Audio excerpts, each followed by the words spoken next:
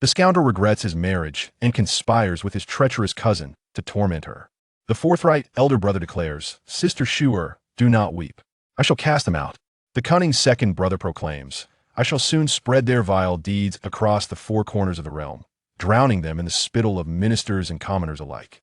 The shrewd third brother suggests, "Let them regurgitate, in double measure, all that they have consumed over the years." The wealthy father states, "My dear daughter, I shall find you a suitor, choose from the finest young men." The regent, standing atop his pedestal, descends, "I possess boundless power and wealth, marry me. In my domain, you may act with abandon. I promise you a splendid world, a lifetime of devotion, unwavering through life and death." Sheng Jinxiu beams, "Very well.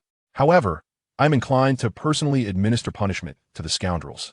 If I were to be reborn, I, Sheng Jinxiu, would never allow hypocritical deceivers to steal my heart, nor would I let false camaraderie blind my eyes, nor permit my cousin, whose heart is as venomous as a scorpion, to bring ruin upon my family.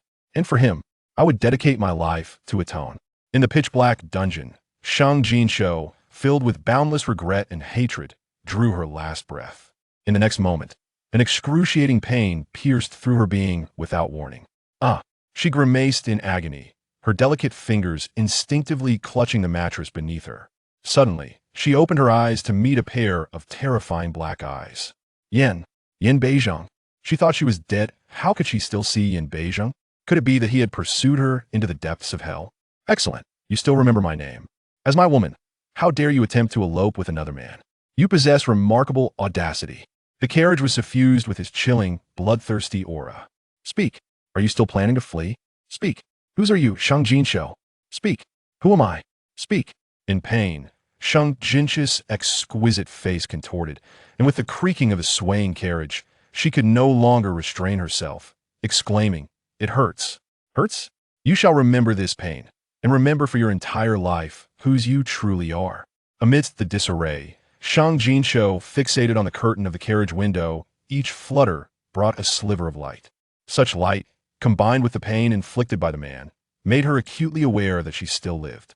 To live again, she returned to 8 years prior, to the year before Yin Beizheng confined her within the regent's residence.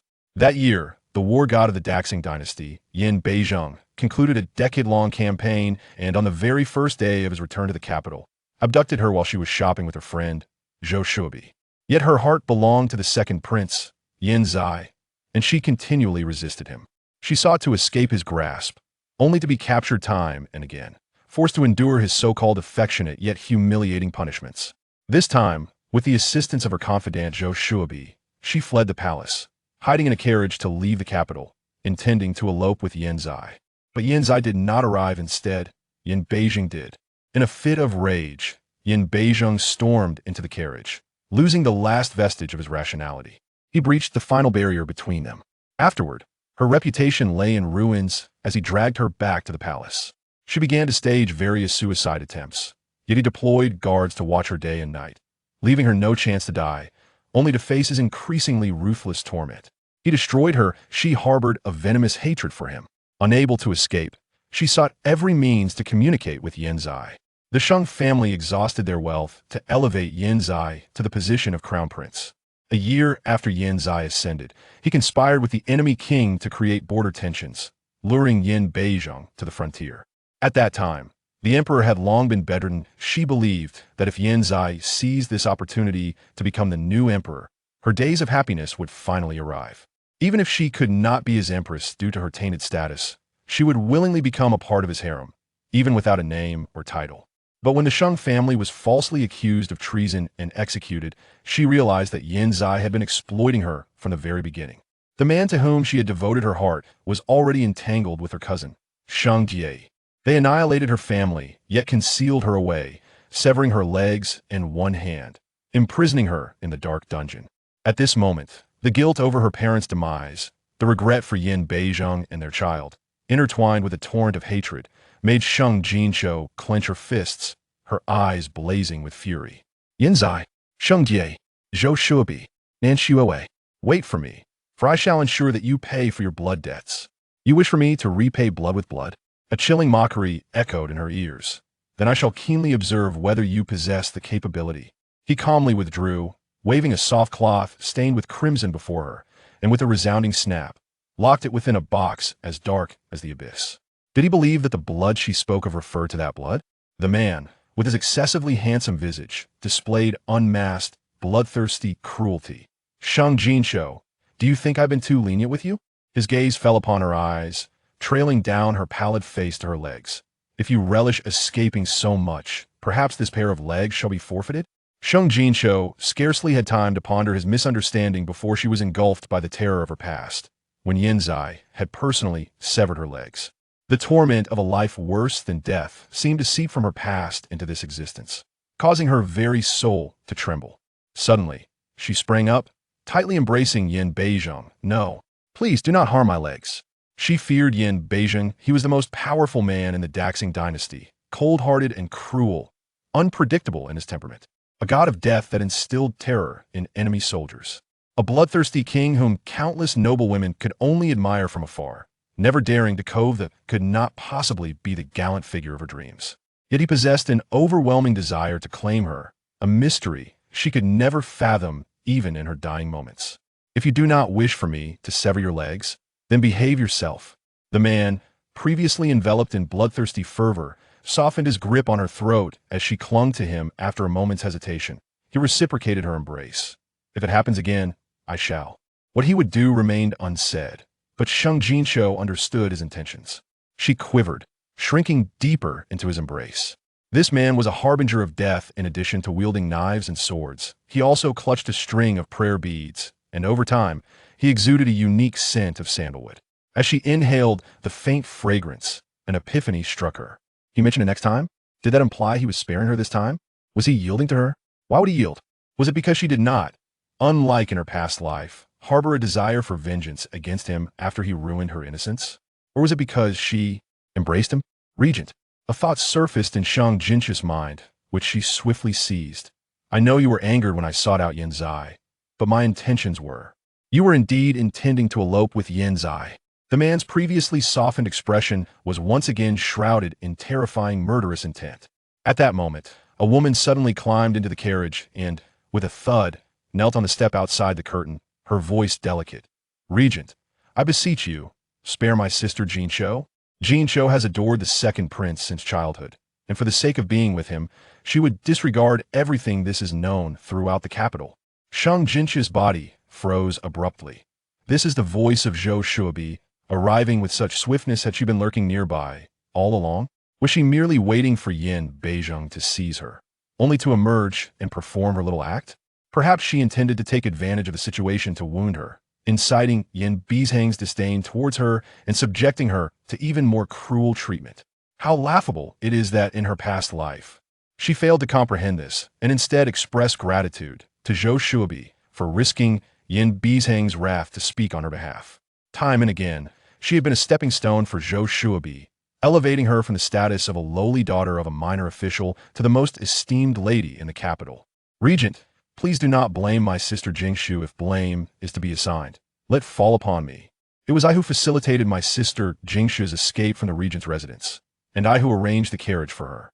I am the closest friend of sister Jinxiu. She wept and implored me for assistance, and I could not bear to see her suffer the pangs of longing. Regent, you wield immense power and command universal respect. What woman could you not have? Why must you insist upon sister Jinxiu?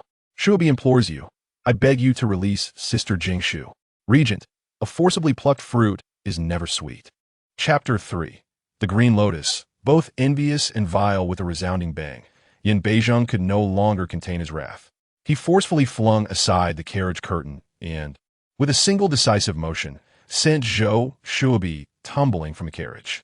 Zhou Shuobi soared through the air like a wretched, discarded leaf, landing unceremoniously upon the ground. The chill of early spring enveloped her as she donned a flimsy garment, initially intending to showcase her exquisite figure in hopes of capturing Yin Beizheng's fleeting glance. After such a heavy fall, her dress fell over her head, and she struggled painfully to regain her composure, her hair disheveled, hairpins scattered, and her appearance utterly disordered. Laughter erupted from the onlookers, further draining color from her face. At the moment the curtain was lifted, Sheng Jinxiu had swiftly seized Yin Beizheng's outer robe, wrapping herself tightly within it and donning a veil. Summoning her courage, she stepped past Yin Beizheng and hastily approached Zhou Shuobi, extending a hand in a feigned gesture of concern. "Shuobi, are you all right?" Her apparent sympathy masked a cunning intention. She sought to utilize Zhou Shuobi as a pawn to quell Yin Beizheng's fury. Instinctively, Zhou Shuobi reached for Sheng Jinxiu's hand, rising with effort, yet bowed her head, feigning agony and embarrassment. "Sister Jinxiu, I am truly sorry. I cannot assist you in uniting with His Highness the Second Prince." As her hand brushed against Sheng Jinxiu's, the latter suddenly withdrew, taking a large step back while waving her hands dismissively. No, Shuobi, do not say such things." With a thud, Zhou Shuobi fell once more, landing at Sheng Jinxiu's feet, her lips grimacing in pain. It was then she realized that Sheng Jinxiu had wrapped herself in Yin Beizheng's outer robe, which was as dark as the night, adorned with golden embroidery depicting clouds and dragons, an attire reserved solely for those of the highest nobility like the regent. Moreover, Yin Beizheng, known for his aversion to contact with others, had allowed Sheng Jinxiu such proximity, even permitting her to wear his robe. In that moment, a wave of jealousy surged within Zhou Shuobi, nearly drowning her reason. Damn that Sheng Jinxiu, merely a foolish and coarse merchant's daughter. What right did she have to capture the regent's favor? Why did she not descend from the carriage in a state of undress? Zhou Shuobi, ever impulsive and easily deceived, had once chased after Yin Zai in her nightgown. Why had she not embarrassed herself publicly this time?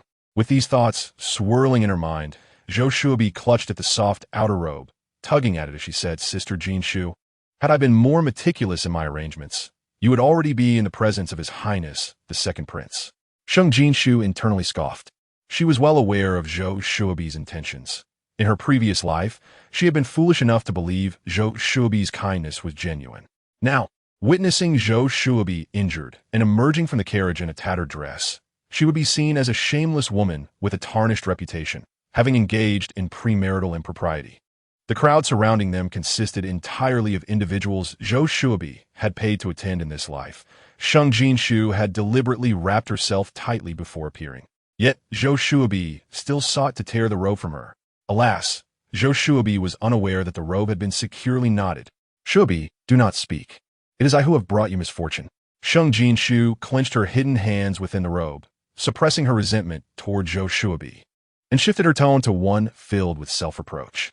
"Ever since I discovered that the Second Prince deceived me, colluding with my cousin to manipulate me, I have been consumed with hatred for him, even impulsively wishing to take his life. Yet he is a royal, and killing him would be a capital offense. You still chose to assist me. I am truly grateful." Zhou Shuobi abruptly lifted her head. "What did you say? What nonsense was this wretched girl spouting?"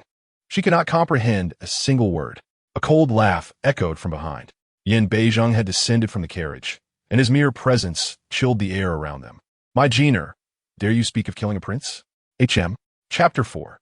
The robe is unfit to wear. He toyed with a string of obsidian prayer beads, his deep-set eyes narrowing dangerously. Sheng Jinxiu turned to kneel firmly on the ground. "Regent, I am but a young woman, unaware of the intricacies of romantic affairs. It was the Second Prince who personally visited my home, presenting me with gifts and professing his love, promising to wed me. I believed him wholeheartedly, viewing him as my future husband, obeying his every command. However, when he began to distance himself, I thought it was due to my shortcomings. In pursuit of his affection, I committed many foolish acts, but upon discovering his entanglement with my cousin, I realized he had been deceiving me all along. Years of sincerity wasted. I sought the assistance of Miss Zhou Qi to confront the Second Prince, intending to take his life. At this juncture, Sheng Jinxiu removed a hairpin from her head, raising it in both hands and bowing her head. "I acknowledge my crimes and submit this weapon. I beseech the royal uncle to spare Miss Zhou Qi and my family, taking only my life." Yin Beizheng regarded the pin, noting its distinct sharpness. She was aware of Yin Zai's depravity and intended to kill him. Such a bold and unexpected excuse. Was she unafraid of death? Or did she believe that as long as she appeased him, even a murder of a prince would be overlooked? His gaze shifted from the top of Sheng Jinxiu's head to her fair neck, the intensity in his eyes deepening. "Sheng Jinxiu, come forward." "Regent, the situation is not as Sheng Jinxiu describes. Zhou Shuobi finally sensed the gravity of the situation and urgently attempted to expose Sheng Jinxiu's deceit. Yet before she could finish, Yin Beizheng raised his hand once more, and with a swift motion, she was sent flying into the crowd, landing in the embrace of a disheveled old man. Yin Beizheng, now impatient, stepped forward and effortlessly lifted Sheng Jinxiu, pulling her into his embrace.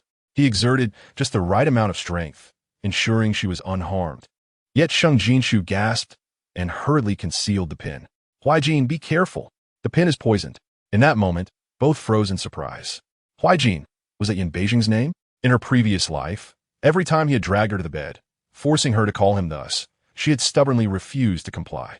Yet now, she suddenly realized the significance of the name. Could it possibly refer to her? It was rumored that the regent had no name until he took one for himself after entering battle. Sheng Jinxiu's heart raced with an unfamiliar sensation. Yin Beizheng, after a moment of surprise, allowed a subtle smile to grace his lips. He bent down, effortlessly hoisting Sheng Jinxiu into his arms, striding back toward the carriage. Just before entering the carriage, he turned back, casting a chilling gaze over the gathered crowd. Today, my Jeaner and I have come for a spring outing. Anyone who dares to gossip shall face dire consequences. With that declaration, he stepped into the carriage, asserting that their outing was indeed a spring excursion. Regardless of the tumultuous events that had transpired, the original coachman was replaced by the regent's guards, who drove the carriage back to the regent's residence. The carriage still lingered with an air of intimacy, and Yin Beizheng held Sheng Jinxiu tightly, his palm resting on her soft waist, the heat radiating through layers of fabric. She cautiously lifted her gaze, meeting his dark eyes, which shimmered with a restrained intensity. In the next instant, he pinned her against the carriage wall, his voice low and husky. This robe does not suit you. I do not like it. Or mine. Chapter 5. Destroy what he holds dear. Inflicting unspeakable suffering regent. Sheng Jinxiu hastily pressed her hand against his chest. Wait, I have something to say. After performing a charade, had she really softened the heart of his highness? Yin Beizheng's demeanor turned cold and sinister once again. Do you still wish to escape? Sheng Jinxiu's heart sank. Had he seen through her act? Indeed, he was not so easily deceived. I wish to be with you, my dear uncle, Sheng Jinxiu said, but you must allow me time to resolve my previous relationship. If I were to harbor hatred for the second prince while being with you, it would surely create a rift in your heart. Wouldn't you agree? You despise Yin Zai? Yin Beizheng narrowed his eyes, gripping Sheng Jinxiu's chin. Yes, I hate him. Sheng Jinxiu met his gaze without flinching. I loathe betrayal and manipulation. Yin Zai deceived me, betrayed me, used me, and wasted so many years of my life. Not only do I hate him, but I also intend to seek revenge. I cannot kill him, but I will destroy everything he holds dear, making him wish he were never born. At that moment, Sheng Jinxiu was inevitably reminded of the grievances from her past life, unable to suppress the overwhelming sorrow and hatred within her. Yet, with her solitary power, even with foresight in this life, she could not contend with Yin Zai, who wielded imperial authority. To protect herself and her family, she knew she must invoke external forces to make those people pay dearly. And who could be a more formidable ally than Yin Beizheng? Despite his bloodthirsty and ruthless nature, being with Yin Beizheng was akin to courting danger. One misstep could lead to her undoing. Yet, he would still protect her. What if she could somehow temper his cruelty and earn his tender affection? If she succeeded, he would become her strongest ally, even a weapon to vanquish those scoundrels. Regent, will you assist me in teaching Yin Zai a lesson? Sheng Jinxiu grasped Yin Beizheng's hand, her eyes brimming with hope. Sheng Jinxiu was not the picture of purity. Rather, she possessed an inherent allure. Simply gazing at Yin Beizheng, she exuded an irresistible charm. Yin Beizheng's throat tightened, his voice growing husky. Call me Huaijin. Feeling the danger radiating from him, Sheng Jinxiu promptly acquiesced. Trust me once more. I truly wish to take revenge on Yin Zai and will not run away again. If you desire, I can remain by your side, tending to you, warming your bed, and bearing your children. A flicker of light washed over Yin Beizheng's eyes. Suddenly, he withdrew, straightening himself. Very well. He closed his eyes, concealing his emotions behind a facade, uttering this single word. After a while, Sheng Jinxiu cautiously adjusted her somewhat stiff body, seeking a more comfortable position. Had he truly let her go? He had shown signs of desire, yet restrained himself? In her past life, he had never exercised such restraint. A quarter of an hour later, the carriage came to a steady halt at the entrance of the regent's mansion. Yin Beijing finally opened his eyes and exited the carriage first. Sheng Jinxiu lifted a corner of the curtain, gazing at the imposing stone lions and the golden plaque of the royal residence, her emotions swirling in complexity. She had returned here once more. In her past life, it had been a forced return. This time, it was voluntary. Clenching and unclenching her fists, she boldly threw back the curtain and bent to exit the carriage. Just as she prepared to leap down, she noticed that Yin Beijing had not left but stood at the carriage's edge, extending his hand toward her. Her heart raced unexpectedly. The wind tousled his hair and clothes, and a hint of tenderness flickered across his otherwise cold face. The regent of the Daxing dynasty, the 19th son of the late emperor, Yin Beijing, had once been celebrated as the most handsome man across the four kingdoms. Huai Jinyu, she wished to say something to Yin Beijing, but his impatience grew. He grasped her hand and pulled her forward, causing her to tumble into his embrace. "Weren't you to warm my bed and bear my children? Then let us hasten." His sentence trailed off as he hoisted her up and strode through the mansion's threshold. Chapter 6. Breaking the deadlock to evade the punishment of the Azura king. A chill lingered on Yin Beijing's face. While the household staff had already cleared the way, bowing respectfully as he passed, none daring to steal a glance. Nestled in his arms, Sheng Jinxiu felt a flicker of warmth. She recalled that although Yin Beijing had treated her poorly in her past life, often pressing her without regard for time or place, he had never truly harmed her. Even when others sought to injure her, he would shield her. She wondered if he had returned to the capital after the battlefield. If so, upon learning of her and their child's tragic fate, would he feel anger or sorrow? Lost in thought, Sheng Jinxiu snuggled closer into Yin Beijing's embrace. In this new life, the man she had once abhorred and feared now offered her a sense of security. She knew he would not harm her upon bringing her into his quarters, for soon, his captain, Yi Ming, would inform him of urgent military matters requiring his attention. In her past life, she had seized the opportunity of his departure to wreak havoc in the room, even threatening to hang herself. This time around, she simply wished for a peaceful slumber. Upon awakening, Yin Zai would soon arrive. This was another game, and if she could not navigate it successfully, she would suffer greatly at Yin Beijing's hands, losing her freedom. Indeed, as soon as Yin Beijing laid her upon the bed, Yi Ming's voice rang out from outside. "My lord, there is news from the army. Please proceed to the study." Yin Beijing exhibited visible displeasure, furrowing his brow as he patted Sheng Jinxiu's cheek, his eyes gleaming with a warning before he turned to leave. Perhaps due to exhaustion or the fact that she had not enjoyed a restful sleep in ages, Sheng Jinxiu quickly succumbed to slumber. Yet, her sleep was far from peaceful, plagued by nightmares that came in relentless waves. At times, it was the massacre of the Sheng family, her parents' heads rolling upon the cold bluestone floor. At others, she found herself in a dungeon, desperately gnawing on rats to survive. Occasionally, she envisioned the battlefield, limbs severed, a grotesque scene of blood and flesh. Then, she heard Yin Zai's voice. "Sheng Jinxiu, come out." Startled awake, she sat up, clutching the blanket, beads of sweat dotting her forehead. Yin Zai had arrived. She hastily leapt from the bed, only to discover a set of women's garments laid upon the low table beside her. It was a striking red ensemble, only slightly less vibrant than a newlywed's wedding gown, adorned with intricate golden embroidery. She approached, shedding her tattered white dress and slipping into the fiery attire. In truth, she had never favored overly plain garments. It was merely that Yin Zai preferred pure and unadorned women, compelling her to suppress her own style, donning attire simpler than that of a temple maiden. But in this new life, she longed to be herself. "Sheng Jinxiu, you truly dare to appear in the regent's estate." Upon seeing her emerge, Yin Zai's eyes glimmered with astonishment. He had never realized how beautiful Sheng Jinxiu could be. Merely changing her attire from white or pale green to red and casually pinning half her hair with an old sandalwood hairpin transformed her into a vision of allure, radiating an enchanting grace as she walked.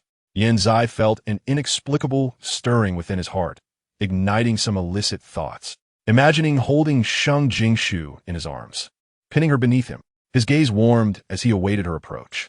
Yet, Sheng Jinxiu halted 5 steps away, then scoffed mockingly. Chapter 7. I have a cleanliness obsession, and you are too filthy. Has the second prince finally emerged from the tender embrace of Sheng Jinxiu? Sheng Jinxiu stared at Yanzai with a face full of derision. He donned a moon-white robe today, intricately embroidered with bamboo branches, embodying the elegance of a refined gentleman under the clear winds and bright moon. Yet, Sheng Jinxiu was acutely aware of the sinister and malevolent heart concealed beneath that facade. It seems you have discovered my affair with Ye. Yanzai feigned surprise before admitting to his involvement with Sheng Ye. Sheng Jinxiu, even if I have wronged you and broken my promise by being with Ye, the feelings between men and women are not bound by right or wrong. Ye and I share mutual affection, while you. He sighed, a mix of resignation and difficulty in his tone. Sheng Jinxiu, I appreciate your feelings for me. Here's what we shall do. You will accompany me away from the regent's residence, and when I'm married Ye, I will allow you to serve her as a concubine in my household. Sheng Jinxiu couldn't help but laugh, though her hidden fist tightened within her sleeve. In her past life, Yanzai had also adopted this same helpless and conflicted demeanor to deceive her into leaving the regent's residence. She had been infatuated with him, willing to follow him even after discovering his betrayal with Sheng Ye, accepting an inferior role as merely a concubine. Yet, after leading her away from the regent's residence, he had discarded her on the street, berating her for tarnishing his reputation, branding her a shameless harlot, claiming she was worth less than even a toe of Sheng Ye, and demanding she return to the Sheng family to avoid further disgrace. She had never understood how his attitude could shift so dramatically until, in the depths of a dungeon, she was tortured to the brink of death, and Sheng Ye triumphantly declared, Sheng Jinxiu, you had your chance to rise long ago. Do you remember when I suggested you serve as my concubine? In his eyes, you were worth less than a dog. How could you possibly be worthy of such a position? At that time, it was Zhou Shubi who informed Zai that the regent held significant feelings for her. Fearing she might truly grow close to the regent and align the Sheng family with the regent's residence, Zai had personally gone to deceive her into leaving. The Sheng family was the wealthiest in the Great Qing dynasty. During the floods in the south and droughts in the north in the 16th year of Great Qing, they donated vast sums to save countless lives. The late emperor, with a mere stroke of his brush, conferred the title of Duke of Yong'an upon her father. Years later, her elder brother distinguished himself in military service and became a high-ranking official before the new emperor. Her second brother excelled academically, becoming the top scholar. Her third brother followed their father in commerce, continuing to amass wealth. The new emperor, recognizing her mother's exemplary upbringing, bestowed upon her mother the title of first-rank noble consort. The Sheng family thus ascended to become the newly affluent and prominent family in the capital. Yet, the noble women of esteemed families still looked down upon her, deeming her a mere coarse merchantess daughter, despite the family's wealth, and sought to ingratiate themselves with her only to gain personal advantage. Yanzai too sought to leverage the Sheng family's wealth to elevate his own status, while simultaneously despising her, a daughter of the Sheng family, believing her to be unworthy of his noble lineage. He found Sheng Ye, who had been nurtured under the Sheng family's care and had mastered the arts, far more admirable. Thus, he conspired with Sheng Ye, continuously sowing seeds of disappointment among her parents and brothers while driving a wedge between her and Yan Beizhong, all the while feigning concern to keep her ensnared. Ultimately, she lost the trust of her family, the support of Yan Beizhong, and was left in disgrace, imprisoned by Yan Beizhong, becoming his captive. Meanwhile, Sheng Ye thrived, gaining fortune and prestige through the Sheng family. Perhaps the second prince is unaware of my peculiarities. Sheng Jinxiu slightly tilted her head, her gaze landing on the courtyard wall. She knew that at this very moment, Yan Beizhong had arrived. Standing on the other side of the wall, listening. I have a penchant for cleanliness. I refuse to accept anything tainted by others. Yan Zai's expression darkened. He was not a fool and could easily discern Sheng Jinxiu's disdain for him. Anger surged within him. Sheng Jinxiu, are you insulting this prince? Do not forget, you are merely a coarse servant girl, illiterate and uncultured, devoid of any talents in the arts. It is a tremendous fortune for you that this prince permits you to be Die's concubine. He paused, softening his tone. You seem to resent me. Very well. Young lady, all girls have their little tempers. This prince shall be lenient with you one more time. Do not cause a scene. Come with me at once. As he surveyed the area and saw no one else, he stepped through the courtyard gate, preparing to take Sheng Jinxiu away. However, on the other side of the wall, Yan Beizhong's countenance had darkened to an extreme. The beads in his hand spun faster, emanating an icy, bloodthirsty aura. Knight Ming, standing behind him, could not help but shrink back. This is bad. The master is about to unleash a massacre. When he is enraged, countless bodies fall, and rivers run red with blood. Who can endure such wrath? How dare that woman? Chapter 8. What makes you comparable to my royal uncle? Yet, I have already shared a bed with him. The woman in the courtyard suddenly raised her voice. I am no longer a naive girl, second prince. Can you still accept me? You shameless woman, Yanzai nearly blurted out, his face turning ashen as he suppressed his fury. He feigned concern, saying, Sheng Jinxiu, your uncle is a cruel man, reveling in the destruction of what others hold dear. He has tarnished your purity. It is his fault, and this prince will not blame you. Return and drink a bowl of herbal medicine to prevent further complications. Do not speak of this matter. A merchant's daughter remains a merchant's daughter, coarse and unrefined, capable of uttering such disgraceful words. She was a lowly maid whom he had always despised, yet now she had become a fallen flower, repulsing him to the utmost. Were it not for the concern that she might disrupt his plans by remaining in the regent's residence, why would he personally come to drag her away? The regent's residence was a hell on earth that instilled fear in all. Even the emperor hesitated to enter. How could a powerless prince like him linger there for long? He also feared that if Yin Beizheng were displeased, he might end his life. Yin Beizheng had once wielded the Longyin sword, severing the heads of numerous royal scions to elevate his own father to the throne. Second prince, I had believed you to be wise, yet you cannot even comprehend human speech. Sheng Jinxiu mocked. Allow me to clarify. I cherish cleanliness, but after you and Sheng Die sullied yourselves together, I will have no part of it. I have chosen a new man for myself, one who is your uncle, the current regent, Yin Beizheng. We have shared intimate moments, and I am quite satisfied. Sheng Jinxiu, you have lost your mind. Yin Zai's voice trembled with rage. You have utterly degraded yourself. How could this once gullible woman, who had always obeyed him, suddenly awaken to the reality of his mistreatment? She truly intended to be with Yin Beizheng? Was the second prince being overly harsh in his judgment? I merely wish to be with my uncle, Sheng Jinxiu retorted, and yet you label me as self-degrading? Oh, so in your eyes, my uncle is a despicable man? She elongated her words, casting her gaze towards the courtyard wall, deliberately raising her voice. What nonsense are you spouting? Yanzai instinctively lunged forward to silence her. However, Sheng Jinxiu nimbly evaded him, shifting their positions. With a smirk, she slowly retreated towards the courtyard gate. In my eyes, my uncle is noble and grand, caring for the world, while a superficial man like you, the second prince, is unworthy even to be compared to a mere toe of my uncle. What? What did you say? Yin Zai's eyes widened in disbelief. He could not fathom that the devoted Sheng Jinxiu would utter such humiliating words against him. I say, Sheng Jinxiu deliberately slowed her speech in terms of power. My uncle reigns supreme, while you, second prince, must rely on the emperor's favor to even have a seat at court. Regarding influence, the royal uncle's power spans the four nations, allowing him to move freely, while the second prince cannot even leave the capital.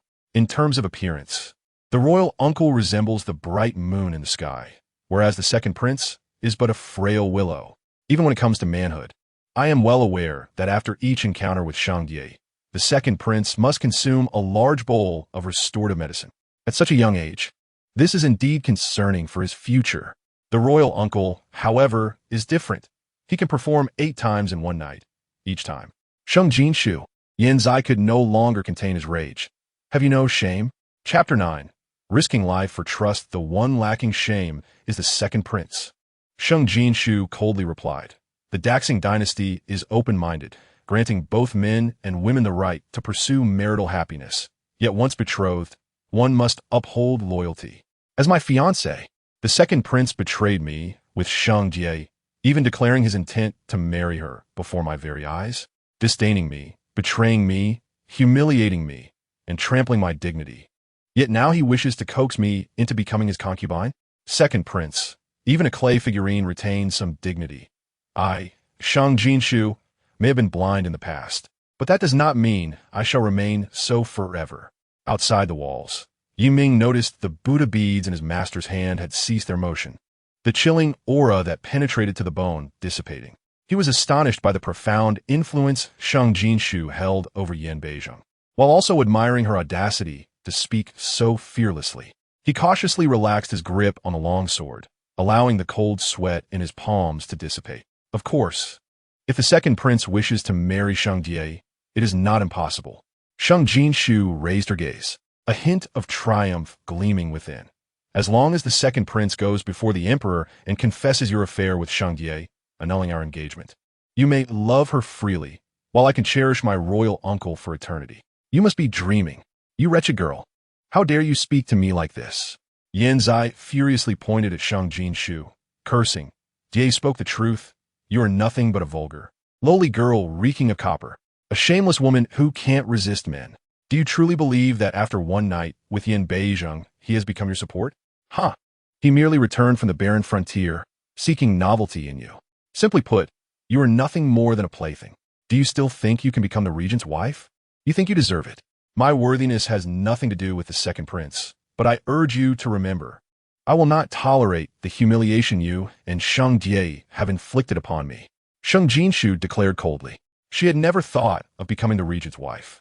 In her previous life, she remained an unnamed woman beside Yan Beizheng until her death. In this life, as long as she could take revenge under his protection, she would willingly remain his woman once more. Sheng Jinxiu, are you certain you wish to defy me? Yan Zai clenched his fists. Murderous intent brewing. Are you certain you will not leave the regent's residence with me? If I cannot control Sheng Jinxiu, it would be better to eliminate her. If she dies, only Sheng Jie will remain in the Sheng family, and marrying her would still grant me everything, though the consequences of murder within the regent's residence would be dire. But Yan Beizheng would never kill his royal nephew over a girl he has only slept with once. I shall never be with the second prince again. Sheng Jinxiu retreated 2 steps. Before she could finish her sentence, Yan Zai struck. Then you shall die. His speed was such that the untrained Sheng Jinxiu could not evade.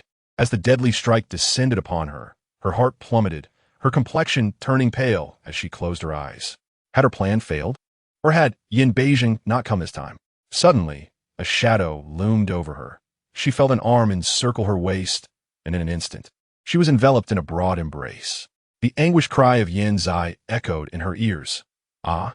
She opened her eyes abruptly, witnessing Yan Zai clutching his palm, writhing in pain on the ground. A stone had pierced through his hand, bloodied, embedded in the nearby stone steps. Sheng Jinxiu trembled, turning to clutch the man behind her. Huai Jin, save me. Yan Zai wants to kill me. Her voice trembled, tears welling in her eyes. A portrait of someone profoundly frightened. Yet inside, she sighed in relief. She knew that regardless of how she expressed her disdain for Yan Zai, or her hatred towards him, Yan Beizheng would hardly believe her. Thus, she had cleverly used Yan Zai's visit to lure her away, wagering her life. In doing so, even if she had completely severed ties with Yan Zai, the trust Yan Beizheng held for her would at least amount to 3 parts. And this trust would suffice to protect her and fulfill some of her requests within his bounds. Chapter 10. Accompanying you home tomorrow, are you all right? It was rare for the man to lower his head and express concern in a tone so cold it could freeze, yet a flicker of anxiety flashed within his deep, dark eyes. I did not wish to die. Sheng Jinxiu buried her head in Yan Beizheng's embrace. I long to return home to see father and mother. It has been so long since I last saw them. At dawn tomorrow, I shall escort you home. Yan Beizheng replied. Sheng Jinxiu nearly leaped from his embrace in joy. She had merely intended to soften his heart in this manner, never anticipating he would directly agree to let her leave the regent's residence. Huai Jin, you are so kind. She grasped his garment, momentarily forgetting her pretense, her tear-filled eyes sparkling. He is truly kind. It is only in this life that she began to realize this. Perhaps in their past life, their way of interacting had been flawed. Yet, Yan Beizheng frowned, an intensified chill emanating from him. Is her joy in leaving him? Just as he was about to retract his words, he heard Sheng Jinxiu continue. But will you accompany me back? Perhaps bring a small gift? My mother loves flowers. You could simply dig up a plant from the regent's residence. I wish to leave a good impression on my parents. After all, we are to be together. Having hurriedly spoken these words, Sheng Jinxiu gazed at Yan Beizheng, anxiety causing her palms to sweat. Would he agree? Would he? If he did. If he did not. A large hand covered her eyes, and the man leaned down, whispering in her ear, spend the night with me. And tomorrow I shall accompany you home. 8 times in one night, Sheng Jinxiu's face and ears flushed crimson. Her shameless words were merely a result of becoming numb to his previous actions, bolstered by her bravado before Yin Zai. Yin Beizheng had released her. Taking a few steps forward, silence. He did not specify who should be silent, but how could Yin Zai not understand it was directed at him? Despite the pain, he grit his teeth and endured. Your Highness, he trembled, cold sweat pouring from him. To kill within my residence? Yin Beizheng's tone was eerily calm, as if discussing the weather. Do you believe I am a cruel man, one who delights in destroying what others cherish? He stepped forward. Prince Zai, tell me, what do you hold dear? Your Highness, I was merely jesting. I harbor no disloyal thoughts towards you. Yin Zai struggled to rise, kneeling before Yin Beizheng. He loathed the fact that despite being only slightly older, he had to kneel at Yin Beizheng's feet, fearing for his life. Yin Beizheng remarked, I thought you had grown weary of life and wished for your uncle to grant you a final journey. Spare me, uncle. The last trace of color drained from Yin Zai's face. It's all a misunderstanding. My nephew only wished to take Sheng Jinxiu away. You know, uncle, Sheng Jinxiu is my fiancé. Of course, if you favor her, I can present her to you at this moment. Yin Beizheng halted, fixing his gaze on Yin Zai as if he were staring at a corpse. Jiner is your fiancé? No, no. Yin Zai trembled even more violently. She belongs to you, uncle. Only then did Yin Beizheng display a hint of satisfaction. Get lost. Yin Zai, suppressing his pain, scrambled to his feet and fled faster than a rabbit. Watching his disheveled retreat, Sheng Jinxiu's eyes brimmed with icy hatred. How could such a cowardly, malicious figure have caused her a lifetime of suffering? In this lifetime, look at him one more time, and I shall gouge out your eyes. Just moments ago, Yin Beizheng had softened slightly, but for some reason, he was suddenly enraged again, yanking Sheng Jinxiu to his side. His large hand grasped most of her face. Little Jiner is learning to negotiate with me now. However, if you wish to deceive me, you better do so until my last breath. Otherwise, he seized her hand and dragged her towards the chambers. Chapter 11. The Warm Bath. His gaze too scorching with a splash, Yin Beizheng unceremoniously threw Sheng Jinxiu into the warm bath behind the chambers. Strip and cleanse yourself. The man's tone was laced with fury. He detested the thought of anyone else's scent mingling with that of his own. He was eager to discover what this little creature was up to. As long as she dared not reveal everything before him, as long as she dared to oppose or loathe him in any measure. But before Yin Beizheng could finish contemplating the unpleasant possibilities, Sheng Jinxiu had deftly removed her outer robe and inner garments, dressed only in a vibrant red undergarment. She tossed her drenched clothes at Yin Beizheng's feet and submerged herself beneath the water, leaving only her small head bobbing on the surface, creating ripples in the warm water, which deepened the man's gaze. He suddenly crouched down, gripping the clothes she had thrown, his long fingers dampened by the water, causing his breath to quicken. The man chuckled unexpectedly, startling Sheng Jinxiu, who turned sharply. At that moment, the regent, Yin Beizheng, looked extraordinarily handsome when he smiled. Yet the image of him clutching the woman's wet garments appeared so discordant and strange. Huaijin, the water feels quite pleasant.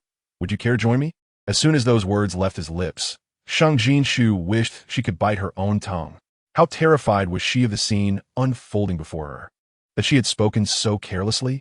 Was she not courting her own demise? Yin Beizheng turned to gaze at Sheng Jinxiu. Are you inviting me to bathe with you? I did not. Sheng Jinxiu opened her mouth to deny it. But fearing he might grow suspicious, she gritted her teeth. Who invited you? This pool is yours. Do you need an invitation to bathe in your own water?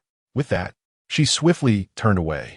Yet even though she could no longer see Yin Beizheng, she felt the intense heat of his gaze on her back. Then, she heard the sound of him entering the water. Instinctively, she clenched her fists, her expression growing somewhat rigid until his large hand enveloped hers, pulling her close. Are you afraid of me? His voice bore the weight of impending storm. When he was pleased, he referred to himself as I, but when displeased, he called himself this king. She had long since noticed this pattern. This king thought you had become more obedient. It appears you have merely grown more cunning. I am afraid. Sheng Jinxiu could no longer suppress her tremors, desperately trying to steer Yin Beizheng's thoughts away from dark paths. I fear pain. My father, mother, and elder brother all know I am particularly sensitive to pain. Even an ant bite can make me cry for half a day. So, this time, could you be gentle? He relished flattering words, enjoyed her compliance, and so she had no choice but to shamefully plead once more. Heaven knows how torturous his embrace was. Uncle, you are mighty and imposing, as I have deeply experienced, but I am still just a young girl. You cannot truly treat me as mere meat to devour. I am afraid of pain. I cannot endure it. Yin Beijing's body stiffened. After so many years, he suddenly felt his cheeks heat. Did this little creature know how blood-quickening her words were? She was indeed a morsel he could not resist wanting to savor repeatedly, and thus. Chapter 12. It's all your fault for not understanding. Tenderness, you can cry for half a day from an ant bite. Yet when I bite you, why do I not see you weep? He pulled back slightly, retreating a step into deeper water, attempting to cool his rising temperature. Yet he forgot that the water was already warm. It did not lower his heat in the slightest. Instead, it revealed her face and lips, blooming like peach blossoms in March, flushed with heat. His throat unconsciously rolled, his dark eyes fixated on her exquisite beauty, the desire within his blood clamoring incessantly. I cried. Sheng Jinxiu retreated a few steps. I cried so tragically that my throat still hurts. You simply did not hear. In her rebirth, she had not wept, but when Yin Beijing had forced her down in the carriage, she had certainly cried. Not only did I cry, but I also suffered an injury. Suddenly, she conceived a temporary escape from the torment of this living demon. Yin Beijing's eyes darkened, tension flickering momentarily. You're injured? Where? Let me see. He swiftly approached, embracing Sheng Jinxiu, examining her from head to toe. He even attempted to tear away the last garment, shielding her modesty. Sheng Jinxiu hastily grasped his hand, gritting her teeth. Do not look. My injury is rather special. Yin Beijing realized for the first time there were words he could not comprehend, a hint of confusion crossing his gaze. It was your doing. Sheng Jinxiu nestled deeper into Yin Beijing's embrace, speaking softly. It is my first time, yet you show no tenderness at all. I am in great pain. I need to recuperate. Until I heal, you must not touch me. She had done her utmost to articulate her thoughts clearly. Heaven knows she had mustered the audacity of 2 lifetimes combined to utter such shameless words. Boom! Yin Beijing finally grasped Sheng Jinxiu's meaning, turning his face away awkwardly, his ears tinged with the first blush of embarrassment in his life. Indeed, he had overlooked her vulnerability. She was still too tender, her endurance limited. However, his little Jeaner was so bold, so direct in her speech. He found it delightful. His hand glided over her smooth back, the delicate skin making him reluctant to let go. If little Jeaner behaves, this king may consider sparing you for now. Sheng Jinxiu's heart soared. This was the first time he had clearly indicated he would let her off the hook. After a moment's hesitation, she finally voiced the troubling question that had plagued her for 2 lifetimes. Huaijin, why did you choose me? Seeing Yin Beijing's expression darken, signs of anger emerging, she hastily added, everyone in the capital knows I was born into a merchant family. Though favored by the emperor, my father was made a marquis, and my mother was granted a title, with 2 elder brothers who have secured official positions. Yet still, we are merely nouveau riche, our foundation unstable, and no one looks at us with favor. Moreover, did not the second prince say so? I lack knowledge, incapable of arts such as music, chess, poetry, or painting. I am too crude to enter high society. So, why do you desire me? Surely it is not merely for my family's wealth. As for money, I can believe others lack it, but I cannot believe that you, Yin Beijing, lack wealth. In a past life, she inadvertently uncovered an underground treasure vault. She casually learned that a certain underling of his was the most renowned merchant across 4 nations. The numerous blueprints of gold mines in his study, the nation of ANS, rich in rubies and sapphires, offered more than half of its gemstones to him privately. The coastal kingdom continually delivered carts of the finest azure pearls to his residence. The nations he conquered paid tribute, dividing it such that the emperor retained 30%, while 70% filled his private coffers. The Sheng family was affluent, thriving splendidly. Yin Beijing was wealthy, unrivaled in the realm. In the eyes of the world, I am unworthy even to be your maid. Yet why are you so fixated on me? Chapter 13. May I request the position of a concubine? What this prince desires, does it matter how the world perceives it? Without a moment's hesitation, Yin Beijing replied, "If I say you are deserving, then you are deserving. Why concern yourself with the opinions of fools?" Sheng Jinxiu realized that in his eyes, those individuals were indeed foolish. No wonder he had never cared for others' views in his previous life, treating her as he pleased. Yet, the opinions of others are daunting. While the prince may disregard public sentiment and gossip, I have parents and family, and I do not wish for their reputations to suffer due to my own ill name, surrounded by various slanders. At that moment, Sheng Jinxiu felt a favorable atmosphere with Yin Beizheng and attempted to reason with him, despite knowing he was not one to engage in rational discourse. Huaijin, I am not greedy, nor do I presume to claim a title, but since we now have this relationship, could you at least publicly declare that I am your concubine? She observed Yin Beijing's expression carefully. I simply do not wish for others to deride me as a shameless or accuse my parents of raising a disgraceful daughter, bringing calamity to the capital. Being a concubine is hardly a position of honor, merely a slight elevation above that of a mere maid. Yin Beijing seemed more amenable than in his previous life. Surely he would grant her this request? Who dares to insult you? I shall have them dealt with. A chilling aura of murderous intent enveloped Yin Beizheng, ready to rise. No, Sheng Jinxiu hurriedly stopped him, feeling somewhat disheartened. If the prince is unwilling, then let it be. The light in her eyes dimmed as she added, I have cleaned myself. I shall return to the shore. Turning away, she walked toward the edge of the pool. She had resolved to do anything to please him. Yet at this moment, the grievances in her heart surged uncontrollably. She knew that even if Zhou Shuobi had failed to publicly humiliate her, her prolonged absence from home meant that Sheng Jie would send people to tarnish her reputation. That woman was a venomous snake in human skin, and having conceived with Yin Zai's child only hastened her efforts to ensure that she was scorned by all. Must she, in this life, still succumb to being branded a notorious harlot? Sheng Jinxiu's emotions surged too rapidly, leaving even the usually composed 19th prince momentarily taken aback. He slightly furrowed his brow, perplexed by her sudden display of petulance. Yet soon, a pleased smile graced his lips. Her demand for a title indicated she intended to be with him moving forward, did it not? Excellent. He had initially believed it would require considerable effort to bestow his mark upon her. With a splash, he rose from the pool, taking a few strides to the shore. Noticing Sheng Jinxiu had already gone behind the screen to change into dry clothes, he momentarily forgot his own wet state and opened the door to the outer chamber. Knight Ming, stationed outside, turned around, astonished. His master was typically fastidious. Aside from the blood and grime acquired on the battlefield, he maintained an air of noble elegance, free from dust. How could he emerge in such a disheveled state? Unfazed, Yin Beijing wiped the water dripping from his chin and commanded in a detached tone, Knight Ming, go to the palace personally and retrieve the jade disc from the emperor. Knight Ming's eyes widened. The royal jade disc was a vital document for the legitimate offspring of the Yin family. Chapter 14. You may not be greedy, but I wish to make you so. Is it possible that the woman within is with child? Unthinkable. Even if my master is formidable, he has only recently been intimate with Sheng Jinxiu.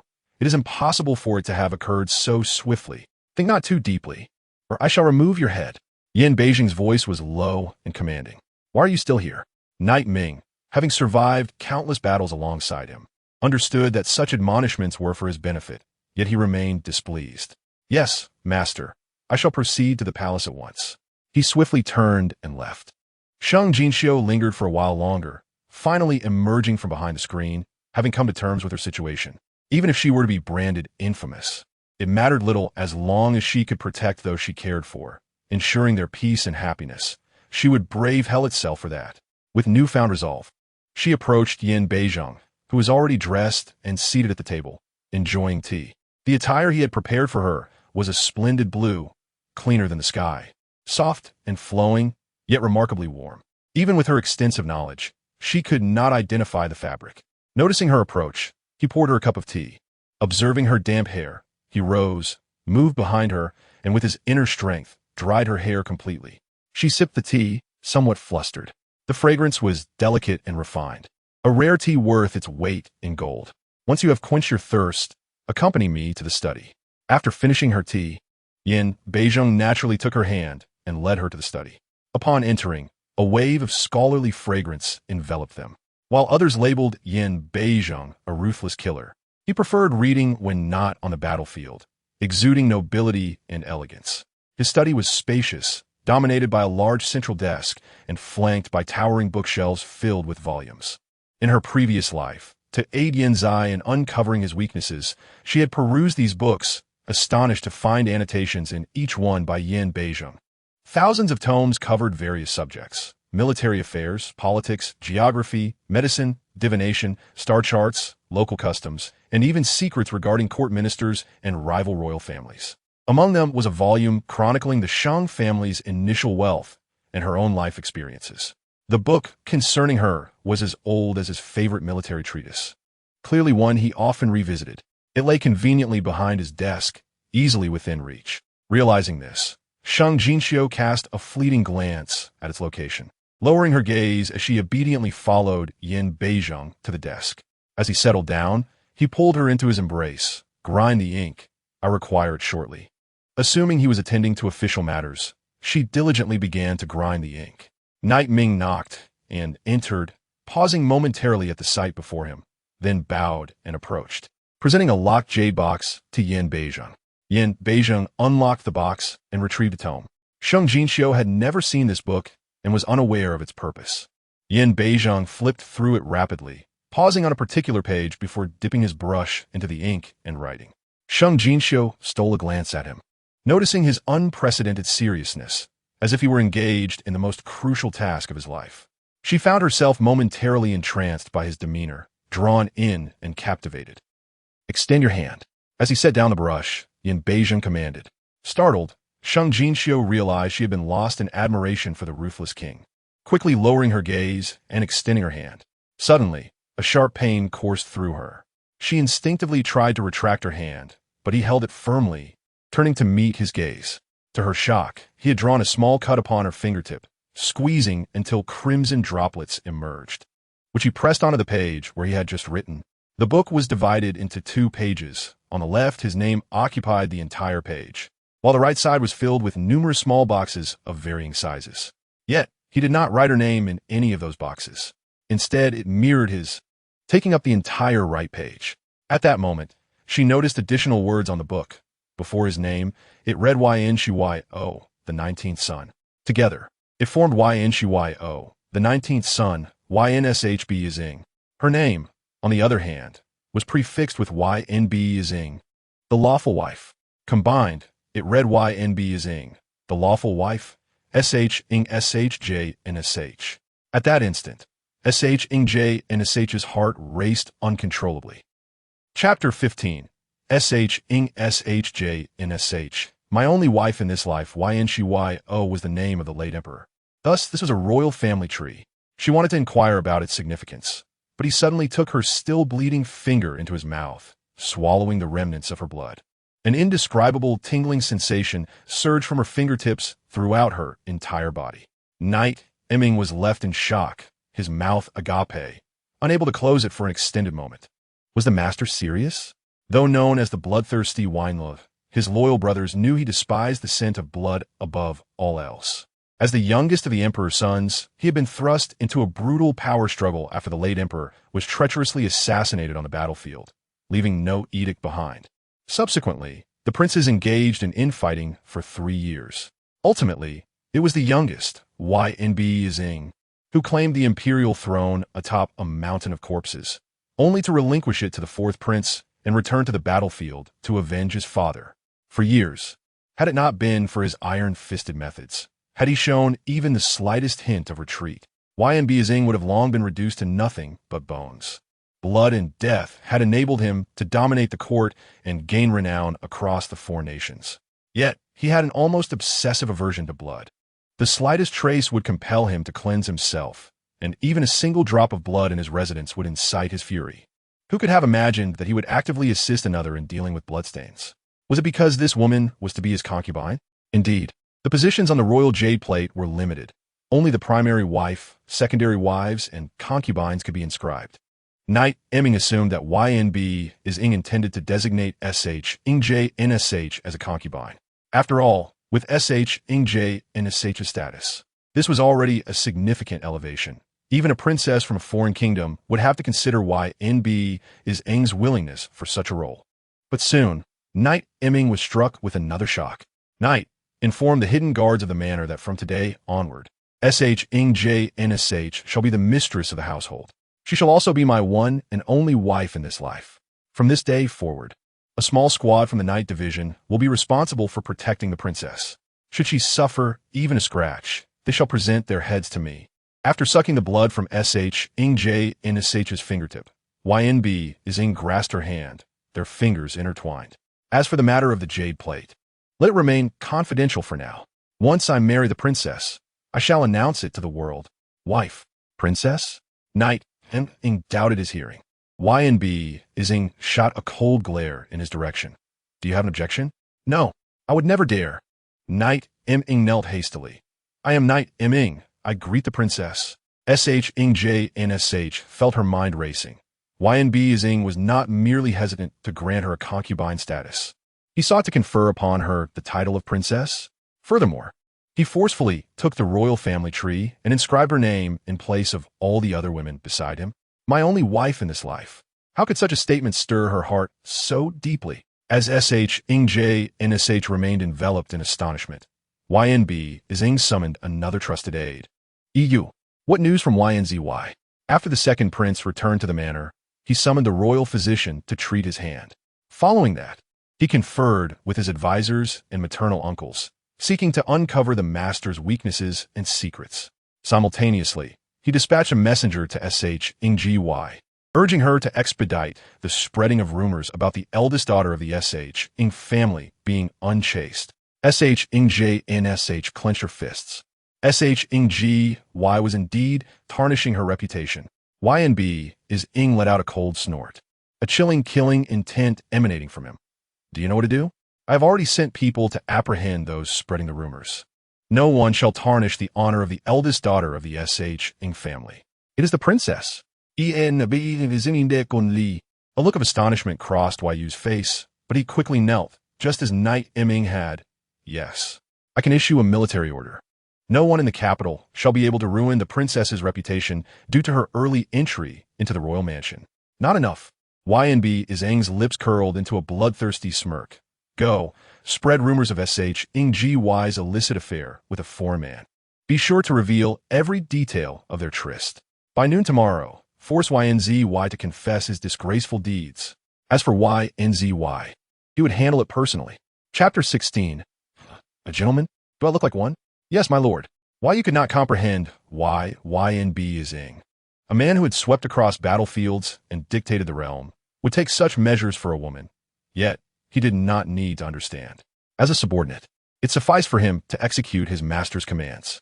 Thus, that evening, the streets buzzed with excitement, filled with tales of the second miss of the Ing family and the second prince YNZY. Even storytellers improvised a tale of romance between Ing GY and the second prince. Miss Ing GY, skilled in her ways, gradually ensnared her sister's man. The sisters competed for the affections of the second prince. The elder claimed the title, yet the younger won his heart. Who could say who would ultimately triumph? The talented Ing GY appeared pure and noble on the surface. Yet beneath lay a wanton nature, her methods of seducing men rivaling those of courtesans. When Ing GY learned of the rumors, it was already late into the night. What did you say? Not only are there no rumors about Ing J NSH, but instead, there are overwhelming tales about me. How could this be? Ing GY finally tore away her facade of benevolence, revealing a sinister and ferocious visage. She splashed scalding tea on the maid who had brought her the news. Did you wretched creature, conspire with that fool Ing J NSH to deceive me? I wouldn't dare. The maid pleaded. I heard them discussing the second miss and the second prince. I was shocked for what they spoke of were indeed things the second miss and the second prince had done. They even detailed the time and place, rain or shine. Second miss. This matter may have been orchestrated. If that is the case, it must be true. Ing GY furiously smashed her teacup to the ground. Ing J NSH. It must be that wretched hag. Brother YN just sent me a message saying she knows about us. How could such rumors emerge if not from her? That wretched creature must have been aware of my relationship with brother YN all along. I had underestimated her. Is she unwilling to let Brother Yn be taken from her, and now seeks to deal with me? Does she think a few rumors can defeat me? Dream on. After venting her fury, Sheng Jinxiu gradually regained her composure and continued to question the maid. Have those rumors reached the ears of the Marquis and his wife? Yesterday, the lady mentioned the eldest daughter's indiscretions with a foreign man. The lady was so enraged that she fell ill, and the Marquis has been attending to her all day, not leaving the courtyard. Thus, the rumors should not have reached them yet. That makes it easier. Sheng Jinxiu gritted her teeth. Go fetch 2 buckets of cold well water from the courtyard. I must bathe. In this weather, cold water will surely lead to illness. Tomorrow, I shall go meet Sheng New Jersey Ying and Ming Chi Y. No, before meeting them, I must first pay a visit to Sheng. Meanwhile, at the Regent's Manor, Yin Beijing promised not to touch Sheng Jinxiu tonight. Yet he pulled her onto the bed, holding her tightly, forbidding her from retreating even slightly, which left her feeling immense pressure. She fidgeted in his embrace, igniting the wicked fire within him. Unable to restrain himself, he warned, if you continue to squirm, I shall take you. Chapter 17. It has always been her, and it will always be her. Sheng Jinxiu instantly stiffened, softly replying, a gentleman should not break his promises. A gentleman? Do I appear to be one? Yin Beijing unabashedly slid his hand into her clothing. Do not forget, you are now my princess. I can do as I please with you. I said I'm not greedy.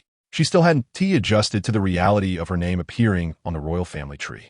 In her previous life, she had no status with Yin Beijing. Yet this time he endowed her with such a noble identity from the very beginning and promised her great things. It seemed that if she were just a bit kinder to him, he would reciprocate. But why would he treat her well? Could it be? As the most improbable thought crossed her mind, Sheng Jinxiu's breath became heavier, her small fists clenched tighter, as if she had uncovered a monumental secret. Yin Beijing quickly sensed her change, mistaking her apprehension for fear, and a chill swept across his handsome face as he grumbled, Sheng Jinxiu, whether you wish it or not, I shall never let you go. Mark my words, concerning matters related to me. I allow you to be greedy. Within my domain, you may indulge in murder, arson, and burying those you wish as you please. You are permitted to deceive others, but do not allow anyone to deceive you. His domain now encompassed Daxing and, subsequently, the 4 nations. But I do not appreciate you being overly familiar with others. He grasped her chin, compelling her to meet his gaze. Be obedient. Do not force me to be harsh with you, do you understand? Suddenly, Sheng Jinxiu felt a sense of calm wash over her.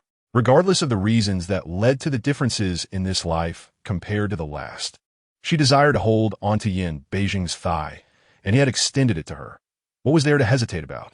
He wanted her, so she would give herself to him, for she owed him that much. His desires were not excessive. Relaxing, she wrapped her arms around his waist and confessed, I never knew you were this wonderful. Now that I do, I feel delightful. Her eyes glimmered with warmth and light, bringing him joy. Unable to resist, he leaned down, capturing her soft, tender lips, wishing to consume her entirely. Only when the heat between them escalated did he press her head against his chest, saying, sleep now. Tomorrow we return home. Do not let your parents think I have wronged you. She questioned him about why he chose her, forgetting how significant she was to him. It has always been her, and it will always be her. In this life and the next, she was his alone. It didn't matter if she forgot. As long as she remained by his side, he would temper his temper, patiently cherish and spoil her. Everything that the world valued, everything she valued, he would provide her. But if she dared to defy or deceive him, the man's large hand suddenly grasped her soft waist. Little Jeaner, remember your words. Do not attempt to escape from my domain, nor entertain even the slightest thought of betrayal. He lowered his head, biting her ear. Be obedient, for this is your final chance, granted by me. Yes. Sheng Jinxiu, frightened, shrank her neck as short as possible. I will be obedient. That night, she thought she would sleep restlessly, given it was her first night after rebirth, yet she dreamt not at all, until she vaguely heard Yi Ming's voice coming through the night. My lord, someone from the Sheng family has arrived. Who? Yin Beijing's voice was cold. He detested anyone trying to take Sheng Jinxiu from him. Chapter 18. Does your elder brother dare to seize the regent's person? Yi Ming replied, is the eldest son of the Sheng family, the emperor's guard, Sheng Jinxiu. Sheng Jinxiu, elder brother. Elder brother. Sheng Jinxiu suddenly awakened, hastily embracing her quilt and sitting up. It is my elder brother. In her previous life, her elder brother had come much later, deceived by Sheng Jie. Sheng Jie had incited her elder brother against Yin Beizhong, claiming she was being tormented in the regent's mansion, compelling him to use public sentiment to force Yin Beizhong to release her. Thus, her straightforward elder brother knelt at the regent's mansion door, and when Yin Beizhong emerged, he loudly accused him of cruelty and oppression. Yin Beizhong was furious, threatening that if her brother was willing to sever an arm, he might consider letting her go. Unexpectedly, her brother complied without hesitation, forever becoming a laughingstock. Yet, Yin Beizhong did not release her, for he had only mentioned considering her release, not guaranteeing it. And she, having not been successfully rescued, selfishly blamed her brother for his inadequacy, leaving him disheartened. Hugging tightly, Sheng Jinxiu glanced around and saw Yin Beizhong seated at the table, engrossed in a document. She hurriedly leaped from the bed to stand before him, urgently stating, "We must hurry to meet my brother. My elder brother is not the sharpest. If he merely came to bring me home, there would be no issue. However, if he hears others' provocations and believes you have wronged me, it could lead to trouble. If that happens, both your reputation and his will be tarnished, and I would feel distressed." Yin Beizhong was not entirely satisfied with this reasoning. He disliked Sheng Jinxiu equating him with others, yet this other was her elder brother. He narrowed his eyes, momentarily unable to concoct a better solution to deal with Shang Qingyi, and could only embrace Sheng Jinxiu and rise. "You first freshen up and dress appropriately, then we shall go out." He led Sheng Jinxiu to the mirror, seating her down, and surprisingly took up the comb himself to style her hair. With her 3,000 strands of silk, she dared not move, sitting stiffly as she allowed him to work, failing to notice how clumsy his movements were. After much effort, he fashioned her hair into a simple hanging bun adorned with a headpiece and ribbon, satisfied with the pink and purple dress he chose for her to wear. A quarter of an hour later, the door to the regent's mansion swung open.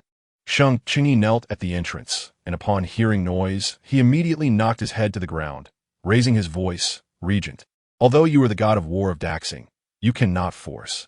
"Elder brother," before Sheng Qingyi could finish his sentence, Sheng Jinxiu had already stepped out of the regent's mansion, descending the steps to stand before him. "What are you doing? It is true you lost to the Lord in martial arts, but the Lord's demand for you to kneel and surrender was merely words. After all, who does not know that our Daxing dynasty's Lord has been on the battlefield since the age of 11, honing his martial skills in real combat? Not only does he have no rivals in Daxing, but also across the 4 nations.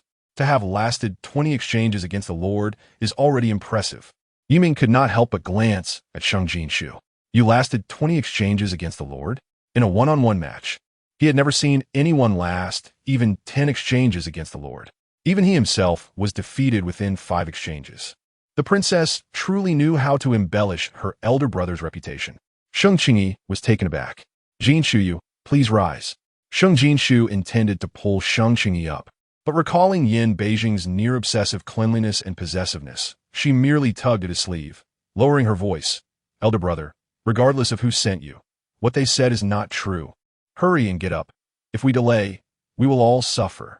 No sooner had she spoken than Yin Beizhong had already descended the steps. Chapter 19.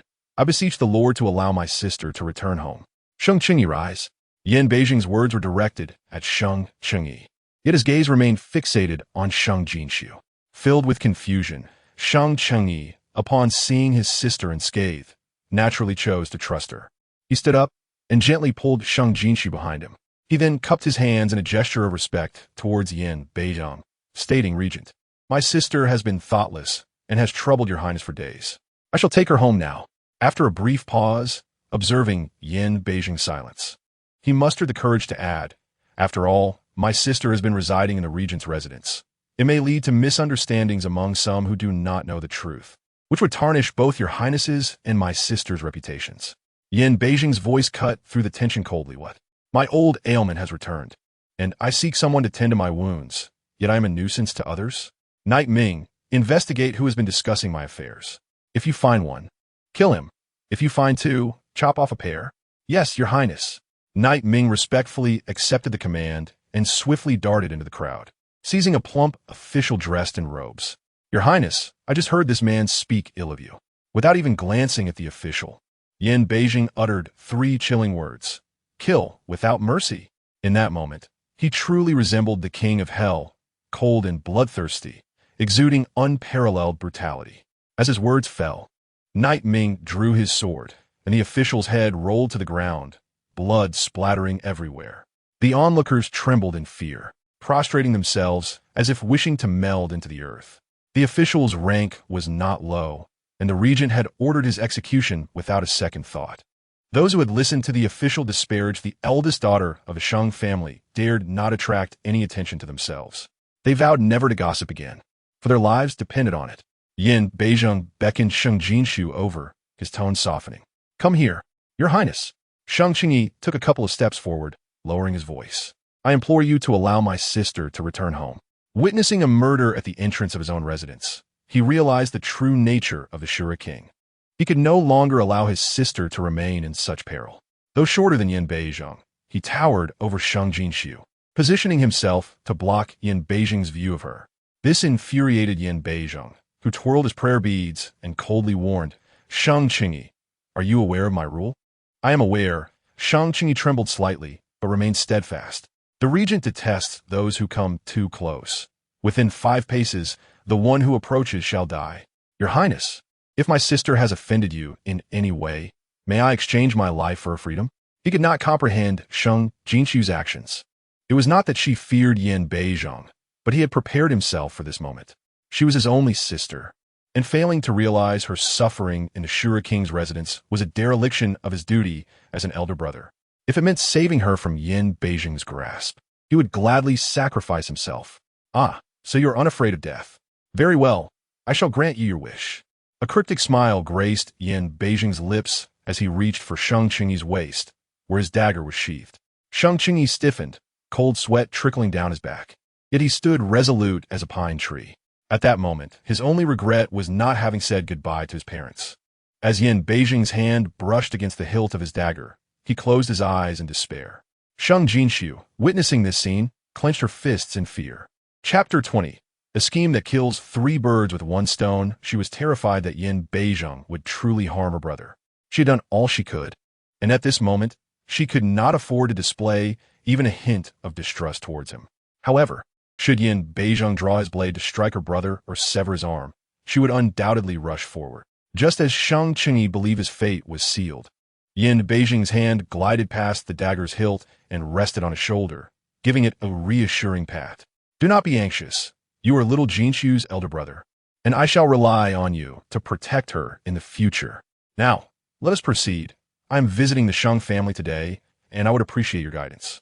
Sheng Qingyi's eyes flew open in shock, momentarily failing to grasp Yin Beizheng's meaning. It was not until Sheng Jinxiu tugged at his sleeve, leading him to the carriage prepared by the regent, that he began to understand. Under the watchful gaze of the crowd, Yin Beizheng could not ride in the same carriage as Sheng Jinxiu, so he graciously allowed her to converse with her brother. "Elder brother, there are matters I must tell you immediately." Sheng Jinxiu was acutely aware that Sheng Jie was likely stirring up trouble at their residence. She needed to secure her brother's allegiance, so without hesitation, she divulged the affair between Sheng Jie and Yin Zai. "What did you say? Jie has been secretly meeting the second prince?" Sheng Qingyi clearly found it hard to believe. "Jinxiu, where did you hear this? Could there be a misunderstanding? Jie has always been gentle and kind.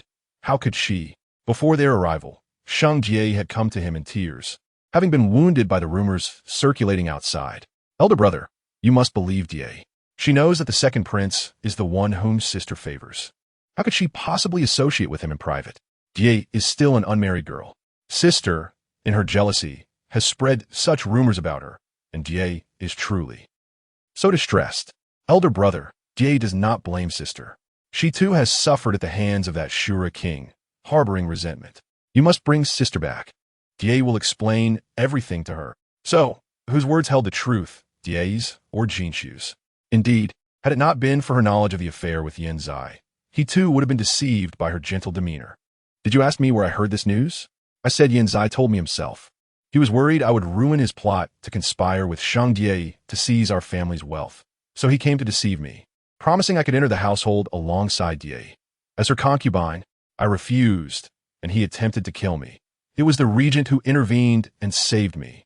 Furthermore, elder brother, it was Jie's idea for you to kneel at the regent's gate, wasn't it? You thought that by showing no fear of death, You could exchange your life for mine? Sheng Jinxiu's expression stiffened. He had indeed thought along those lines. But elder brother, have you considered that your kneeling would only serve to confirm the regent's reputation for abducting maidens?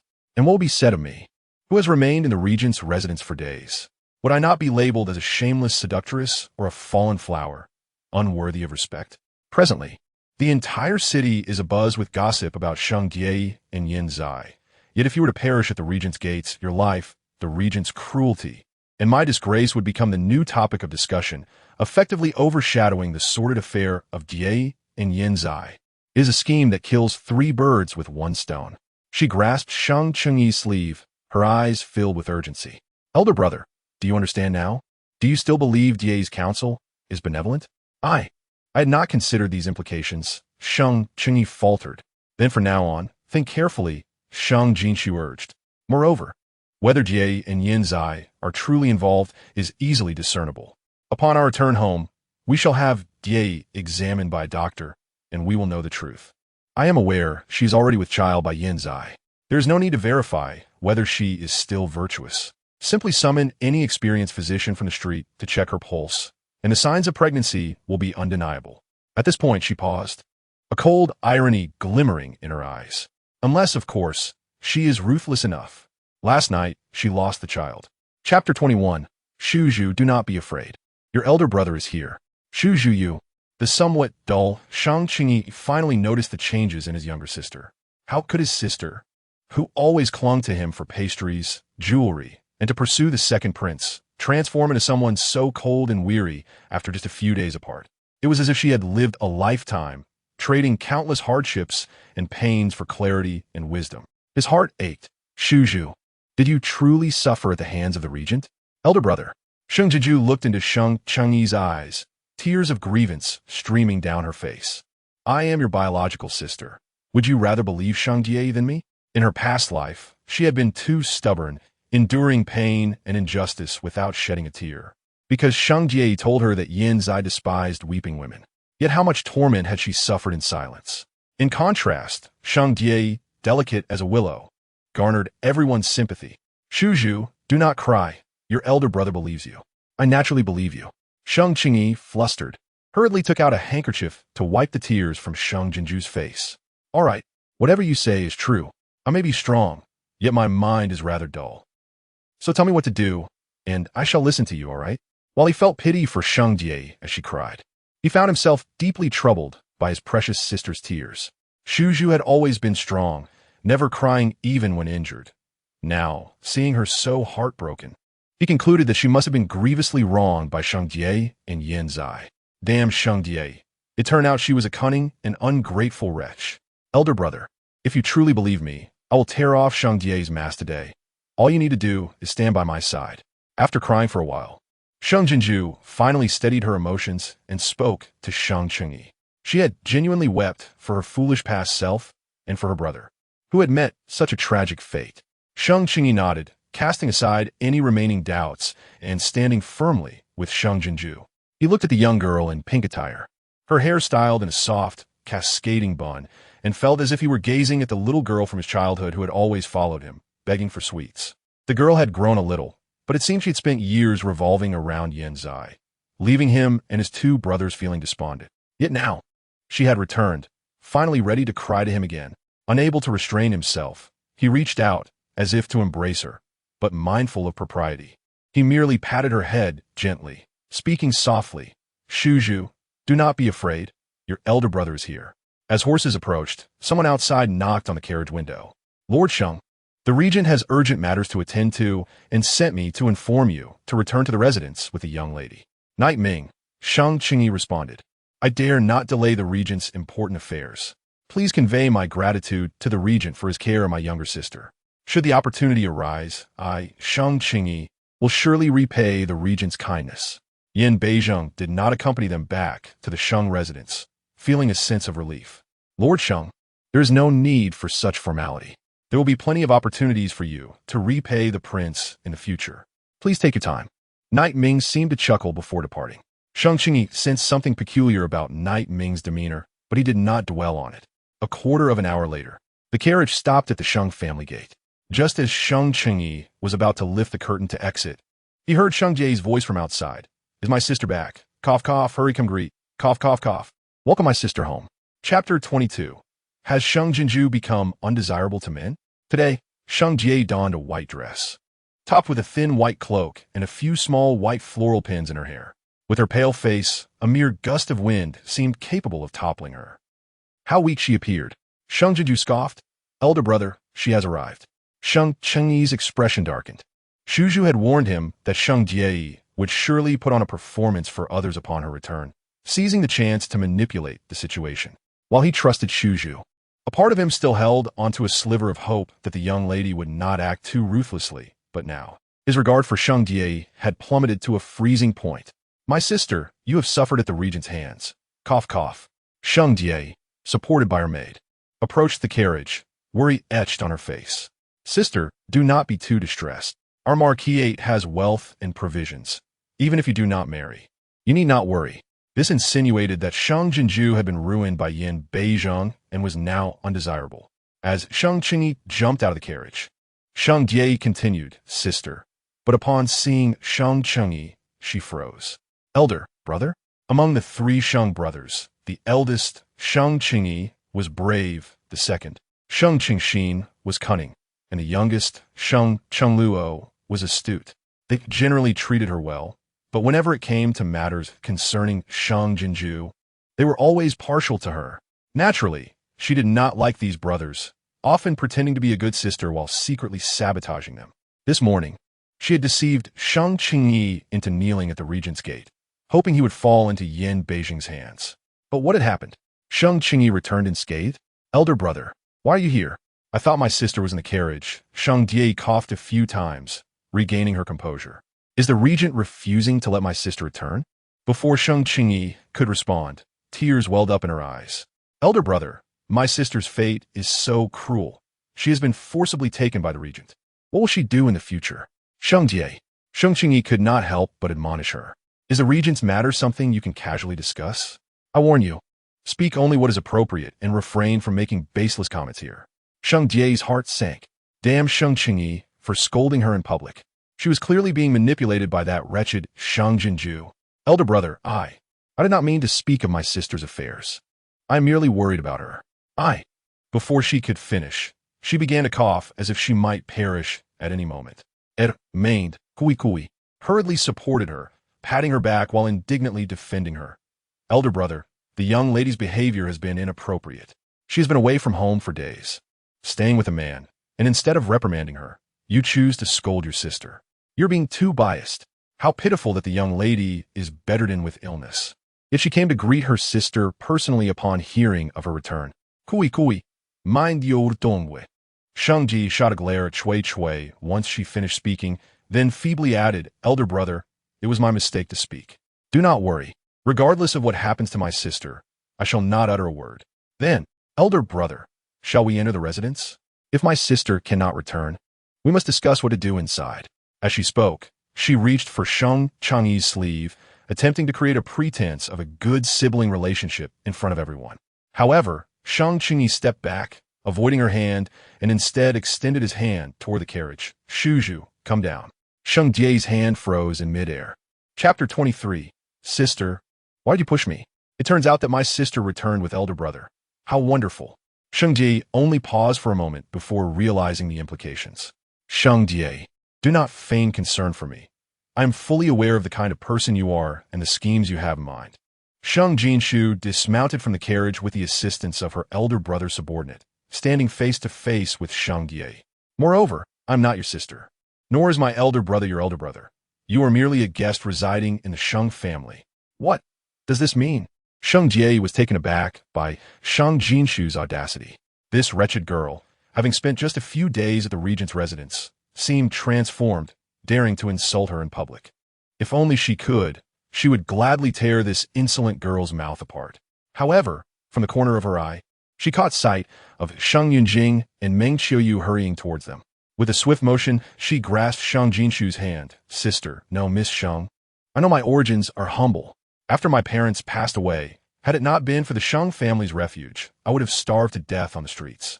The kindness I have received from the Sheng family is beyond what I can repay. But you must believe me, I genuinely worry for you. Knowing that the regent has tarnished your reputation, preventing your marriage to the second prince, it pains me so deeply. Silence. Sheng Jinxiu loathed Shang Jie, unwilling to indulge her theatrics, and pushed her away. Despite not using much force, Shang Jie stumbled back and fell to the ground with a thud. Sister, I was only concerned for you. Why did you push me? Tears welled in her eyes, accentuating her pale face, making her appear even more pitiable. With a resounding slap, Sheng Yunjing rushed over, striking Sheng Jinxiu fiercely. You ungrateful daughter. After gallivanting about for days, you return only to bully your sister. Is this how the Sheng family raised you? Jinxiu, Sheng Chenyi exclaimed, quickly pulling Sheng Jinxiu to his side, checking for any injuries. No one anticipated that Sheng Yunjing would suddenly resort to violence. Sheng Jinxiu was momentarily stunned. Uncle, please do not be angry with my sister. Sheng Jie pleaded as she got up from the ground, clinging to Sheng Yunjing's arm. It was my fault for falling. Do not speak for this ungrateful girl. Sheng Yunjing retorted angrily. You shameless creature. I wish I had no daughter like you. Father. Sheng Jinxiu covered her face. I merely assisted the regent with his injuries for a few days. How have I become shameless? Am I the ungrateful daughter? What then of Sheng Jie? Is she the dutiful daughter that pleases you? Yet it was your dutiful daughter who, unbeknownst to us all, secretly consorted with a man, resulting in a scandal that has spread throughout the capital. Did you not hear even a whisper of it? Or are you feigning ignorance, favoring Shang Jie? She did not intend to confront her father.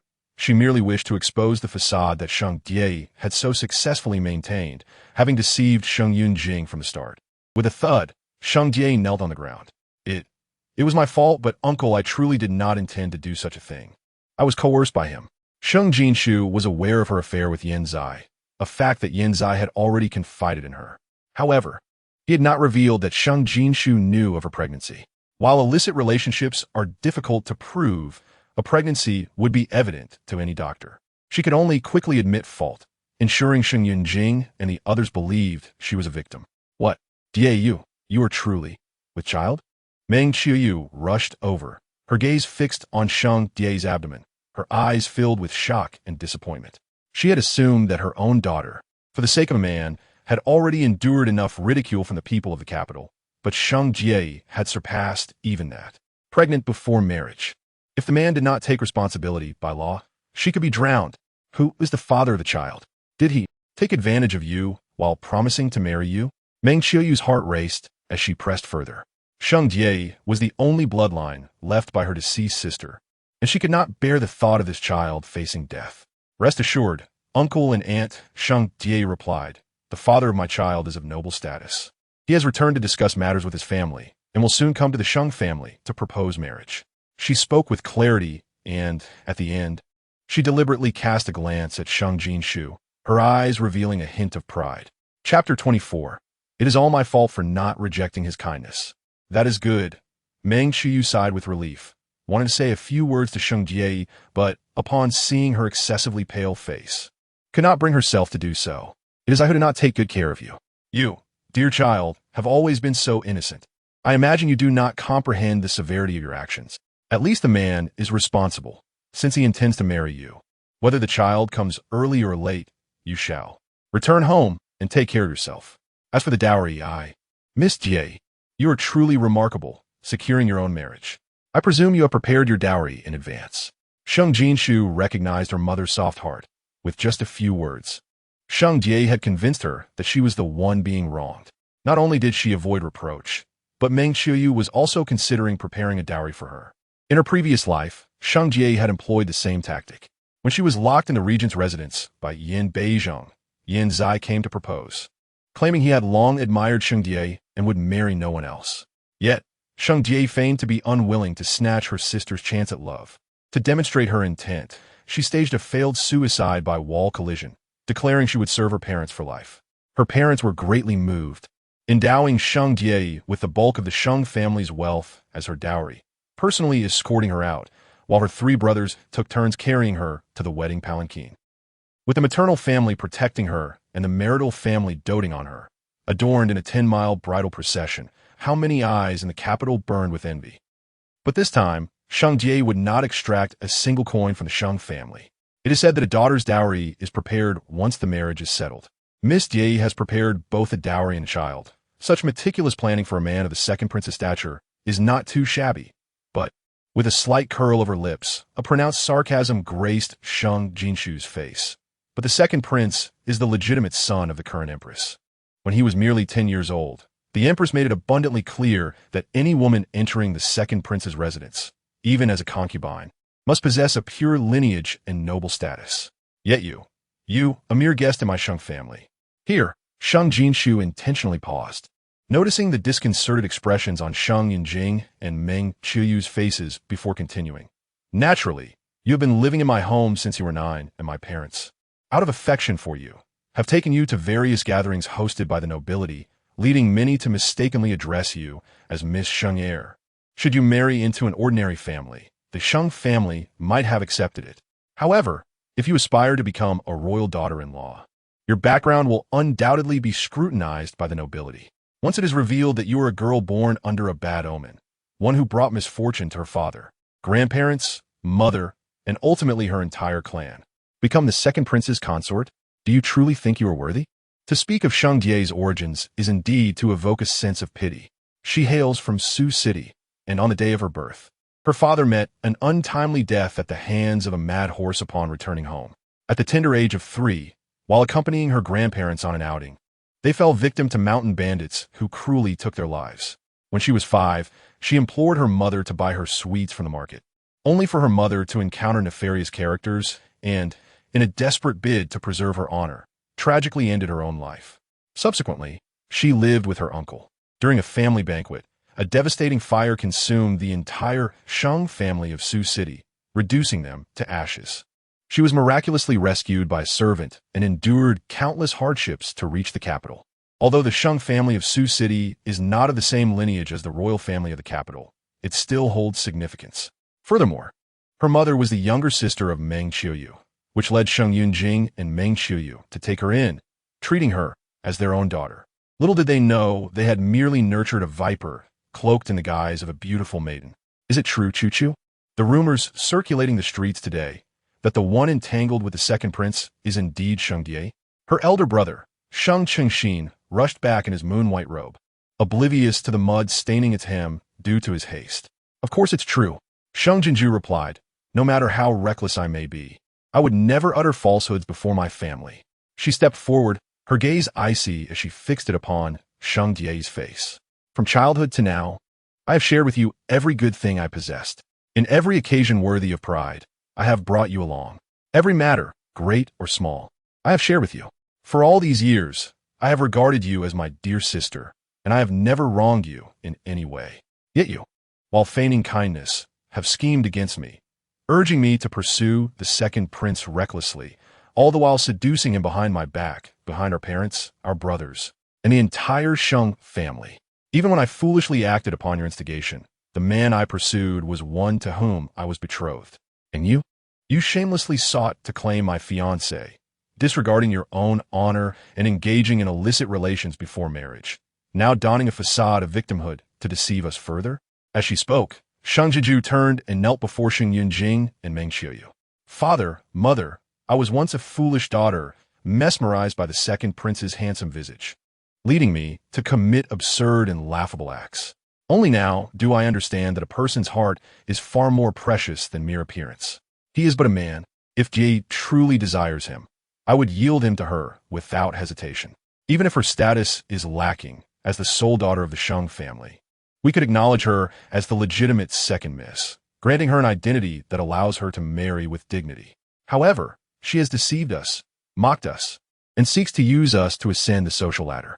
What is this if not a betrayal? Is this love uncontrollable? Justifiable? No. This is treachery, ingratitude, and a heart devoid of conscience. Sheng Jie has merely relied on her false pretense of innocence and virtue to win the trust and favor of all. Yet, if we were to expose her sordid entanglement with Yan Zai, to reveal her scandalous origins, to brand her as a shameless harlot who would even covet her sister's fiancé, could she still don her gilded mask and ascend to such heights? No, it cannot be so. Sheng Jie wept, breathlessly insisting, I did not. Truly, I did not. It was the second prince. He is a noble of the Imperial family. I can only blame myself for not daring to resist him. Oh, so it is the second prince who coerced you, Sheng Jinxiu said, her expression impassive. Yet just yesterday, the second prince burst into the regent's palace seeking me, claiming I am not as gentle and compliant as you, nor as skilled in needlework, having embroidered him a pair of mandarin duck handkerchiefs for 3 years. Sheng Yunjing's gaze darkened, disbelief etched on his face as he stared at Sheng Jie. 3 years prior, it was the second prince Yan Zai himself who came to the Sheng family bearing lavish gifts, professing his long-standing admiration for his daughter, Sheng Jinxiu. He had charmed her with his grace and attentiveness, leading her to genuinely fall for him. Yet, if he had been receiving Sheng Jie's embroidered handkerchiefs for 3 years, had he been deceiving Jinxiu and the Sheng family all along? For what purpose? To lay the groundwork for his ascendance through the wealth of the Sheng family? And what of Sheng Jie? In the great Qing dynasty, a woman gifting a man an embroidered handkerchief signifies affection. How much more so when it features mandarin ducks? Sheng Jie claimed she did not intend to disrupt the relationship between Jinxiu and the second prince. Who would believe such a claim? This child, whom everyone considered innocent and virtuous, was perhaps harboring malicious intent all along. For what? To climb to power and wealth atop the entire Sheng family? Sheng Jie, tell me, is what Jinxiu has said true? Sheng Yunjing's demeanor turned icy, his tone sharp. And I, Sheng Jie, now flustered, had not anticipated Sheng Jinxiu would lay bare such truths before everyone. Gritting her teeth, she bowed her head and struck it heavily against the stone floor. Forgive me, I have wronged you, cousin. I have wronged my uncle and aunt. I have not honored the great kindness of the Sheng family. But I truly did not intend to harm my cousin. I simply could not help but be drawn to such a wonderful man as the second prince. We are mutually infatuated. Ah, mutually infatuated, you say? Exclaimed her third brother, Sheng Chengluo, as he returned on horseback. Before even dismounting, he could not contain his scorn. If such disgraceful acts as clandestine affairs and premarital pregnancies can be termed mutual infatuation, then what becomes of the bonds between good men and women in this world? He had long sensed that Sheng Jie was not as gentle and kind as she appeared, but had refrained from speaking out due to the family's fondness for her. Had he known of her vile deeds earlier, he would have cast her from the Sheng family without hesitation. Sheng Jie, do not weep at the gates of my home. Clad in such plain white and sobbing so mournfully, one would think the Sheng family is in mourning. My parents are alive, the family is thriving. We cannot permit you to lament here. Sheng Chengluo's sharp words pierced Sheng Jie's heart like daggers. Her body trembled, every trace of color draining from her face as she clenched her fists, her long nails digging into her palms. Curse you, Sheng family. Just wait. Once I become the second prince's consort, once I ascend to the status of empress, I will ensure that the Sheng family suffers for their betrayal. Aunt, uncles, 3 cousins. And dear Jinxiu, her voice rose, hoarse with unspoken grievances and anguish. Given the circumstances, I know that no matter what I say, you will not believe me. But to me, you are my dearest family. If my carrying the second prince's child displeases you, then in seeking your forgiveness, I have no choice but to take this child and myself to death. With that declaration, she struggled to rise from the ground, staggering toward the stone lions at the entrance of the Sheng residence. Her intent was clear, yet she did not wish to cause harm. However, Meng Qiu gasped, seizing her hand. No, aunt, I truly cannot bear to face you again. Allow me to die with my child. Sheng Jie's face was streaked with tears, as if she had genuinely resolved to carry out her tragic intent. Sheng Jinxiu stepped forward, positioning herself directly before Sheng Jie, and mockingly remarked, If you wish to perish, do so, but I beseech you to do it far from my Sheng family's doorstep. Her gaze fixed upon Sheng Jie's abdomen. Sheng Jie, if you aspire to elevate your status through motherhood, you must comprehend the gravity of the phrase the royal bloodline must not be compromised. Should you meet your demise at my family's threshold while carrying an unborn child, do you intend for my family to bear the grave sin of endangering a royal heir? Or are you merely attempting to coerce my family into submission, using your plight to manipulate us, all while we endure your deceit and sufferings, swallowing our grievances like bitter bile? Sheng Jie widened her eyes in astonishment, unable to fathom that Sheng Jinxiu could see through her intentions. How could this lowly girl, known for her ignorance and commonness, possess such insight? Meng Qiu, upon hearing these words, released her grip on Sheng Jie, contemplating the implications. Did Sheng Jinxiu truly wish for the complete annihilation of the Sheng family in the capital? At that moment, a familiar male voice pierced the tension, and before the words had fully escaped his lips, he was upon them, swinging his palm in a fierce strike aimed at Sheng Jinxiu's chest. Any martial artist present could discern that this blow was imbued with full internal force. Should Sheng Jinxiu be struck, she would be gravely injured, if not killed. Yet, the opportunity to mitigate the force had already slipped away. Chapter 27. The family stands guard. However, Sheng Jinxiu had anticipated Yan Zai's approach. In her previous life, when Sheng Jie's pregnancy was revealed, she had been unable to accept it, crying and demanding answers from Sheng Jie. It was then that Yan Zai had unexpectedly struck her, nearly extinguishing her life. Only through Yan Beizheng's unhesitating act of forcing a precious life-saving pill into her mouth had she managed to survive. In this life, as Yan Zai charged towards her, she inwardly scoffed. With remarkable agility, she evaded the oncoming strike, deftly producing a silver needle from her sleeve, and stumbled into Meng Qiuyu's embrace, feigning disbelief.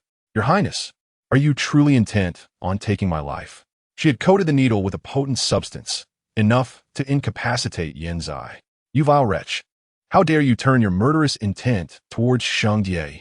Feeling a sharp pain in his palm, Yan Zai discovered the silvered needle lodged within, his fury flaring as he discarded it to the ground and pulled Sheng Jie into his protective embrace, glaring menacingly at Sheng Jinxiu.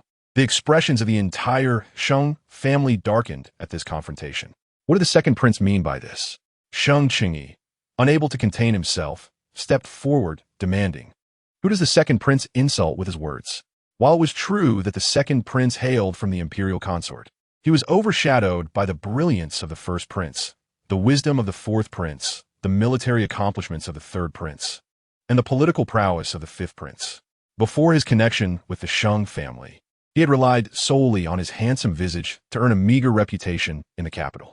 After becoming engaged to Jinxiu, he had leveraged the Sheng family's resources to undertake charitable endeavors, garnering a reputation for benevolence among the common folk, as well as the emperor's praise and anticipation.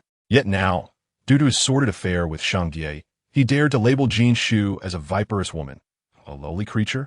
Second prince, kindly ascertain the truth before casting aspersions. Sheng Chengxin added, "With so many eyes upon us, my sister has not wronged anyone." Sheng Qinglu continued, "Sheng Jie, having engaged in secret dealings with others, has tarnished the good name of our Sheng family."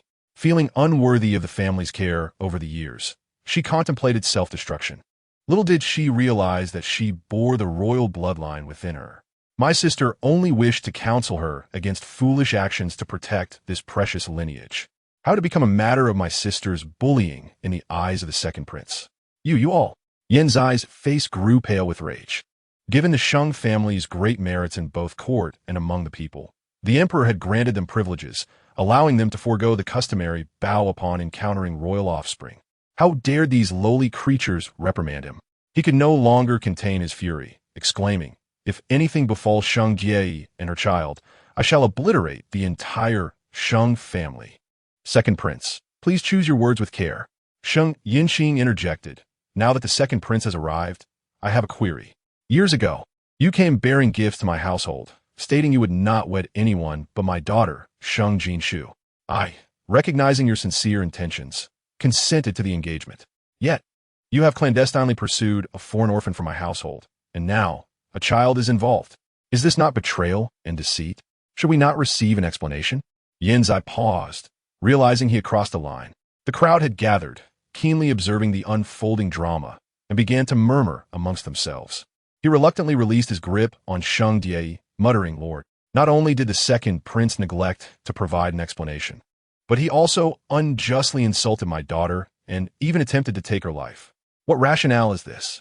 Sheng Jinxiu interrupted, stepping closer with a cold glare. "Though Sheng Jie was raised in my household, we did not teach her to seduce another's betrothed. How she came to bear a child is beyond my knowledge. If anything should happen to that child, it is no concern of my household. Yet the second prince threatens to annihilate my family. What is the basis for such a claim?" Chapter 28. To slay for the sake of a lady's smile. Moreover, Sheng Jinxiu took another step forward, though the second prince is a noble of the imperial family. The right to extinguish the Sheng family lies solely with the emperor. The second prince may harbor ambitions of ascendance, but before claiming such heights, my family remains intact. You should think twice before making such threats. Hearing these words, Sheng Jinxiu felt her heart, once riddled with wounds, fill with warmth anew. Her family was truly exceptional, willing to confront the imperial family for her sake, even at the risk of offense. Yet, knowing Yin Zai's petty and calculating nature, she could not allow him to harbor ill feelings towards her father and brothers due to today's events. She would need to redirect his ire towards herself. "Father, you underestimate the second prince," she said, basking in the warmth of Meng Qiuyu's embrace while casting a scornful gaze upward. Currently, the court is in disarray. The first prince is frail, the third prince is absent from the borders, the fourth prince has suffered disgrace, and the fifth prince is indifferent to power. Only the second prince remains, closest to the position of heir apparent. Perhaps one day, should the second prince ascend to power, he might extinguish my entire Sheng family for the sake of a lady's smile. As she spoke, her gaze swept across the gathering crowd. However, the emperor is still in his prime, healthy and robust. For the second prince to reveal such ambitions so early is rather inappropriate. Suddenly, raising her voice, she declared, "In our great Shing dynasty, filial piety is held in utmost regard. Even commoners do not wish for their fathers to pass away prematurely." The second prince's thoughts are quite presumptuous. How dare you cast such baseless accusations? Yin Zai's face drained of color. When did Sheng Jinxiu become so sharp-tongued? To claim he would kill for a lady's smile? Such deeds were the province of tyrants. To suggest he wished for his father's early demise? That was the mark of traitors. This prince absolutely harbors no such intentions. No such intentions? Sheng Jinxiu pressed further. Do you not wish to ascend to a higher position? Yin Zai longed to shake his head in denial, but if he had uttered those words back then, it would only serve to slap his own face once he entered the Eastern Palace. Sheng Jinxiu perceived the turmoil within Yin Zai, and the sarcasm on her face became increasingly evident. The feelings of the second prince are his own affair, entirely unrelated to me, Sheng Jinxiu, or to the Sheng family. However, since the second prince has come to my family and acknowledged Sheng Di and the lineage growing within her, I shall speak plainly before him. 3 years ago, the second prince openly professed his admiration for me, declaring that he would not marry anyone else. From that moment, I regarded him as my future husband, striving to please him in every way, even to the extent of earning an unflattering title. What was it? The most notorious pursuer of men in the capital.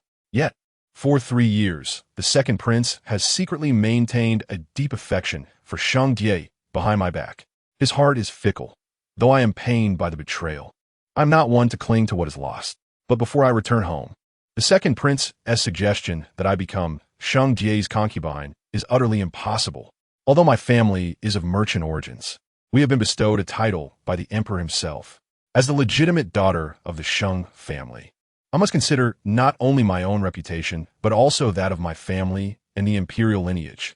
Even if the second prince were to drive me to my demise, I would never consent to becoming a mere concubine for a cursed girl residing in my home. What? Make Shushu a concubine for Sheng Di? Meng Qiuyu abruptly raised her head, gazing at Sheng Di cradled in Yin Zai's arms. Chapter 29. To make you a concubine is for your own good. You must learn to be content. Is this truly the child she has nurtured with all her compassion and care? For many years, she has lavished upon this child more than she has upon her own daughter. Yet this child not only climbs to greater heights upon the shoulders of her own flesh and blood, but also wishes to keep her beneath her heel, forever. A concubine? Sheng Di and Yin Zai dare to contemplate such a thing. I will not agree. I will never consent to Shu becoming a concubine for anyone. Despite her gentle heart, Meng Qiuyu refrained from uttering Sheng Di's name directly, yet her stance was unmistakable. Mother, rest assured, I will not only never become a concubine for anyone in this lifetime, but I will also sever all ties with the second prince. Sheng Jinxiu grasped Meng Qiuyu's hand, offering her some words of comfort. She is already the regent princess inscribed in the royal family tree. How could she become anyone's concubine? She would not allow it. And Yin Beizheng would never permit it either. The thought of that arrogant, possessive man stirred an indescribable feeling within her, gradually calming her heart. Thus, with an expressionless visage, she addressed Yin Zai. Second prince, while I, Sheng Jinxiu, may not be a fierce woman, I cannot tolerate your treatment of me and Sheng Jie in this manner. If you wish to part ways, I shall abandon you. Today, I solemnly vow before all present that from this day forth, I, Sheng Jinxiu, shall have no further ties with you, Yin Zai. For the rest of my life, I shall not entangle myself with the second prince in any romantic regard. Should I violate this oath, may I be rendered limbless and meet a fate worse than death. You. Yin Zai stared at Sheng Jinxiu, a peculiar sensation rising within him. Dressed in a lavender gown, with her hair styled like a young maiden, she stood before him like a peach blossom poised to bloom in March, delicate yet enticingly alluring. Yet she bore an air of frigid aloofness, akin to orchids or plums, exuding an ineffable elegance. He fixated on the ribbon dancing in her hair, feeling as though it were drifting toward his heart. Just yesterday, she had donned a striking red gown, resolutely rejecting him. Today, clad in a charming pink, she again declared her disinterest. Has she truly abandoned all feelings for him? Has she found joy in the regent prince's affections? Or is she merely employing a different tactic to ensnare him? His thoughts stirred, and impulsively, he blurted out, Sheng Jinxiu, have you truly resolved to sever all ties with this prince? Ignoring the fact that he still held Sheng Jie in his arms, he stepped closer, lowering his voice. This prince informs you that last night, my father issued an edict to designate me as the crown prince, to be announced at tomorrow's court assembly. Though I have permitted you to enter my household as a concubine, as long as you bear me a son. Just like Jie, I can elevate your status. Upon hearing this, Sheng Jinxiu was genuinely taken aback. In her past life, Yin Zai had toiled extensively for the position of crown prince. How could he so easily attain it in this lifetime? Noticing her silence, Yin Zai assumed he'd struck a chord within her and felt a twinge of regret. This merchant's daughter is merely playing tricks, yet, since she appears somewhat more agreeable than before, granting her a position is not out of the question. As long as she does not truly fall into the regent prince's grasp and relinquish the Sheng family's wealth to him. With that thought, Yin Zai's demeanor grew arrogant, adopting a condescending air. Indeed, you are the legitimate daughter of a marquis, yet everyone in the capital knows that the Sheng family's title was bought with money. Your status is hardly esteemed. Moreover, Jie possesses talent, whereas you are uneducated and lack any scholarly merit. It is only because this prince does not disdain your origins that you are afforded such a position. Sheng Jinxiu, you ought to be grateful. Chapter 30. Arrogance to the point of shamelessness. Sheng Jinxiu found herself wanting to laugh aloud. How had she never noticed Yin Zai's blatant arrogance before? His hubris was simply shameless. Second prince, regardless of your status as the second prince or anything else, the marquisate will never send its daughter into your household. The voice of Sheng Yunjing quivered with barely suppressed rage. If you fancy Sheng Jie, then take her and leave immediately. Our marquisite's daughters can remain unmarried for a lifetime. We can afford to support them. At that moment, Sheng Jinxiu felt a surge of joy. This was an unexpected boon. She genuinely wished for Sheng Jie to depart as soon as possible, to spare her family from the machinations of this cunning vixen. However, she feared her parents may struggle to cast her out. After all, they had raised Sheng Jie for so many years, and she was adept at manipulating their affections. To her astonishment, Yin Zai had enraged her father to the point that he was now the one urging Sheng Jie to leave. Without hesitation, she delivered the final blow. Indeed, I harbor not a shred of affection for the second prince, and moreover, our Sheng family is too modest to serve the precious bloodline of the Imperial family. I implore the second prince to take his woman and child away at once. Henceforth, my family shall have no further relations with Sheng Jie. Furthermore, our previous engagement, which was sanctioned by the emperor, should be formally annulled at tomorrow's court assembly, allowing for a clean break between us. And do ensure that Sheng Jie is properly received into your household. Do not let your precious lineage be left to wander outside. Reduced to bastards. While Sheng Jinxiu did not utter the word bastard, she made the gesture toward Sheng Jie, and even a 3-year-old could decipher its meaning. Sheng Jie was certainly no fool. She bore no ill intentions toward fulfilling Sheng Jie's ambitions of climbing the social ladder. Since Sheng Jie and Yin Zai were determined to be together, she would ensure their journey was fraught with pain, sharp as thorns and rife with scorn. She aimed to pierce them both, leaving them utterly wounded, wishing for death. She was eager to see if, without the wealth and status of the young Marquis, Sheng Jie could still enter Yin Zai's household in splendid glory. Uncle, sister, you are truly going to cast me out? Sheng Jie's heart was filled with resentment. If she could, she would rush forward to tear Sheng Jinxiu's mouth, strip her of her garments, ruin her visage, and trample her beneath her feet. Yet, being a person of considerable cunning, she understood all too well what it meant to lose the wealth and status of the Sheng family. Sheng Jie was a merchant's daughter of lowly status, but she was also a cursed orphan, fated to bring misfortune to her father, mother, and relatives, her situation even worse. Thus, she had worked tirelessly over the years to master music, chess, calligraphy, and painting, striving to ingratiate herself into the circles of noble women, and exerting every effort to earn a modicum of talent and reputation.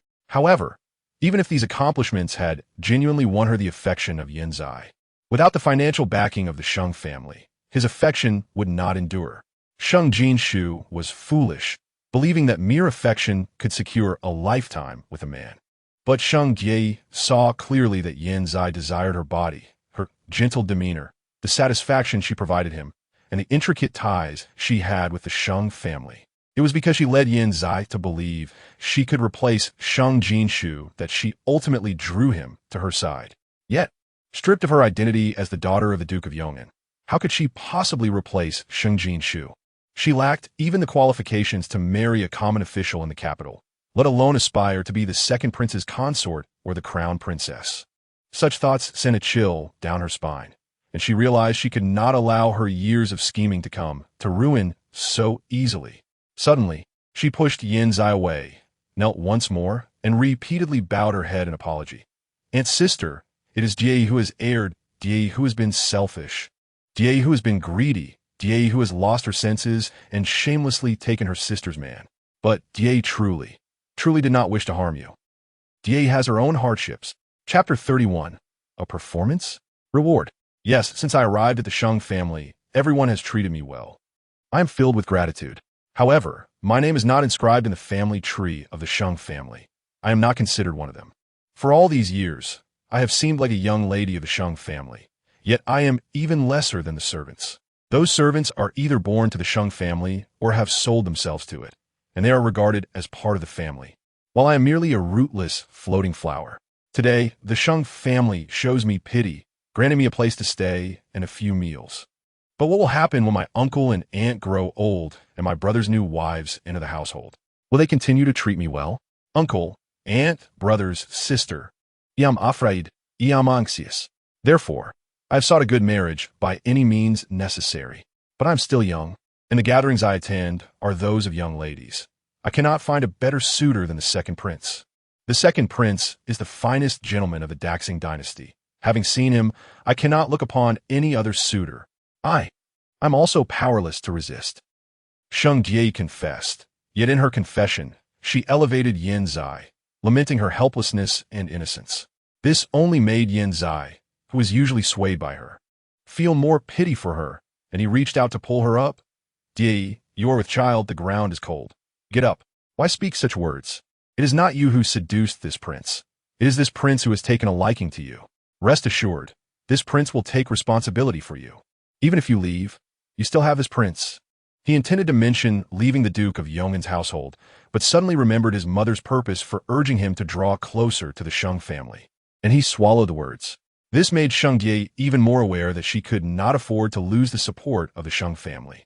She broke free from Yin Zai's grasp and turned to the most easily softened Meng Qiuyu, crying, "Aunt, you are my mother's sister. I lost my mother at a young age, and for all these years, I have regarded you as my own mother. Please forgive your wayward daughter just this once. I implore you, do not cast me out of the Duke of Yong'an's household." Hearing this, Meng Qiuyu couldn't help but recall her ill-fated younger sister, and her heart softened. After all, this was a child she had raised, a bloodline of her sister. "Jie." She was about to call Sheng Jie to rise when a loud voice suddenly rang out from the back of the crowd. "The regent has arrived. The Demon King is here." The previously bustling street fell silent instantly, and the kneeling crowd was as orderly as if trained. A path was quickly cleared in the center of the crowd, and Yin Beizhong, clad in a brocade robe, approached. He walked leisurely, as if strolling through his own garden, while the surrounding crowd knelt in unison, appearing not to notice him. Duke Yong'an, why are all your people standing outside today? Yin Beijing halted 5 steps away from Sheng Jinxiu, his noble visage bearing an inscrutable expression. In response to the regent, this household, Sheng Jinxiu began to explain. But before he could clarify, Yin Beijing interrupted, his gaze shifting from Yin Zai to Sheng Jinxiu. What is this performance? What is this white-clad performer portraying? A lament? Quite the acting skills. Knight Ming, reward her. Yes, regent. Knight Ming responded, intending to retrieve a coin, but upon reflection, he bent down, picked up a small stone from the ground, polished it, and placed it in Yin Beijing's palm. Yin Beizhong, satisfied, curled his lips, weighed the stone in his hand, and flicked it at Sheng Jie's forehead. Chapter 32. The regent kills without bloodshed. Sheng Jie had no time to react before feeling a sharp pain on her forehead. Instinctively, she touched it, only to find her hand covered in blood. Her complexion turned as pale as death. That performer, has she not yet knelt to thank the regent for the reward? The small stone had not yet hit the ground when Knight Ming barked an order. Sheng Jinxiu nearly laughed aloud. Yin Beijing's move pleased her immensely. Yet, Sheng Jie trembled with rage. How could Yin Beijing publicly call her a performer and reward her with a stone picked from the ground? Was this not a mockery of her lowly status? This was humiliation, blatant humiliation. But the one humiliating her was Yin Beizhong, the god of war of the Daxing dynasty, a figure even Yin Zai could not contend with. Your servant kneels to thank the regent for the reward. She gritted her teeth, bowing her head, uttering those words with great difficulty. Afterward, she lifted her head, allowing the blood from her forehead to stream down her face, her large eyes brimming with tears, resembling a pitiful child who had been bullied. Your servant? Knight Ming raised his voice, questioning, whose servant dares to be so bold, rising on their own before the regent is called for them to stand? To show disrespect to the regent, this performer courts death. Knight, you added. Terrified, Sheng Jie prostrated herself once more, her entire body on the ground. Your Highness. Yin Zai could no longer contain himself. Jie is the daughter of the Duke of Yong'an. She is my woman, and she carries my child. If she has offended your Highness in any way, I apologize on her behalf, and I ask your Highness not to hold it against her, lest the royal bloodline is compromised. This statement carried a mix of softness and firmness. Royal bloodline? Yin Beizhong fixed his gaze on Yin Zai, his expression unreadable. But what if it is so? The one I detest the most is the royal bloodline. He twirled the prayer beads in his hand, speaking nonchalantly. I have forgotten how many lives I've taken. A performer bearing an unformed wild seed in her womb. Royal bloodline? Ah, dear second prince. Your royal uncle spoke with the emperor just last night, praising your commendable nature and suggesting that you be chosen as the heir. Today, I have heard nothing but tales of your romantic exploits. He turned away and commanded, Yeming, go and inform the emperor that the second prince is entangled in personal matters and will likely be preoccupied for the next few years. Let the decree for his succession be revoked. Boom! Yin Zai felt as though struck by a bolt from the blue, frozen in place. Was it the regent who urged his father to name him heir? Yet now, the regent wished to rescind that very decree? Uncle, dear nephew, he opened his mouth, wanted to call back Yin Beizhong, but was met with the chilling gaze of Yin Beizhong. Slowly, Yin Beijing remarked, to desire beauty over power. The second prince shows great ambition. Were it not for the presence of others, Sheng Jinxiu would have applauded Yin Beijing's audacity. With just a few light words, he had inflicted profound humiliation on both Sheng Jie and Yin Zai. How had she not recognized this insufferable talent of his before? Regent, she stepped forward, approaching Yin Beizhong. Earlier, Yiming mentioned you were attending to state affairs, and I thought you wouldn't come. You. Before she could finish, Yin Beijing suddenly grasped her hand, leaning closer. Support me, for I am troubled by a headache. Chapter 33. Jinxiu, support me, for I am troubled by a headache. Was the regent still suffering from an old ailment? Sheng Yunjing recalled that Sheng Jinxiu had mentioned her extended stay at the regent's residence was to treat his chronic condition. Quickly, let us welcome the regent inside to rest and summon the imperial physician. No need, Yin Beijing replied, leaning heavily against Sheng Jinxiu. I shall be fine once I enter the marquis's residence. Thus, Sheng Jinxiu realized this man was merely using a pretext to flirt with her. At this moment, she dared not push him away and steadied herself to support him. Sheng Jinxiu hurried ahead to guide. Regent, please. As they passed Meng Qiuyu, she hesitated before tugging at Sheng Jinxiu's sleeve. My lord, Die Sheng Die remained prostrate on the ground, her mouth full of dirt. My lord, Sheng Die is indeed a member of my family, Sheng Jinxiu interjected. She understood that once her mother softened, it would be impossible to expel Sheng Die from the young Marquis' residence, so it was better for her to keep Sheng Die around. Wasn't Sheng Die the one most adept at feigning kindness and generosity?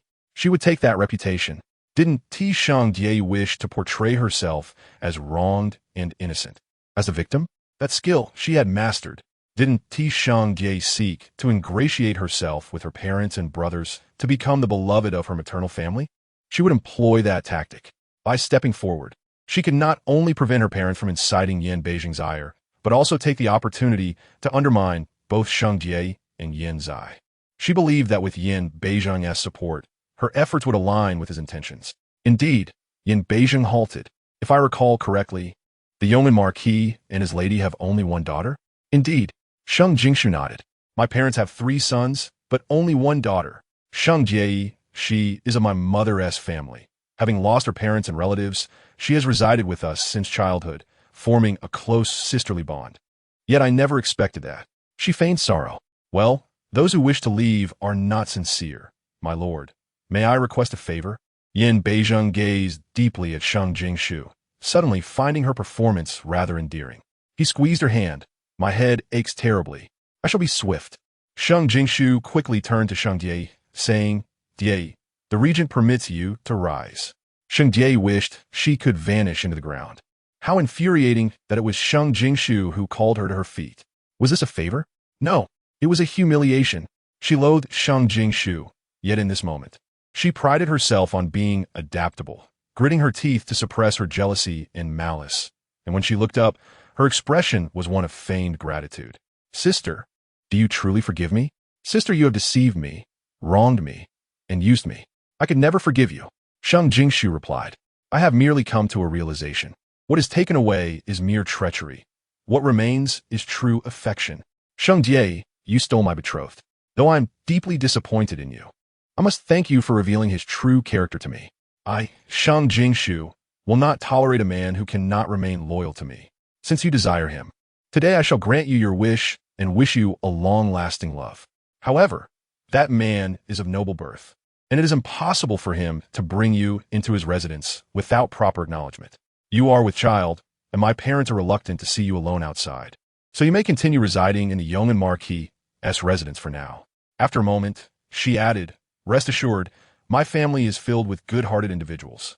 How they have treated you these years before you entered the second prince's residence, they shall continue to treat you kindly, providing you with abundant food and finer delicacies to ensure your health. However, the kindness my family extends to you ends here. You are not of the Yeoman Marquis' bloodline. It is utterly impossible for you to exit as a daughter of the Yeoman Marquis. You have lost your virtue before marriage, and the scandal is well known throughout the city. You have tarnished my family's reputation, and if I were to recognize you as my family's daughter, I may as well remain unmarried myself. Chapter 34. Your 3 brothers are watching the regent too closely. Fearing Yan Beijing might grow impatient, Sheng Jinxiu hurriedly finished her remarks, exhaling a breath of relief and coldly concluding, From now on, do not call me sister. This severed Sheng Jie's opportunity to elevate her status through the Yeoman Marquis' residence and family. Meng Qiuyu looked at Sheng Jinxiu in astonishment. Jinxiu, that isn't. What I meant. Mother, father, my 3 brothers, I believe the second prince will return Die to her quarters. Let's hurry inside. The regent's expression does not appear favorable.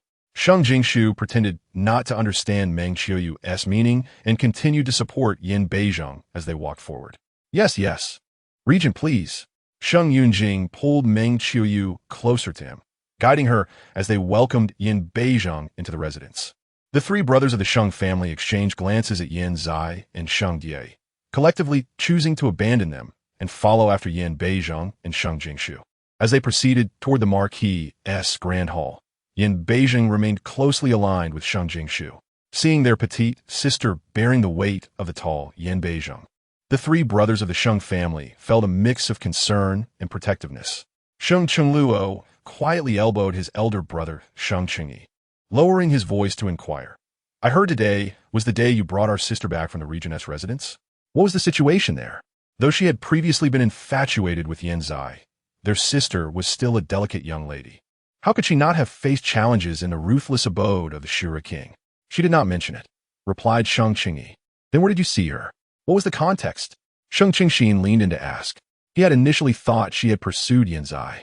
Had he known she was brought back by the regent, he would have sought to rescue her. At that moment, Sheng Jinxiu, realizing his mind was not as quick as his brother's, began recounting his experience of kneeling at the regent's gate. But as he spoke, he suddenly grasped something, staring intently at the closely aligned figures of Yan Beizheng and Sheng Jinxiu. What has the regent done? Sheng Jinxiu noticed his elder brother's expression and instantly grew anxious.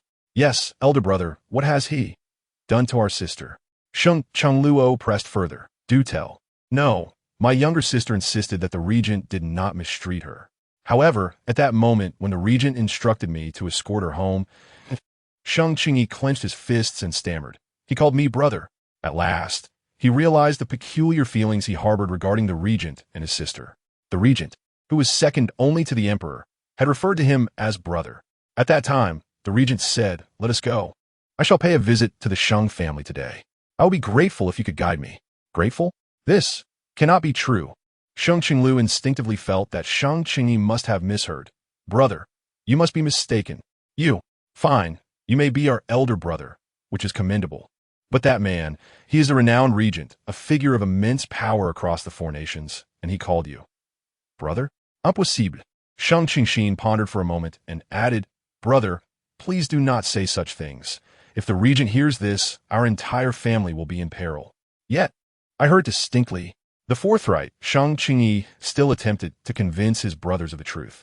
His hearing had always been excellent, and his memory impeccable. He would not have misheard. Meanwhile, Yan Beizheng smirked slightly, squeezing Sheng Jinxiu's hand, and suddenly leaned down, whispering heatedly in her ear, little Jiner, Sheng Jinxiu, Sheng Jinxiu, Sheng Jinxiu. Those are the names of your three elder brothers, correct? Yes. Sheng Jinxiu shrank her neck, feeling somewhat anxious. Why do you ask that? They have been staring at me, seemingly displeased by my visit.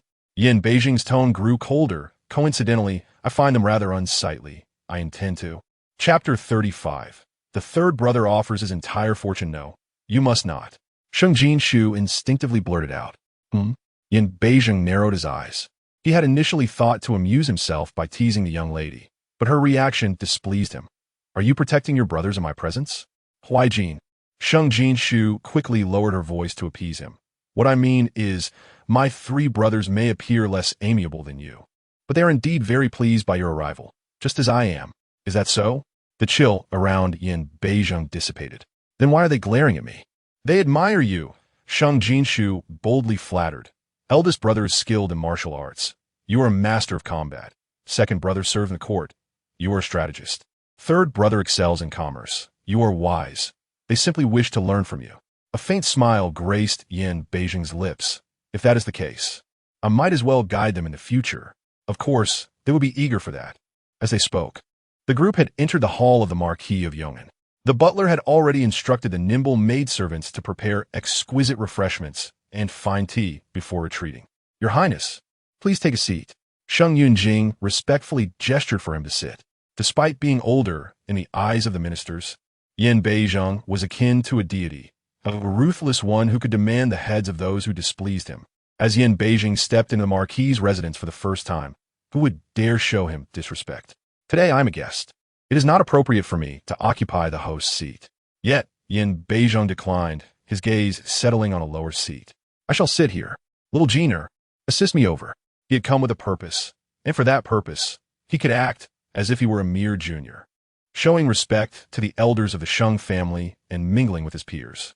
Your Highness, this is absolutely unacceptable, Sheng Yunjing interjected, but upon seeing Yan Beizheng's serious demeanor, he swallowed his words and amended. Very well, Your Highness, please feel free. Thus, Sheng Yunjing took the main seat, with Meng Qiuyu beside him, while Yan Beizheng and Sheng Jinxiu occupied the right side. The three brothers of the Sheng family, took their places on the left. Yin Beizheng seated himself at a lower position, while Sheng Yunjing felt as though he were sitting on needles, immensely uncomfortable. In truth, Sheng Jinxiu also felt exceedingly awkward. The seating was not spacious. It was ample for one person, but rather cramped for two. Yin Beizheng insisted on squeezing in beside her, especially in front of her family, who would likely soon perceive the underlying tension. Yet, she could not resist Yin Beizheng's intentions for the moment, and thus strive to be attentive, offering him a gentle massage to alleviate the discomfort. However, this behavior, in the eyes of her three brothers, appeared as if Yin Beizheng were treating their beloved sister as a maid, causing their hearts to ache with jealousy. Your Highness, since Luo has begun engaging in commerce under our father's guidance and earned some wealth, if your Highness does not mind, I am willing to contribute all my gold and silver to the military. What do you think? Sheng Jinxiu was the first to speak, unable to contain himself. With gritted teeth, he offered to hand over his entire fortune to Yin Beizheng. If the regent agreed, he could tally the amount within 3 days and present a list. Chapter 36. The second brother vows his loyalty. Sheng Jinxiu thought this through. Yin Beizheng would not come to the Marquis's residence without reason. He must intend to take something away. And what does the Marquis's residence have in abundance? Money. He had previously been reluctant to give more to Yin Zai, as he found him somewhat hypocritical, unworthy of his sister. He wanted to ensure his sister had a fallback, but Yin Beizheng was different. He needed the Sheng family's wealth, and they could not refuse. Since they were bound to give, why not be the one to offer it? As long as the money exchanged could grant his sister freedom. However, he was careful to specify that he would give his own earnings to Yin Beizheng, not the entire Sheng family fortune. How much? Yin Beizheng raised his gaze, gripping Sheng Jinxiu's hand, signaling her to cease. What prompted such attentiveness from her? He was acutely aware, and it displeased him.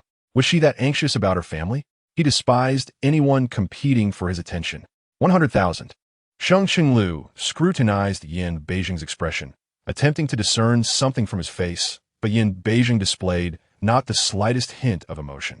He could only muster the courage to say, Your Highness, I am willing to donate 100,000 taels of gold to the military. Yin Beizheng regarded Sheng Jinxiu with a lingering gaze. Sheng Jinxiu was over 3 years younger than him, yet at such a young age, possessing a fortune of 100,000 gold, he could be considered a business prodigy. Yin Beizheng leaned back, twirling the prayer beads in his hand, exuding an air of languid elegance. You are quite wealthy. Sheng Jinxiu believed Yin Beizheng was inclined to accept the money, feeling a slight sense of relief. As long as he accepted, discussions could proceed. Your Highness, Sheng Jinxiu stood to bow before Yin Beizheng, declaring, in my earlier years, I participated in the Imperial examinations and entered officialdom, vowing to be a loyal minister, serving the monarch and the people. Your Highness protects the borders, serving as the backbone of our great nation. I have long revered you. If your Highness does not mind my humble talents, should there be any tasks requiring my service, I would venture through fire and water, unhesitatingly. This could be considered a solemn vow of loyalty. Yin Beizheng cast another glance at Sheng Jinxiu, a faint smile touching his lips. You are quite earnest. His words were meticulously crafted, revealing the shrewdness of Sheng Jinxiu. Receiving Yin Beizheng's acknowledgement, Sheng Jinxiu felt a sense of reassurance. Suddenly, Sheng Jinxiu leaped to his feet, his voice resonating. Your Highness, I am a simple man, not as clever as my second brother, nor as adept at earning wealth as my third brother. But I have practiced martial arts since childhood and can barely hold my own against 3 or 5 opponents. What? You truly wish to spar with me? Yin Beizheng inquired, turning his gaze toward Sheng Jinxiu. The entire Sheng family had been thoroughly investigated by him. Sheng Jinxiu was indeed a man of genuine ability, as evidenced by his position as an Imperial guard. However, challenging him to a duel? The regent misunderstood, and Sheng Jinxiu shook his head, expressing his self-awareness. I am not a match for the regent. My intention is for the regent to take me to the battlefield. I am willing to serve as the vanguard, charging into battle to defend Daxing. Even if I were to die on a battlefield, wrapped in my horse's hide, I would fear nothing. Chapter 37. The elder brother requests to go to battle. You possess the talent of a great general. Yin Beizheng slightly nodded in acknowledgement. Then, Regent Shuzhu, Sheng Yunjing, tentatively began to speak. Sheng Jinxiu did not grasp his son's intent at first, but as all three sons acted similarly, he soon understood they were attempting to barter these matters for the freedom of their sister from the regent. Money can be earned again. The regent of Daxing is a figure of authority, as long as heaven does not frown upon him. Serving the regent is indeed the righteous path. As for going to battle, for a military officer, the battlefield is both an honor and an opportunity.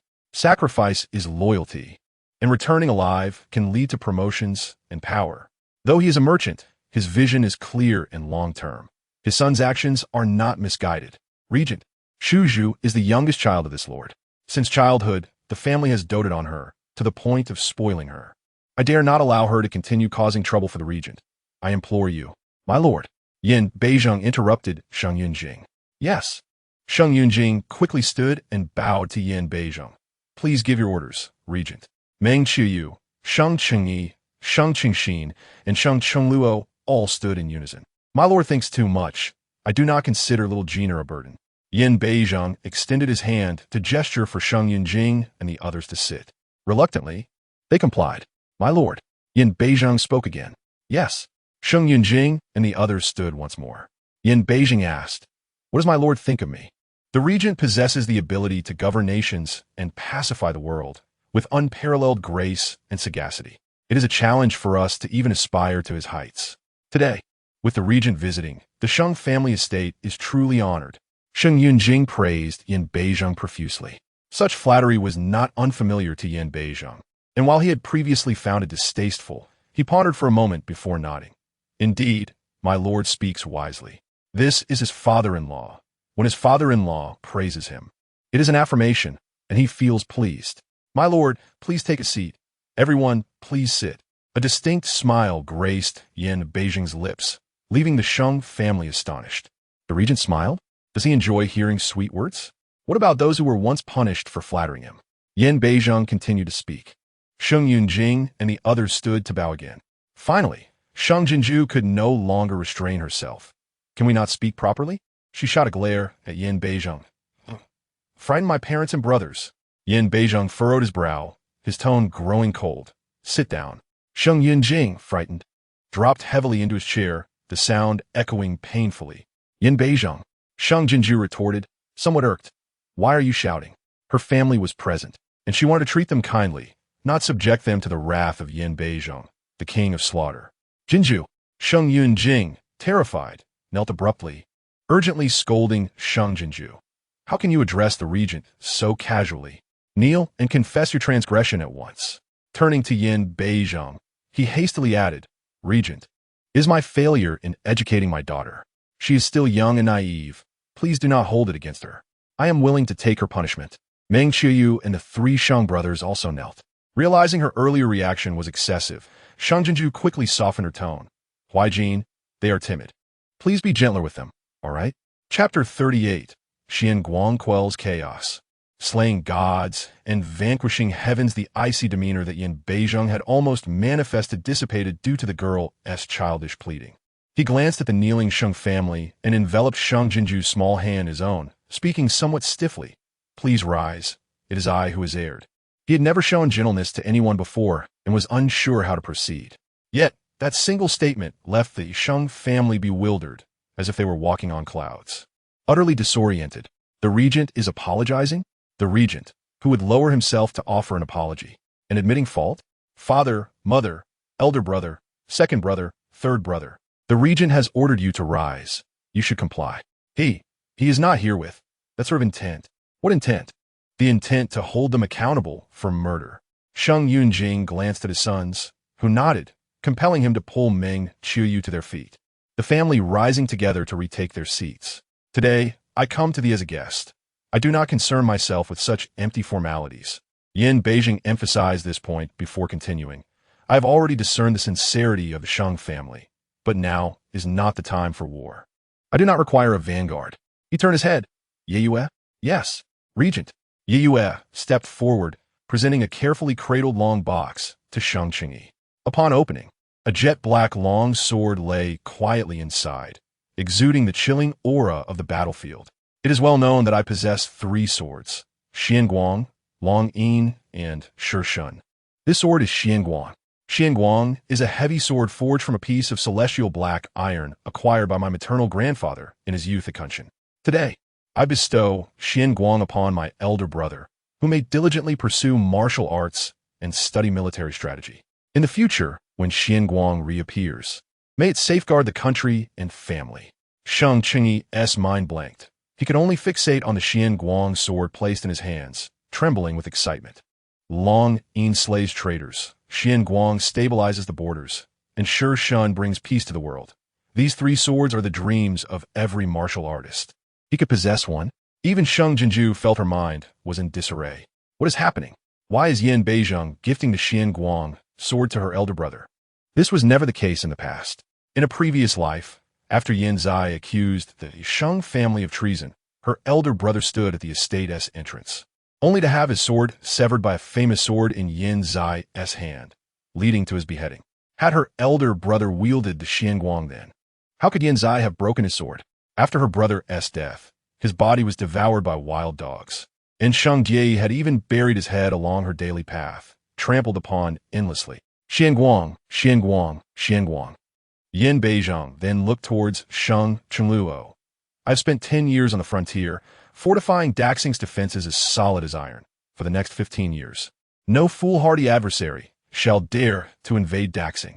Therefore, my third brother can confidently expand his business, enhancing the maritime transport line, extending the Sheng family's commercial territory from Jiangnan to the sea, or even traversing some minor nations in the northwest, reaching further afield.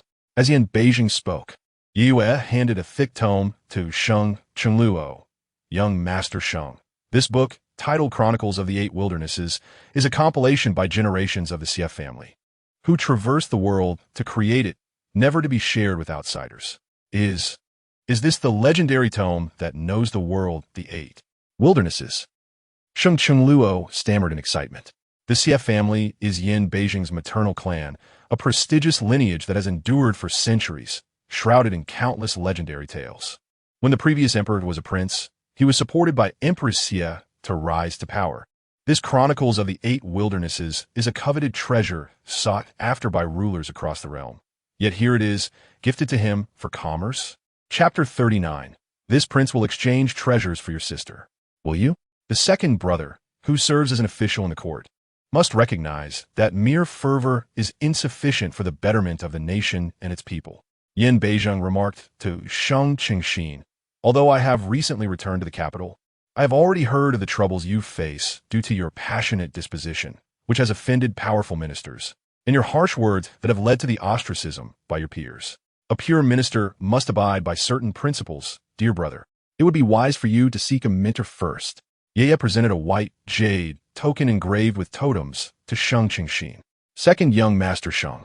This is the entry token to Giga Mountain. With this token, you may directly take Master Gu as your teacher. However, do be warned, Master Gu is known for his strict regulations. Once a disciple is accepted, even if they are an outer disciple, if they fail to meet the requirements, they cannot leave Giga Mountain. The regent was a direct disciple and took 6 months to succeed, while the prime minister of the Yu Kingdom, an inner disciple, took 50 years. Even the regent's senior brother, also a direct disciple, remained within Giga Mountain until his death. The trials at Giga Mountain are renowned across the 4 nations. As for Yin Beizheng, he is a prodigy, but as long as one can emerge from Giga Mountain, they become a pillar of the nation. The prime minister of Yu managed to transform the impoverished Yu into a formidable state in just 5 years, earning the emperor's respect as a father figure, sharing the throne with him. Sheng Jinxiu tightened his grip on the white jade token. If he could become the second prime minister of Yu, he could fulfill the grand ambitions he had harbored since childhood, safeguarding his family from any harm or humiliation. It seemed that this prince's gift had pleased all 3 elder brothers. Yin Beizheng smirked. Then, I shall take your sister with me. With that, Yin Beizheng suddenly bent down and scooped Sheng Jinxiu into his arms, preparing to exit. Sheng Jinxiu felt as if she had plunged into an icy abyss. Yin Beizheng had never intended to let her return home. He had merely brought her back to meet her family, to use her as a bargaining chip. Did he consider her a mere object for trade? Had he placated her brothers with treasures they could not refuse? So, was her worth merely tied to those 3 treasures? It seemed she was indeed valuable, but was this not a form of destruction and humiliation? If her brothers abandoned her, she would have no home. If they sold her, she would lose her brothers. At that moment, Sheng Jinxiu felt her heart wrench in agony, unbearable pain coursing through her. In her previous life, she had burdened the entire Sheng family. She was not unwilling to sacrifice for the family, nor to jeopardize her brother's futures. However, having just been reborn, she yearned to stay at home a little longer to honor her parents and repay her brother's love. But if her brothers desired those treasures, she could. Tears welled in Sheng Jinxiu's eyes, but she held them back, gripping her hands hidden in her wide sleeves, forcing out a few words through gritted teeth. Yin Beizhong. All right, I will. Go with you. Regent. With a thud, Shang Qingyi snapped the sword box shut, the cold gleam of the Xiangui blade imprisoned within. He approached, kneeling before Yin Beizhong and Sheng Jinxiu, offering the box with both hands, coldly stating, "If the regent deems me unworthy to be his vanguard, it is my inadequacy. However, the regent should understand my intent. I beseech you to release my sister. My sister is priceless. No treasure can compare to her. If the regent wishes to exchange the Xiangui sword for my sister, I refuse." Chapter 40. How displeasing it is to compete for possessions. Shang Qingxin knelt beside Shang Qingyi, raising the white jade token high. Without a united family, how can one govern the world? If a family cannot protect its own, how can it defend the masses? I have aspirations to dedicate my blood to the prosperity of Daxing. Even if I meet with constant setbacks, I remain steadfast. I am no sage, and I do harbor personal motives. If I cannot protect my own sister, I am unworthy to serve as an official or to be a brother. Sheng Chengluo, a merchant, directly returned the chronicles of the 8 wilderness nations to Ye before joining his brothers in kneeling. Regent, merchants pursue profit, but my ambition to become a great trader across the 4 nations is merely to seek security in a prosperous world and survival in chaos. To ensure my family lives well. Selling my sister for a mere trade route would tarnish my reputation and cast the regent in the light of coercing virtuous women. I implore you to reconsider. At last, tears could no longer be contained, cascading down Sheng Jinxiu's pale cheeks. Her brothers were the best in the world. Why must they force a confrontation with the prince? Yin Beijing's gaze swept over the 3 Sheng brothers. He seemed to understand why his little Jinxiu was so attached to her family. Simply having these 3 brothers was already a blessing. Yet, the better they were, the more unsettled he became, for it signified that Jinxiu could never belong solely to him. Do you not realize, he spoke, his tone chilling, that anyone who defies my will shall meet a grim fate? Do you dare obstruct me from taking her? Are you not afraid I will sever your heads from your bodies? His voice was as frigid as ice, capable of freezing souls. What to do? He despised competing for possessions, yearning to eliminate these 3 who dared to contest him. But his little Jinxiu was not a trivial object. She was a living being, the one he desired above all else, body and soul. Regent, we 3 brothers are indeed foolish to attempt to impede you. Sheng Qingxin declared, as long as we draw breath, you cannot take our sister, unless you tread over our corpses. Sheng Qingyi added, the Sheng family may not rival your power, nor your grand reputation, but we have our own principles. Even if our family is not as strong as yours, we possess the means to confront you. Sheng Chengluo clenched his teeth, filled with righteous indignation. The youngest, astute in business, yet still grappling with his emotions. Yin Beizhong chuckled, turning to face Shang Jinxiu, then addressing the still-seated Lord Xingyun and Lady Meng Qiuyu. What say you, Lord and Lady? Meng Qiuyu trembled, caught by Xingyun's grasp. Together, they rose. If the regent grants me the chance to survive, Xingyun vowed, I shall live for my wife, and my children shall rest in peace. I will ensure their graves remain in the Duke's residence, guarded for a lifetime. Chapter 41. She is deceiving him. Manipulating his kindness and good nature, Yin Beizhong gazed deeply at Xingyun and Meng Qiuyu before carrying Sheng Jinxiu back to his seat. I am averse to trouble, he stated. I prefer solitude. My father loved hosting banquets. When I was young, he often took me along, claiming that the more people, the merrier. Yet, with a crowd comes complexity. Attending 10 banquets meant facing 10 deadlocks. I detest crowds. I devised means to eliminate a few, and indeed it became quieter. People say I am fratricidal and bloodthirsty, and in truth, they speak correctly. Look around. In this flourishing Daxing, aside from the emperor seated above, have not all those I loathe vanished without a trace? Sheng Jinxiu suddenly pushed Yin Beijing away and knelt before him, pleading, Regent King, my parents and brother have no intention of opposing you. I implore you to forgive them. Despair filled her heart. If you desire me, I shall return to your estate immediately. You may do as you wish with me, and even confine me within the regent's residence for eternity. Jinxiu. Sheng Qingyi raised his head, his gaze fixed on the prostrate Sheng Jinxiu, his heart aching. He knew it was a lie when she claimed that the king of Azura had not bullied her. Little sister, Sheng Qingxin and Sheng Chengluo clenched their fists. Why did the regent king choose their sister? Little Jinxiu, you can no longer hold back. Yet, Yin Beijing seized Sheng Jinxiu's hand, pulling her back into his embrace. To endure until now, little Jinxiu, you truly are remarkable. However, do you know why I have come today? Before Sheng Jinxiu could respond, he added with a smile, to take the lives of your parents and brother? Sheng Jinxiu vaguely recalled that in her past life, she had never seen Yin Beijing smile. He always wore a gloomy expression, dragging her to the bed mercilessly after she erred, like a tempest ready to destroy her. Yet, he always allowed her to breathe, demanding she acknowledge her mistakes and vow to be his in life and death. She once believed he was the most terrifying figure. However, in this new life, she found his smile equally frightening. It was not genuine. His smile brimmed with murderous intent. Yet there was also a hint of pain and grievance. Did he too feel wronged? Huaijin. She steeled her heart, refusing to flinch as she gazed into his profound black eyes. I admit, I fear you. Fear that you will harm me. Fear that you will harm my family. Yin Beizheng instinctively closed his eyes. He should not have tested her. He never intended to. His initial plan was for her to agree to stay by his side. As long as she did not run away, he would not test her further. The Sheng family was quite admirable, causing him to lose his composure and test her once more, only to discover she was deceiving him. When did her acting become so exceptional, so convincing that he almost fell for it? She was deceiving him, trying to soften his heart and gain her freedom. She was deceiving him, hoping to endear herself to her brothers. Once they grew stronger, she would leave him, leaving him behind. He should never have allowed her to leave the regent's residence. He should have confined her until her eyes and heart knew only him. Or perhaps, he should have crippled her, binding her to his side, ensuring she would forever be with him.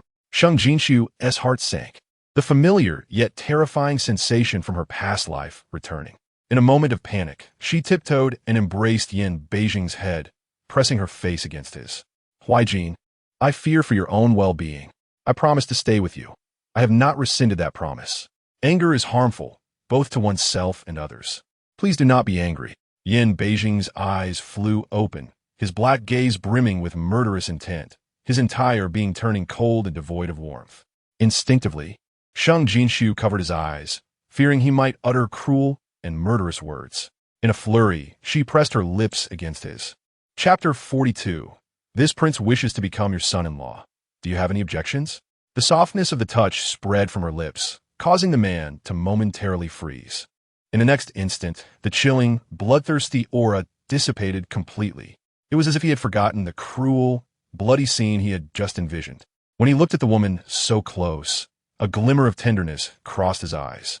Feeling the weight of pressure and coldness diminish, Sheng Jinxiu breathed a sigh of relief. She turned to Sheng Chengyi, Sheng Qingxin, and Sheng Chengluo, raising her voice, eldest brother, second brother, third brother, why are you still kneeling? Please rise. The prince was merely jesting with you. You do not understand. I'm the prince's confidant. He is exceedingly kind to those close to him. If he were truly to harm you, I would be very distressed. He cannot bear to see me suffer. She grasped Yin Beijing's sleeve, her eyes filled with anticipation. Prince, is that not so? Clenching her palm, cold sweat beading, she gazed at him with hopeful eyes. Yin Beijing had regained his clarity. Given his nature, he would typically deny it outright. He genuinely wished to eliminate the entire Sheng family and take Sheng Jinxiu away. However, seeing the glimmer of hope in her eyes, he changed his words. Treasures are rare. Loyalty and affection are even rarer. Rise, all of you. Regent King, my little sister. Sheng Qingyi did not rise.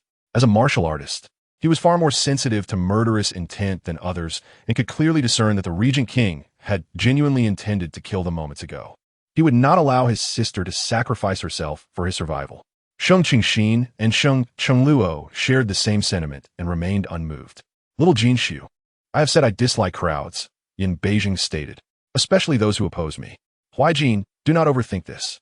My parents and brothers do not wish to oppose you. They merely favor me. A slender finger pressed against Sheng Jinxiu's lips. Sure, Yin Beijing said, Little Jinxiu, do you know that the more you speak, the more likely you are to err? Sheng Jinxiu's eyes widened in protest, filled with grievance and innocence. Yet this only stirred the darkness within the man's heart. Yin Beijing felt a stirring in his heart, his mind involuntarily conjuring images of pressing her down and dominating her on the bed. He could not help but pull her back into his embrace once more. In light of your somewhat satisfactory reasoning, I shall trust you one more time. Lord Yong'an, while I do not favor crowds, I will acknowledge those who treat my little Jinxiu well. Sheng Jinxiu looked at Yin Beijing, momentarily perplexed by the implications of his words. Lord Yong'an, I wish to become your son-in-law. Do you have any objections? Yin Beijing stated plainly. What? Sheng Jinxiu's expression changed dramatically. For a prince to become a son-in-law is a privilege reserved for the family of the rightful consort. Moreover, the regent king was not an ordinary prince. At times, his influence surpassed even that of the emperor. Yet, the regent king proclaimed, he wished to become his son-in-law. Your objections are irrelevant. I am not consulting you. Yin Beijing continued. Lord Yong'an, your daughter Sheng Jinxiu is quite exceptional. Over the years, she is the only one I have set my sights upon. The one I desire must marry her, whether you wish for it or not. Originally, he intended to keep her within the regent's residence, unwilling to return her to them. However, although he did not adhere strictly to conventions, he did not wish for her to be criticized. Let it be thus. From this day forth, little Jinxiu shall remain in the Sheng family awaiting marriage. I have come today to formalize this engagement, and upon my return to the estate, I shall prepare a betrothal gift. Once the auspicious date for the wedding is determined by the Bureau of Astronomy, I shall discuss the wedding arrangements with everyone. Chapter 43. The things the brothers desired, the regent king has accomplished thus. The grand gift sent by the regent king was not only a test of whether the three brothers were worthy of such a gift, but also a betrothal gift from the regent king. Sheng Jinxiu was the first to react, voicing the questions that lingered in the hearts of the three brothers. Yes, Yin Beijing replied. Second brother, you may interpret it thus. Sheng Jinxiu then realized that Yin Beijing had referred to him as second brother. Previously, when Sheng Jinxiu mentioned that Yin Beijing had called him eldest brother, he and Sheng Jinxiu had been skeptical. But at this moment, he clearly heard Yin Beijing address him as second brother. He recalled that when Yin Beijing had given him the Giga token, he had also called him second brother. But he had been too focused on the token to notice. Eldest brother, third brother, rise. Sheng Jinxiu urged, helping Sheng Jinxiu and Sheng Jinxiu to their feet before they assisted Sheng Jinxiu back into his seat. Father, mother, and my three elder brothers, I understand that this matter might come as a surprise to you. Sheng Jinxiu began, it is my fault for not consulting you beforehand. However, you all know my temperament. Had I been unwilling, I would have created quite a tumult. She cast a sidelong glance at Yin Beijing, observing that he showed no signs of displeasure before continuing. The regent may be somewhat aloof and disinclined to provide explanations, leading others to speak ill of him. Yet, he commands great military power without overstepping his authority. Renowned across the four nations, yet devoid of arrogance. Is he not vastly superior to those who, having done but a modicum of good, demand to be venerated as deities, while employing unscrupulous means to ascend to high positions, masquerading as virtuous yet harboring malice within? My eldest brother speaks of loyalty to the throne and willingness to die on the battlefield. At 23, he stands amidst the splendor of the imperial capital, gazing towards the borderlands with heroic spirit. Yet, the regent, lacking even the stature of a horse, has fought valiantly, transforming from a child into a legendary warrior. What my brother aspires to achieve, the regent has accomplished. My second brother asserts that in times of peace, we seek security, and in chaos, survival. Why prioritize peace over survival? It is merely because the days of constant fear we endured in our youth are long gone. After the death of the late emperor, when the capital was drenched in blood, our family faced threats from noble families and royal kin who conspired against us, forcing my father to dismantle the gates of our estate to demonstrate that the Sheng family would not engage in covert plots. Despite this, we could not prevent the delivery of so-called betrothal gifts, which sought to reduce me, an innocent child, to a mere concubine, as my humble origins deemed me unworthy even of that status. How ironic that even to be a lowly concubine, several sought to claim me, as they bared their fangs at the Sheng family, almost eager to tear me apart. At this point, Sheng Jinxiu's emotions began to swell. At that time, everyone believed she was merely frightened, but with the mindset of an adult, she was far from simply scared. She understood the terrifying grip of imperial power that could consume a life entirely, leaving no trace behind, and this knowledge haunted her with nightmares for many days. Eventually, she fell ill with a high fever, losing all memories of that year spent in sickness. Fortunately, those who sought to claim her did not succeed. That year, the regent, still perceived as a child by many, emerged from the Ghost Valley, wielding iron-fisted measures to suppress chaos, ensuring no further disturbances. He showed benevolence to the common people, extracting not a single thread from their garments. He sought not high office for himself, but staunchly supported the current emperor's ascension, leading troops to quell external turmoil. And thus, after a decade, the dark and bloody days gradually receded. The era of prosperity for the Sheng family and all of us slowly arrived. My third brother contends that if a family does not protect its own, how can it safeguard the populace? Had the turmoil of those years lingered even a moment longer, the Sheng family would have long ceased to exist. Is it not true that the regent has safeguarded the Sheng family and the imperial capital over the past decade with internal stability and external peace? He has also protected countless citizens of the Sheng. Upon hearing Sheng Jinxiu speak thus, Sheng Qingyi, Sheng Qingxin, and Sheng Qinglu all felt their eyes welling with tears. They rose and bowed deeply to Yan Beizhong, whose gaze remained fixated on Sheng Jinxiu, seemingly unperturbed. Yet, his rigid posture and clenched fists betrayed his emotions. Father, mother, elder brothers, I once relied on your affections, cultivating a spoiled and extravagant disposition. Blinded by the false glamour before me, delighting in the facade of the second prince, a mere hypocrite. It was only after betrayal and exploitation that I awakened to what I truly ought to do and what I genuinely desired. The regent is indeed a remarkable man. He protects the Sheng, its people, and me. He does not disdain my humble origins, nor does he mind my lack of knowledge in poetry and propriety. He is not deterred by my plain appearance. He wishes to marry me, and I too wish to wed him. I implore you, father, mother, and my 3 elder brothers, to bless our union. Sheng Jinxiu had truly come to terms with her feelings. In her past life, she had vowed to repay Yan Beizhong. Though she had not envisioned a lifelong bond, he would not let her go, and her family thrived under his protection.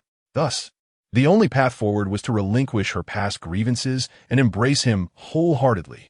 After all, aside from his relentless pursuit of her against her will, he had not wronged her in any other way.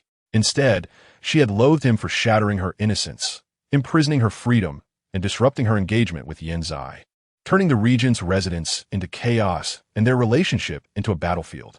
Yet, at the outset of this life, she had severed ties with that ill-fated romance, beginning a gentle association with Yan Beizhong. Would not everything be different? She aspired to be a fitting regent's consort, safeguarding her parents and kin, enabling her 3 brothers to pursue their grand ambitions. She would treat Yan Beizhong with kindness, striving to revive the innocent child lost within her. As for her true enemies, they would pay for their blood debts, suffering far worse than death.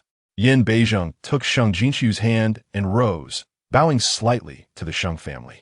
Jina is exceptional. I wish to marry her for life and beyond. I ask for the blessings of my father-in-law, mother-in-law, elder brother, second brother, and third brother. His Jina, so wonderful, even in forgetting him, understood him deeply.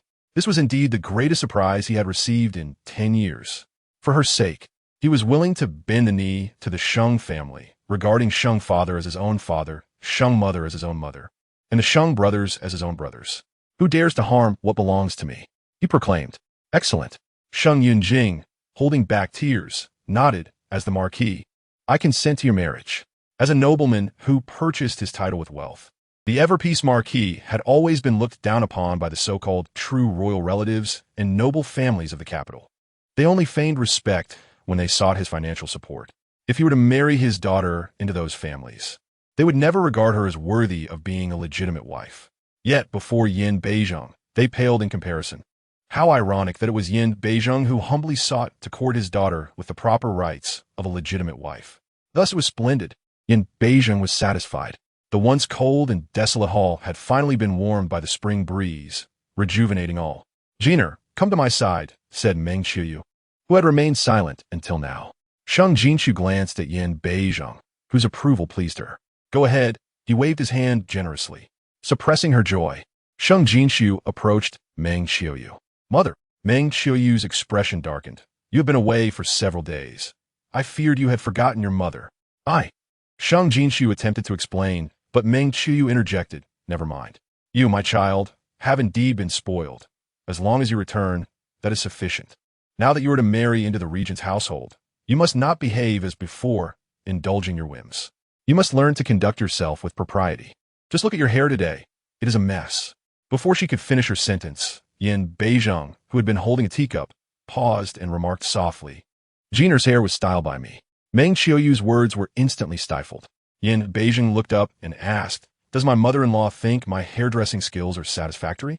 His tone was undeniably gentle, yet Meng Qiuyu trembled in fear and hurriedly replied, "Yes, of course." She even forgot to inquire why Yin Beizheng had encountered Sheng Jinxiu in such a disheveled state.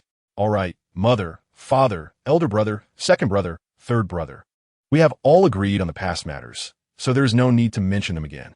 Whether I remain at home waiting to be married or enter the regent's residence, I will forever be your daughter and your sister. We have plenty of time as a family. However, since the prince is unfamiliar with the residence today, I would like to accompany him around and then invite him for dinner at our home. Is that acceptable?" Of course, of course." Sheng Yunjing was the first to express his agreement, turning to Meng Qiuyu. "Madam, could you please see to the kitchen?" "Certainly, I will attend to it immediately," Meng Qiuyu replied, rising to leave. Just as she took a couple of steps outside, Yin Beizheng suddenly called out, "Wait." His previously gentle demeanor shifted abruptly to an icy coldness. The Sheng family members, who had just relaxed, were now tense once more. Sheng Yunjing assumed that Yin Beizheng was displeased with Meng Qiuyu handling the lunch on her own, and he stood up. I shall go to the kitchen myself." Yet, Yin Beizheng seemed to disregard his words entirely, springing from his seat and striding over to Sheng Jinxiu, gripping her chin and turning her left cheek to face him. In an instant, a murderous intent radiated from him. "Who struck you?" At that moment, the red imprint on Sheng Jinxiu's delicate left cheek was particularly chilling. "Your Highness, I am fine," Sheng Jinxiu protested, pulling away from his grasp to hide her face. She had been cautious to conceal that side of her face until she was beside her mother and momentarily forgot. But Yin Beizheng held her tightly, not allowing her any chance to evade. His tone grew colder. "I ask again, who struck you?" Sheng Yunjing felt his body stiffen, his palm burning with heat. He had previously believed Sheng Die's words, thinking that while his daughter was infatuated with the second prince, she was also mingling with other men and had bullied Sheng Die upon returning. In his fury, he had slapped his daughter without discernment. This slap had been utterly unwarranted, and he regretted it deeply. He intended to fetch ointment for her from the physician once the regent had left, but now the regent had witnessed everything. "This is my fault. Huai Jin," Sheng Jinxiu explained, touching her injured face. "It was merely an accident, but it hurts now. Could you refrain from being angry? When you get angry, I feel even more wrong. I wish to return to my courtyard. Will you come with me? I have ointment for external injuries in my room. Would you help me apply it?" This man had an overwhelming possessiveness. He had marked her as his own, and no one else was permitted to touch what belonged to him. She surmised that her face was among those possessions, hence his fury. If he were to discover that her injury was caused by her father, he would surely retaliate against him. Yet, if she sided with her father, it would only further displease him. This was her last resort. If her previous assumptions were correct, then her pain was perhaps more significant than his anger. "Huai Jin, my face feels like it's on fire, hurts and itches, and I feel a bit dizzy." She nestled into his embrace, her demeanor pitiful. She hoped fervently that her guess was right.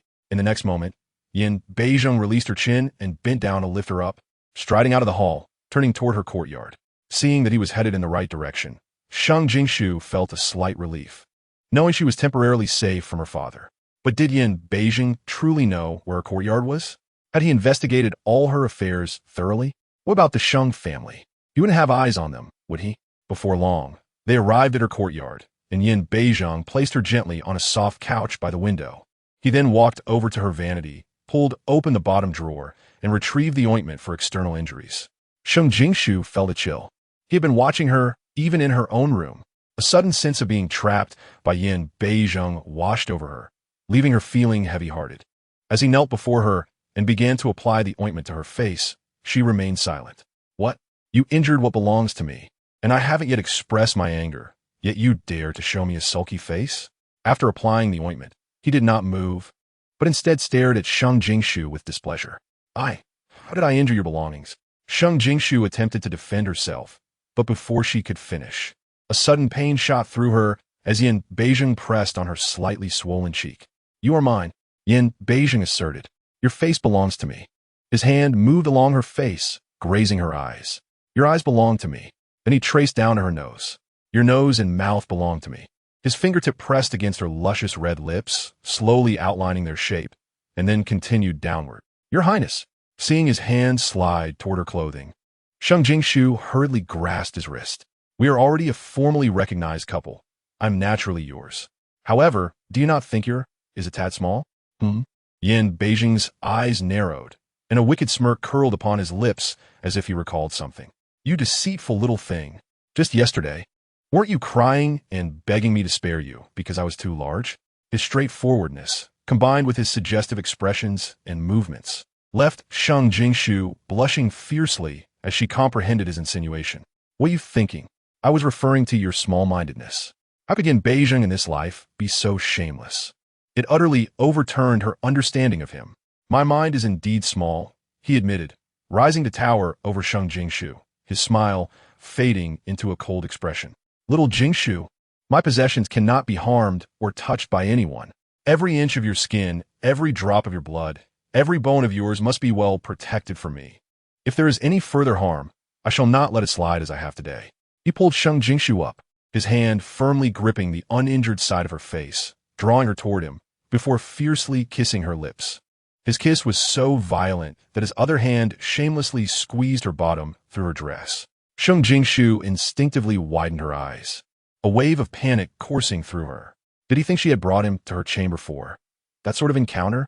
She felt her legs weaken, and she even forgot to breathe, until the sensation of suffocation threatened to overwhelm her, nearly causing her to faint.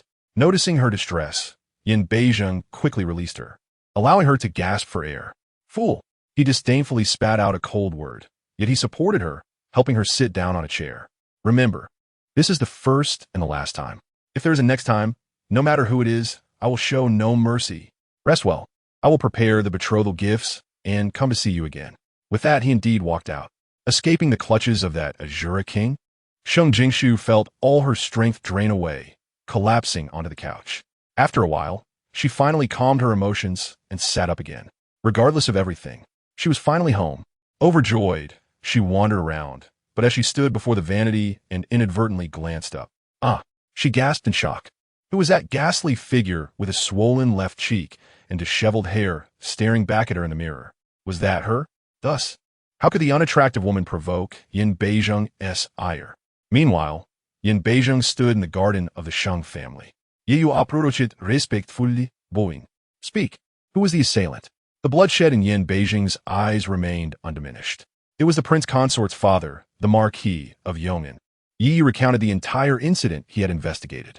Very well. Yin Beizheng twirled the prayer beads in his hand and spoke indifferently. After tomorrow's grand court assembly, instruct the emperor to invite the Marquis of Yong'an to dine. Let him partake in river shrimp for lunch and be larvae for dinner, and impart a lesson to my father-in-law about the dangers of traveling at night. Chapter 48. A lesson from my father-in-law, the perils of night travel. Yi felt an icy chill down his spine. The Marquis of Yong'an was allergic to both river shrimp and bee larvae, a fact he had uncovered. Just the river shrimp alone could cause the Marquis to break out in painful rashes. Adding bee larvae into the mix, coupled with the threat of a beating during a night journey, his master clearly intended to take half the Marquis's life. My lord, you have promised the princess not to pursue this matter further. If you were to bring her back to the residence, would this treatment of the Marquis not be inappropriate? Yi swore he bore no sympathy for the Marquis, unlike Yi Ming, who believed that as long as their master was a formidable warrior commanding respect across the lands, it sufficed. Yi felt his master was too cold. A touch of warmth will be preferable. The princess seemed to be the sole hope of warming his heart. I did indeed promise the princess. Yin Beijing suddenly chuckled. Yiyu, do you believe I have done something wrong? It was the emperor who invited my father-in-law to partake in river shrimp and bee larvae. As for teaching him the dangers of night travel, why not let you take on that task? Yiyu's eyes widened in disbelief as he gazed at Yin Beijing. Was this truly their formidable and bloodthirsty master? No, no. Their master should strategize and command with an imposing presence, not resort to such petty schemes. Then let it be you, Yin Beijing ordered. Strike cleverly. Do not break any bones and leave no trace. Focus on the face. He took graceful strides, walking away. Stop, my lord. Yiyu hurried after him. Your Highness, this task is of utmost importance. Perhaps it would be better if Yi Ming handled it. Sheng Jinxiu personally went to the kitchen to arrange the luncheon. However, after everything was meticulously arranged, he was informed that the regent prince had already departed. Standing at the kitchen door, his hand trembled slightly after slapping Sheng Jinxiu. With his keen merchant-s instinct, he sensed he had offended the regent prince. Thus, on the following day, when the emperor first bestowed a royal meal, he looked at the large bowl of river shrimp before him, wearing a smile, while his heart was filled with sorrow as he consumed it. Later, when the emperor granted the evening meal, he sat expressionless, his face covered in rashes as he again ate without complaint. On his way home, when he was ambushed and beaten, he remained silent, instead letting a few chuckles escape. The regent prince had spared his life, which meant he truly recognized him as a father-in-law. He had struck Jianshu, and the regent prince had retaliated against him all day long. Indeed, the regent prince had taken a liking to Jianshu. Henceforth, with the regent prince's protection, who would dare to bully his Jianshu? Who would? Yet someone dared. Sheng Jie, feeling secure for merely 2 days, knelt before Meng Qiuyu. Aunt, I was bewitched and stole my sister's man. I am lower than a pig or dog, unworthy of your care and expectations. I deserve to be punished to the utmost to repay your immense grace and compensate for my sister's loss. But aunt, please believe me, I was not threatening you with the child. I am genuinely filled with remorse. Aunt, I arrived at the Sheng family at the tender age of 6, and you raised me as your own. Even if you do not believe me, you should trust that the child you nurtured cannot be so vile. Aunt, I admire my sister's pursuit of the second prince, and I thought I could follow suit. I was mistaken. I overestimated myself. I am not a biological daughter of the Sheng family. I am unworthy of the same noble unions as the daughters of the Sheng family. Chapter 49. Distorting truth. She is a master Die. Do not speak in such a manner. Meng Qiuyu frowned, feeling a sense of discomfort.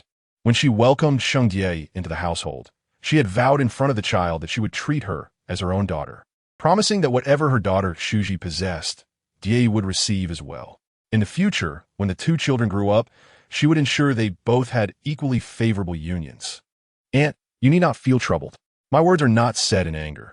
This is truly how I feel. Sheng Jie's pale face was streaked with tears, exuding an abundance of sorrow. Had I not conceived this child, I would seek a solitary place to quietly end my life. Yet, aunt, I acknowledge all my faults. But my child is innocent. With that, Sheng Jie prostrated on the ground, knocking her head repeatedly.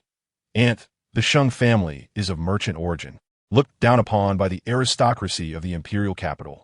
You understand this well. If I were to enter the second prince's residence without a proper identity, my child would be even more despised than I. I implore you, have pity on this child, and do not let them enter this world only to be scorned and harmed. Sheng Jie's intentions were clear. She wished for Meng Qiuyu to acknowledge her as a daughter, seeking the status of a Sheng family heiress. Meng Qiuyu glanced at Sheng Jie's belly, feeling a twinge of compassion. How far along is the child? Almost 3 months, Sheng Jie replied. I discreetly consulted a physician who said that at 3 months, the child would begin to move. And it has come to this.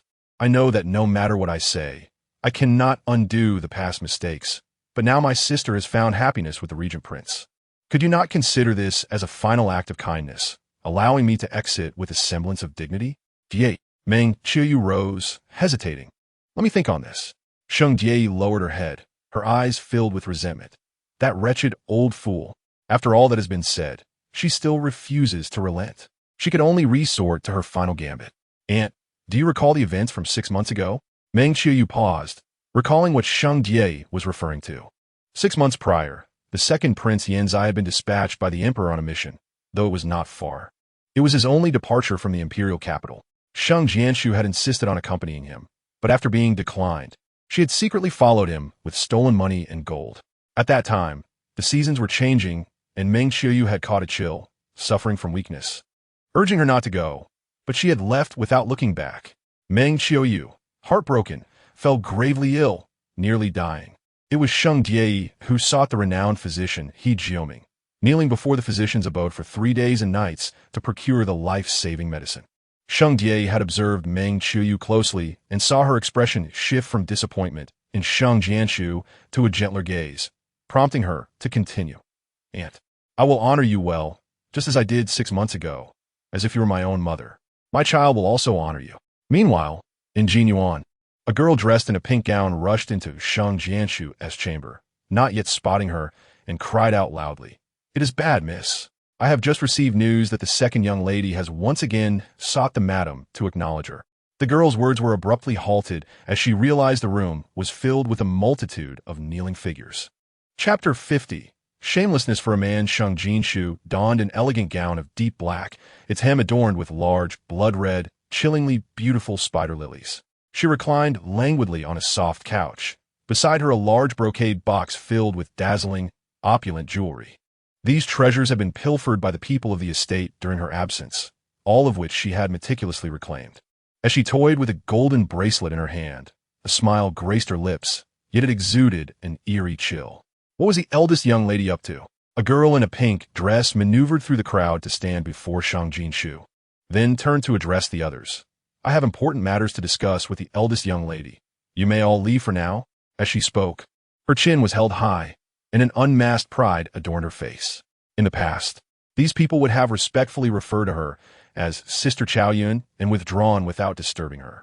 Yet today, after waiting for some time, none of the kneeling figures stirred.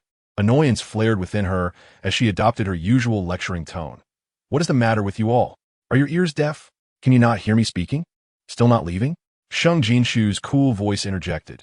"They remain because their master has not commanded them to depart. And you?" She chose not to finish her sentence, continuing to twirl the gold bracelet in her hand, her gaze sweeping over the crowd until it landed on a girl in tattered gray clothing in the far corner. In her courtyard, there were 32 servants, 10 in the outer courtyard, 10 in the inner courtyard, and 8 in the small kitchen.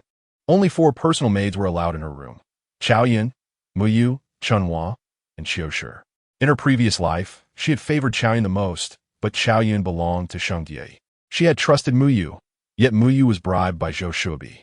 Chunhua had been a source of sympathy for her, having been separated from her family at a young age.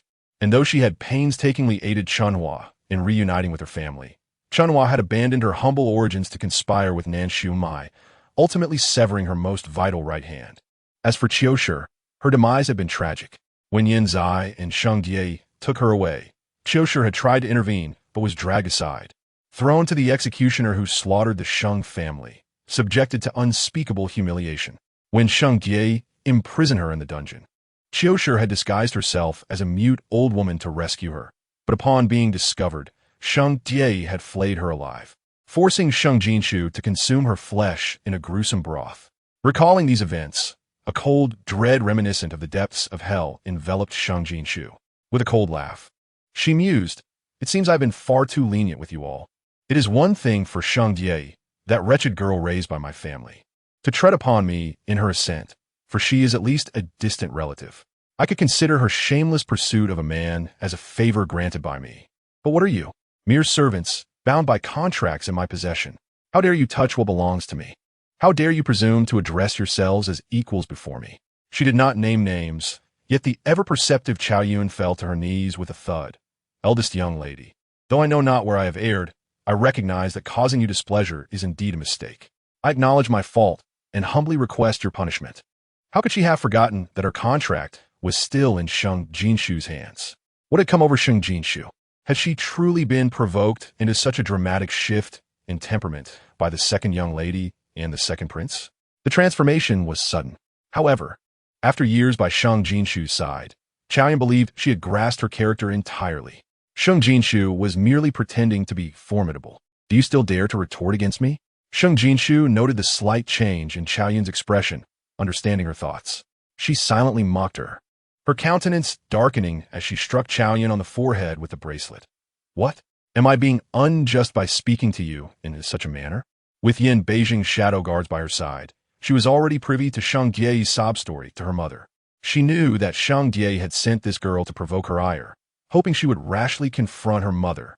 At that point, Sheng Jie would only need to sow discord between her and her mother, who was likely to make a grave error in judgment. Chapter 51. Words that spill forth are lies. She would settle accounts with Sheng Jie. But before that, she would first teach a lesson to those treacherous souls within her courtyard. Qiao Yun, I see you have grown quite bold. This is simple enough. I shall summon a broker to sell you off, allowing you to seek a more affluent master. Qiao Yun's face drained of color. Was Sheng Jinxiu serious? Eldest young lady, I was wrong. Please do not sell me away. She had betrayed Sheng Jinxiu, aligning with Sheng Jie to gather intel against her, believing that by siding with Sheng Jie, she would secure a better future. Yet, as a servant in the capital's noble families, who could deny that the servants of the Yongan Marquisate lived the most luxurious lives? Their master was wealthy, and the maids wore attire finer than those of ordinary young ladies. The family was gentle, with neither the Marquis nor the Marquisess, nor the young masters or young ladies, indulging in the cruelty towards their servants. Yet if she were sold to another household with a harsh master, that life was beyond her imagination. Eldest young lady, I only wish to remain by your side, serving you as a maid for a lifetime. Oh, for a lifetime, you say? Sheng Jinxiu's lips curled into an enigmatic smile. Such words, spoken so readily, I cannot take seriously. You have erred, thus you must accept your punishment. From this day forth, you shall take over Qiushi's duties while I summon Qiushi to attend to me. What? Qiao Yun gazed at Sheng Jinxiu in disbelief. 3 months prior, Qiushi had offended the eldest young lady and was relegated to a third-tier maid in the inner courtyard, punished to clean the latrines. To exchange places with Qiushi was akin to sending her to suffer. Eldest young lady, you forget that Qiushi spoke indiscreetly before you, disparaging the second young lady and the second prince. I am well aware of what Qiushi has said. Sheng Jinxiu interjected. That is precisely why I am promoting her again, because she spoke the truth. Sheng Jie and Yin Zai are nothing but scheming wretches. Qiushi was astute enough to perceive their underhanded dealings and caution me against being blind. Yet I misjudged her. What?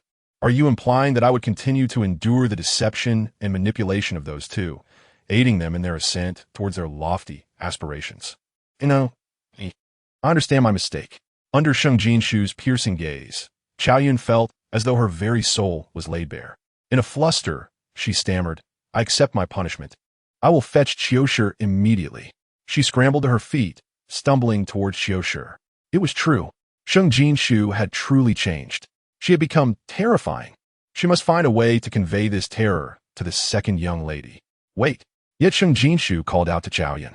A flicker of hope ignited within Qiao Yun, believing Sheng Jinxiu had reconsidered her demotion, only to hear her coldly declare, Qiao Yun, remember this. All of you must understand that my parents have borne only one daughter, and the Yongan Marquisate has but one precious young lady. From this day forth, anyone who dares to address me as eldest young lady or refer to Sheng Jie as second young lady shall be expelled from the Yongan Marquisate. It is precisely because of these individuals' reckless proclamations that outsiders believe there are 2 young ladies in the Yongan Marquis mansion. This misconception has allowed Sheng Jie to don a fade of propriety, igniting her avarice and driving her to climb the social ladder by any means necessary. Chapter 52. They had once been on her bed. Did you all hear that clearly? Sheng Jinxiu's sharp rebuke sent shivers through the entire room, leaving the responses in disarray. Yes, we obey the young lady's command. Young lady, we shall follow your orders. Indeed, I acknowledge my faults. Sheng Jinxiu waved her hand dismissively. Qiushi, stay. The rest of you shall face your punishments, while those who have tasks must see them through. She had no intention of driving these people away.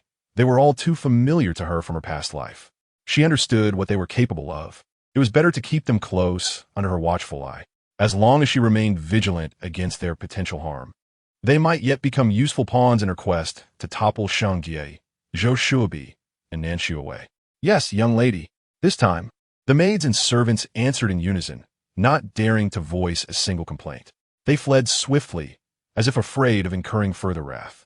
Indeed, the young lady's eyes are truly opened, and with her deep ties to the regent, the tides at the Yeoman Marquis mansion are about to change. They must never again grow complacent or engage in underhanded dealings. Soon, only Sheng Jinxiu and Qiusha remained. Qiusha's eyes sparkled with excitement and joy. Yet she kept her head bowed, kneeling obediently. "Qiusha, rise." Sheng Jinxiu stood and approached, helping Qiusha to her feet while offering an apology. "I was wrong before, unjustly accusing you and causing you distress. I'm sorry. Young lady, Qiusha lifted her head, tears brimming in her eyes, but quickly lowered it again, shaking her head vigorously. "I did not feel wronged. During the Great Famine, had you not risked your life to rescue me from the hands of the refugees, I would have been devoured by them long ago. You also retrieved my mother and brother's remains and ensured they were buried with dignity. You provided me shelter and enough to eat, even granting me a name. Every kindness you have shown, I have etched in my heart. I swear to repay your immense grace. Whatever you ask of me, I shall do, without a hint of regret." As Qiusha spoke, her voice choked with emotion. "Young lady, I may be foolish, but my heart is true to you. The reason I spoke those words earlier was that I witnessed the second prince and Miss Ye entwined in your chamber, even on your bed. Young lady, I found their behavior utterly intolerable.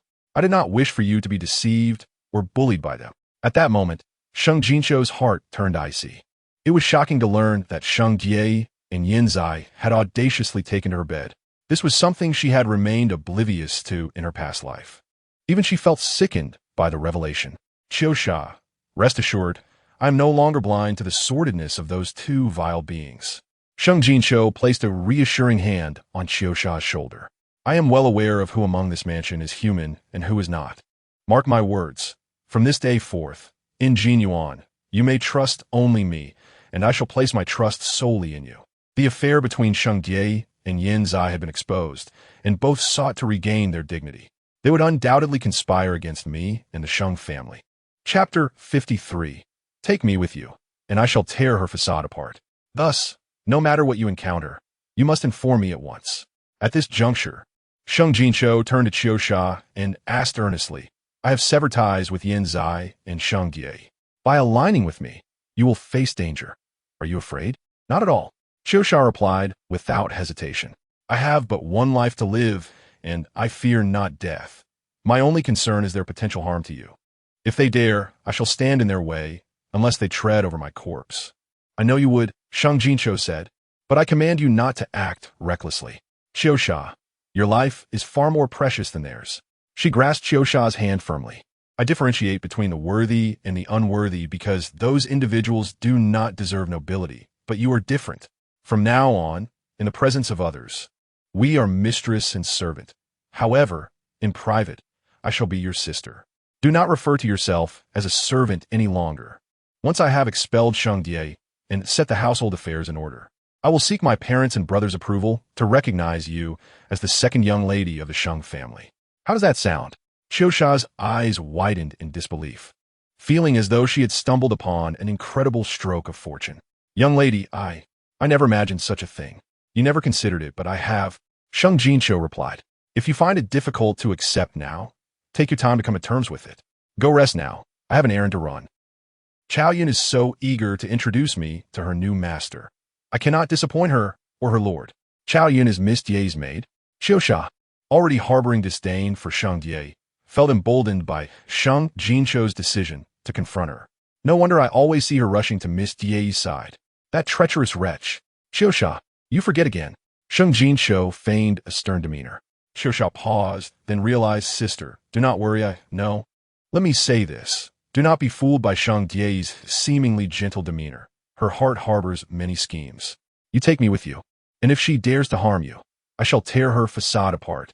Though Qiusha's address was chaotic, Sheng Jinxiu understood that such habits would not change overnight, and chose not to correct her. After a moment's thought, she nodded. "Very well, let us go. Change into something splendid. In this life, not only must she grow stronger, but Qiusha must also gain strength. Only then could they trample upon those who had once humiliated them." Qiusha quickly returned in a beautifully adorned outfit. Sheng Jinxiu took her out and called for Chaoyan. "What were you so eager to tell me earlier?" "Ah, young lady, I have learned that Miss Day seeks to persuade the matriarch to recognize her as the second daughter of a Yong'an marquis mansion. What? Before Chaoyan could finish, Sheng Jinxiu raised her hand and struck her across the face. Why did you wait until now to mention such an important matter? With a resounding slap, Chaoyan fell to the ground, bewildered and enraged. Young lady, you. Another slap followed. Get out. Sheng Jinxiu rubbed her stinging hand. Qiusha, come with me to see my mother. With that, she stormed out of Jinyuan. Chaoyan, dazed from the blows, gradually regained her senses. Clutching her painfully burning face, she glared at the retreating figures of Sheng Jinxiu and Qiusha, her eyes brimming with malice. Go ahead. Hurry along. Once you reach the matriarch, let us see how Miss Day teaches you a lesson. Chapter 54. She is young. You should yield to her. Sheng Jinxiu encountered Meng Qiuyu, Sheng Yunji, and Sheng Jie in the family ancestral hall. Sheng Jie knelt before the ancestors of the Sheng family, sincerely repenting her wrongdoings, her demeanor one of utmost contrition. Mother, I have heard that you intend to recognize Sheng Jie as your second daughter. Surely, you must believe she is your true daughter? After all, the ancestors of the Sheng family would never wish to acknowledge a descendant who repays kindness with enmity. Sheng Jinxiu's icy words cut through the air. On her way to address this matter, she had repeatedly urged herself to remain calm. Yet, she had never anticipated that Sheng Jie would stage such a recognition in the ancestral hall of the Sheng family. The beast who annihilated the entire Sheng family. How could she dare to stand before the ancestors of the Sheng clan? Sister, how can you speak to mother in such a questioning tone? Sheng Jie immediately stood up and rushed forward to pull Sheng Jinxiu. I understand that you resent me because the second prince only favors me. But sister, harboring hatred towards me will not change the fact that mother has always favored you. Please do not take your anger out on her, and do not disturb the spirits of our ancestors in the Sheng family shrine. As she spoke, she reached for Sheng Jinxiu's hand. Sheng Jinxiu, filled with disgust, stepped back, yet Sheng Jie hurriedly followed, grasping at the sleeve of Sheng Jinxiu's garment. Get away. Sheng Jinxiu knew that Sheng Jie's approach was intentional, yet that did not prevent her from shaking her off. Indeed, with merely a flick of her sleeve, Sheng Jie stumbled to the ground, her voice rising sharply. Sister, how would you push my stomach? Meng Qiuyu, witnessing this, felt a pang of concern and rushed to help Sheng Jie up. Leveraging Meng Qiuyu's support, Sheng Jie stood up, and from a perspective unseen by both Meng Qiuyu and Sheng Yinqing, she shot Sheng Jinxiu a triumphant and provocative smile. In an instant, she retracted the smile, speaking softly to Meng Qiuyu. Mother, please do not worry, I am fine. I have wronged my sister. No matter how she treats me, I will accept it. However, I kindly ask mother to persuade my sister not to harm my child. He is innocent. Jinxiu.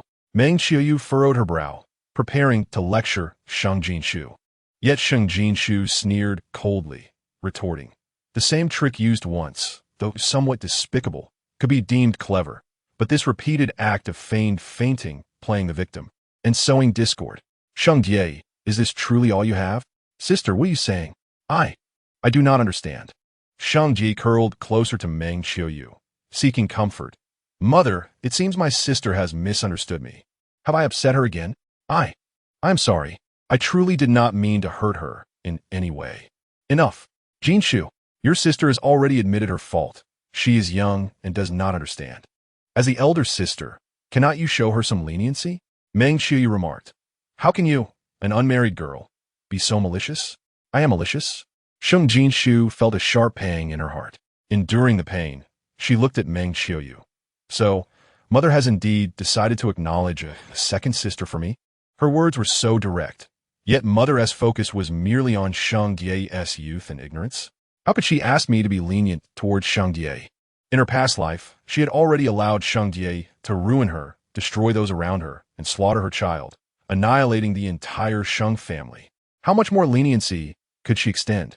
The hatred etched into her soul seeped through her veins, and before Meng Qiuyu could respond, she turned her gaze to the downcast Sheng Yinqing. Is this also your decision? Father? Your father has already agreed, Meng Qiuyu stated. Jinxiu, I understand that the second prince's matter has wronged you, but you are about to enter the residence of the regent. Please be more forgiving and do not hold grudges against your sister. Huh. Sheng Jinxiu let out a cold laugh. What if I choose to hold her accountable? Chapter 55. The weak only need to cry to be justified. Does mother not know that I have suffered grievances? Why should I not be allowed to hold her accountable? She is young. Just because she snatched someone else's fiancé, she is excused for her ignorance? She feigns a frail demeanor, and that makes her pitiable and justified? Before her sordid affair with Yan Zai was exposed, she deceived me, betrayed me, and manipulated me. She is filled with malice, with a heart as venomous as a serpent, and I am expected to remain oblivious to her schemes. Now that her sordidness is revealed, she wishes to conceal it with a mere act of weeping, demanding my forgiveness? Mother, is it true that as long as one cries, you will grant whatever they desire? Then, Sheng Jinxiu stepped forward, her finger pressing against her heart. I am also crying. My heart is bleeding. Do you hear me? Do you see it? She was unaware of the means by which Sheng Jie had convinced her mother to acknowledge her. However, if it was through this pitiful act of crying, she could do that too. I am curious. What despicable reasoning did Sheng Jie employ to persuade mother to accept her as a daughter? And how did mother compel father to agree as well? Meng Qiuyu's complexion turned pale. What nonsense are you spouting? I did not pressure your father. You certainly did not pressure him. You merely wept before him, portraying your pitiful sister's plight, lamenting how difficult it was to retain a sliver of bloodline. And you felt that failing to assist would be a betrayal to your deceased sister. How many times in the past has mother sought to provide Sheng Jie with better than what I received, always employing such tactics? Yet does mother truly understand that her kindness towards Sheng Jie, once she gained power, led to the slaughter of the entire Sheng clan, with her being the first to strike? She did not know. She was unaware of the depths of Sheng Jie's cruelty, cruel enough to kill her, then sit upon her corpse, trampling her face while relishing in the slaughter of the rest of the Sheng family. Jinxiu, speak less. Sheng Jinxiu raised his head. Your mother. She is merely kind-hearted, a bit too soft-hearted. Yet that does not equate to being kind to a wolf. Sheng Jinxiu retorted sharply. Seeing Sheng Jinxiu's face covered in rashes and bruises, her heart jolted. Suddenly recalling something, she stepped forward, retrieving a white jade vial from her pouch, pouring out a pill and offering it to Sheng Jinxiu. Did he get it? The emperor hosted a banquet, accidentally consumed something he should not have, and suffered an allergic reaction, losing his footing and falling. Sheng Jinxiu swallowed the pill without hesitation, lying, the emperor. Mother, it is my fault. I cannot gain my sister's forgiveness. Sheng Jie, noticing Sheng Jinxiu's focus shifting to Sheng Jinxiu, felt displeased and dragged the conversation back. Otherwise, I will renounce my status as the second miss of the Sheng family. I truly do not wish for this identity. It is only because my child. He is so pitiful. What is pitiful about that lump in your belly? Sheng Jinxiu turned her head, coldly stating, that is merely the consequence of your sordid entanglement with Yan Zai. If anyone is to be pitied, it is your child whom you have brought misery upon, and it has nothing to do with our Sheng family. The young lady is correct, Qiushu remarked. Miss Jie, you clearly wish to ascend by stepping on the Sheng family, yet feel it is not enough. You want the Sheng family to provide you with wings to soar even higher. Sheng Jinxiu cast a satisfied glance at Qiushu. How astute of her to articulate such sentiments. No, that is not what I mean.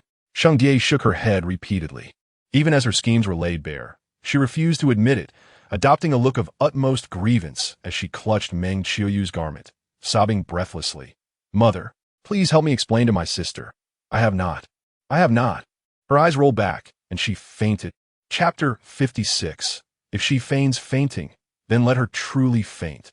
Meng Qiuyu was alarmed and hurriedly embraced her, crying out, Die, are you all right? Wake up.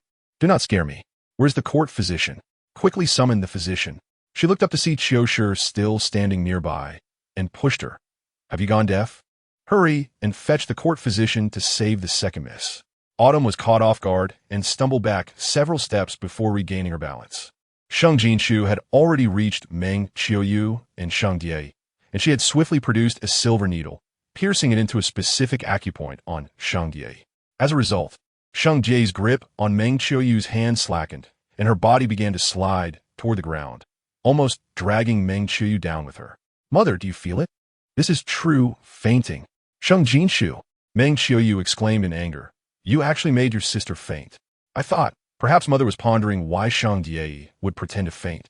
Sheng Jinxiu met Meng Qiuyu's gaze and said softly, Meng Qiuyu, you seem to misunderstand. Sheng Jie is not malicious. She only worries that when we go to the second prince's residence, her lowly status will bring hardship upon her child after birth. Sister, you grew up with Jie. You are the best of sisters. Please be more understanding. Do not make it difficult for her. Just consider this a request from mother. Do not perceive mother's recognition of Jie as the sole obstruction, all right? The sole obstruction? Sheng Jinxiu's heart tightened, nearly stifling her tears. Did Sheng Jie say this to you? But, mother, I am no longer a maiden. Just the day before I returned to the residence. Outside, Sheng Chengyi, Sheng Qingxin, and Sheng Qinglu, who had hurried over upon hearing the news, collided into one another. As they reached the entrance, they overheard this sentence, and their faces turned ashen in an instant. Out of the corner of her eye, Sheng Jinxiu noticed her three brothers approaching, shame crossing her face, yet she still resolutely rolled up her sleeves. Her arms were fair and unblemished, with no trace of the original token of her maidenhood. Did Sheng Jie tell mother that I bullied her at the gate of the residence, relying on the regent? Meng Qiu nervously squeezed her hands. Sheng Jie indeed had said so. Then, does mother remember what the regent had said at that time?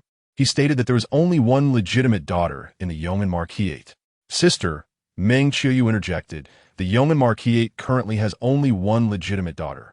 But if we recognize Jie, does mother understand that once I enter the regent's residence, there is no returning? Sheng Jinxiu chuckled bitterly. Originally, there was no chance of returning for this lifetime. In her previous life, until her death, she never set eyes upon the Yong'an Marquisate again, not even the overgrown grounds of the estate.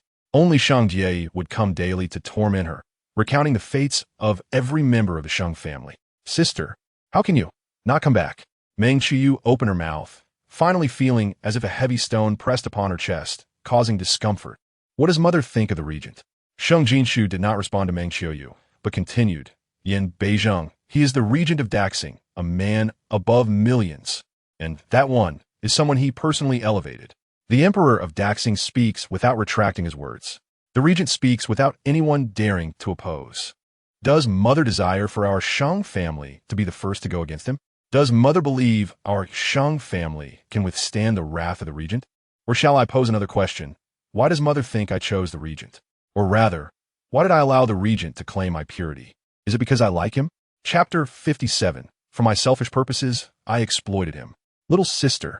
Sheng Qinglu was the first to lose his composure, his eyes reddening as he said, Do not say any more. Rest assured, third brother stands with you.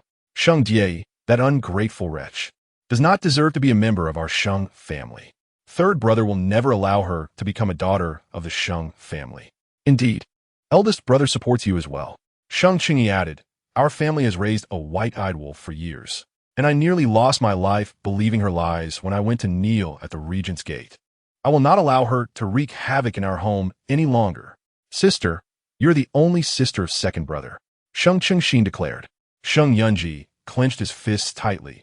The matter of recognizing Sheng Jie as the second daughter of the Sheng family ends here.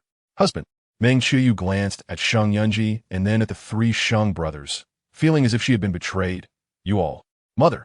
Sheng Jinxiu's tone softened. I am no longer the sole obstruction. Her gentleness was to protect her own. If you do not care about the obstacles posed by our family, then what about the regent's? Do you think he would allow his wife to have such a disgraceful younger sister? But Meng Qiu was still unwilling to give in. The regent has said he will marry you as his princess, sister. Perhaps you could persuade him. I belong to the regent. When he is pleased, I may be his princess. When he is displeased, I am merely a captive within the palace. Do you truly believe I hold such a lofty position in his heart? Have you seen the regent tolerate any woman sullied by unclean things? Yin Beizheng is known for his cleanliness. This is a truth recognized throughout Daxing and even beyond. Cleanliness. Meng Qiu's gaze fell upon Sheng Jie, whom she cradled in her arms, and she finally began to feel somewhat uneasy. Seeing her falter, Sheng Jinxiu could not hold back the tears that rolled down her cheeks. Mother, I long to love someone too, someone who is indeed my destined husband. Where love is mutual, and we unite through parental consent and matchmaking, becoming a couple with deep affection and lasting love. But mother, Not every marriage begins as beautifully as yours with father, evolving from good to better. At least mine does not. Sister, Sheng Jinxiu entered, wanting to say something, but Sheng Jinxiu gestured for him to be silent. She slightly lifted her chin, closed her eyes, and forced back more of the bitterness and pain. Mother, I share this not to obstruct your decision. I am your biological daughter. Even if you proceed with such actions, should there be dire consequences, our family will bear them together. But if those consequences lead to the blood of the Sheng family flowing like rivers, to the complete annihilation of our clan, would you still insist on recognizing Sheng Jie? What? What does this mean? Meng Qiu shook her head. Over the years, although her status was not exalted, her husband cherished her, and her son was filial. Life had been too smooth for her. She could not comprehend why simply recognizing another daughter would lead to such severe consequences. Yin Zai, while still needing the Sheng family's wealth to pave his way, could still collude with Sheng Jie to deceive us, exploit us, and humiliate us. Do you think that if he truly ascended to a high position, he would treat us any differently? Sheng Jie enjoys the food, shelter, clothing, and resources of the Sheng family. Yet she betrays us and commits such treacherous acts. Once she soars to greater heights, how will she treat us then? Yin Zai desires the Sheng family's wealth, while Sheng Jie covets its status. If we give, we feed a dog. If we do not, we risk being bitten by that dog. So, is there not someone who can protect our Sheng family, ensuring we neither feed the dog nor face its bite? Yes, the regent. Mother, you know the armies of enemy nations fear him, the officials in court fear him, and even you fear him. Do you not think I fear him as well? To put it plainly, for my selfish purposes, I have exploited him. And you, are you not also part of my selfishness? Chapter 58. In this lifetime, I need only to be kind to one person. Shu. We shall not marry. Sheng Yunjing declared solemnly. I will go to the regent's palace at once and inform the regent myself that I do not consent to your marriage. He continued, alternatively, as your brothers have done before, we could offer all of Sheng family's possessions to him in exchange for your return. With that, he strode purposefully towards the door. Father, Sheng Jinxiu exclaimed, grasping his sleeve to halt him. The regent has exceedingly high standards. Even if we offered everything from the Sheng family, he would not find it appealing. Although I do not understand why he has chosen me, I am his for a day and forever his in heart. I have chosen him, and I have no regrets. Father, I was once so willful, causing our family much trouble and distress. I have finally matured somewhat. Please consider that I wish to protect our family and its members, if only a little. To you, it may seem that I have sacrificed greatly, even losing the most precious part of being a woman. But to the regent, I may merely be a woman he does not despise. I wish to use his influence to do more for our family before he grows weary of me, for I've already come this far. Shu. Sheng Yunjing felt his heart shatter. You are too wronged. It is your father's inability that has caused you this suffering. His beloved youngest daughter should not have been caught in the clutches of the Azure King. I'm not wronged, Sheng Jinxiu asserted. Though my relationship with the regent did not begin on a beautiful note, I will strive to make it work. I am the only woman by his side, and though he has tarnished my innocence, he has agreed to take me as his wife and take responsibility for me. I maintain that he is a good man, and this is no falsehood. Perhaps if I improve myself further, there will come a day when he will never tire of me. In her past life, no matter how much turmoil she endured, he never abandoned her. Yet in this life, she was indeed leveraging Yin Beizhong. Not only did she wish to cling to his influence to protect her family, but she also intended to utilize his notorious reputation. Shengdi Feigned pity, claiming to suffer for the child within her. Why couldn't she do the same? She was enduring the Azure King's bullying for the entire Sheng family. Initially, she had not wished to act this way, wanting to spare her family from burdens. Yet if guilt and sympathy could prevent her family from straying off course, isn't this approach more refined than that of Sheng Dai? That is all I shall say. Let my father, mother, and 3 brothers make the decision. I did not sleep well last night and am somewhat weary. I shall return to rest. With that, Sheng Jinxiu did not allow anyone the chance to persuade her otherwise and left with Qiu. Qiu was momentarily stunned by Sheng Jinxiu's declarations. By the time she regained her senses, they had already reached the garden outside. She hurriedly grasped Sheng Jinxiu's arm. Miss, what if Sheng Dai stirs up more trouble while we leave? Sheng Dai will not succeed. Sheng Jinxiu replied confidently, setting aside the fact that Sheng Dai would be incapacitated for at least an hour. During that time, their father and 3 brothers would be able to persuade their soft-hearted mother to return. Even if their mother still held some compassion for Sheng Dai, their father and brothers would never agree to let her become the second young lady of the Sheng family. At most, their mother would acknowledge her with a Meng surname. Even if she were recognized, she would only be the second young lady of the Meng family. And the Meng family, apart from their mother, had no other members. Mississippi. Qiushi nodded, but suddenly felt tears welling in her eyes. Are you truly going to marry that Azura king? Are you truly going to? Indeed, Sheng Jinxiu affirmed. I shall soon be the regent's wife. As long as I'm kind to him, I can navigate the world with ease. Qiushi, why have you not congratulated me? Tears streamed down Qiushi's face. Miss, please, do not be too distressed. Chapter 59. Jinxiu and Embrace. A good fate depends on human efforts. Sheng Jinxiu's half-truths had been so eloquently spoken that Qiushi believed that the more cheerful her facade, the deeper her inner pain. Why cry? Sheng Jinxiu offered her a handkerchief. This is a joyful occasion. But did you not say you fear the regent? Qiushi inquired. What you expressed earlier tugged at my heart. Your sacrifices are immense. Just because I fear him, does that mean I cannot be with him? Sheng Jinxiu casually plucked a flower from the garden, inhaling its fragrance. Do not worry, my relationship with the regent is quite satisfactory. It is not as dire as it appears. My intention in speaking to my father, mother, and brothers was merely to urge them not to show any further compassion toward Sheng Dai, and Yanzi. So, you have taken a liking to the regent? Qiushi asked again. Feelings do not come easily. Currently, I do not possess romantic feelings for the regent. However, who can predict what the future holds? Sheng Jinxiu smiled. I am willing to take a gamble. If that person is the regent, Yan Beizheng, or Yan Huaijin, I would be willing to stake my heart once more. Yan Huaijin? Qiushi queried, puzzled, as she had been sheltered within the inner courtyard, unaware of certain matters. Yes, Sheng Jinxiu smiled warmly. Huaijin is the regent's courtesy name. Look, I am Sheng Jinxiu, and the regent's courtesy name is Huaijin. Jinxiu and Huai's embrace. Perhaps our fates are truly meant to intertwine. If you have made your decision, I shall support you, Mississippi. After pondering for a while, Qiushi could think of no better alternative than to stand by Sheng Jinxiu's side. However, miss, if you're to marry the regent, you must resolve your previous engagement with the second prince swiftly. Indeed, that is an issue, Sheng Jinxiu mused. During the last Grand Court Assembly, I assumed Yanzi Yi would take the initiative to annul our engagement, especially since his affair with Sheng Dai has become common knowledge. The longer we delay, the more difficult it will be to conceal her condition. But he did not approach the emperor. Fear not, in 2 days, the spring banquet will take place. The Empress Dowager is hosting the palace banquet, and I have already received an invitation. I shall clarify the matter of the engagement directly at the banquet. In her past life, Sheng Dai had stolen the spotlight at the spring banquet while she was wronged, slandered, humiliated, and ridiculed, her reputation in tatters. Hearing Sheng Jinxiu's words, Qiushi felt a sense of reassurance and began engaging in lighter conversation as they returned to Jinyuan. However, as they approached, they spotted Mu Yu standing on the stone-paved path, scanning the surroundings. As they neared, Mu Yu hurried over, bowing to Sheng Jinxiu with a bright smile.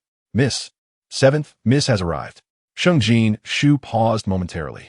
Zhou Shuibi. A hint of a smile graced her lips. Qiushi, let us hasten. We mustn't keep Shuai by waiting. Miss. Qiushi hesitated, then firmly grasped Sheng Jinxiu's arm, pulling her aside. There is something I have long wished to mention. Every time Zhou's 7th Miss visits you, she leaves with gifts. She may not be as kind as she appears. You should be cautious around her. Moreover, Mu Yu, I once saw the earrings you gifted Zhou's 7th Miss in Mu Yu's cabinet. Chapter 60. Will she be spoiled? Let us see just how spoiled she can be. Sheng Jinxiu cast a glance at Qiushi. This girl was straightforward, and her keen perception revealed many things that Sheng Jinxiu was unaware of. Gifts were indeed necessary. She whispered a few instructions into Qiushi's ear. Qiushi's eyes brightened. Understood. I shall return to prepare at once.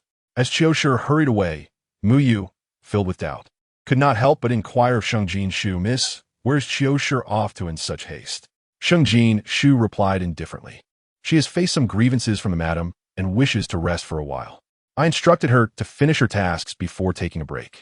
Qiushi has always been like this. Muyu, believing that Sheng Jinxiu harbored discontent towards Qiushi, seized the opportunity to speak ill of her. She cannot tolerate being pampered. If you spoil her, she will become unmanageable. Sheng Jinxiu nodded, then let her be spoiled. I truly wish to see what sort of chaos she will unleash when she becomes unruly. Muyu siti finit, has simile faltitting. Upon entering the Jin garden, as they approached her quarters, Muyu intended to call out to remind Zhou Shui Bai. However, just as she opened her mouth, Sheng Jinxiu suddenly turned back, her gaze icy and sharp as a blade. Startled, Muyu shrank back and silenced herself. Sheng Jinxiu stepped over the threshold with a lightness in her stride. Zhou Shui Bai was clad in a gown of vibrant green, wrapped in a white cloak, her hair meticulously arranged and adorned with exquisite jewelry, showcasing her delicate beauty. Yet, the silk gown woven with mulberry threads, the white fox fur cloak, the embroidered shoes adorned with southern pearls, the translucent jade pendant at her waist, the tassel hairpin atop her head, and the orchid-shaped earrings, all were gifts from Sheng Jinxiu. In her past life, she had been deceived by Zhou Shui Bai time and again.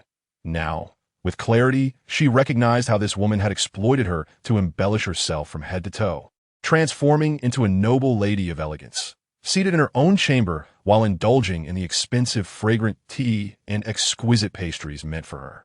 In truth, Zhou Shui Bai was merely the daughter of a concubine from the Minister of Revenue's household, claiming to be the seventh miss, yet lacking even the status of a legitimate child. Yet, she used Sheng Jinxiu's wealth and favors, bolstered by the influence of the Duke of Yong'an and the regent's household, to become the envy of everyone in the imperial city. Someone, go and inquire why Muyu and Sheng Jinxiu haven't come to see me yet, and fetch me a pot of lotus-fragrant snow dew. This tea is somewhat bland, but still drinkable. Also, pack a pound of these tea leaves and a pot of lotus dew for me to take with me later. Standing 3 paces away from Zhou Shui Bai, Sheng Jinxiu could clearly see the disdain and impatience in Zhou Shui Bai's eyes as she mentioned her name. She heard the pride in her tone as she commanded the maid to brew tea. Shui Bi, Shem Yin Shu suddenly spoke. The tea leaf for my lotus-fragrant snow dew are of the Snow Peak variety, worth 500 taels per ounce, gathered during the first bloom of autumn. If you find it too bland, then I shall refrain from sending it to you. Allow me to find you some tea that befits your status instead. She was well aware that Zhou Shui Bai desired this tea to curry favor with her father and stepmother, as they had enjoyed her lotus fragrance dew for several years. It was time they reciprocated her kindness, perhaps by reprimanding Zhou Shui Bai for failing to bring back the tea leaves. Jinxiu, Zhou Shui Bai, taken aback by Sheng Jinxiu's sudden appearance, exclaimed, "Why do you walk so silently? Do you not realize you could scare someone to death?" Her gaze fell upon Muyu behind Sheng Jinxiu, glaring at her. "You should have announced her arrival. What nonsense are you spouting, Miss Zhou?" Qiushi, holding a carved wooden box, interjected impudently. "Does our miss require your announcement to return to her own quarters?" Zhou Shui Bai paused, realizing she had overstepped. She quickly donned a wronged expression. "Jinxiu, how can you accuse me of such things? That was not my intention." She rose to grasp Sheng Jinxiu's hand, but as her fingers approached the sleeve, Sheng Jinxiu stepped forward, leaving Zhou Shui Bai's hand hovering awkwardly in the air. Sheng Jinxiu reached the main seat, inadvertently knocking over the still-warm jade teacup, spilling the tea onto the cushion beneath. "It's dirty. Replace it," she declared. Zhou Shui Bai turned to see Sheng Jinxiu pulling down the expensive cushion and stepping on it, causing her to feel as though Sheng Jinxiu was trampling her dignity. However, she quickly suppressed this feeling, unwilling to believe that Sheng Jinxiu would intentionally humiliate her. "Jinxiu, I was eager to visit you upon learning of your return. However, that day, the regent indiscriminately struck me, causing me to cough blood. The doctor warned me of internal injuries. If I do not rest properly for 10 days or half a month, I may suffer lasting consequences. Jinxiu, it matters not that I was injured. I only regret not aiding you in your endeavor with the second prince." Zhou Shui Bai continued. "I've heard about the second prince and Sheng Dai. It is only natural for royal sons to take multiple wives. How else can they expand their lineage? Jinxiu, I know you were only angered with the second prince. You hold such affection for him. How could you truly wish him harm? Thus, I sent word to the second prince to come to the regent's estate to rescue you. Yet I heard that not only did you refuse to leave with him, but you also scolded him? Indeed, I scolded him. Sheng Jinxiu replied nonchalantly as she settled onto the newly laid cushion. Shui Bai, I cannot tolerate betrayal. Those who deceive and exploit me will find no mercy. You, how can you be so foolish? Zhou Shui Bai, misunderstanding Sheng Jinxiu's words, exclaimed, Do you know how hard I worked to convince the second prince to save you? You have wasted my efforts. Wasted your efforts? Sheng Jinxiu scoffed inwardly, knowing that it was her malicious plans that had failed. However, this woman still served a purpose. Shui Bi, do you know what Yin Zi did when he came to find me that day? He demanded I become Sheng Daiyi's concubine. When I refused, he threatened to kill me. You claim you summoned him. If you were not my closest friend, I would suspect you conspired with Yin Ziyi against me. What? Zhou Shui Bai gasped, quickly realizing the crux of her failed scheme. Yin Ziyi, the second prince, was unexpectedly impatient. Why could he not simply coax Sheng Jinxiu? The fool. If only he could persuade her, once her affair with the regent was secured, he could also solidify his relationship with Sheng Daiyi. He could eliminate Sheng Jinxiu whenever he pleased. Jinxiu, how could you think that? How could I harm you? Zhou Shui Bi stammered. I had no idea the second prince would. He must have been angered by your association with the regent. After all, who could endure their fiancé being taken away by another man? Zhou Shui Bai continued. Before I came here, I inquired about the second prince. He has wronged you, having a child with Sheng Daiyi, yet he still holds you dear and does not despise you. Being a concubine is acceptable as long as one can be with a man they love. The title and position are not of utmost importance. Shui Bi, do not be anxious, Sheng Jinxiu said with a hint of a smile as she gazed at Zhou Shui Bai. After all these years, I have remembered all the things you have done for me. Naturally, I trust you. However, after much contemplation, I have come to a resolution. A life with multiple wives and concubines? That is simply unacceptable to me. Moreover, I refuse to allow a treacherous wolf raised in my home to become a concubine. The thought of a man who would betray me and wish for my demise is utterly revolting. I find it repugnant. If Sheng Daiyi is so eager to claim him, let her have him for her own amusement. Zhou Shui Bai's eyes widened in disbelief. She could not fathom the sudden transformation of Sheng Jinxiu, who had once been so fervently infatuated with Yin Ziyi. How could this foolish girl have come to her senses? How could she not continue to cry out for him? This simpleton was not competing for Yin Ziyi with that little harlot. Was she? Surely she would not dare to covet the regent for herself. No, it was imperative that this fool remained fixated on the extravagant Yin Ziyi. Jinxiu, I truly believe the second prince. Why bring up that despicable man? Sheng Jinxiu interrupted, already aware of Zhou Shui Bai's intentions. The most pressing matter at hand is attending the spring banquet hosted by the Empress Dowager. Historically, this banquet has been organized by the Empress, exclusively inviting the daughters of noble families. However, this year, the Empress Dowager has taken charge and invited the families of officials from all walks of life. I have heard that this is in preparation for selecting brides for the princes. Shui Bi, though born of a concubine and regarded as the seventh miss of the Shangshu mansion, you finally have the chance to attend the palace banquet. I am genuinely happy for you. Zhou Shui Bai's expression faltered. Her identity was a source of deep shame and resentment. Yet Sheng Jinxiu continued, Shui Bai, given your status, it is unlikely that you will become a primary or secondary wife to any prince, but you still stand a chance to be a beautiful concubine. Qiu Shi, do present the items for Miss Shui Bai to admire. Yes. Qiu Shi brought forth a wooden box, opening it with a loud clap, revealing a dazzling array of golden jewelry that nearly blinded the eye. Miss Zhou, do you remember this set of jewelry? This was commissioned last month at your behest from the goldsmith at the Treasure Pavilion. It was originally intended for you to wear to the spring banquet to meet the second prince, but alas, circumstances have changed, and my lady must part ways with him. Though my lady cannot shine at the spring banquet, you can. Miss Zhou, you're my lady's dearest friend, and she hopes you will find a suitable match at the banquet. Thus, she has selflessly gifted this set of jewelry to you. As Qiu Shi placed the box into Zhou Shui Bai's arms, she added, Miss Zhou, you must hold it carefully. This set is the most expensive in the entire capital. The gold crown, earrings, necklace, and bracelets were all crafted from pure gold, adorned with an array of precious gems. Rubies, emeralds, sapphires, obsidian, cat's eye stones, garnets, jade, and pearls of various colors. The sheer opulence was undeniable. It was also rather ostentatious. Since meeting Zhou Shui Bai, Sheng Jinxiu had been incessantly persuaded that extravagant attire was essential for attending banquets to avoid being looked down upon. Thus, in her desire to please Yin Ziyi, she had dressed plainly, only to become a subject of ridicule at the event. And now, she intended to return that mockery to Zhou Shui by Jinxiu. This is too extravagant. I cannot accept it. Zhou Shui by longed to turn and leave. She had incited Sheng Jinxiu to procure such jewelry merely to ridicule her as a foolish creature tainted by wealth. She wanted to see Sheng Jinxiu become the laughingstock among the nobility. But now, Sheng Jinxiu was offering this very jewelry to her.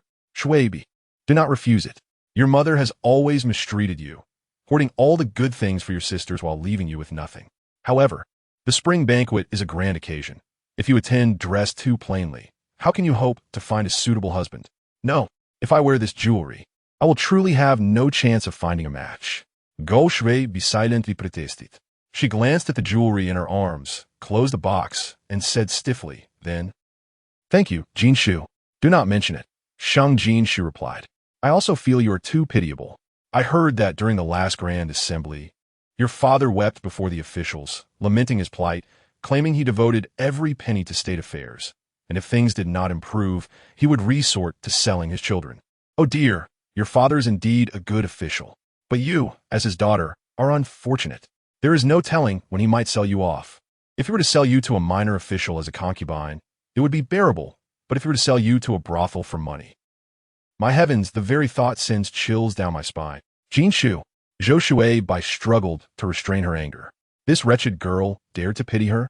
She dared to mock the financial situation of the Shangshu mansion. She even suggested that her father would sell her into a life of shame. Just wait. Once she became the regent's wife, she would personally strip this insolent girl of her dignity. Is it that you think a mere set of jewelry is insufficient? Sheng Jinxiu continued to smile, her expression devoid of malice, yet brimming with mischief. If that is the case, I can easily remedy it. My family may not possess many things, but we have an abundance of gold. I can call for more gold to be melted down and have shoes, belts, and more fashion for you. No, no, no. I do not need any of that. Zhou Shui by finally could not contain herself, rising hastily. Jinxiu, I must go to Wu Fu Zhai to buy some pastries, as my mother instructed me this morning. You know how popular the pastries at Wu Fu Zhai are. If I delay, they may be sold out. I must hurry to line up. Go fulfill your filial duties promptly. Sheng Jinxiu waved her hand graciously, but added, Shui Bai, you must wear this jewelry to the spring banquet. It is my heartfelt gift to you. If you neglect my wishes, I shall be quite displeased and may no longer wish to be your friend. As Zhou Shui Bai staggered a few steps away, she felt her knees weaken, nearly stumbling. She could only utter a few faint words through gritted teeth. All right, very well, and fled in haste. Ha ha ha. She ran away as if her very life depended on it. Qiushi laughed heartily once Zhou Shui Bai was out of sight. After a moment, she sighed. But that jewelry is genuinely worth a fortune. It was truly a bargain for her. A bargain indeed. Sheng Jinxiu's eyes narrowed with a frigid gleam. I have certainly bestowed upon her many valuable items in the past. But fret not. I shall ensure she regurgitates every morsel she has consumed. When she indulged herself, it was a moment of triumph. When it was time to spit it back out. Sheng Jinxiu did not finish her sentence, but her chilling laughter echoed, evoking a shiver from Qiushi. How shall the young lady proceed? Miss, does Zhou Shui Bai truly believe she can wear that jewelry without inciting the scorn of the noble women? Qiushi pondered for a moment and then remarked, if she does not wear it, would not the jewelry bestowed upon her by the young lady be in vain? She will surely adorn herself with it. Sheng Jinxiu asserted with conviction. Upon her return today, having failed to bring fine tea, she will undoubtedly face reproach from Minister Zhou and endure the scorn of Madame Zhou. Consequently, she will come to realize the necessity of cultivating a favorable relationship with me. She still believes that I am the same naive fool who would readily be deceived and bestow upon her my treasures, to continue reaping benefits from me, utilizing the wealth of the Sheng family to pave her own path. What does it matter if a spring banquet is ruined? Yet, if she destroys the spring banquet, she will find herself without a good marriage prospect. Can she truly make such a significant sacrifice for money? Qiushi still could not comprehend. Her ultimate aim is not for wealth. Sheng Jinxiu clarified, it is for a person. Which individual could compel her to forsake even the royal science? Qiushi contemplated seriously and suddenly considered a possibility. Could it be the regent? Sheng Jinxiu affirmed, indeed. She possesses no shame. Qiushi's expression turned pale with anger. How dare she covet the regent? But was it not true? A chill enveloped Sheng Jinxiu's countenance. In her previous life, although Zhou Shuobi never managed to approach Yin Beizhong until her demise, she leveraged her connection with him to sever ties with the minister's residence and even persuaded Zhou Shuobi to purchase the grand estate adjacent to the regent as for her. Thus, when she was confined by Yin Beizhong, rumors abounded that he had developed affections for Zhou Shuobi and intended to marry her. This was a matter Yin Beizhong could not be bothered to explain, nor could Zhou Shuobi clarify, leading many who sought an audience with Yin Beizhong to cultivate relationships with Zhou Shuobi. While she languished in confinement, suffering from the cold and neglect, the estate next door thrived in revelry. In this lifetime, she vowed to shatter Zhou Shuobi's dreams, perhaps due to the familiarity of her home. Sheng Jinxiu had been sleeping soundly these past few days. However, on this particular night, she felt a sense of something overlooked, preventing her from finding rest. After tossing and turning until exhaustion claimed her, she finally succumbed to sleep. In the latter half of the night, a gentle rain began to fall, followed by a thunderous clap. The drizzle quickly transformed into a torrential downpour. Sheng Jinxiu jolted awake, realizing her oversight. At this time, in her previous life, Yin Beijing's control over her had reached its zenith. He had dragged her back to the regent's residence, tormenting her day and night, until one night, he suddenly did not come. She had attempted to sneak out, only to be caught by the guards. She had assumed Yin Beizhong would soon arrive to inflict a new round of torment upon her, yet for 3 consecutive days he did not appear. It was later revealed that on that fateful night, Yin Beizhong had encountered an incident. Ambushed by assassins, he had sustained grievous injuries in the Imperial capital, and despite summoning the renowned physician He Jioming for aid, he remained incapacitated, unable to express anger lest his heart ache intolerably and blood be coughed up. A lifelong affliction. Qiushi, Hushi, Gomein, Sheng Jinxiu hastily donned her clothing, intent on rescuing Yin Beizhong. In her previous life, whenever she had angered him to the point of heartache, he would endure the pain and drag her into despair, both of them tormenting each other. Yet this time, she wished for his well-being. Chapter 65. She would go to save him, ensuring he suffered no pain. Miss, what is the matter? Qiushi, who had been sleeping in the small compartment of the inner chamber, quickly rose to light a lamp upon hearing Sheng Jinxiu speak. Do not light the lamp. Sheng Jinxiu rushed over to stop her. Qiushi, listen to me. I have something very important to attend to. Please fetch me a set of your clothing and an umbrella. Do not alert anyone. I wish to keep this discreet. Miss, you are leaving the residence? Qiushi expressed her concern. It is so late, and it is pouring outside. Is there nothing that can wait until tomorrow? It cannot wait. Sheng Jinxiu insisted. Qiushi, I must tell you one more thing. Whatever I do from now on, do not question why. Just comply. Perhaps her tone was too commanding, causing Qiushi to hesitate before responding, yes, Mississippi. She quickly gathered the requested items, but, Miss, please be careful. All right, Sheng Jinxiu said as she dressed. If I have not returned by dawn, and someone inquires, tell them that the regent took me away at first light, and that is all you know. Remember, having spoken, she did not wait for Qiushi's reply and dashed out into the rain.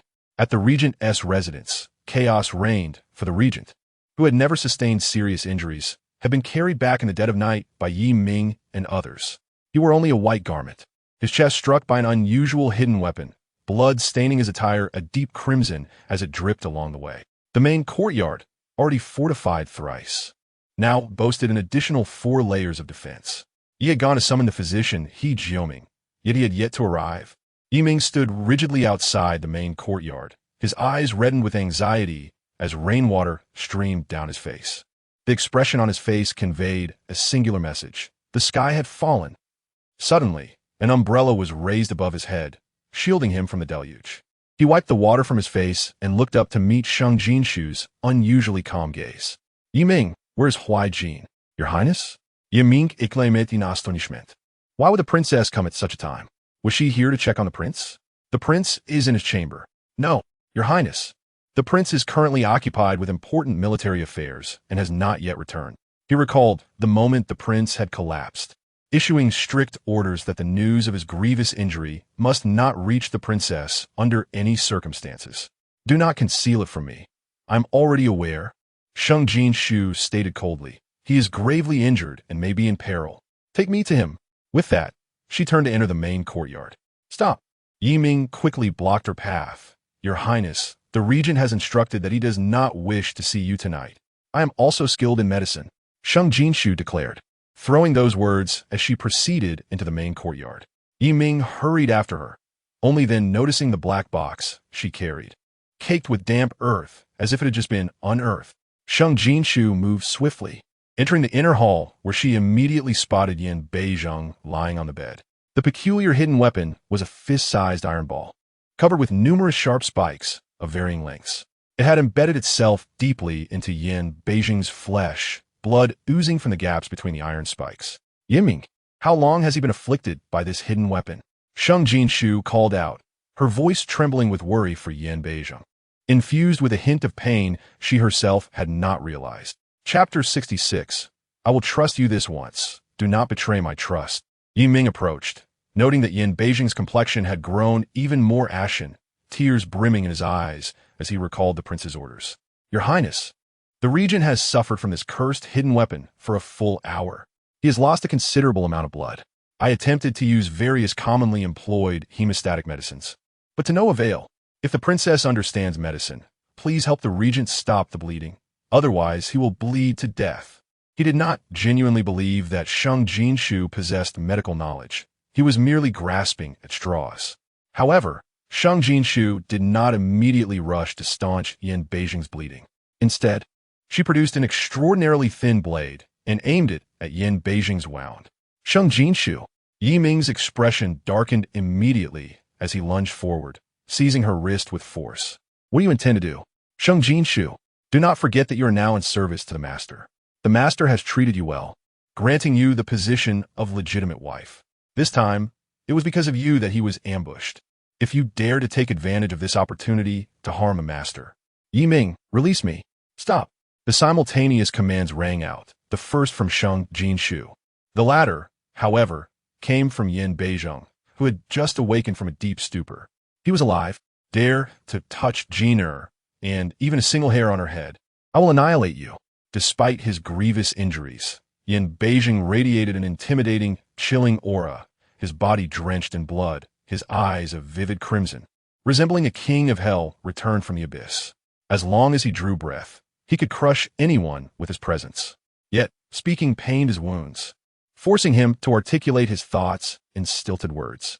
Before he could finish, the woman by his bedside suddenly bent down, shoving a blood-red pill into his mouth. Her cold hand covering his lips. Do not spit it out. Do not swallow. Keep it under your tongue.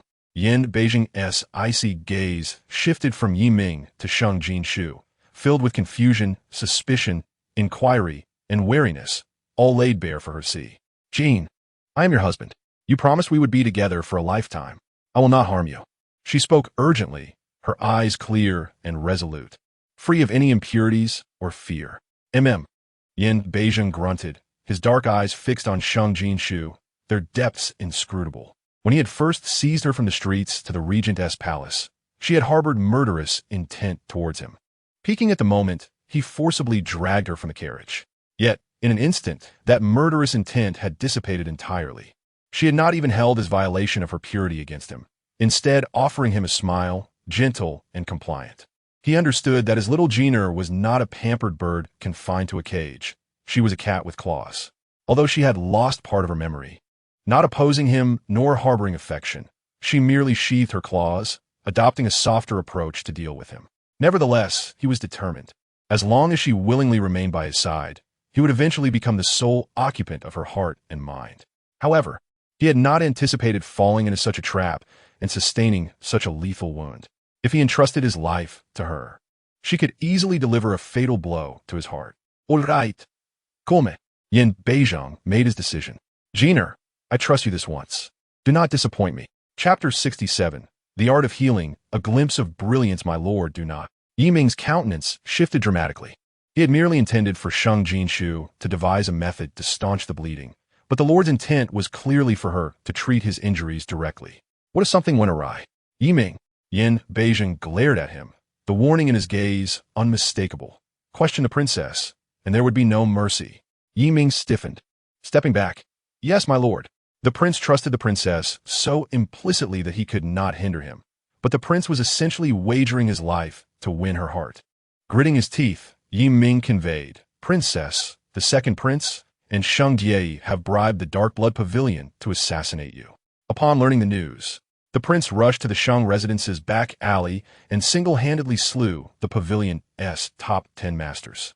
Moreover, the pavilion's master disguised himself as you to mislead the prince, leading to his ambush. Sheng Jinxiu was taken aback. She comprehended that Yiming's words implored her not to be an ungrateful wolf. If Yin Beizheng had not been grievously injured tonight, it would have been her demise. Had he suffered similarly in his past life? He had always been cautious, especially after gaining renown. Others could not even approach him. To be injured so gravely, merely because of her? At that moment, her guilt towards Yin Beizheng deepened, mingled with a flicker of anger. Yin Beizheng, you let your guard down because an assassin impersonated me? How could you be so foolish? Her debts to him were mounting. How would she repay them? Yiming's eyes widened in shock. What was happening? He had revealed the truth to prompt her to treat the prince better. If she was openly berating him, who dared call the prince foolish? Yin Beizheng's expression darkened. Was she disdainful of him? Just as he prepared to erupt in anger, he met her tear-filled eyes. She reached out, gently prodding around his wound. Does it hurt? He frowned slightly, hearing Sheng Jinxiu's serious orders to Yiming. Yiming, you must do 3 things immediately. First, finite pearls, as many as possible, to ensure the inner chamber is as bright as day. Second, prepare strong liquor. The stronger, the better. Boil water in the outer chamber using a silver pot, employing the rootless water that Huai Jin typically drinks, keeping it scalding hot for when I need it. Third, send someone to summon He Jioming. I require his assistance. She had made her decision. Even if she would be burdened by the medical arts for this lifetime, she would ensure Yin Beizheng regained his health. Among the 4 nations, when it came to medical expertise, the revered Tianyi elder was at the pinnacle. However, he had passed away, having taken only 2 direct disciples during his lifetime, 1 male and 1 female. The male disciple, accepted in his youth, is now known as Master Lingyao, a divine doctor. The female disciple was reportedly taken in during his final moments, her identity shrouded in mystery, unknown to all. Sheng Jinxiu was that female disciple. Years ago, when the capital stabilized, her parents, still trembling from fear, sent her to the Yunqing villa to recuperate from a lingering illness. In Yunqing, a mountainous area, she became more spirited amidst the verdant landscape and began exploring the mountains. In the dense forest, she encountered the poisoned Tianyi on the brink of death. She must have saved him, at least delaying his demise. How she did so, she could no longer recall after losing her memory. Yet, she remembered everything that followed. The Tianyi elder compelled her to learn the healing arts. He taught her for a month, handing over the medical texts he had painstakingly compiled, only to burn them after she had memorized them. In his final moments, he established a rule. If she did not wish to reveal her medical skills, she must never exhibit them to avoid attracting the enmity of Tianyi Valley and facing persecution. Should she choose to practice medicine, she was to honor his legacy, inherit the Tianyi Valley, and utilize its influence for her protection while also offering her services to the world. The Tianyi elder, a paragon of benevolence, dedicated his life to alleviating the world's ailments, yet perished under the treachery of enemies, instilling in her a deep sense of dread and unease. In her previous life, she had been utilized by Sheng Jinxiu and Zhou Shuobi, perceiving the task of healing as too burdensome and deeming the inheritance of Tianyi Valley too perilous, preferring to live comfortably on the wealth of the Sheng family. She had been deceived by Yin Zai, her heart consumed with thoughts of pursuing a man. Until her death, she had never showcased the medical skills imparted by the Tianyi elder. Yet in this lifetime, healing Yin Beizheng would be her first step toward applying the healing arts to save lives. Chapter 68. Sheng Jinxiu, you are scheming against me. Huai Jin, I will need to use a blade to extract this hidden weapon. Sheng Jinxiu's gaze fixed on the iron ball, her expression grave. It will be painful. I will administer some anesthesia and a sedative shortly. You must sleep well, and upon awakening, you will feel better. I shall never use anesthesia or sedatives. Yin Beizheng felt his remaining strength ebbing away with each drop of blood, yet he gritted his teeth and resolved not to concede. He loathed losing control over his body and mind, never wanting to. No, you must use both. Sheng Jinxiu insisted. I know you can endure pain. Even if I were to cut into you, you would not utter sound. However, the iron ball is covered in barbs that will pierce your flesh, entwining with your blood vessels and veins, nearly brushing against your organs. Huaijin, I do not doubt your tenacity, yet the human body possesses an instinctual tremor. If you even slightly flinch while handling those barbs, you risk severing a blood vessel or vein, causing irreversible harm to your body. Such an injury is destined to remain untreatable for a lifetime. Furthermore, your excessive blood loss makes it exceedingly difficult to recover swiftly without some restorative slumber. Of course, there is another reason that Sheng Jinxiu refrained from stating. Yin Beijing has lost too much blood and must replenish it. However, the royal family places immense importance on bloodline. Offering him the blood of another would undoubtedly be met with resistance. Thus, to ensure his comfort in accepting it, she intends to provide him with her own blood, a fact that must remain concealed from him. The anesthetic is something I can administer, but only at the wound site. After a moment as contemplation, Yin Beijing declared, I shall not require a sleeping potion. Is settled then. Excellent. Sheng Jinxiu readily agreed. Retrieving a jade vial from the black box. This is a spirit medicine concocted by my master using rare herbs such as hundreds of years old Ganoderma and wild mountain ginseng. A sip will restore some of your vitality. As she spoke, she brought the vial to his lips. The rich aroma of the medicine wafted out, and after a brief assessment, Yin Beizheng took a small sip. A glimmer of cunning flickered in Sheng Jinxiu's lowered eyelids. While Yin Beizheng possessed some medical knowledge, particularly in identifying poisons to avoid covert harm, his understanding was superficial at best. He could ascertain that the potion was harmless, yet he remained oblivious to the fact that the concoction, when combined with her blood, would serve as the most potent soporific. Before long, Yin Beizheng sensed something amiss. Jinxiu, I can no longer see you clearly, he murmured. Allow me to see you. Your excessive blood loss has rendered you weak. Sheng Jinxiu replied calmly. I am right here. I shall tend to your wounds. You are weary. Sleep for a while. Know something is wrong, Sheng Jinxiu. You have plotted against me. His words faltered, and before he could complete his thought, the man succumbed to slumber. Sheng Jinxiu's lips curled into a sly smile. Was this her first victory over the Shura king across her 2 lifetimes? In truth, had she chosen to strike him down in that moment, he would have possessed no resistance whatsoever. With a knife in hand, she made a few swift motions above Yin Beizheng's body, deftly slicing open the fabric surrounding his wounds. Yin Beizheng, in this lifetime, I have chosen you. Do not disappoint me. Chapter 69. The master sees clearly when Yi Ming entered with He Jioming. He was met with a striking scene. Yin Beizheng lay in a deep slumber, his clothing around the wound cut away in a large circle. A nearby cabinet had been moved to the bedside, upon which gleamed an array of various knives reflecting cold light. Meanwhile, Sheng Jinxiu held a cloth, carefully wiping the bloodstains surrounding Yin Beizheng's wounds. In the face of that gruesome injury, she displayed not a shred of fear. Instead, she leaned in close. So close that a slight movement would bring her to the crimson blood. Her expression was utterly serious, as if engaged in an immensely significant task. The 13 knives of the heavenly healer. The first to speak was He Jioming, his eyes fixed on the knives with fervor. You are my master's aunt? Sheng Jinxiu did not rise, merely responding with a hint of nonchalance. I am a direct disciple of the heavenly healer, and by lineage, you must indeed address me as aunt. He Jioming, a disciple of the heavenly healer from Lingyao Valley, bowed deeply. He had known for many years of his aunt who inherited the most mysterious medical techniques and was the new leader of Lingyao Valley. Yet, this wait had stretched on for years, from initial hope to a sense of numbness, until he and his master began to doubt whether such an aunt truly existed. Yet tonight, she had appeared. He cared not for her identity as the daughter of the wealthiest man in Daxing or the most contentious young woman in the Imperial capital. As long as she was a disciple of the heavenly healer, he recognized Sheng Jinxiu as his aunt. The heavenly healer possesses an uncanny ability to discern talent. Since Sheng Jinxiu was personally taught by them, she must have extraordinary skills that others have overlooked. The 13 knives of the heavenly healer have re-emerged. and Lingyao Valley shall once again be renowned across the 4 nations. Aunt? Yi Ming stared in disbelief, questioning whether he had misheard. Yi Ming, have you prepared everything I instructed? Sheng Jinxiu straightened, glancing at Yi Ming and then at He Jiuming. You shall assist me in passing the knives. Yes, Aunt. He Jiuming stepped forward respectfully.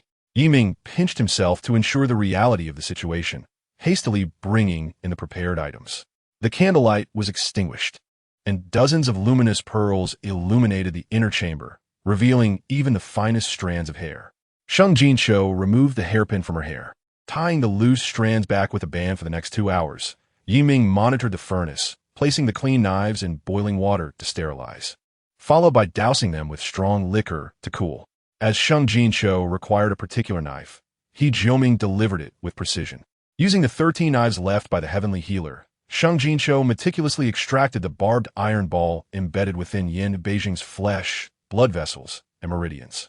She wielded the knife with decisive efficiency, never hesitating. Her gaze remained fixated on the mass of muddled flesh, not once blinking. After a prolonged duration of standing, bending, and repeating the delicate task with utmost precision, she exhibited not a trace of impatience or restlessness.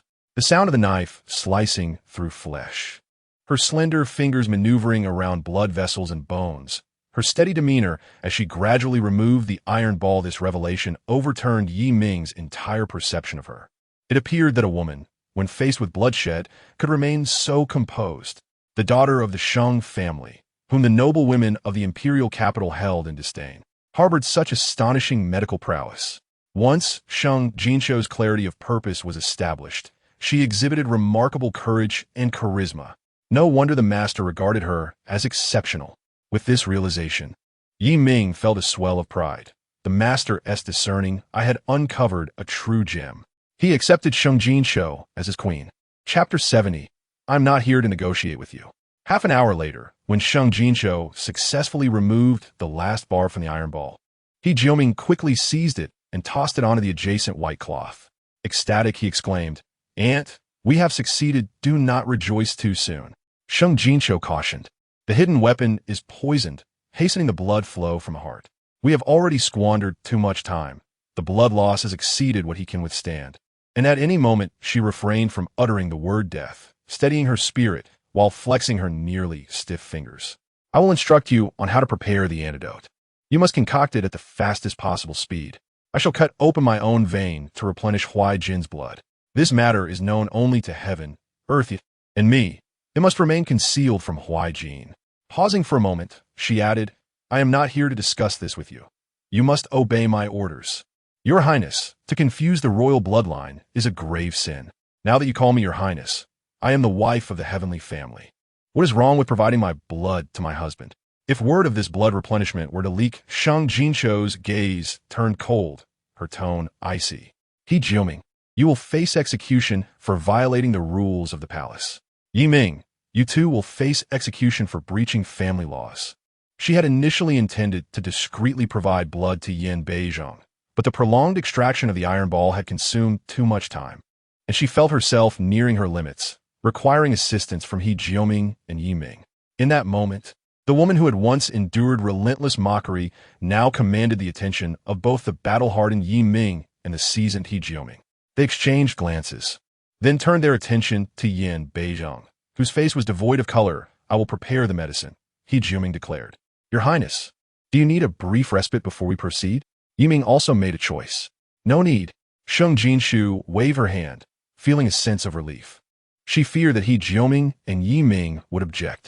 Fortunately, both held Yin Beijing in higher regard than mundane conventions and were willing to take risks for him and her. She washed her hands in the warm water beside her, dried them, and extracted needle and thread from the black box, beginning to stitch up Yin Beijing's wounds as one would embroider a garment. In the quiet of the inner chamber, the only sound was the unsettling, squelching noise of the needle-piercing flesh. Just as she finished stitching, He Jiuming arrived with the prepared antidote powder. He took over the treatment of Yin Beijing's wounds while assessing his current condition. Sheng Jinxiu retrieved a long glass tube from the black box. One end was slender, only slightly larger than an embroidery needle, while the other end was quite wide, nearly the size of a bowl, with the middle being hollow. This exquisite piece was crafted with great skill and effort. Without hesitation, Sheng Jinxiu made an incision in her vein, directing the wider end of the tube to catch her blood, which trickled down and gradually oozed out as droplets from the narrow end. 1 drop, 2 drops, 3 drops. Once the droplets formed a line, she inserted the narrow end into Yin Beijing's vein, commencing the transfusion. This process was agonizingly slow. So much so that Jiuming managed to finish treating Yin Beijing's wounds and went out to prepare medicine. It was slow enough that Yiming thoroughly cleaned and secured all of Sheng Jinxiu's belongings in the black box. As Sheng Jinxiu began to feel overwhelmed, her consciousness started to waver. Unbeknownst to anyone, Yin Beijing, whose awakening would ordinarily take much longer, summoned his formidable willpower to open his eyes prematurely. Chapter 71. She lies in a coma, yet is accused of feigning sleep. The effects of the anesthetic still lingered, rendering Yin Beijing immobile. Yet, his deep black eyes quickly noticed the peculiar tube connecting him to Sheng Jinxiu. Blood flowed through the tube from her body into his.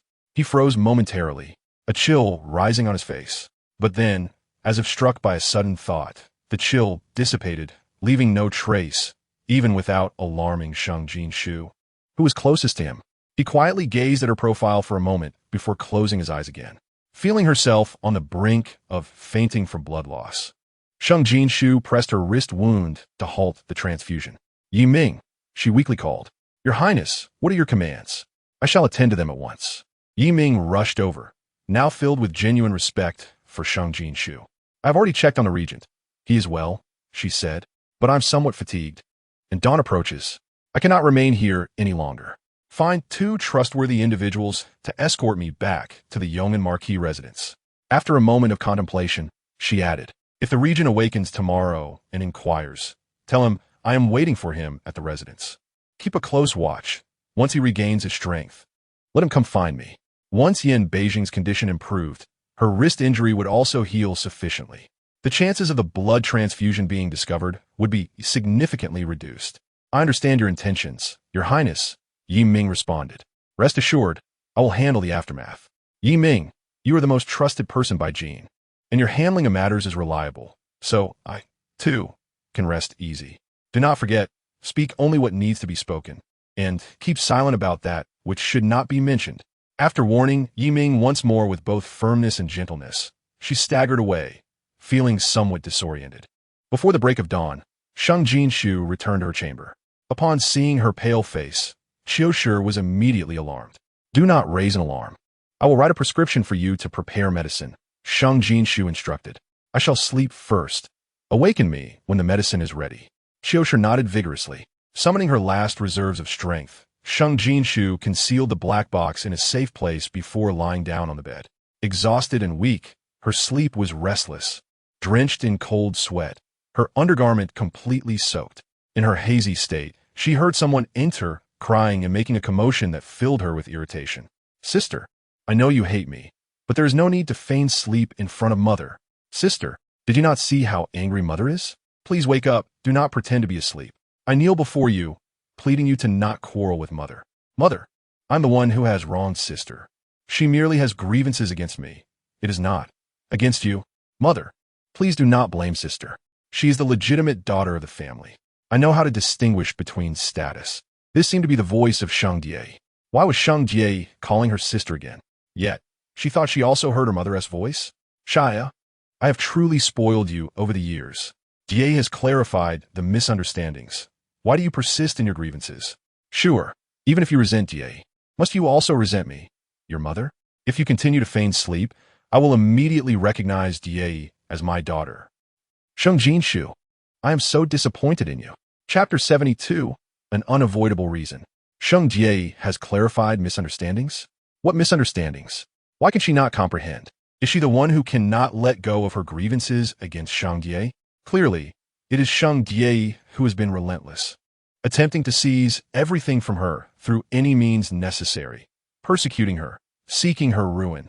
Sheng Jie, in collusion with Yin Zai, imprisoned her, harmed her child, and slaughtered her entire family. How could she not harbor resentment towards Sheng Jie? Disappointment. Her mother is disappointed in her. Indeed, one ought to be disappointed. Had it not been for her misplaced trust in Yin Zai, Had she not been led by the nose by Sheng Jinxiu, the Sheng family would not have met such a tragic fate. After a time, Qiu Shi's voice reached her ears. Miss, please wake up. If you do not awaken soon, Mother will truly bestow Sheng Jinxiu with a legitimate identity. Mississippi, what has happened to you? Why are you sleeping so soundly? Are you truly ill? I must go inform the Marquis and the young masters. In a sudden panic, Sheng Jinxiu broke free from some unseen restraint and called out, No, do not go. Do not let them worry about me. Miss, you are awake. Qiu Shi exclaimed, her eyes red-rimmed as she approached. What on earth did you do last night to end up like this? I am fine, Sheng Jinxiu replied, opening her eyes to clarity. Bring me the medicine you prepared. Qiu Shi hurriedly brought over the warmed medicine, carefully feeding it to Sheng Jinxiu while grumbling. Who knows what kind of enchantment Sheng Jinxiu has fed to Mother?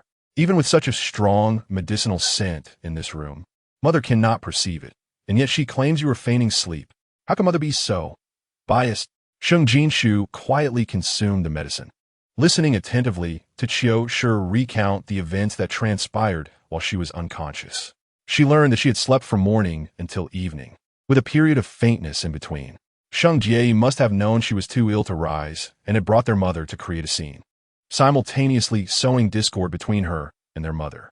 Astonishingly, their mother had taken it at face value, believing she was merely pretending to sleep, even going so far as to declare she would recognize Sheng Jinxiu as her daughter out of anger. Qiu Shi, prepare hot water. I wish to bathe. Also, inform the Grand Hall that I will join father and my brothers for dinner. She found it peculiar. The action she had previously taken should have cut off Sheng Jinxiu's path to becoming a legitimate daughter of the Sheng family. Her mother, despite her confusion, should have abandoned such thoughts. Yet, merely a night later, her mother not only persisted but seemed more resolute in her intention to acknowledge Sheng Jinxiu. What reason did Sheng Jinxiu give her mother that made her absolutely indispensable? She must personally uncover the truth. Half an hour later, at the Yeoman Marquis mansion, in the Grand Hall, the main hall hosted esteemed guests, while the side hall entertained private visitors. This Grand Hall served as the dining area for the entire family. However, Sheng Jinxiu had her own small kitchen and preferred to avoid the hassle of dining here, only coming for festive occasions. Today, upon hearing she would visit, Sheng Jinxiu was overjoyed and hurriedly instructed the mansion's kitchen to prepare a feast of her favorite dishes. Several brothers also set aside their tasks to return home. Thus, as Sheng Jinxiu took her seat at the dining table, Sheng Qingyi, Sheng Qingxin, and Sheng Qinglu eagerly served her dishes, piling her bowl high before she even began to eat. Jinxiu, your complexion doesn't look well. Are you fatigued? Sheng Qinglu remarked. You should eat something to replenish your strength. I noticed the moment Jinxiu arrived. Her face is so pale. It's not merely exhaustion. She's unwell. Sheng Qingxin frowned, concern etched on his face. Jinxiu, do you feel unwell? Sheng Qingyi stood up. We should first summon the household physician to examine Jinxiu. What are we waiting for? Hurry, fetch the physician. Sheng Yunjing placed his chopsticks down decisively. Meng Qiuyu's expression darkened. She possesses some medical knowledge. Can't she discern her own condition? Sister, your act of feigning sleep and illness is truly taxing, Sheng Jie said, sipping the nourishing soup Meng Qiuyu prepared for her, her eyes cast down, speaking in a soft, fragile tone. Sister, there's no need to exert yourself on my account. Chapter 73. Why does Mother think I am pretending? Is you all who have spoiled her? Meng Qiuyu replied, I am her biological mother. I came to see her, yet she lay in bed before me, refusing to rise, not even opening her eyes. I merely wish to discuss adopting Jie as my daughter. And she acts this way towards me? She is utterly unfilial. Qiu Shi, hearing this, rushed to explain, Madam, already told you. The young lady is ill. It's not that she refuses to rise. She simply cannot. After you and Miss Jie left, I called her for quite some time before she finally awoke, drank a large bowl of medicine, and only then began to recover. Stop defending her. Meng Qiuyu scolded Qiu Shi sharply. Jie is right. You are her maid, and for her to defy me, you are her accomplice. She turned to Sheng Yunjing and the three Sheng brothers. I know Jie's actions have gone too far, and your unwillingness to forgive her is understandable. However, regardless of circumstances, she shares the bloodline of my family. 6 months ago, I implored the renowned healer He Jiuming for 3 days and nights to obtain life-saving medicine for me. I owe her a life. Moreover, For all these years, while you were occupied with your affairs, Jinxiu was driven to madness for the second prince. Whenever something happened here, it was Jie who stood by my side. If you do not wish for her to be the daughter of the Yong'an Marquis mansion, I shall not force you. I will simply acknowledge her as my daughter. Surely that is permissible? Sheng Jinxiu tightened her grip on her chopsticks. Life-saving medicine? So it was because of this. This matter can be discussed later. Eldest brother, please fetch the physician. Sheng Yunjing did not wish to argue with Meng Qiuyu. After many years of marriage, their relationship had always been amicable. He did not want to rift with his wife over an outsider who could not be nurtured. Moreover, he could see his daughter's complexion worsening. Compared to her illness, nothing else mattered. I told you she is pretending. Pretending. Do you not understand? Meng Qiuyu stood, her expression dark, glaring at Sheng Jinxiu as if she were an adversary. Sheng Jinxiu, after all this commotion, do you intend to continue? Can you not allow the family some peace? Sheng Jie instinctively clutched her garment, suppressing her inner delight, given Sheng Jinxiu's temperament. Being so unjustly accused by her mother would surely provoke a scene. Once they began to argue, she could stoke the fire, deepening the rift between Sheng Jinxiu and Meng Qiuyu. What did it matter if Sheng Yunjing and the Sheng brothers did not side with her? As long as she held the card of Meng Qiuyu, she could gradually sow discord. Let them create a ruckus, the louder, the better. Yet, after waiting for a while, she was surprised to see Sheng Jinxiu still sitting upright. Her posture was straight, her eyes shimmering with unshed tears. Her expression filled with the injustice of being wronged and pain. Her face was deathly pale. Why does mother think I am pretending? Do you truly think I am pretending? Or have you heard someone say I am? She choked, sitting here peacefully enjoying a meal. How have I caused any disturbance? Or, am I so ill that I lack even the right to summon the physician? Chapter 74. She merely wishes to acknowledge her kin, unwilling to change her surname. Meng Qiuyu was momentarily silenced, her heart pierced by the sharp sting of realization. You are truly unwell? Her gaze fell upon Sheng Jinxiu's face, and she finally noticed the abnormal pallor. No. Yet Sheng Jinxiu suddenly smiled, declaring, I am perfectly fine, not a trace of illness. Mother just mentioned adopting Sheng Jie as her daughter. What difference does that make compared to recognizing her as a member of the Sheng family? Naturally, there is a distinction. Sheng Qinglu interjected. A daughter of the Sheng family is a lady of the Yong'an Marquis mansion, while an externally acknowledged daughter is merely a member of the Meng family. That much is true, correct? Meng Qiuyu's expression shifted. My daughter is, of course, your sister. Naturally, she is our sister, Sheng Qingxin added. Wasn't he our cousin once considered a sister? However, since she has acknowledged mother as her daughter, she should inform the Meng family ancestors and change her surname to Meng, right? Sheng Jie grew anxious at this statement. Just yesterday, she had feigned fainting but had genuinely lost consciousness, and upon regaining awareness, Meng Qiuyu had directly told her it was impossible to recognize her as the Sheng family's legitimate daughter. She knew something had gone awry. Either the Sheng brothers were plotting something, or it was Sheng Jinxiu's doing. She realized that no matter how much she pleaded, Meng Qiuyu would never agree to help her secure the position as a daughter of the Sheng family again. She could only settle for second best, urging Meng Qiuyu to acknowledge her as a daughter of the Meng family. Her rationale was simple. Since Meng Qiuyu had married into the Yong'an Marquis mansion, with no one left in her maternal family, even if she were only recognized as Meng Qiuyu's daughter, she would still reside in the Yong'an Marquis mansion. As long as she could openly call Meng Qiuyu mother and refer to the three Sheng brothers as elder brothers, wouldn't she still be perceived as the second daughter of the Sheng family? But wretched Sheng Qingxin saw through her scheme, wanting her to change her surname to Meng. No, she absolutely could not allow that to happen. Change my surname to Meng? That may indeed be appropriate. Sheng Jie lowered her eyelids, adopting a compliant and understanding demeanor. What surname I bear is inconsequential, as long as I can be your daughter, repaying you for your nurturing over the years. Yet, mother has only just begun to recover. The ceremony of recognizing one's ancestry and changing one's surname is overly burdensome. I cannot bear to exhaust mother with such matters. Perhaps we should wait until mother is fully recovered?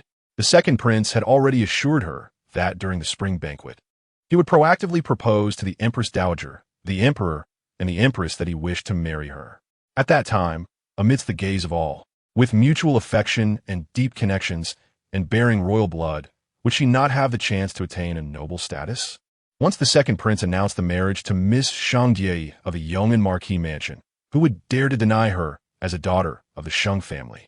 Given mother's frail health, it was only right not to burden her with unnecessary labor. Sheng Jinxiu curled her lips slightly, revealing a cold and charming arc.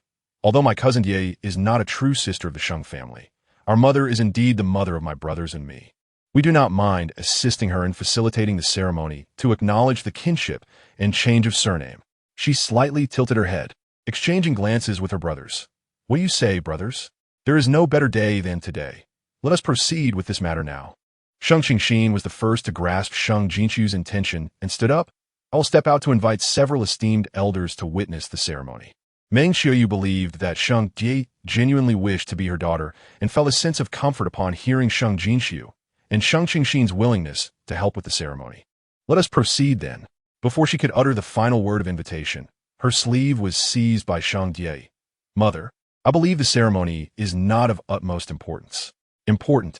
How could it not be important? Sheng Jinxiu reacted, feigning seriousness. By paying respects to our ancestors and changing your surname, you would truly become our mother's daughter. She cares for you and does not wish for you to suffer indignities without proper status. I do not feel wronged. Sheng Jinxiu became anxious. Ye, you are a good child. Meng Xiuyu spoke gently. But your brother is correct. I cannot allow my daughter to be wronged. The sooner we handle this, the better. I said no. Sheng Jinxiu, in her agitation, suddenly raised her voice, her tone somewhat sharp. Meng Xiuyu was slightly taken aback. Ye, why are you so agitated? What provokes your excitement? Sheng Jinxiu remarked coldly. You have gone to great lengths to become our mother's daughter, and now that we have granted you this, you refuse to acknowledge the kinship and change your surname. Could it be that you have ulterior motives? What ulterior motives could I possibly have? Sheng Jinxiu looked up at Sheng Jinxiu, only to meet her overly bright gaze. Those eyes seemed to pierce through all her schemes. Her heart sank, and tears welled up. Sister, I believe it will be fine to hold this ceremony after some time. I know that because of my relationship with Brother Yi. Enough. Sheng Jinxiu's voice turned frigid. Sheng Jinxiu, I have already offered you Yin Zai. Do not bring your issues with him before me again. This is my final warning. As for your suggestion of postponing, that is out of the question. The Empress Dowager's spring banquet is fast approaching, and there are already rumors circulating that the Empress Dowager intends to choose brides for the princes at this event. If your brother Yi truly holds deep affection for you and wishes to seek a formal recognition at the spring banquet, what do you intend to do? Sheng Jinxiu interrupted Sheng Jinxiu anxiously. Are you trying to sabotage us? You. Do not worry. Sheng Jinxiu replied. Our Sheng family has always been benevolent. Even if bitten by a dog, we would not retaliate, for it is beneath our dignity. However, should you truly succeed with the second prince, and the emperor decrees that the young lady of the Yong'an marquis must wed him, we have but one daughter in the Yong'an marquis. What then shall become of this situation? Sheng Jinxiu, you truly wish to compete with me for the second prince? Sheng Jinxiu glared fiercely at Sheng Jinxiu, her face a picture of disdain. But do not forget, you have long been a wilted flower. When you were still pure, the second prince did not favor you. Now, you are merely dreaming. Sheng Jinxiu erupted in anger. Sheng Jinxiu, whom do you call a wilted flower? You, who have not yet married and are already with child. How dare you scorn my sister as a wilted flower? Ha! A tree may shed its bark, but a person must preserve their dignity. Sheng Jinxiu, I shall not hinder your aspirations for higher status, but if you dare to tread upon my sister's pain to ascend, I shall not let you off lightly. Do not harm my Jinxiu. After saying this, he turned to Meng Xiuyu, his voice filled with indignation. I truly do not understand why mother insists on protecting her. She has taken Jinxiu's fiancé, committed despicable acts, and nearly caused my demise. Yet here she is stirring up trouble. I believe she is not genuinely seeking to be our mother's daughter.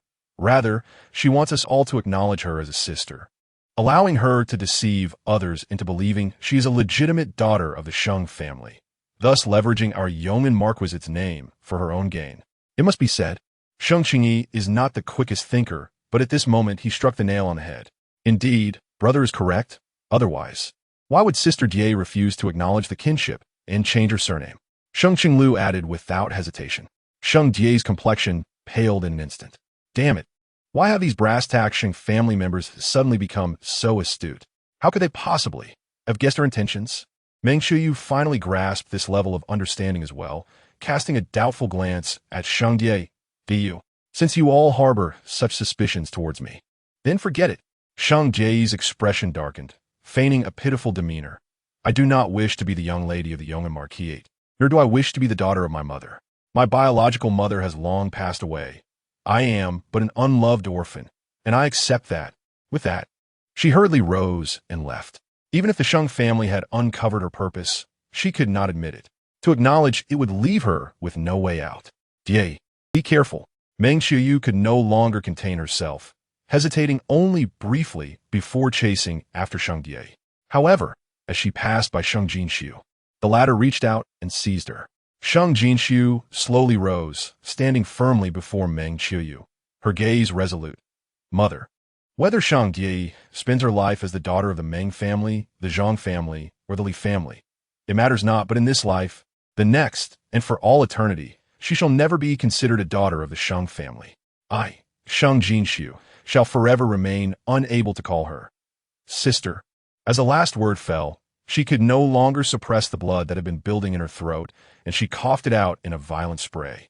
The crimson mist clouded Meng Qiuyu's vision, and Sheng Jinxiu collapsed before her. Jinxiu, little sister, miss. The room descended into chaos. Quickly, fetch the physician. Sheng Jinxiu sprang to his feet. I will go at once. Sheng Chengyi darted out of the hall with a burst of speed. Who claimed Jinxiu was not ill? Look at her now. Sheng Chenglu's eyes turned red. If anything were to happen to Jinxiu, for every ounce of pain she endured, I shall ensure Sheng Jie suffers tenfold. Even the usually gentle Sheng Chengxin's eyes glinted with murderous intent. After a tumultuous commotion, Sheng Jinxiu was carried back to Jinyuan. In the spacious hall, Meng Qiuyu stood until her legs grew numb, raising her hand to wipe away the red mist obscuring her vision, only to see Sheng Yinqing standing before her. Qiuyu, Jinxiu is our daughter, your own flesh and blood born after 10 months of pregnancy. She has fallen ill because you insisted she was well. She held on until she fainted, and you feel no sorrow? Sheng Yinqing gazed deeply at the bewildered Meng Qiuyu, finally uttering several words. Do you only care for Sheng Jie's pregnancy and suffering, fearing for her safety? Yet, Sheng Jie and the child she carries are swords aimed at Jinxiu. If you do not care for her, how could Jinxiu remain unaffected? Why must you demand that Jinxiu be forgiving and magnanimous, forcing her to absolve those who have wounded her?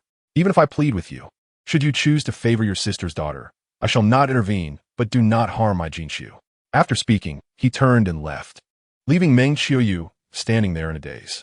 Meng Qiuyu stared blankly at his retreating figure, her heart aching profoundly. She felt immense sympathy for Shuzhu. She had no idea that Shuzhu was genuinely ill. Die had said that Shuzhu was merely feigning sickness, throwing a tantrum. But could it be that Die was deceiving her? No, that was unlikely. Die had always been kind-hearted, even if she had snatched Shuzhu's fiancé. It was merely a moment of confusion. She lifted her foot, contemplating chasing after Sheng Jinxiu, but as she stepped out the door, she hesitated. Shuzhu was surrounded by many who cared for her. Her presence was unnecessary. Yet Die had no one. Ultimately, she turned around, choosing to attend to Sheng Jie instead. After the physician arrived for a diagnosis, he stated that Sheng Jinxiu was suffering from a deficiency of both qi and blood. He reviewed the prescription that Sheng Jinxiu had created for herself, declaring it quite adequate, advising her to adhere to her medication and rest. Qiushi, pray tell, what is truly happening with Shuzhu? Sheng Chengxin inquired, his countenance darkening. How could she have suffered such a deficiency after only one night? And who inflicted that wound on her wrist? Sheng Chengyi pressed further. The deep gash was clearly inflicted by a blade. Who could be so cruel as to harm his sister so? Brothers, do not scold Qiushi. Sheng Jinxiu had awakened. Qiushi, please escort the physician out. I have matters to discuss with father and my brothers. She had indeed been unconscious, but it was not severe, and thus she awoke swiftly. Yes, Mississippi. Qiushi escorted the physician out, then cleverly stood guard under the eaves. Sheng Qingxin and the others had already gathered by Sheng Jinxiu's bedside. Father, brothers, I was injured and lost blood voluntarily, Sheng Jinxiu declared. Yin Zai and Sheng Die hired assassins from the Dark Blood Tower to kill me, intending for Sheng Die to become the sole beloved daughter of the Yong'an Marquis. Last night, the Dark Blood Tower mobilized their entire force and invaded our residence. What? The Dark Blood Tower? Everyone was stunned. Yet, oddly enough, the estate had been eerily quiet the previous night, with no incidents whatsoever. Do not panic. They did not succeed. Sheng Jinxiu continued. Last night, the regent received word and cornered the Dark Blood Tower's men in an alley, slaying them all. However, the cunning leader of the Dark Blood Tower employed hidden weapons and gravely wounded the regent. Father, brothers, you are aware that I studied medicine while at the estate. Last night, I went to the regent's residence, alongside the divine physician He Jioming, to assist the regent in removing the hidden weapon. At that moment, she had noticed the regent had lost an alarming amount of blood, and fearing for his life, she had offered her own blood to him. The wound on my wrist was self-inflicted. Her family was unaware of the extent of her medical skills, so she refrained from disclosing that she had performed the surgery to extract the hidden weapon. How long can this matter remain concealed? She mused. Shuzhu, are you truly risking your life to save the regent? Sheng Jinxiu and the three brothers' eyes reddened further. It turned out that last night, the yeoman marquis had faced an unprecedented assassination attempt, with the assassins targeting their most cherished sister. It was the regent who had thwarted this attack. Yet, she had still been injured. She had cut her own wrist. What if it had been deeper, and the bleeding did not cease? Such thoughts were unbearable for them. Yet, they heard Sheng Jinxiu say, because it was worth it, I will become the regent's wife, binding my fate to his, and in turn, tie our yeoman marquis to the regent's residence. Only if he remains unharmed will we find peace. Moreover, I saved the regent's life. He will treat me and our yeoman marquis with greater favor. I only share this with you all because I do not wish for you to worry for me. But the imperial lineage cannot be muddled. Today, once I step out, you shall all consider my illness a result of the injuries inflicted by Yin Zai and Sheng Jie. Can we be certain that the assassins from the Dark Blood Tower were hired by Yin, Zai, and Sheng Jie? Sheng Jinxiu's face darkened, his eyes gleaming with a dangerous cold light. The regent's trusted aide, Yi Ming, stated this before both the regent and myself. Sheng Jinxiu informed them. Then it must be true. Sheng Jinxiu pounded his fist against the bedpost, fury coursing through him. How dare they resort to such vile means against Shuzhu? The Dark Blood Tower is the most sinister organization in the realm, devoid of humanity, killing anyone for the right price, be they the elderly, women, or loyal ministers. But who does not know they charge exorbitantly for their services? The second prince and Sheng Jie have used my family's resources to harm our most precious treasure. Sheng Jinxiu seethed. Yet mother still favors Sheng Jie. She wishes to adopt her as her daughter. Sheng Jinxiu's anger intensified.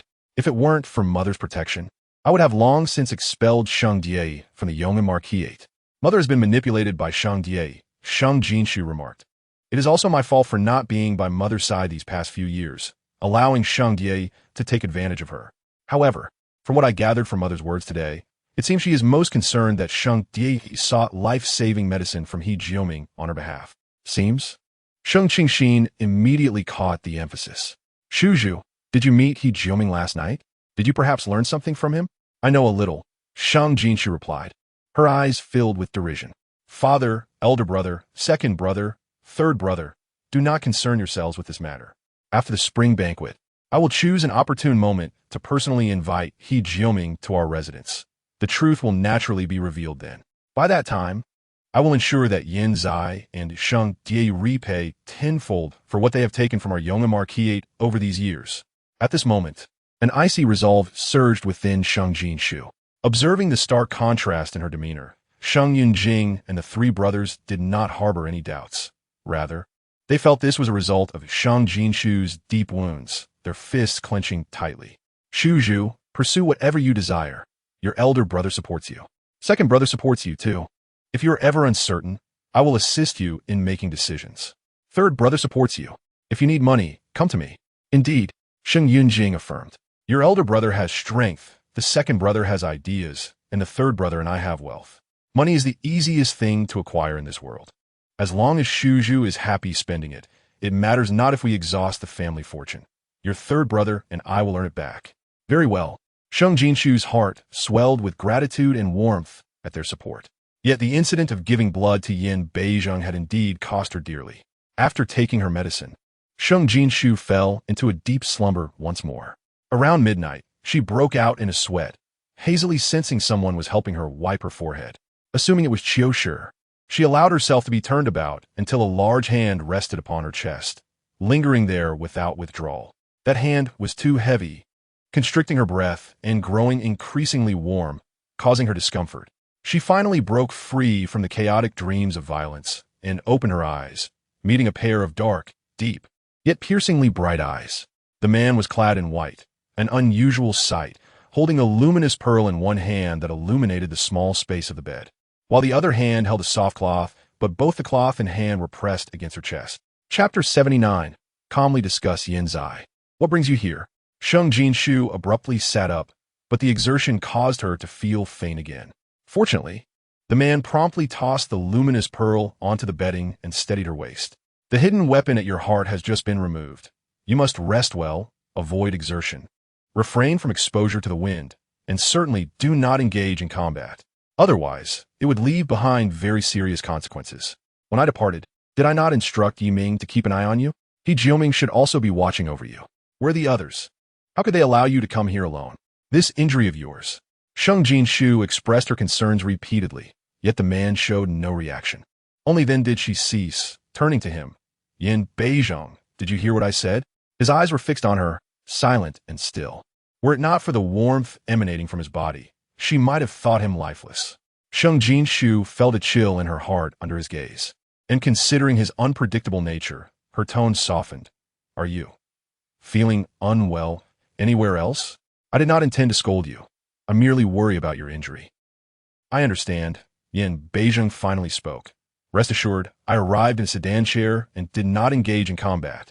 The ones who did, including Yiming, are the 4 great guards who carried the sedan chair over the wall in the dead of night, exhausting their strength, and now they are outside, suffering from the cold. Then what brings you here? Sheng Jinxiu exhaled a sigh of relief. No combat means no risk of severe complications. My chest pains intensely, and I cannot sleep, Yin Beizhong said. I have come to inform you of something I have finally understood.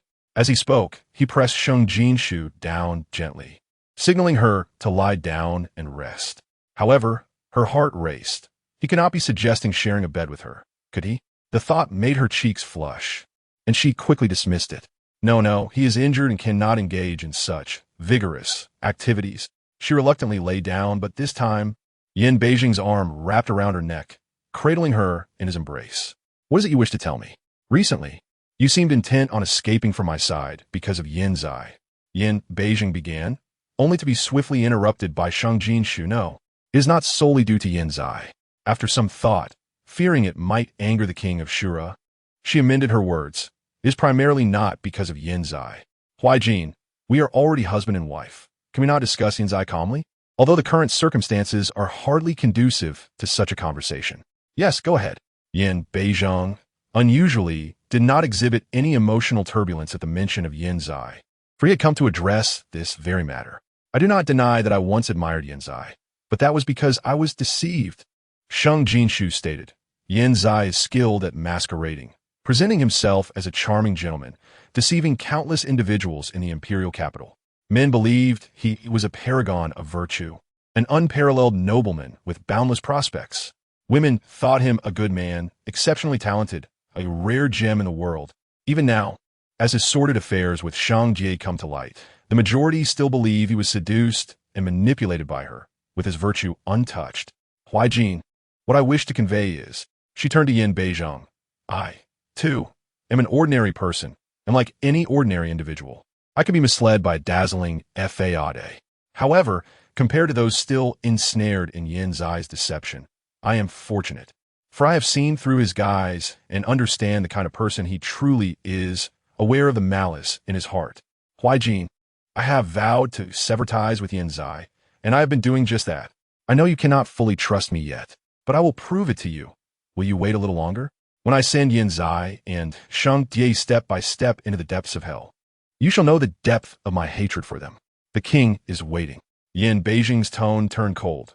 Otherwise, you would not be lying here tonight.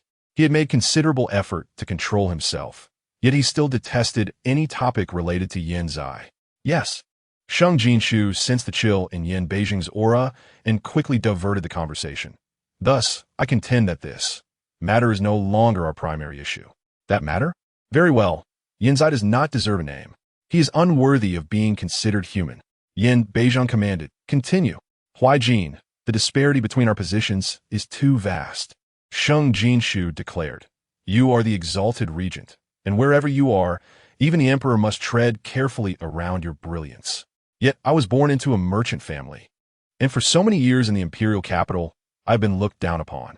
If I were to bear the reputation of seducing and fawning over the regent, I could endure ridicule and scorn directed at myself, but I do not wish for my family to suffer because of it. Perhaps in your eyes, my family is insignificant. They are indeed of no importance. Yin Beizhong retorted, clutching vast wealth yet failing to win hearts, neglecting to recruit capable individuals to protect one's family, and not leveraging their influence. Having given away gold, they still cannot silence the tongues of the world. It is their own fault. Money can make the world go round. He had previously warned the Sheng family before going to battle, yet they dismissed his words as mere wind. The Sheng family may be useless, but over the years, they have also implicated his little Jinxiu. Why should he consider the Sheng family important? Whether they thrive or falter, they're my family. Sheng Jinxiu insisted. They're my parents who gave me life, raised me, and my brothers who accompanied me in my growth. As long as they are well, my existence holds significance. And what of me? Am I not your reason for living? Yin Beijing's expression darkened, anger rising. Sheng Jinxiu, do not forget, you belong to me. Your life is mine. Of course you are. Realizing Yin Beizhong was about to erupt, Sheng Jinxiu hurriedly interrupted. If I were to live to the age of 80, the first 20 years will be devoted to my parents and family, the next 20 to my children, and the last 40 to my husband. You alone occupy half of my life, which is of utmost importance. Is that not sufficient? Certainly not. Yin Beijing frowned. Family? Children? What are those? He desires her entirety, for her to belong solely to him. Yin Beizhong, I am a person, not a mere appendage to you. As a human being, I have roots, attachments, a myriad of emotions, and I require my own choices and freedom. Yet you seek only to control me, imposing your decisions and preferences upon me. Should I not comply, or if I show even the slightest reluctance, you respond like a master training a subordinate, employing cold, threatening, and terrifying methods to ensure my absolute subservience. What manner of person do you desire in me?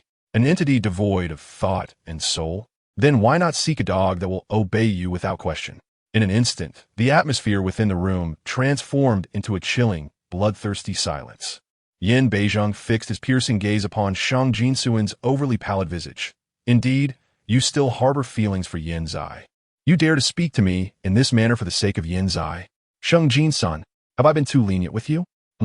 Leave. Sheng Jinsun felt a throbbing pain in her head, a surge of blood rising in her throat, which she forcefully suppressed. She pointed towards the door, her heart heavy with frustration. You do not wish to engage with me earnestly, nor do I wish to quarrel with you. Your injury renders you irritable, and my ailment causes me great discomfort. Depart. During this time, she had repeatedly conveyed her determination to sever ties with Yanzai, yet he remained obstinately fixated. He was ruthless and indifferent, caring only for his desires while disregarding her thoughts and showing her no respect. She felt akin to a mere pet at his side, receiving a modicum of gentleness when he was pleased, yet facing a tempest of fury when displeased. She could only tread carefully around him, constantly bracing for his wrath. This was the very essence of why she had dreaded him in her past life, loathed him, and yearned to escape his grasp. Yet must she endure such torment once more in this life? A wave of helplessness and coldness washed over her. Yin Beizhong was acutely aware that his anger exacerbated the pain in his chest, yet he remained unmoving. Sheng Jinsun, how dare you order me to leave? You, what do you wish for me? Sheng Jinsun, holding back tears, finally erupted. You promised to spare my father, yet the moment you turned away, you allowed the emperor to trouble him. You even left him battered and bruised. Initially, she believed her father's account of the emperor's actions, but upon reflection, it was evident that the emperor had no reason to target her father without provocation. It was Yin Beizhong who had orchestrated this. I came to rescue you, merely wishing to spare you pain, yet you accuse me of taking liberties with you over such a trivial matter. Regent, Is there anyone in this world who dares to treat you with such impunity? You expect me to feel no fear, to draw close to you, to admire you, to consider you my everything. Yet you're a powder keg, ready to explode at any moment. You seem a ferocious beast, poised to rend me to pieces. How can I not fear you? I fear you, yet I cannot show it. Should you catch even a glimpse of my trepidation, your wrath would be even more formidable, and you would devour me whole. Do you think me foolish? Yes, I am indeed foolish. Foolish enough to believe that if I treated you well, you would regard me as a person, not merely a plaything for your amusement. Depart. I do not wish to see you tonight. The final word fell, and Sheng Jinxiu could no longer restrain herself, spitting out a mouthful of blood. Chapter 82. His white garb stained with her blood. Jeaner. Yin Beijing's cold, bloodthirsty demeanor remained, yet was now tinged with palpable tension, concern, and tenderness. These two conflicting emotions coexisted within him. I'm well, merely a bit unwell and weak, Sheng Jinxiu said, wiping the blood from her mouth with the back of her hand. It is late, my lord should take his leave. With that, she ignored Yin Beijing, pulling the quilt over herself and turning her back to him to sleep. Yin Beijing reached out to draw her up again, but his hand became stained with her blood. He hesitated for a moment, anger still flickering across his face, mingling with worry for Sheng Jinxiu's condition. Recalling what he Jiuming had said, that Sheng Jinxiu's medical skills were no less than his own. Ultimately, he withdrew his hand. After the spring banquet, I will personally visit the Yong'an Marquis's residence to propose. With this somewhat brusque statement, Yin Beijing left. As he exited, the commotion had long since awakened Qiushi. Who opened the door for him? Regent. My lady fears pain above all, Qiushi said, her head bowed, unable to refrain from speaking. Yet she bled so profusely for you. Yin Beijing paused mid-step, glancing back, but Qiushi had already closed the door. He clenched his fists, his expression dark as if a storm were brewing. He had come tonight to convey that he had come to understand something. Her recent desire to flee from him, which he had initially attributed solely to Yin Zai, now revealed to also stem from his own nature. His demeanor had been too cold, and he had failed to comprehend how to interact with a woman. Yet his desire for her heart was genuine. In this life, he wished for her alone. Hence, he sought her guidance on how to earn her willing devotion. This was the first time in his life he had sought assistance. Aware that she had once admired Yin Zai, he had deliberately adorned himself, donning a hairpin and white clothing. Yet this white attire was now stained with her blood. My lord. Yiming approached just in time, noticing the blood on Yin Beijing's white garb, exclaiming in shock, your injury. I am unscathed. Yin Beijing replied wearily, return. He settled into the sedan chair, illuminated by the glow of the night pearl, his gaze fixed on the crimson stains, and added, upon returning to the residence. Summon he Jiuming to tend my wounds at once. She still worried for his injury, fearing for his pain. He took this as a sign that she still held him in her heart. Perhaps it was his manner towards her that was at fault. He would ponder this further. Inside, Qiushi hurried into the inner chamber. My lady, the regent has departed. Are you unhurt? I merely expelled some blood. It is better out than in, Sheng Jinxiu replied, sitting up once more. Qiushi, my bedding and nightclothes are stained with blood. Please fetch me clean ones. She too detested the scent of blood. Qiushi hurried to the wardrobe. With her mind preoccupied, she casually grabbed a blanket and a red nightgown. My lady, do not be angry, Qiushi said while assisting Sheng Jinxiu in changing her nightgown. The Marquis often says that holding on to anger only harms oneself and others. It is the least advantageous course of action. Harm myself? That is not true. I have been angered to the point of bleeding, but to harm him? To harm Yin Beijing? I would actually relish the thought of truly injuring him. To temper his deadly disposition and compel him to consider how to interact with me in the future. Wait, Sheng Jinxiu grasped the half-donned nightgown. Where did this nightgown come from? This was made by my lady herself. Qiushi pondered for a moment before replying. This vibrant red cloud brocade is as resplendent as the dawn, warm in winter and cool in summer. 2 years ago, the third young master spent a fortune to acquire it from Jiangnan, claiming it was for your wedding gown. However, upon learning that you received this fabric, Miss Zhou Qi said that if you and the second prince wore the same fabric, it would surely signify a lasting love. You believed her, and that very night, you cut the fabric. This gown was meant for you, fashioned simply, while the one for the second prince was adorned with gold thread and embroidered with love poems on the inside. As she spoke, Qiushi suddenly sensed something amiss. My lady, now that I think about it, when I was tidying the wardrobe yesterday, I did not see the gown you made for the second prince. You had only completed it halfway. It should not have been sent out yet, right? My lady, I believe you must burn that gown promptly. Otherwise, if the regent were to see it, there is no time. Sheng Jinxiu's expression turned frigid. Someone has stolen that gown. Chapter 83. A conspiracy, striking unexpectedly, taking without asking, is theft. In recent days at the Yong'an Marquis's residence, the only one with motive to steal this gown is Zhou Shuobi. In her previous life, it was indeed Zhou Shuobi who had presented this gown to Yin Beizhong, asserting her mad love for Yin Zai and proving that even if she were to become involved with Yin Beizhong, her heart would still yearn for Yin Zai. Yin Beizhong was engulfed in a tempest of fury, tearing the nightgown to shreds before storming into her chamber to impose himself upon her once more, leaving her on the brink of unconsciousness. From that moment forth, he disregarded her wishes and dignity, whether in the garden pavilions or by the window, seizing her garments at will. Autumn realized with alarm that this nightgown had been placed within the confines of the young lady's private chamber. Who could have stolen it? The thief.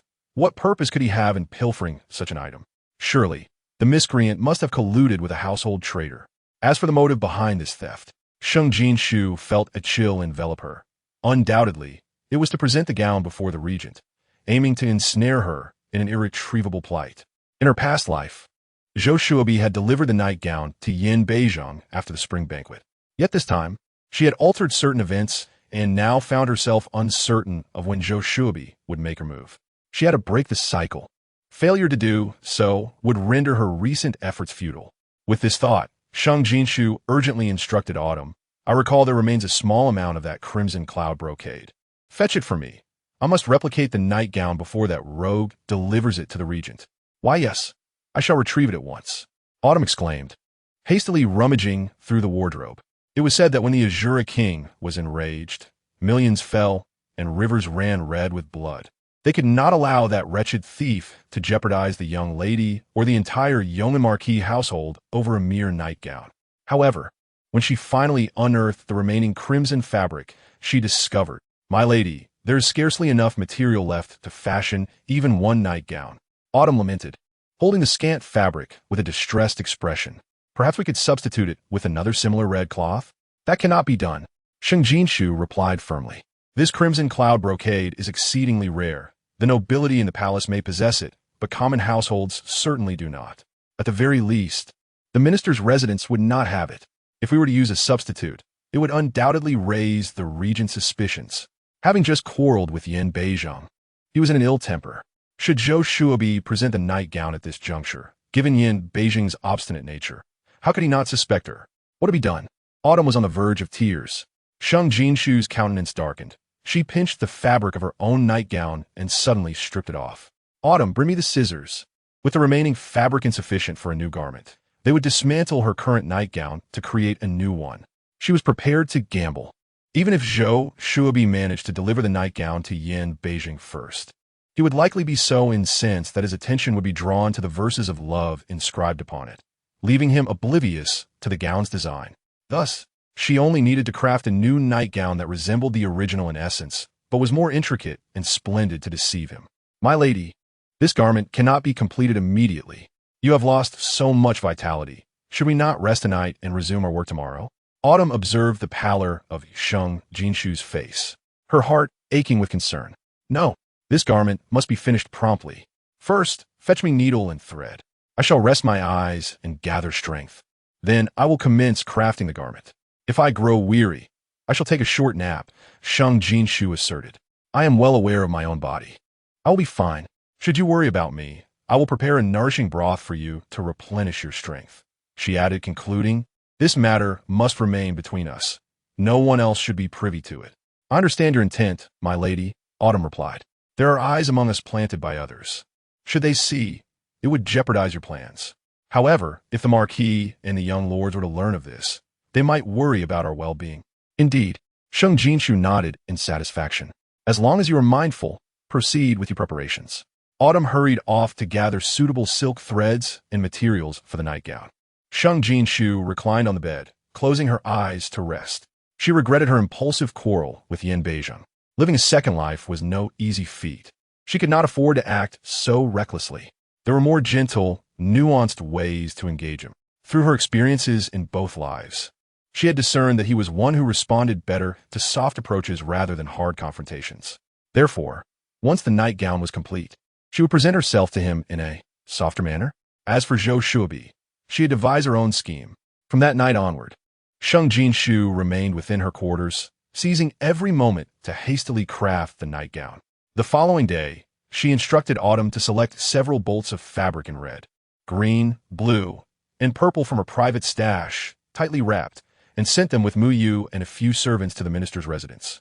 She specifically instructed Mu Yu to personally deliver the red fabrics to Zhou Shuobi, claiming they were a gift for her, hoping that Zhou Shuobi would find a favorable match during the spring banquet. In the past, whenever there was any interaction between Zhou Shuobi and Sheng Jinxiu, Mu Yu would always boast about it to enhance Zhou Shuobi's standing with the Yong'an Marquis household, allowing her to reap benefits. This time was no exception, just a few bolts of fabric, yet Mu Yu gathered 6 or 7 servants from the outer courtyard to accompany her. Each servant carried a bolt, creating quite a spectacle as they made their way to the minister's residence. When questioned, Mu Yu proudly proclaimed, "These are gifts from our Miss Jinxiu of the Yong'an Marquis household to Miss Zhou Qi of the Ministry of Revenue. Miss Jinxiu and Miss Shuobi are the closest of friends. What did a few bolts of fabric matter? They were merely ordinary textiles. Yet each of these bolts, gifted by Miss Jinxiu, was of a quality you could scarcely imagine. Naturally, they were intended for clothing for Miss Shuobi, who now adorned herself solely in garments crafted from Miss Jinxiu's fabrics." 2 days later, on the eve of the spring banquet, Zhou Shuobi descended from small carriage, clad in a gown of pale yellow, her hair braided, and her makeup impeccably done, standing at the entrance of the regent's residence. "Miss Zhou Qi." The guards at the entrance recognized her and greeted her warmly. She gazed up at the plaque of the regent's residence, lifting her chin slightly, a clear sense of pride emanating from her. This regent's residence, a place revered by the populace and the highest officials alike, where entry was forbidden without invitation, yet she, Zhou Shuobi, could come and go as she pleased.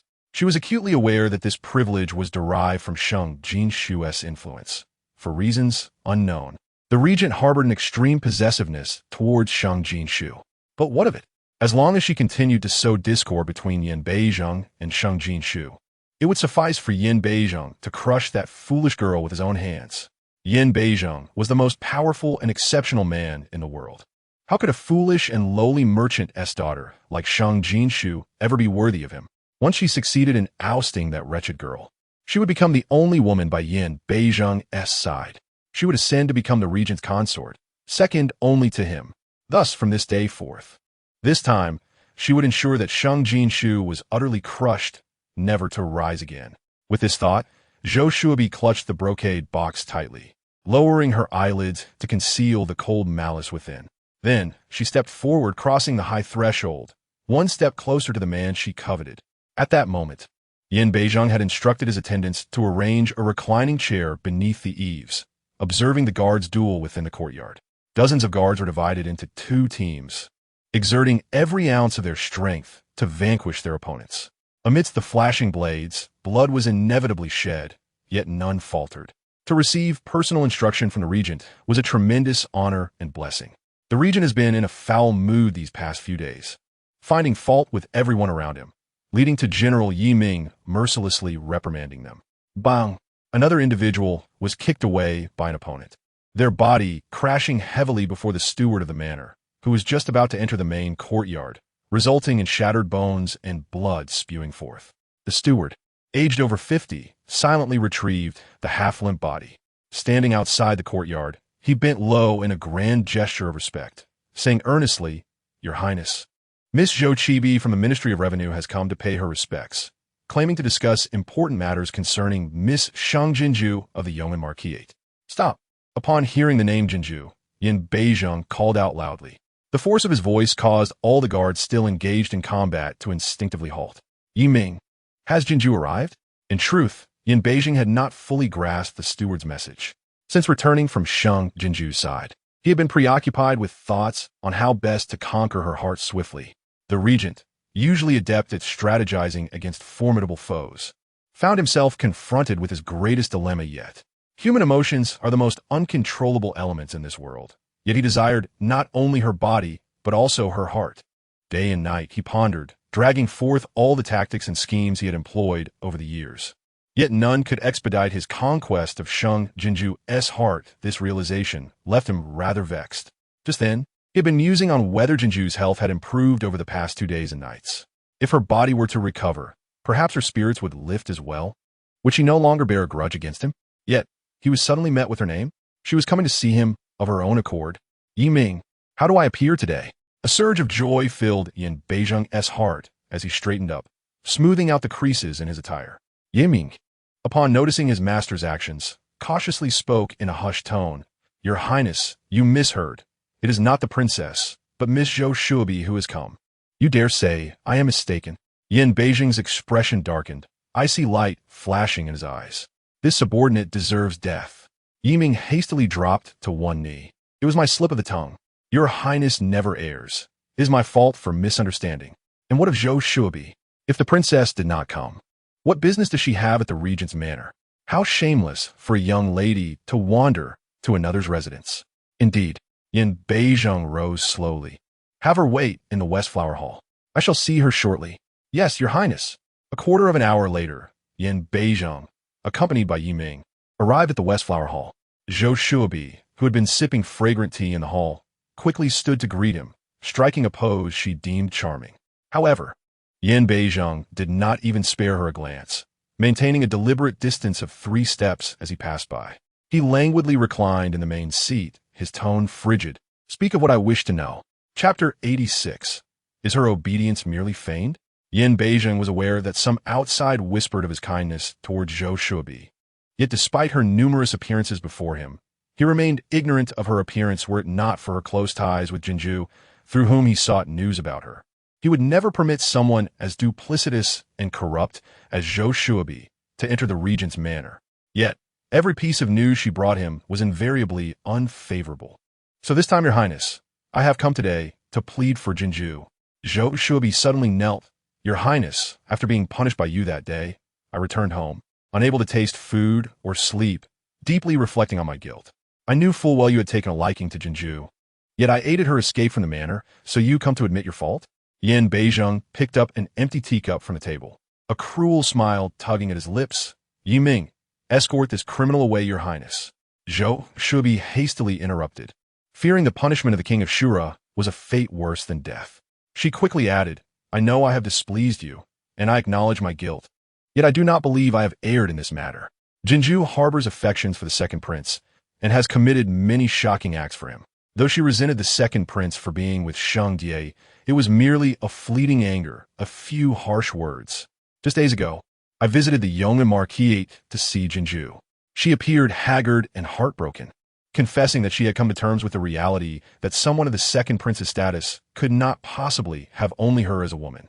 She felt powerless. She resolved to accept the second prince's arrangements and enter his household as a secondary consort. She carefully observed Yin Beizheng, noting his expression darkening further, and continued to stoke the flames. However, Jinxiu also mentioned that since he would not release her, she had no other choice but to placate you for now. At the spring festival banquet tomorrow, before the Empress Dowager, Emperor, Empress, and all officials, she intends to declare her feelings for the second prince. Jinxiu believes that if she can catch you off guard and solidify her relationship with the second prince, then even you would be unable to stop her. Your Highness, I am Jinxiu's closest friend. I cannot bear to see her suffer for love. I cannot stand to see you harmed over a woman who does not hold you in her heart. So I boldly implore you once more to release Jinxiu, allowing her to pursue the love she truly desires. After all, should matters escalate at the spring festival banquet, it would be a humiliation to you, the second prince. And Jinxiu herself, are you suggesting that I am not the man she desires? That the affection I offer is not what she seeks? Yin Beizheng's deep gaze radiated a chilling light, as if it could transform into a blade at any moment, ready to sever everything in its path. Sheng Jinxiu, has all been mere pretense? Sheng Jinxiu, does she intend to catch him off guard at the spring festival banquet? Sheng Jinxiu, is she willing to sacrifice both their reputations to stand beside Yin Zai? She has deceived him, and so thoroughly, Yet he had believed she genuinely severed ties with Yan Zai and wished to cultivate a good relationship with him. She acted so convincingly that he nearly believed her. He had even contemplated whether to adopt a gentler approach towards her. But she has squandered her last chance. Chapter 87. If blame is to be assigned, let fall upon you for obstructing my path to glory. Your Highness, I understand this is a difficult truth to accept, but it is indeed the reality. I possess evidence. Under the chilling and bloodthirsty aura emanating from Yan Beizhong, Zhou Shuobi felt fear creeping in, even battling the impulse to flee. Yet, recalling her purpose, she gritted her teeth and opened the brocade box she had brought, retrieving a scarlet nightgown. Your Highness, this is a nightgown that Jinju personally crafted for the second prince. To win back his heart, she even embroidered love poetry on the inner side, instructing me to deliver it to the second prince personally and express her sentiments. The poem reads: take a lump of clay, mold you, shape a me, shatter us together, mix with water, then mold another you, shape another me. In your clay, there is me. In my clay, there is you. To share the same bed in life, to share the same coffin in death. Fearing Yan Beizhong might not hear her words to their conclusion, Zhou Shuobi rushed through the recitation of the poem, quickly adding, Your Highness, with your great talent, you must comprehend the meaning within this poetry. Jinju has already indicated her wish to be with the second prince, to be intertwined, as it were. When will it come to this? Though I do not understand such matters, I have heard my married sister speak of it. It must be an affair of deep affection in the boudoir bang. With a thunderous crash, Yan Beijing's fist smashed onto the table before him, reducing it to splinters. The teacup in his hand was crushed to dust by his uncontrollable internal force. Zhou Shuobi gasped in terror, her complexion turning pale. Yet, she understood that the more furious Yan Beijing became, the greater the likelihood of her plan's success. Thus, she clutched tightly onto the nightgown, shrinking back into herself. Regent, please temper your anger. I did not come to provoke you, she implored. I have hesitated for several days before choosing to show you this nightgown instead of delivering it to the second prince. I wish to convey to you that Jinxiu has resolved to be united with the second prince, sharing life and death together. Why must you continue to force me? Even if the regent could possess her body, he would never capture her heart. Leave. Yan Beijing finally cast a glance at Zhou Shuobi. That gaze, akin to the eyes of a demonic deity from the depths of hell, was so frigid it seemed capable of freezing one's very soul. It radiated nothing but bloodthirsty malice. Cold sweat drenched Zhou Shuobi's back in an instant. Fear propelled her to scramble to her feet and flee. As she exited the West Flower Hall, her knees weakened uncontrollably, and her maid rushed to support her. Hurry, she urged, grasping her maid's hand as they dashed out of the regent's residence. She wished for Sheng Jinxiu's demise, refusing to accompany her in death. Only when Sheng Jinxiu was torn apart by Yan Beizhong would she have her opportunity. In her haste, she unhesitatingly discarded the nightgown on the ground, its embroidered side facing up. The regent was astutely intelligent, unlikely to be easily deceived. Yet when it came to matters related to Sheng Jinxiu, he would lose all rationality, especially since he was familiar with her handwriting. That love poem was penned by Sheng Jinxiu herself, and she had personally embroidered it. The regent would be compelled to believe it. Sheng Jinxiu, do not blame me for my ruthlessness. Blame your own good fortune in capturing the regent's favor. Blame your lowly merchant's daughter status for obstructing my path to wealth and glory. Chapter 88. You within me. I within you. The temperature in the room had plummeted to its nadir. Yiming stood frozen in place, not daring to make a sound. Even the hidden guards held their breath, fearing that a careless move would reveal their presence and lead to their dismemberment by Yan Beizhong. Time stretched on, long enough that everyone felt the urge to leap forth and beseech Yan Beizhong to quell his fury. Finally, he moved, with utmost elegance. He stood and walked steadily to the spot where Zhou Shuobi had just stood, retrieving the blood-red nightgown. Each word was enunciated clearly, his tone light, yet chillingly ethereal. You within me, I within you. In life, we shall share a bed. In death, a tomb. The last laugh descended from the heavens, bone-chilling and hellish. Yi Ming, bring forth the heaviest chains from the dungeon. Capture Sheng Jinxiu from the marquis of Yongmen's residence. Bring her back in shackles. Clear the room of all belongings. Seal the roof with nets and nail the windows shut. I shall personally teach her what it means to be you within me, I within you. If I cannot possess her heart, then I shall claim her body. She wishes to be united with another man. I will make her kneel, beg, and cry out, vowing that she, Sheng Jinxiu, is mine in this life and the next in every lifetime, alive as Yin Beijing's, dead as his ghost. Yes, my lord, I shall attend to it immediately. Yiming rigidly accepted the command. For the first time, he felt an intense fury towards a woman. How could she, who had been so benevolent while tending to his master, betray him so? His master had offered her the position of princess consort, lowering himself to negotiate a marriage with the Marquis of Yong'an, wishing to bestow upon her the finest the world had to offer. He had nearly lost his life to save her, even wished to change himself for her sake. That vile scoundrel, Yin Zai, was not worthy to be compared to his master. Yet why had she chosen that wretch? Was Sheng Jinxiu blind, or simply lacking in discernment? As Yiming emerged from the West Flower Hall, preparing to send someone to retrieve the chains from the dungeon, he spied the steward leading a maid toward him. This maid was familiar to him, one of Sheng Jinxiu's trusted attendants, responsible for her care at night. Her name was Qiushi. What business did Sheng Jinxiu's maid have at this moment? Yiming approached with a frown, intent on questioning her coldly. Upon seeing him, the maid's tense expression transformed into a radiant smile. General Yiming, how wonderful to see you. She even trotted over, as if encountering a comforting and reassuring presence. General Yiming, I am here to deliver a gift from our young lady to the regent. The regent's residence is so cold, and the guards all have such fierce expressions. It's quite frightening. Only then did Yiming notice the brocade box she held, simple in design, lacking the ostentation of Zhou Shuabi's. What gift? He asked instinctively, his tone icy, as he held no affection for Sheng Jinxiu. Qiushi began, her face flushing. I cannot say.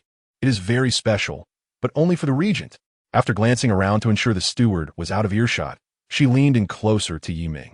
However, since you are the regent's most trusted confidant, I can share it with you. She slightly opened the brocade box, revealing a corner of a red nightgown within. General Yiming, our young lady made this garment for the regent. It is meant to be worn closely. Qiushi's smile brimmed with innuendo. But Yiming's mind exploded with the revelation. Nightgown. Chapter 89. Capture and lock away. Qiushi traveled in a plain carriage, striving to maintain a low profile. It was her first visit to the regent's residence, and her mind was filled with the gruesome and bloody rumors she had heard about Yin Beijing. As she exited the Marquis of Yong'an's estate, she was on high alert, especially when she spotted Zhou Shuabi departing in a palanquin. Her heart leaped to her throat. The young lady had guessed correctly. Zhou Shuabi had indeed acted the day before the spring banquet. Had the regent already seen that nightgown? Was he in a furious rage? She needed to hurry. She must deliver the new nightgown to the regent without delay. Upon entering the residence, she asked the steward to take her to see the regent immediately. Doubts clouded her mind about whether she could succeed in this task. But she was determined to help Sheng Jinxiu turn the tide, even at the risk of her own life. The coldness of the royal residence filled her with anxiety. Until she encountered Yiming. Although they had never spoken, this familiar figure provided her with a modicum of reassurance, allowing her to suppress her fear as she approached him with warmth and enthusiasm. General Yiming, where is the regent? Please take me to see him. This gift feels rather heavy in my hands. Qiushi's face flushed as she attempted to appear calm. Quickly, follow me. Yiming finally reacted, gripping Qiushi's hand and half-dragging her toward the West Flower Hall. It seemed something was amiss. Sheng Jinxiu had sent another nightgown. A red one? It appeared to be made of the same fabric. At this moment, Yiming was too preoccupied to ponder the differences between the nightgown gifted by Sheng Jinxiu and the one from Zhou Shuabi, or to question who was genuine and who was false. He only knew that he must promptly present Qiushi before his master, allowing him to decide how to proceed. Upon re-entering the West Flower Hall, the chilling and bloodthirsty atmosphere intensified. Terrified, Qiushi stumbled in and knelt on the ground with a thud. Yin Beijing, who had been reclining in a soft chair with his eyes closed, forcibly suppressing his rage, suddenly opened his eyes upon hearing the commotion. His deep, dark gaze was laced with crimson threads, resembling a demon on the verge of madness. Yiming, I instructed you to capture someone. Why have you returned with a mere girl? His voice dripped with menace. If you seek death, I can certainly assist you. Regent. Qiushi trembled as she spoke. I am the personal maid of Miss Sheng Jinxiu from the Yong'an Marquisate. My mistress sent me to deliver a gift to the regent. It is I who request General Yi Ming to bring me before the regent. As she spoke, she raised her hands to reveal a box. Present it, commanded Yin Beizhong, his tone still icy. Yi Ming hurriedly took the box and stepped forward to open it. Inside lay a scarlet garment, soft to the touch, intricately embroidered, and evidently far more exquisite than the nightgown Zhou Shuobi had sent. Are you certain this nightgown was made for me by your mistress? Yin Beijing tossed aside the one from Zhou Shuobi and held the one from the box in his hand. Do you understand the consequences of deceiving me? A menacing aura enveloped the room, causing Qiushi to tremble uncontrollably. She prostrated herself on the ground, resolutely stating, I would never dare deceive the regent. This nightgown was crafted by my mistress herself, stitch by stitch. She said that red is the rightful color, and this gown is meant for the night of the regent's wedding to my mistress. She began sewing at the moment she returned home. For the past few days, my mistress has been bedridden and could do nothing else but focus on completing this gown. She just finished it this morning and eagerly sent me to deliver it, hoping to know if you would be pleased. At this point, Qiushi added, somewhat morosely, my mistress pricked her fingers many times while making this gown. She even embroidered her heartfelt sentiments into it. I did not expect the regent to receive a nightgown made by another. Could it be that the regent's promise to only marry my mistress was but a falsehood? In the Daxing dynasty, it was customary for a man's nightgown to be made by his mother or sisters. Yin Beijing had neither, having lost his mother early and having no sisters. Thus, Qiushi's words carried a hint of reproach, suggesting that he was entangled with other women. Bold! Yi Ming exclaimed coldly, you a mere girl, dare to meddle in the affairs of the regent? He was genuinely concerned that Qiushi might provoke Yin Beizhong and jeopardize her life. The bold Sheng Jinxiu of the Yong'an Marquisate dared to show her displeasure before her master, and it seemed the maid was equally fearless. Yin Beizhong tore the nightgown apart, revealing a heartfelt poem embroidered within. In you, I find myself. In me, you reside. By day I miss you. By night I yearn for you. Jinxiu was she, and Huai Jin was he. Did she long for him? Did she miss him by day and by night? Coughing suddenly, Yin Beizhong feigned a cough, his expression slightly unnatural. The coldness and murderous intent in the room dissipated, like winter snow melting away, replaced by a sudden warmth and tranquility. Regent, I would never dare to pry into your affairs, Qiushi ventured, noticing the atmosphere had lightened. Gathering her courage, she continued, but my life was saved by my mistress. She treats me as a sister. I have no way to repay her, but to speak a few words on her behalf. My mistress is kind-hearted. Whoever treats her well, she reciprocates with all her heart. In the past, the second prince frequently visited to bring gifts, and my mistress believed he was worthy of lifelong trust. Little did she know that he deceived her and conspired with Miss Die to betray her. My mistress cannot tolerate betrayal. She had no choice but to cast aside that treacherous person. But how can she reckon with the years of happiness she lost? How can she account for the ridicule and scorn she endured for the second prince? How can she bear the pain she has suffered? Regent, I do not know how you came to know my mistress or why you said you would marry her. But if you are merely acting on a whim, or if you are like the second prince, enjoying my mistress's company while also courting other noble ladies, if I survive today, I will advise my mistress to abandon any hopes or expectations regarding you. Preposterous! Yin Beijing erupted in fury. You dare to sow discord between me and Jinxiu? Yiming, such a scheming maid must not remain by Jinxiu's side. Drag her out and execute her without mercy. Before Yin Beizhong could finish his command, the butler stepped into the room. Sensing the tense atmosphere, he quickly withdrew and bowed, saying, Regent, the third young master of the Yong'an Marquisate has arrived. The third young master of the Yong'an Marquisate? Is that the merchant, Sheng Jinxiu? Yin Beijing pondered briefly before responding in a dispassionate tone. Let him in. Regent, the third young master merely came to deliver a letter.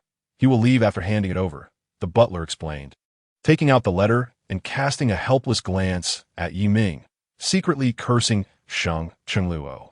Indeed, merchants were often cunning. The moment Sheng Jinxiu sensed unrest in the estate, he slipped the letter to the butler and fled like a rabbit. Yi Ming, having caught the butler's signal, approached. After years of battle on the frontier, the old butler had endured much in guarding the royal household. Yi Ming glanced at the letter. It appeared to be ordinary, but was sealed with vermilion lacquer, with the words Huai Jin personally delivered inscribed upon it. In the realm of the four nations, Only Sheng Jinxiu dared to address Yin Beizhong in such a manner. Thus, this letter must be her personal correspondence. He hurriedly handed it to Yin Beizhong. Your Highness, is a letter from the princess. A flicker of surprise crossed Yin Beizhong's eyes. She can write? Wasn't it said that she was illiterate with no grasp of proper writing? However, her handwriting was quite good. The poem embroidered on the nightgown, though somewhat explicit, was not devoid of elegance. He carefully opened the letter, and a fresh plum blossom fell out. The early spring plum, tender from the melting snow, exuded a clean and refreshing sweetness, instantly alleviating much of Yin Beizhong's agitation.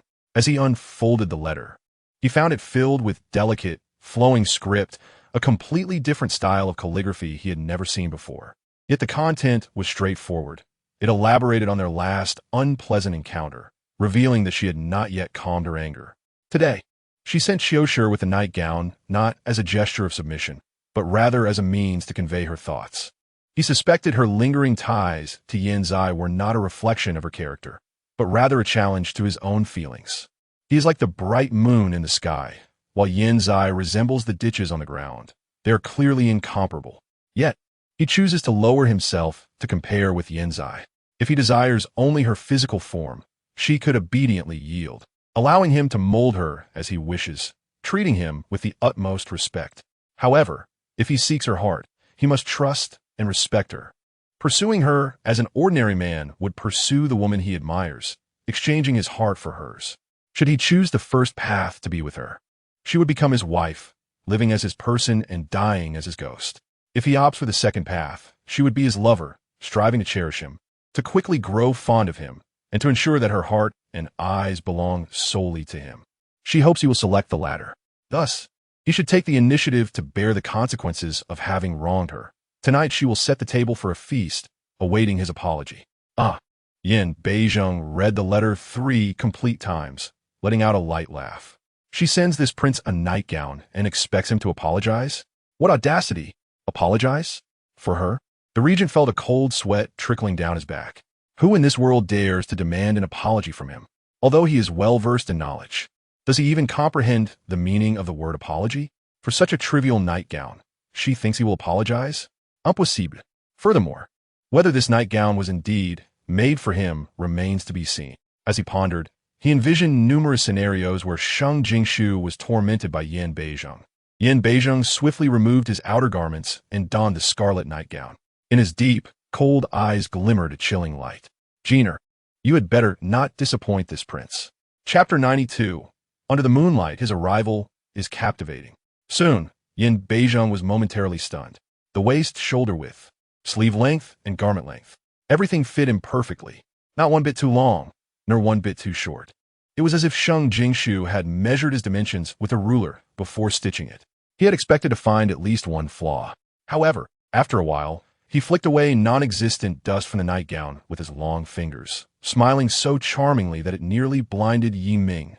His elegance was unparalleled, and his charm was devilish. Yi Ming, prepare me a set of white garments. Make several sets. I shall come by later to select. He wished to wear the finest attire tonight, to indulge in romantic conversations with his little Jeaner beneath the flowers and moonlight. Yi Ming widened his eyes, fearing that his exaggerated expression might provoke Yin Beizhong, and quickly lowered his head. Yes, Regent. Yin Beizhong's gaze returned to Qiushi. You are quite bold, girl. Stand up. You know your mistress's preferences, do you not? Go with Yi Ming to assist this prince in selecting attire, and later accompany me to the Yong'an Marquis's residence. Qiushi clenched her hands hidden in her sleeves. Yes, the young lady stated that if the regent does not trust her, she shall perish. If the regent trusts her, he would not allow her to return alone, for he would undoubtedly visit the Yong'an Marquis's residence personally for further tests. The regent's trust is at most only 3 parts. He never entirely believes anyone. He only trusts himself. At the Yong'an Marquis's residence, in the Jinyuan courtyard, after Qiushi delivered the nightgown to the regent's residence, Sheng Jinxiu felt her heart grow anxious. For the past few days, she had sent someone to keep watch over the Minister of Revenue's residence.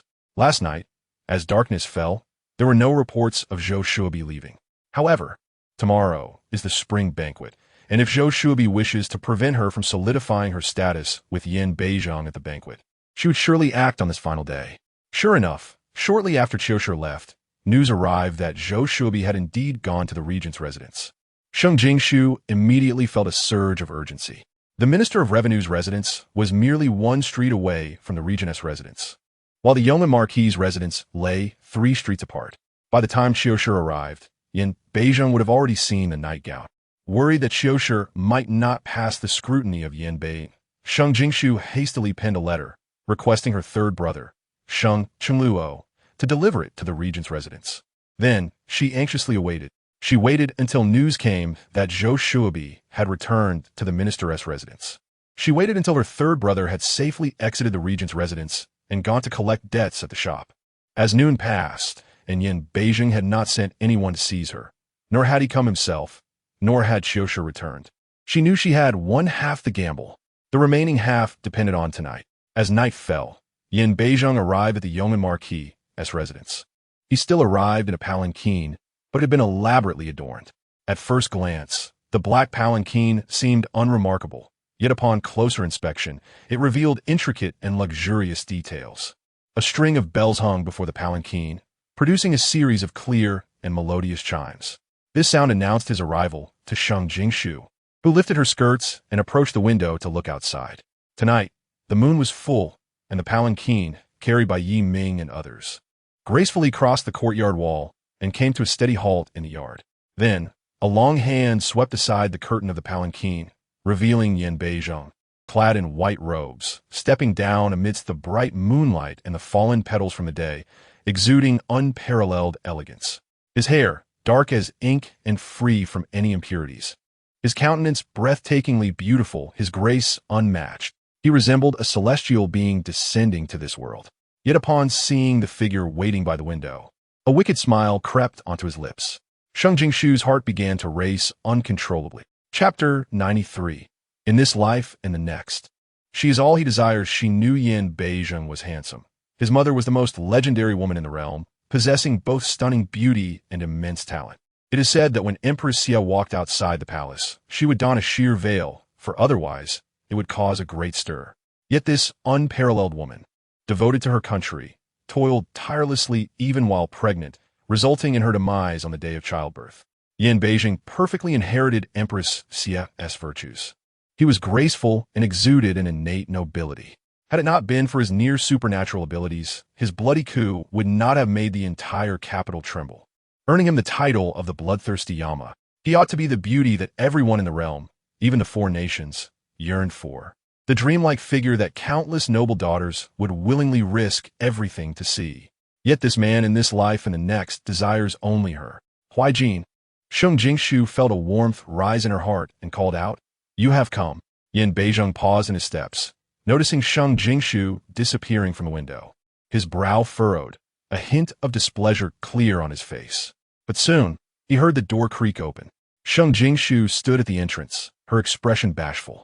"Huaijin, it is cold outside. Please come in." The moment Yin Beizheng's displeasure dissipated, a smile graced his lips as he quickened his pace toward her. He stood before her, blocking the cold wind from outside. "Knowing it is cold, why are you still outside?" His tone was unexpectedly gentle. Sheng Jinxiu steadied her heart and entered the room alongside Yin Beizheng. Yi Ming entered afterward, holding the brocade box sent by Zhou Shubi. "I am very pleased with the gift you sent me." After they sat down, Yin Beizheng focused on the warmed wine on the table and spoke. Sheng Jinxiu placed a wine cup before him, allowing him to see the white cloth wrapped around her slender fingers, faintly scented with medicinal ointment.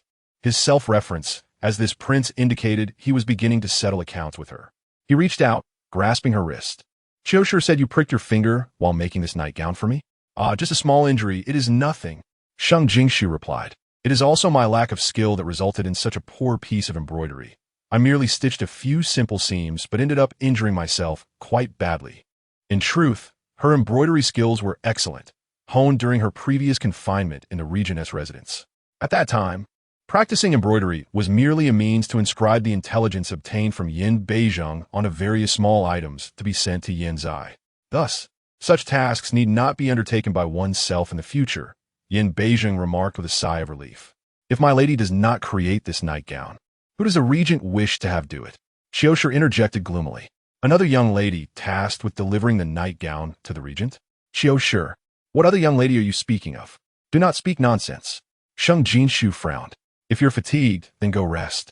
She was acutely aware of the situation, but performed the role of an uninformed yet protective mistress with remarkable finesse. Miss, I'm not speaking nonsense, Qiu Shi declared, stamping her foot, emboldened by an unknown courage. She rushed to Yi Ming's side, snatched the box from his hands, and thrust it into Sheng Jinxiu's possession. Miss, see for yourself. The nightgown inside is precisely that one. They even claimed they would compare it to the stitching methods you employed. Chapter 94. Anything she cherished, she would seize. Sheng Jinxiu's clear eyes were filled with doubt. Yet she smiled and said, Qiu Shi, are you jesting with me? Such an extravagant box for a nightgown? Is the sender so eager for all to know she is crafting intimate garments for a man? Yin Beizhong paused briefly indeed. Nightgowns possess a significant level of privacy. Even when made by elders or sisters, they would typically be discreetly packaged in an inconspicuous box. Much like Sheng Jinxiu's manner of delivery, it would be inconceivable to deliberately choose an ornate and valuable brocade box, as if wishing to attract attention. Realizing this, Yin Beizhong spoke again. The nightgown within this brocade box was gifted to me by Zhou Shuobi. As he uttered these words, his gaze remained firmly fixed on Sheng Jinxiu, unwilling to miss even the slightest fluctuation in her expression. Zhou Shuobi sent it? Sheng Jinxiu's face only displayed shock and disbelief. This cannot be true. Shuobi is my dearest friend. She knows of our relationship. Furthermore, she recently confided in me that she has affections for a refined and cultured gentleman, akin to my second brother. Thus, I had intended to inquire about my brother's opinion after this busy period. Although Huai was not without grace, the individual she described bore no resemblance to him. So it was indeed her. Qiu Shi interjected, indignantly stating, Miss, just look at the nightgown in the box. It is made of red cloud brocade. You, who could scarcely bear to use it yourself, gave it to her upon her request, and who would have known she would? Qiu Shi clenched her fists, trembling with fury. Sheng Jinxiu finally opened the brocade box to see the red nightgown. She reached out to touch it and furrowed her brow. This is indeed red cloud brocade, but how could Shuobi? How could it not? Qiu Shi's voice rose sharply. Miss, you are simply too kind-hearted. When others are good to you, you reciprocate doubly, regardless of whether their intentions are genuine or feigned. I cannot hold back my thoughts any longer, even if you believe I am instigating discord between you and Miss Zhou. Ever since she became friends with you, the fine things she has taken from you are countless. She asks for money, and you give her gold and banknotes. She covets your adornments, and you painfully part with them. She claims you lack appreciation for paintings, and you give her the recent acquisition from Master Su. She finds the tea from the Minister of Revenue too bitter, and you treat her with lotus-scented dew, which she drinks and insists on taking, leaving the entire minister's residence reliant on your offerings. Miss, I have also discovered that whatever you cherish, Ms. Zhou has devised means to procure from you. Your soft-heartedness allows her to take advantage, and she grows increasingly demanding, wanting everything. The only thing she has not sought from you, perhaps, is the second prince. I once thought this indicated she possessed some conscience, but now it appears she merely discerned the complexities between Miss Die and the second prince. Believing herself unable to compete with Miss Die, just a few days ago, she came to demand items from you, and I was nearly driven to madness. She requested jewelry worth a fortune, as well as numerous fine fabrics, specifically red cloth. In ordinary households preparing for daughters-in-law, who would deliberately source red cloth. When you mentioned you had none, she insisted you gather some, coercing you until you had no choice but to part with the remaining half-roll of red cloud brocade. Who knew she had seen you making a nightgown for the regent, and hastily crafted a similar one to present to him first. She is utterly shameless, despicable, infuriating. Even more so than Miss Die. Chapter 95, an exquisitely performed drama. It turns out she is of such a nature. Sheng Jinxiu tightened her grip on the nightgown, suddenly casting it away, slamming the brocade box shut, as if struck by a tremendous blow. She bitterly smiled and said, It seems my greatest failing, Sheng Jinxiu, is my inability to discern the goodness or malice in people's hearts. Qiu Shi, return the items. With that, she hurriedly rose, bypassing Qiu Shi and thrusting the brocade box back into Yi Ming's hands. Then, suppressing her inner fury, she turned to Yin Beizheng. The regent's visit tonight was intended for me to compete with Zhou Shuobi in embroidery. There is no need for such a contest. I, Sheng Jinxiu, am clumsy and cannot rival the exceptional stitching skills of Miss Zhou from the Minister of Revenue's household. Since the regent has accepted Miss Zhou's nightgown, mine surely would not catch his eye, so I asked the regent to return that nightgown to me. I was born into a merchant family. My father's title was merely purchased with money, far inferior to the esteemed Minister of Revenue's household. Yet, I refuse to serve a single man alongside former friends. If the regent wishes to accept Miss Zhou, then let our engagement be at an end. I am unwell and wish to rest. The regent may take his leave. With her final words, Sheng Jinxiu issued an unequivocal dismissal, turning without hesitation to enter the inner chamber. As she passed through, she drew the curtain that separated the inner and outer rooms, obscuring her figure. She then tossed out another remark. Please relay to Ms. Zhou upon your return that the friendship between Sheng Jinxiu and her has reached its end. The House of Yong'an shall no longer welcome her. Regent, General Yiming, please. Qiu Shi bowed, gesturing to Yin Beizheng and Yiming. Within, Sheng Jinxiu called out, Qiu Shi, they have legs, they will walk themselves.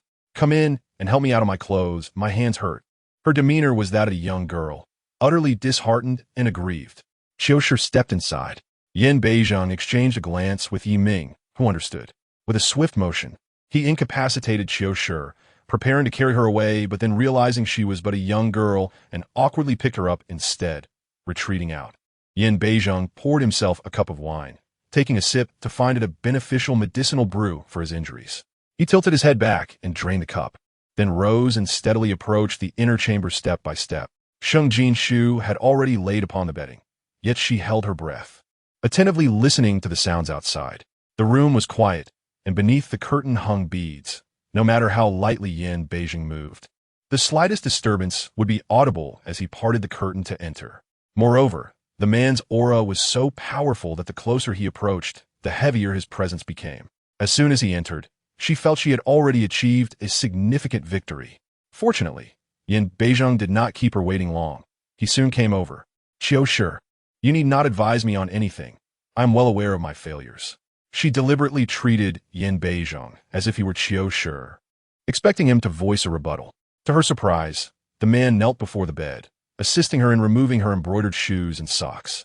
Sheng Jinxiu immediately felt a surge of anxiety, tightly clenching the hands hidden within her sleeves, pretending not to notice it was him. Once he had helped her, she swiftly rolled into the bedding, cocooning herself within the covers and retreating to the far side of the bed, pressing against the wall and turning her back to him. Chapter 96. I deliberately came to see you. Are you delighted?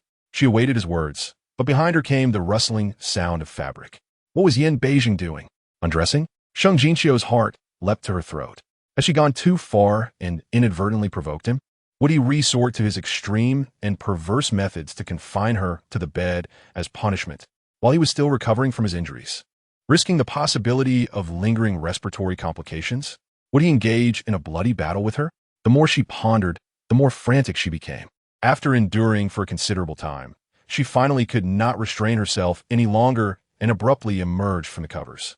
Upon lifting her head, she saw Yin Beizheng clad solely in a nightgown, preparing to join her in bed. Beneath the white fabric, he wore the nightgown she had crafted. You.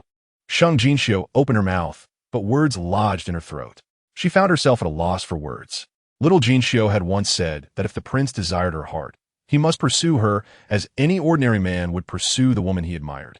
Yin Beizheng climbed onto the bed and lay down, continuing, before returning to the capital, I had no experience in interacting with women, nor did I comprehend how to court the one I desired. However, I believe that the day I suddenly took you from the street to the regent's palace startled you, leading to some misunderstandings about me. He turned to face her, his gaze intense. I desire your body, and I crave your heart. I do not repeat myself, for that which I speak, I shall fulfill. Sheng Jinxiu, listen well. I do not perceive merchant women as inferior to noble families. In my eyes, aside from my deceased mother, no one in this world can compare to you.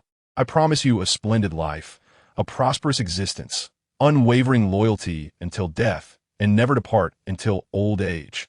Today, there will be no Zhou Shuobi. That nightgown was sent by her. I only permitted her entry to gather information about you. I know nothing of her appearance and would never accept a nightgown made by her. The nightgown is outside.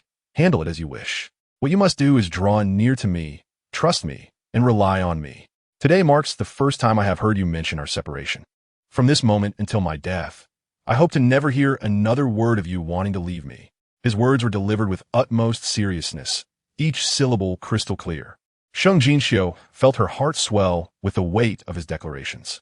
She had claimed ignorance of discerning the good and evil in people's hearts, lamenting her failures in life. In truth, her melancholy was not entirely unfounded. She truly despaired that it would take a lifetime of painful lessons to grasp such truths. She genuinely worried that Yin Beijing might fall under Zhou Shuobi's spell. She pondered, if he truly held no affection for Zhou Shuobi, why had he tolerated her grandeur in the past? But it turned out that he allowed Zhou Shuobi to approach him for her sake. After all this time, he did not even remember Zhou Shuobi's appearance. Jinxiu. Yin Beijing adjusted his nightgown. He Jiuming said that one should adorn oneself for the sake of pleasing those one cherishes. I'm quite fond of the garments you made. I deliberately wore them to see you. Are you pleased? Sheng Jinxiu's heart skipped a beat. Beneath the flickering candlelight, his features were striking, clad in vivid red, a figure of irresistible allure. Chapter 97. You are my dagger and my Achilles heel. In her previous life, she had been deceived by Yan Zai, believing he was admirable and once thought him handsome. Yet, that was merely an appreciation of his looks, devoid of deeper feelings.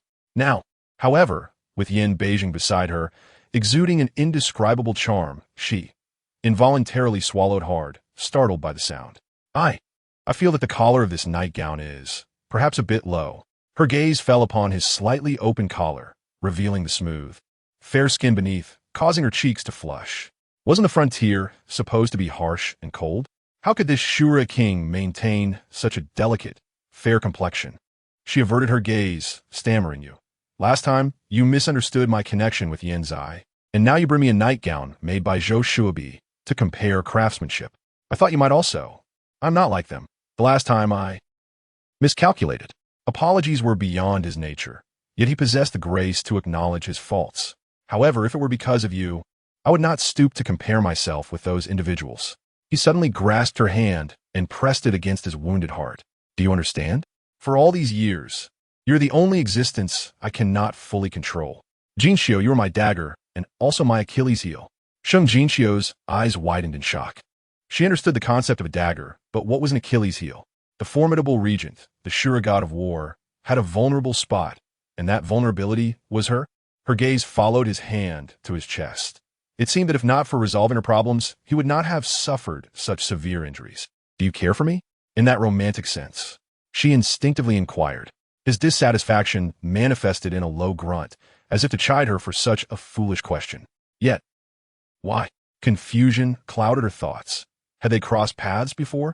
If they had not, how could he have developed feelings for her, given that he had been on the battlefield since he was 11 and had only recently returned? This is something you will come to know later, Yin Beijing replied. But as you said, the human heart is the most uncontrollable thing. My affection for you requires no further justification. Sensing that his previous declaration lacked sufficient weight, he added, Your heart belongs to me. I have claimed it. Your being will one day belong to me entirely. He realized that his delayed return had allowed Yan Zai to exploit the situation, resulting in unnecessary complications. Nevertheless, he would sever those ties and allow her to flourish within his domain. His prior approach had been misguided, leading her to distrust and resist him. He would grant her time to grow accustomed to him, to accept him, to rely on him, and to draw near to him. Ultimately, for the rest of her life, she would belong solely to him. Your embroidery is exquisite, Yin Beijing continued. Thus, you should discard anything that may cause you pain. Have you considered what style of wedding attire you desire? Inform me, and I shall create it. What? Yin Beijing will craft wedding garments? He can. Embroider? The notion was swiftly extinguished by Sheng Jinxiu. Surely she was overthinking. How could a man accustomed to commanding armies and strategizing on the battlefield possibly take up a needle? He must have meant to assign someone else for the task. That was agreeable, as embroidery was a laborious endeavor, and she had no desire to undertake it herself. With a sudden pop, the candle sputtered, and Sheng Jinxiu glanced at the flame, hesitating for a moment before speaking again. Huaijin, the night is growing late. You I will sleep with you tonight. Yin Beijing's words were astonishing. Chapter 98. The collection begins. No. Sheng Jinxiu immediately refused without a second thought. We have yet to marry, and you sleeping here is simply unacceptable. If my father, mother, and brothers were to find out, how could I possibly face them? And if someone else were to see us and word got out? Most importantly, I am acutely aware of this man's almost obsessive desires. What if he were to suddenly be overcome by passion in the dead of night? Then I shall reveal the royal jade disc for all to see. Yin Beijing unceremoniously pulled Sheng Jinxiu into his embrace, declaring, "Let them all know, you are already my wife." Were it not for the societal emphasis on ceremony and his desire to grant Xiao Jiner a grand and lively wedding, he would have brought her home long ago, sparing himself the trouble of coming all the way to the Young and Marquis's residence just to hold her close.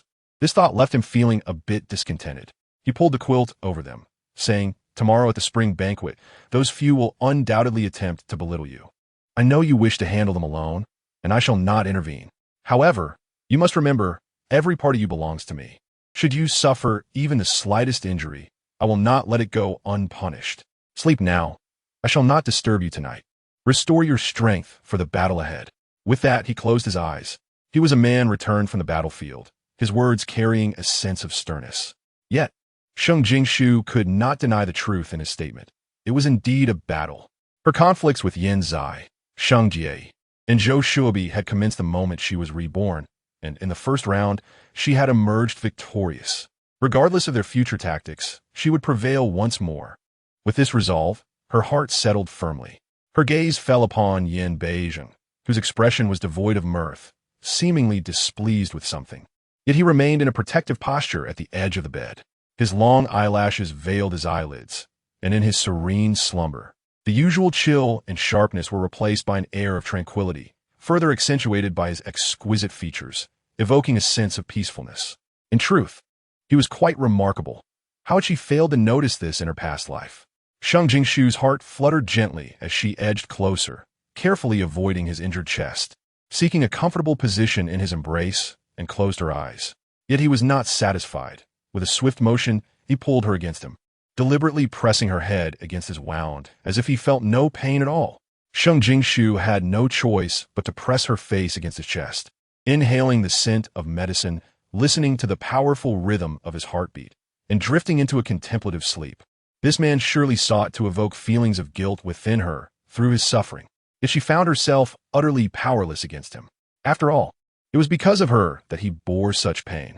His shamelessness and obstinacy had multiplied several times over compared to her previous life. The following day, as dawn broke, Yin Beijing opened his eyes to find the woman in his arms still lost in sweet slumber. Instantly, his brow softened, and he leaned down to place a gentle kiss on her forehead before rising. Once he was dressed and stepped outside, Qiushi, who had been under Yi Ming's control, was ready to rush into the room. "Stop!" Yin Beijing's voice was icy. Qiushi trembled at his tone, instinctively halting her advance. "Jiner is exhausted from last night. Be cautious in your service and avoid making any noise. Once she has rested, attend to her grooming for the spring banquet."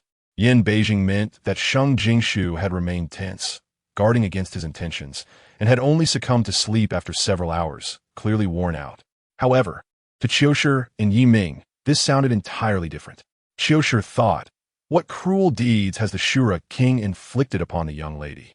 Poor miss. Yi Ming remarked it. Indeed, the master's prowess is extraordinary. Despite sustaining such severe injuries, he remains formidable. Thus, with admiration and respect for Yin Beijing, Yi Ming reverently assisted him into the carriage. An hour later, as Sheng Jinxiu awoke, Qiushi quietly changed her clothes, her eyes filled with concern. Sheng Jinxiu, unaware of Qiushi's unusual demeanor, asked while adjusting a special hairpin in front of the mirror, "Where is the nightgown Zhou Shuobi sent?" "I placed it on the table outside." Qiushi replied, a hint of fear in her tone. "Miss, I was terrified last night. I feared ruining your plans." "You did well," Sheng Jinxiu affirmed. "In the future, you could do even better." She rose and walked out with Qiushi, adding, "Qiushi, please summon Mu Yu to join us. Starting today, we shall settle accounts with Zhou Shuobi." Chapter 99. What are you afraid of? Have you done something wrong? Mu Yu had grown increasingly dissatisfied with Sheng Jinxiu in recent days. Once, they were all maids who could serve within the same quarters. But now only Qiushi was permitted near Sheng Jinxiu. Chaoyan had drawn Sheng Jinxiu's ire with her ostentatious behavior, while Chunhua was a wretched girl without support, unworthy of Sheng Jinxiu's favor. Yet why had she fallen out of favor?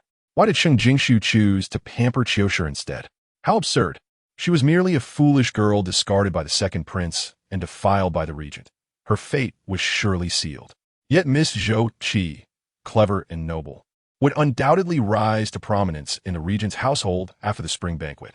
At that point, she would ensure that Miss Zhou Qi brought her to the Yong'an Marquis's residence to manage Sheng Jinxiu. Miss Zhou Qi had promised to take her along to the regent's residence. The regent, a figure of immense power in the Daxing dynasty. All she needed to do was warm his bed for a few days, conceive a child, and she would rise to a position of authority. When Qiushi approached Mu Yu, she noticed the latter with her head bowed, an avaricious smile creeping onto her face. Qiushi frowned and coldly inquired, Mu Yu, what devious schemes are you concocting? She was unconcerned that the matter of the regent's clandestine meetings with Sheng Jinxiu would become known to Mu Yu and her ilk. The regent's people would ensure that their eyes and ears remained shut.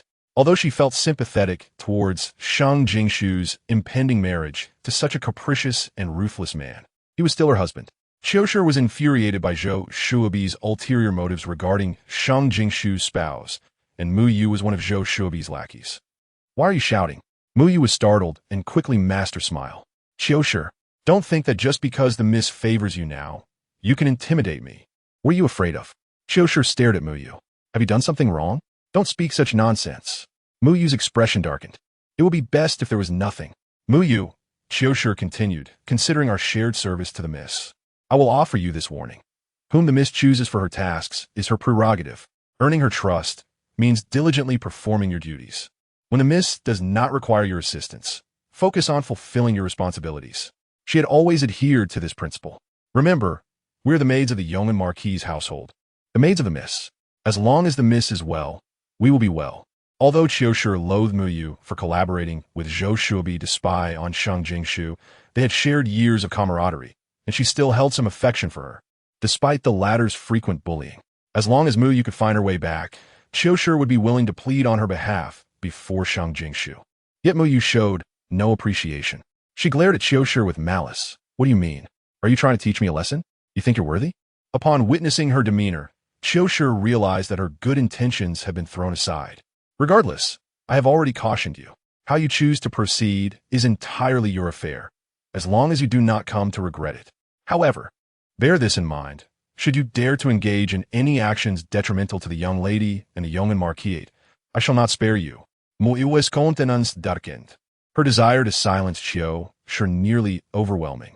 She then heard Qiushi instructing her, you should go inside. The young lady has tasks for you.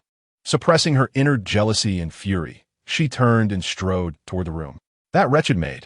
Just wait. Once she becomes the favored one before Miss Zhou Qi, once she rises to prominence within the Regency Prince's household, she will surely sew Qiushi's mouth shut, flay her skin, and gouge out her eyes. Entering the room, she did not conceal her resentment, merely offering a perfunctory bow and coldly addressing Miss Neil. Sheng Jinxiu's voice was as frigid as winter's breath. What have I done wrong, miss? Mu Yu's immediate response was to question Sheng Jinxiu. What do you think? Sheng Jinxiu lifted her gaze to meet Mu Yu's. Her eyes icy and chilling, sending shivers down Mu Yu's spine. Suddenly, Mu Yu's knees buckled, and she fell to the ground. Mississippi. I do not know where I have failed. You still recognize that you are my maid? Sheng Jinxiu said coolly. I assumed you desired to be a companion to Chao Yun. My lady, I acknowledge my mistakes. Mu Yiku hastily explained. It was because Qiushi deliberately belittled and bullied me, which incited my anger. I am unconcerned with your affairs. Sheng Jinxiu interrupted her, continuing, if I recall correctly, among all the maids by my side, you and Zhou Shuobi share the closest bond. Every time she visits the Jin Garden, it is you who attends to her every need? Mu Yu, oblivious to the sarcasm in her words, felt a sense of pride and replied, I am honored that Miss Zhou Qi holds me in esteem, complimenting my cleverness. Sheng Jinxiu scoffed lightly. Indeed, she is clever. Having deceived me for years while extracting countless benefits from me. She's indeed shrewd. Utilizing the red fabric, I gifted her to create intimate nightwear to entice the man I am meant to marry. Since you are close to her, you shall be the one to shred the garments she made and deliver them to her with a flick of her wrist. Sheng Jinxiu tossed a pair of scissors onto the brocade box. She then pushed it toward Mu Yu, the lid flying open to reveal the crimson nightgown spilling out. Cut! Sheng Jinxiu rapped the table. You have the time of a tease brewing. If I still see that palm-sized piece of fabric, I shall send you and this nightgown to the Ministry of Rites. Since you are so fond of Zhou Shuobi, you must also relish the thought of being a maid in the Ministry of Rites, yes? Muy Griku instantly panicked. While she had envisioned serving Zhou Shuobi, it was only after Zhou Shuobi had become a noblewoman of the Regency Prince's household, who in the capital does not know that the Madam of the Ministry of Rites delights in tormenting the children of concubines and executing the servants of the household. In the Ministry of Rites, Zhou Shuobi lives in constant trepidation. If she were to go, would she not be courting death? Mississippi, I am a maid of the yeoman marquis. How could I wish to serve in the Ministry of Rites? If you wish me to cut the garments, I shall do so immediately, Mu Yu said as she grasped the scissors and the nightgown, snipping away. Halfway through, she realized the implication of Sheng Jinxiu's words. Sheng Jinxiu, had she truly become aware of Zhou Qi's intentions toward her? Did she also know of Mu Yu's assistance to Zhou Qi? Was Sheng Jinxiu attempting to sever ties with Zhou Qi through the destruction of this nightgown? How would Zhou Qi benefit from Sheng Jinxiu henceforth? And how might she, Mu Yu, receive reward from Zhou Qi? Wait, if this nightgown was made for the Regency Prince, why was it here in Sheng Jinxiu's possession? Did the Regency Prince send it to her? Why would he entrust such a garment to Sheng Jinxiu? Could it be that the Regency Prince genuinely holds some regard for Sheng Jinxiu? In that case, would her choice to abandon Sheng Jinxiu for Zhou Qi be a mistake? Seeing the flicker of uncertainty in Mu Yu's eyes, Sheng Jinxiu could easily discern her thoughts. Was she beginning to doubt the path she had chosen? Alas, she had selected a road leading to perdition, and thus she must descend into the depths. Miss, the nightgown has been cut. Before long, Mu Yu presented a pile of tattered fabric in the brocade box for Sheng Jinxiu's inspection. Sheng Jinxiu casually took a handful, speaking coolly. Today is the spring banquet. I presume Miss Zhou Qi will be attending. Then you may wait for her at the entrance of the Ministry of Rites upon her return. At that time, relay to her that I have severed ties with her. Should she possess the ability to dig up what I have buried, let her do so. However, I shall accept the goodwill she has shown me, and if ever the opportunity arises, I shall repay her manifold. In ancient times, there were those who severed ties for honor. Today, I shred this garment to sever my connection with her. From this day forth, including her, none of the Zhou family shall step foot into the yeoman marquis again, nor shall they receive even the slightest benefit from me. Sheng Jinxiu. As for the gold and notes that Miss Zhou Qi has borrowed from me over the years for the Ministry of Rites, once I have organized my accounts, I will personally visit the ministry to collect my dues. Miss, Mu Yu is genuinely anxious, urgently imploring Sheng Jinxiu. I cannot undertake this task. Please choose another. Sheng Jinxiu's actions were clearly intended as a declaration of war against Zhou Shuobi. Previously, Mu Yu had perceived Sheng Jinxiu as foolish yet kind-hearted. Zhou Shuobi, while clever, was cunning and ruthless. If she were to represent Sheng Jinxiu in this confrontation, Zhou Shuobi would certainly not offer her any favors. She would treat her as an enemy and strike without mercy. I am absolutely loyal to you, miss. I had no idea that Miss Zhou Qi would resort to such underhanded tactics as to covet your man. I was only close to her because of your affinity for her. If you disapprove, I shall no longer associate with Miss Zhou Qi. Mu Yu hastily declared her allegiance. What are you so flustered about? Sheng Jinxiu replied coolly. She has gifted you the pearl bracelet she took from my wrist. She has given you the golden hairpin she pilfered from my family's jewelry shop. She has presented you with the jade bracelet from my private treasury. She has even bestowed upon you a considerable sum of money, promising that should she rise in fortune, she would elevate you as well. She has treated you so well. Meeting her should be a joyous occasion. Why then are you anxious and fearful? Absolute loyalty? Huh. Boom. Mu Yu felt as though struck by lightning, her face paling instantly. Sheng Jinxiu was aware that she had been bought by Zhou Qi and was merely a spy placed within the Jin Garden and yeoman marquis. She understood her betrayal and greed. Sheng Jinxiu had orchestrated this, deliberately compelling her to shred the nightgown. She had intentionally sent Mu Yu to deliver messages to Zhou Shuabi and to place her before Zhou Shuabi to be dealt with. Miss, I have wronged you. This time, Mu Yu was genuinely terrified, knocking her head on the ground with a resounding thud. I was bewitched, aiding Miss Zhou Qi in gathering intelligence, receiving benefits from her. But my heart belongs to you, miss. Please do not misinterpret my actions.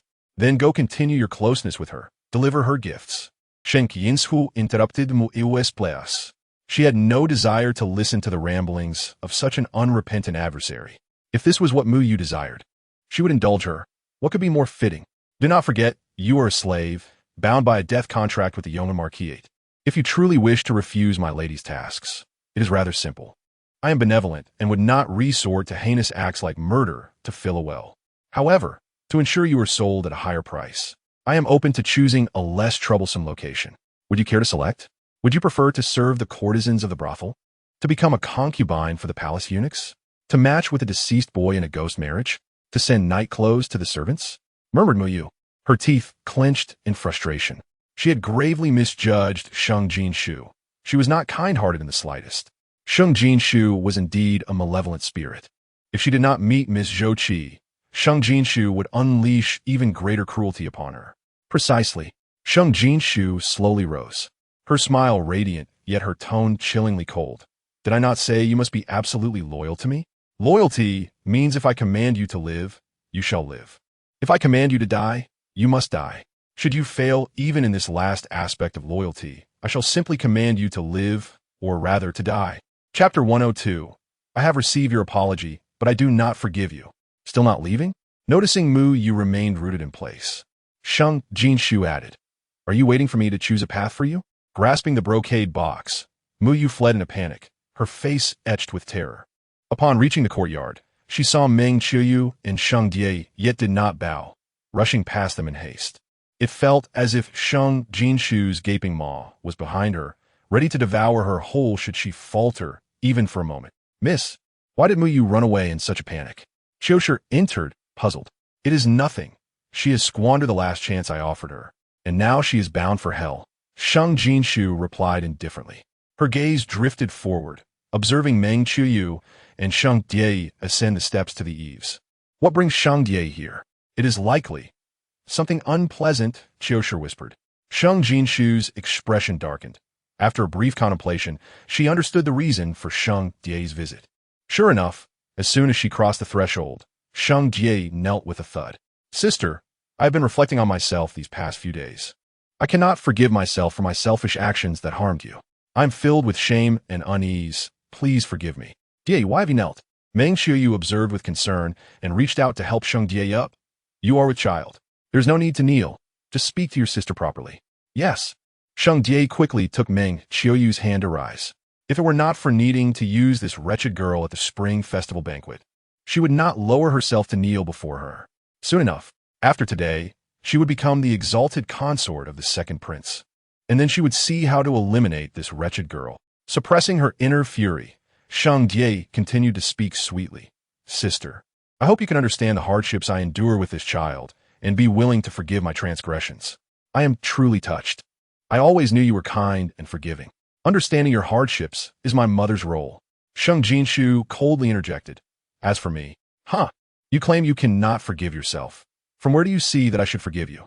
Sheng Die, every wrongdoing must be paid for, and you have yet to bear the consequences. Under what pretense should I forgive you? You say I am kind and forgiving? Alas, the former kind and forgiving me has been ruthlessly slain by you. Sister, Sheng Die's eyes widened, her face pale, her voice trembling. You truly will not. Well, now let me go. It is you who has come before me time and again to put on this act. Sheng Jinxiu slammed her teacup on the ground with a crash. Do you not find it tiresome? I certainly do. Why not simply state your purpose for visiting today? Sister. I did not. I am not. Sheng Die assumed a posture of wrongful accusation. Merely here to apologize? Sheng Jinxiu rose. Very well. I have received your apology, but I do not forgive you. The door is that way. Miss Die, please leave. With that, Sheng Jinxiu began to move toward the inner chamber. Jinxiu, what are you doing? Die came to accompany you to the spring festival banquet. She has prepared herself. So why must you be so aggressive? Meng Qiu could not help but speak up. Sheng Jinxiu lifted her head, her gaze calm as she regarded Meng Qiu. Oh, you wish for me to take her to the spring festival banquet? She has dressed up especially for it, has she not? Then why not just say she is leveraging her unborn child to compel me into taking her to the banquet, rather than feigning sisterly affection? Her gaze shifted to Sheng Jie, a mockery evident in her smile. Indeed, Miss Jie is splendidly adorned today, garb in a gown of soft smoke gauze, is it not? This multicolored soft smoke gauze was crafted by artisans under my watch for 3 sleepless days and nights. It was a birthday gift from my mother. I could only spare the scraps to make a pair of hair ribbons. Miss Jie, you wear it beautifully. No wonder the second prince has turned his affections towards you. The earrings were fashioned from the aquamarine pearls personally retrieved by my third brother from the sea. Were they not? He said they were my dowry. Mother instructed me to keep them until my marriage, to fashion them into earrings for me. The jade at your waist. I remember it well. It was a gift from my second brother last year. You coveted it, and when I refused to part with it, you pitifully pleaded before Mother until she took it from me and gave it to you. And, Jinxiu, Meng Qiu interrupted, a hint of embarrassment crossing her face. Chapter 103. Competing in acting? She can perform better. Her heart was filled with astonishment. Sheng Jinxiu had never mentioned these things directly. She had been unaware that she had unwittingly bestowed Sheng Jie with so many treasures. She had overlooked Sheng Jinxiu's sentiments in the joy she had given. Meanwhile, Sheng Jie, with these precious items, adorned herself alluringly, usurping Sheng Jinxiu's fiancé. A sense of doubt began to rise within her. What has been happening lately? Why does it feel as if each time Jie meets Jinxiu, she realizes she has never truly known Jie? It is true that Jie wishes to enter the palace today, yet she claims it is to apologize to Jinxiu, asserting that if Jinxiu does not forgive her, she will not attend the spring festival banquet. But if she genuinely seeks Jinxiu's forgiveness to attend the banquet, why adorn herself so beautifully? As Meng Qiu pondered, she recalled Shang Yunji's words filled with disappointment. Even if I plead with you, if you favor your sister's daughter, that is your choice, but do not harm my Jinxiu. She looked toward Sheng Jinxiu, only to find her biological daughter maintaining a serene demeanor, devoid of any visible turmoil. There was none of the warmth, dependence, or quarrel that once characterized a daughter's expression toward her mother. Her heart felt as though it had been cleaved by a sharp blade, causing her immense pain in an instant. In this moment, her own daughter had drawn a line between her and Sheng Jie, and Sheng Jie was no longer a sister, but an adversary. Jinxiu. Meng Qiu finally changed her address to something more intimate, hastily approaching. How is your health? Is it better? Sheng Jinxiu paused, her clenched fists relaxing slightly from within her sleeves. After taking the medicine for a few days, I feel somewhat better. What ailment do you suffer from? Meng Qiu pressed. Sheng Jinxiu considered for a moment and revealed her wrist, wrapped in white cloth. Someone hired an assassin to kill me. I lost some blood. What? Meng Qiu gasped in shock. She had been with Sheng Jie these past few days and was completely unaware that her own daughter had survived an assassination attempt. The guilt and unease within her heart grew increasingly profound. Do not worry, mother. Sheng Jinxiu offered Meng Qiu a comforting smile. It's merely 4 or 5 bowls of blood lost, and I fainted for half a day, but it's nothing to fret over. I have studied medicine and can restore myself. I will be fine in 3 to 5 months. Was her mother not soft-hearted, merely playing the part of the delicate and pitiful Sheng Jie? Wasn't her own plight, bearing both grievance and pain, yet still persevering, even more poignant? Meng Qiu's eyes reddened, and the depths of her guilt reached their zenith. How blind had she been to blame her unconscious daughter for not rising to greet her? How neglectful to have cared for others for so many days without once visiting her own flesh and blood. 4 or 5 bowls of blood, that could lead to death. 3 to 5 months to recover. How could it not hurt? Sister, she choked, unsure how to express her remorse. I understand why mother has come today, Sheng Jinxiu continued. It is simply to request that I take Sheng Jie with me to the spring banquet, considering our childhood bond. In truth, this matter was one mother could decide upon herself. Her inquiry showed she still cared for my feelings. As long as mother did not blame me for my past foolishness over a man, I could take Sheng Jie to the spring banquet. Even if others looked down upon me, perceiving it as being trodden upon by my own cousin, it would matter little. Chapter 104. Is it not absurd to feel wronged while enticing men, only to weep later? Upon hearing this, Meng Qiuyu felt a renewed sting. Indeed, her only concern was that Diei, pregnant and without legitimacy, would be scorned by others. She wished to secure Diei's standing with the second prince at the banquet. Yet, how could she forget that anything between Sheng Diei and the second prince was a humiliation towards Jinxiu? Sister, please.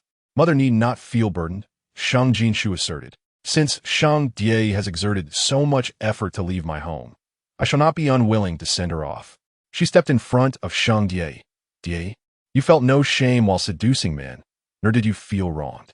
To later lament your shame and grievances only portrays you as hypocritical and repugnant. However, I wish to ask, if Yanzai cherishes you so deeply, to the extent of compromising your honor, why does he not personally escort you to the spring banquet? Brother Yi, Sheng Jie began to defend herself, but was cut off by Sheng Jinxiu. Oh, I see. You are merely a stain he hides away, and bringing you along would invite reproach upon him. Very well, we of the Yonga Marquisate are accustomed to disdain. One more blemish does not matter. I agree to take you to the spring banquet. Sheng Jie felt this consent was akin to a searing slap to her face. She then heard Sheng Jinxiu declare, however, I have already made it clear that I can never regard you as a sister again. Therefore, you shall attend the spring banquet solely as yourself. Neither as the second miss of the Yongan Marquisate, nor as my mother's second daughter. Naturally, if you insist on being recognized as my mother's second daughter, we shall arrange a recognition ceremony after the banquet. Any actions you take at the banquet will be solely your responsibility. If you truly manage to become the second prince's consort, your fortune shall not be obstructed by us. But should you encounter any trouble or make any mistakes, do not expect assistance from me or my mother, and do not involve anyone from the Yongan Marquisate. Do you understand me? I understand. Sheng Jie clenched her fists. That wretched girl, attempting to draw clear boundaries? Just as well, Brother Yi had already informed her he would secure her status ahead of time. Once the spring banquet was over, the Yongan Marquisate would be of no consequence. She would not care. Words alone were insufficient. She needed her cousin to pen a written guarantee. Sheng Jinxiu gestured, and Xiushi promptly prepared ink and paper, presenting them to Sheng Jie. This was a deliberate humiliation. Sheng Jie, furious, cast a glance at Meng Qiuyu, hoping she would intervene. But Meng Qiuyu seemed lost in thought, entirely disregarding her. She could only grit her teeth and write. That will suffice. Sheng Jinxiu meticulously reviewed the handwritten note before taking it. Now, I must trouble my cousin and mother to head to the gate while I change my attire and hurry along. Initially, she planned for simplicity, donning a more understated outfit. However, upon seeing Sheng Jie's charming appearance, she changed her mind. She would not allow anyone to claim she was inferior to Sheng Jie. Last night, Yin Beijing had not only left her the red nightgown, but also another exquisite outfit for her. She would wear that. A quarter of an hour later, at the Yongan Marquisite's entrance, Sheng Jinxiu appeared in resplendent red garments, crossing the threshold to stand before Meng Qiuyu and Sheng Jie. Sheng Jie's eyes widened in disbelief, struggling to contain her jealousy. Chapter 105. Yielding to her is akin to honoring the Imperial family? Sheng Jinxiu donned a striking red dress, crimson as blood, radiant as dawn, passionate as fire, exuding nobility and brilliance. The fabric billowed gracefully, the hem intricately embroidered with golden lotuses, each step appearing as though the lotuses danced alongside her, truly embodying the phrase with every step, a lotus blooms. This was the lotus skirt, a creation of the late empress, whose method of crafting had been lost after her passing, leaving no one in the realm to witness its unparalleled beauty. To think it was revived today, and adorning that wretched girl, Sheng Jinxiu, how unworthy she was. In that moment, Sheng Jie wished to rush forward and tear the dress from Sheng Jinxiu's body, yet she restrained herself, even managing a smile. Sister, you look beautiful today. His cousin, Sheng Jinxiu, approached, coldly warning, should you misaddress me again, I will not hesitate to cast you aside. Sheng Jie's expression shifted, gritting her teeth as she forced out a few words. Yes. I thank you once more, cousin, for agreeing to take me to the spring banquet. If I achieve my desires today, I shall repay you well. The words repay were emphasized heavily. Even Meng Qiuyu furrowed her brow, detecting an undercurrent of animosity. Why did Jie seem to harbor resentment towards Jinxiu? Was it not she who had wronged Jinxiu first? Surely she must have misheard. Jie could not be that malicious. Meng Qiuyu suppressed her discomfort, dismissing the thought. All right, time is of the essence. Jinxiu, Die, let's board the carriage. Yes. Sheng Jie resumed her demure demeanor, instinctively extending her hand towards Meng Qiuyu. I beg your pardon, mother. With that, she turned and prepared to board the official carriage of the Yeoman Marquisate. Meng Qiuyu remained still, staring at the hand extended towards her in confusion. Why did it feel as if Sheng Jie regarded her as a servant, waiting for her to assist in mounting the carriage? Furthermore, today, 2 carriages had been prepared for the palace visit. The lady and her legitimate daughter would ride in the official carriage, while the other daughters would take the secondary carriage. A customary practice among the noble families of the capital. Due to Sheng Jie's pregnancy and the slightly chilly weather, Meng Qiuyu had personally arranged the rear carriage, outfitting it with soft cushions, a heated water pot, and sweet treats. The Sheng family was affluent, and even their ordinary carriage was quite comfortable. Conversely, the official carriage was kept relatively austere due to the occasional need for official duties.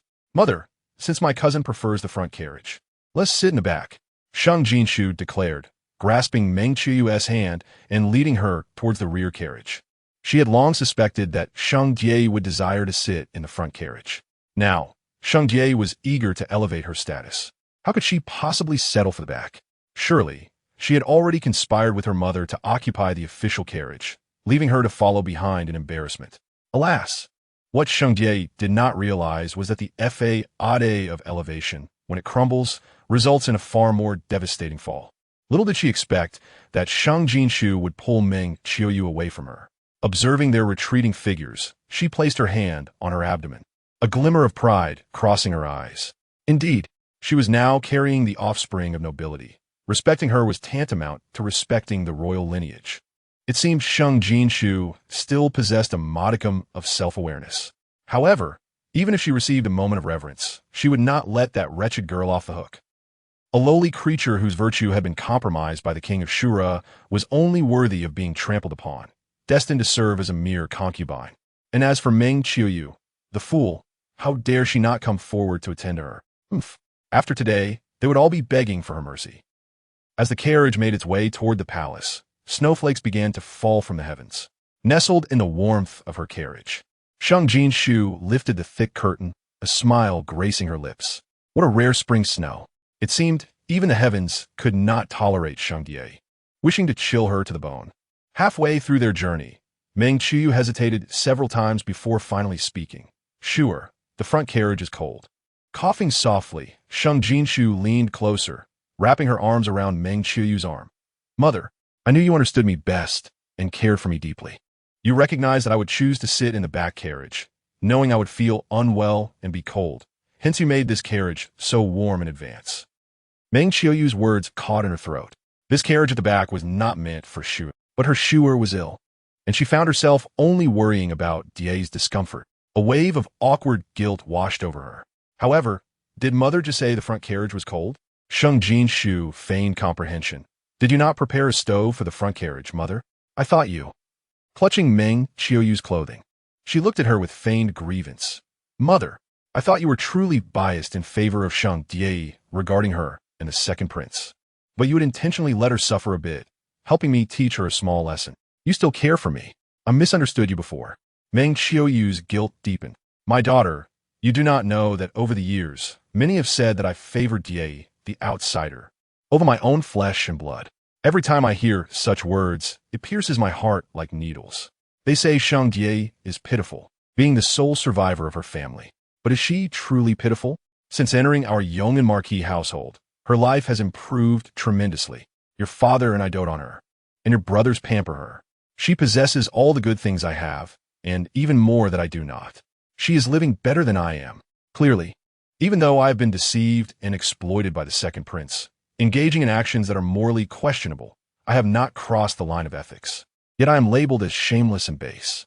Meanwhile, she betrays kindness and morality, seizing my fiancé and using her child to oppress and bully me. Yet some still perceive her as pitiable and virtuous. Meng Qiuyu's guilt intensified. Where do all these inevitabilities come from? What exists are countless schemes and plots. Mother, please do not blame me for not forgiving Sheng Jie, nor for speaking harshly to her. I find her utterly terrifying. She quietly wins the hearts of all in our Sheng family, being praised for her innocence and beauty. She silently ensures that everyone recognizes her as the second daughter of the Yong'an Marquis household. She stealthily convinces all of the imperial capital that she is endowed with extraordinary talent, while I am perceived as lacking. She quietly becomes Yin Zai's favored one. They say the silent dog bites most fiercely. How could she not be frightening, having accomplished all this in silence? Meng Qiuyu was taken aback. Indeed, how had Die managed to achieve so much without uttering a word? After all, she was raised by them. She should not. The phrase repaying kindness with enmity does not simply exist without reason. Sheng Jinxiu asserted. If she does not, that would be for the best, but what if she does? Mother, what if she intends for our entire family to perish? The possibility could not be disregarded. Betrayal, once executed, often repeats itself. Sheng Jie had been selfish once. Could she truly not be selfish again? At the spring festival banquet, Sheng Jie would surely strike at her, and she would retaliate fiercely. She had to pull her mother along. Even if her mother would not aid her, she must not side with Sheng Jie or create further complications. As Meng Qiuyu contemplated, she wished to resolutely assure Sheng Jinxiu, as before, that Sheng Jie would not act in such a manner. Yet, when Sheng Jinxiu laid bare these deeds before her, uncertainty crept in. Mother, I know you are reluctant to believe Sheng Jie is a villain, and I do not wish to believe it either. However, she shares only half your blood. She is, after all, someone else's daughter. Even spouses and siblings can turn against each other for their own interests. Why would she be immune to corruption? Moreover, she has already committed those acts. Her purpose for attending the spring festival banquet today is to climb the ranks via the second prince, seeking to distance herself from our Yong'an Marquis household, from you. Mother, I do not necessarily want you to view her as a wicked person, but human hearts are inscrutable. Only one knows their own nature. We are virtuous and can refrain from harming others, yet we must also guard against being harmed ourselves. Our Yong'an Marquis household is not solely the domain of Sheng Jie. We cannot sacrifice our entire family simply because she wishes to fly away. Meng Qiuyu's expression froze. Die, indeed, sought to soar, to ascend to greater heights. It seemed she only fully comprehended this at that moment. No matter how lovingly raised, she remained someone else's daughter, now desperately striving to become another's woman, even carrying another's child. Then Sheng Jinxiu added, Mother, even if you do not believe I am wronged, consider your sons. Meng Qiuyu fell silent.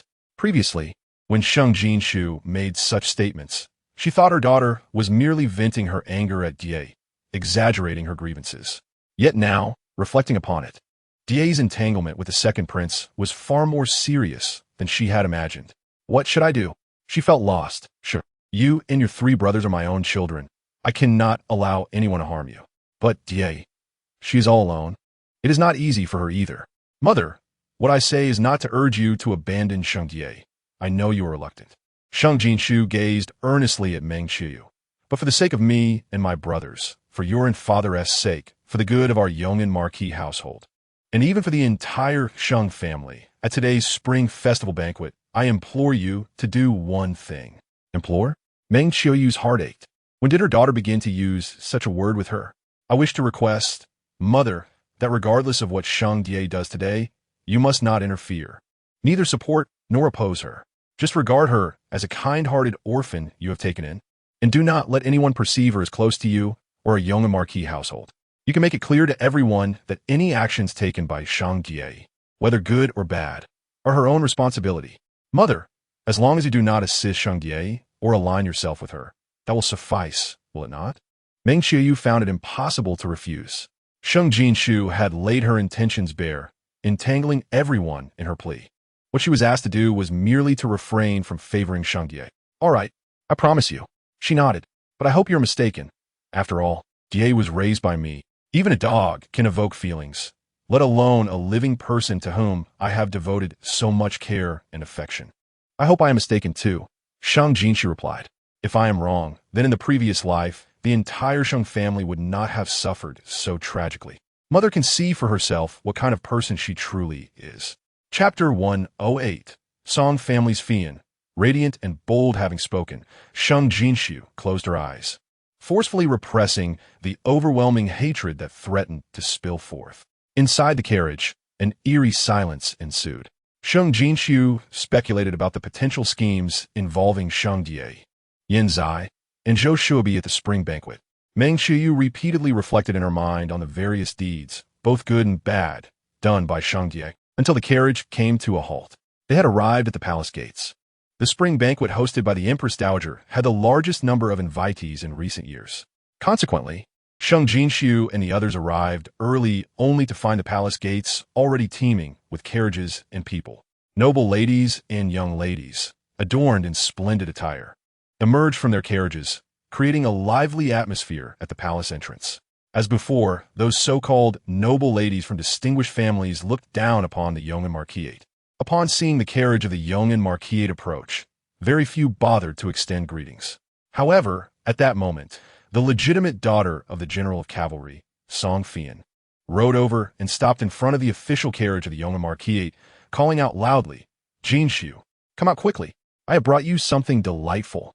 Hearing that voice, Sheng Jinxiu paused for a moment. If there was anyone besides Qiushi who had treated her well in her previous life, it was only Song Fian.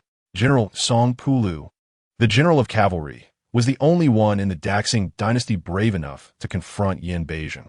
He was also the most capable general aside from Yin Beizheng and his men, possessing a simple-mindedness that only understood loyalty to the emperor and devotion to the nation. This earned him the tolerance of the emperor and Yin Beizheng for his fiery temperament. His daughter, Song Fian, inherited his martial prowess and fiery disposition. In her previous life, after being imprisoned in the regent's palace by Yin Beizheng, Song Fian, relying on her innate strength, attempted several times to storm into the regent's palace to rescue her, even offering to teach her martial arts to counter Yin Beizheng. The reason Song Fian was so kind to her stemmed from the fact that she had once saved Song Fian's life when they were children. Yet, that act of saving was buried in the memories she had lost.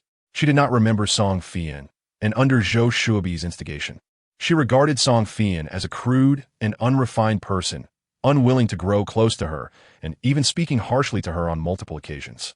Even when she later learned that she could cure Song Fian's grave illness, she refrained from helping her, resulting in Song Fian ultimately dying at a young age. Full of vitality, yet so regretfully. It seemed as though it was this very autumn. Song Fian was impatient, waiting only a moment before rapping her sword against the official carriage of the yeoman marquisate. "Jinxiu, why are you dawdling? I assure you, you will love this." Suddenly, her words faltered. Sheng Jie lifted the curtain and stepped out of the carriage. "Miss Song is looking for my sister. She is in the carriage behind." Sheng Jie pointed backward, her eyes gleaming with evident pride. "Fian." Sheng Jinxiu assisted Meng Qiyu down from the carriage and approached. Song Fian glanced at Sheng Jie, then at Sheng Jinxiu and Meng Qiyu, and immediately exclaimed, "Jinxiu, what is going on? Your official carriage is not carrying the rightful owner, but allowing others to take it?" Before Sheng Jinxiu could respond, she continued, "I thought I was the one who disregarded the rules. But your family has raised this ungrateful orphan who not only disrespects propriety, but also shows no distinction between elders and juniors." At first, others might have dismissed Song Fian's words as reckless, but her second remark clearly indicated her support for Sheng Jinxiu in addressing Sheng Jie without courtesy. Chapter 109. Those who trample on others' dignity shall be trampled in turn. Song Fian's voice was loud and carried significant weight, instantly attracting a throng of curious noble ladies. Ungrateful orphan? What is this about? Isn't Sheng Jie the second young lady of the yeoman marquisate? Whether this ungrateful orphan is known to me. I have grown weary of the rumors circling the streets these past few days. Sheng Jie has thoroughly undermined Sheng Jinxiu, engaging in some clandestine affair with the second prince. Even the yeoman marquis and Sheng Jinxiu must yield to her. Sheng Jie truly possesses remarkable skills to win the second prince's heart. "Ah!" Song Fian, perched atop her horse, proclaimed, "Ladies, are you not aware that Sheng Jie came to the yeoman marquisate seeking refuge after her entire family perished? It was the yeoman marquisate that took her in. However, I must tell you, when raising someone, one must choose wisely. Otherwise, one risks raising an ungrateful wretch." "Song Fian, do not slander me." Sheng Jie's face turned ashen with rage. "I was merely speaking of ungrateful wretches. Why are you so agitated, Miss Jie?" Song Fian laughed unabashedly. "What are you?" Before Sheng Jie could answer, she continued, "Whether you are an ungrateful wretch or not, The wise ladies and young ladies present will discern for themselves. Yet you, a mere foster child, have entered the palace and are seated in the official carriage of the yeoman marquis, with even the yeoman marquis's lady relegating herself behind you. What immense authority you possess! My goodness, are you not flaunting the second prince's favor? The second prince's consort? A young lady glared at Sheng Jinxiu with hostility. Does the Empress Dowager allow such an ungrateful orphan to become the second prince's consort? Does she, Sheng Jinxiu, even deserve it? This is a daughter of the Empress Dowager's maternal family, merely a commodity for the warm bed, thinking she possesses some talent. The crowd grew larger, the discussions louder, with an array of opinions shared, but not a single soul uttered a kind word for Sheng Jinxiu. She believed that her maternal connection to the second prince would elevate her status in everyone's eyes, only to be met with disdain and ridicule. In contrast, her presence inadvertently enhanced Sheng Jinxiu's reputation. I did not. She clenched the hem of her garment, her face as pale as a ghost, her body trembling uncontrollably. If she had known that riding in the official carriage of the yeoman marquis would draw such attention and result in this outcome, she would have undoubtedly refused to board the carriage. It was Sheng Jinxiu. Sheng Jinxiu was deliberately harming her. Otherwise, why didn't Sheng Jinxiu fight her for the official carriage? Why did she take Meng Qiuyu away? Sheng Jinxiu must have foreseen this situation. And that wretched Song Fian, was she not in cahoots with Sheng Jinxiu, intentionally revealing her status as an orphan, publicly humiliating her to make her uncomfortable? But did they think that such tactics would compel her to concede? They were dreaming. You have misunderstood. I'm not that kind of person. Tears cascaded from Sheng Jinxiu's eyes as she turned to Meng Qiuyu and Sheng Jinxiu, pleading, Aunt cousin, did you not allow me to ride in the official carriage of the yeoman marquis? But why? Why are they all scolding me? And regarding my affair with the second prince, I clearly did not intend to. Aunt, cousin, please help me explain to the ladies and young ladies. She gazed solely at Meng Qiuyu, tears flowing freely. Aunt, I beseech you to help me. Being misunderstood like this will lead to my demise. If I were to die in such a manner, how could I face my biological mother in the afterlife? Here, she invoked the memory of her deceased mother, certain that this emotional appeal would sway Meng Qiuyu. In the past, each time she played this card, Meng Qiuyu had always been quick to assist her. How foolish Meng Qiuyu was, deeply attached to her late mother. As long as Meng Qiuyu publicly asserts that she did not actively seduce the second prince, her plans with him today shall officially commence. Chapter 110. A lifetime of misfortune awaits her. Initially, the intention was to use Meng Qiuyu to clear her name at the banquet, but executing the plan now seems even more advantageous. Indeed, upon mentioning her deceased mother, Meng Qiuyu's demeanor shifted, her eyes brimming with sympathy for her. Fei Yan. Sheng Jinxiu stepped forward, obstructing Meng Qiuyu's gaze towards Sheng Jinxiu, and looked up at Song Fian. What delightful gift do you bring me? I hunted a rare snow fox at the Shishan hunting ground earlier this month.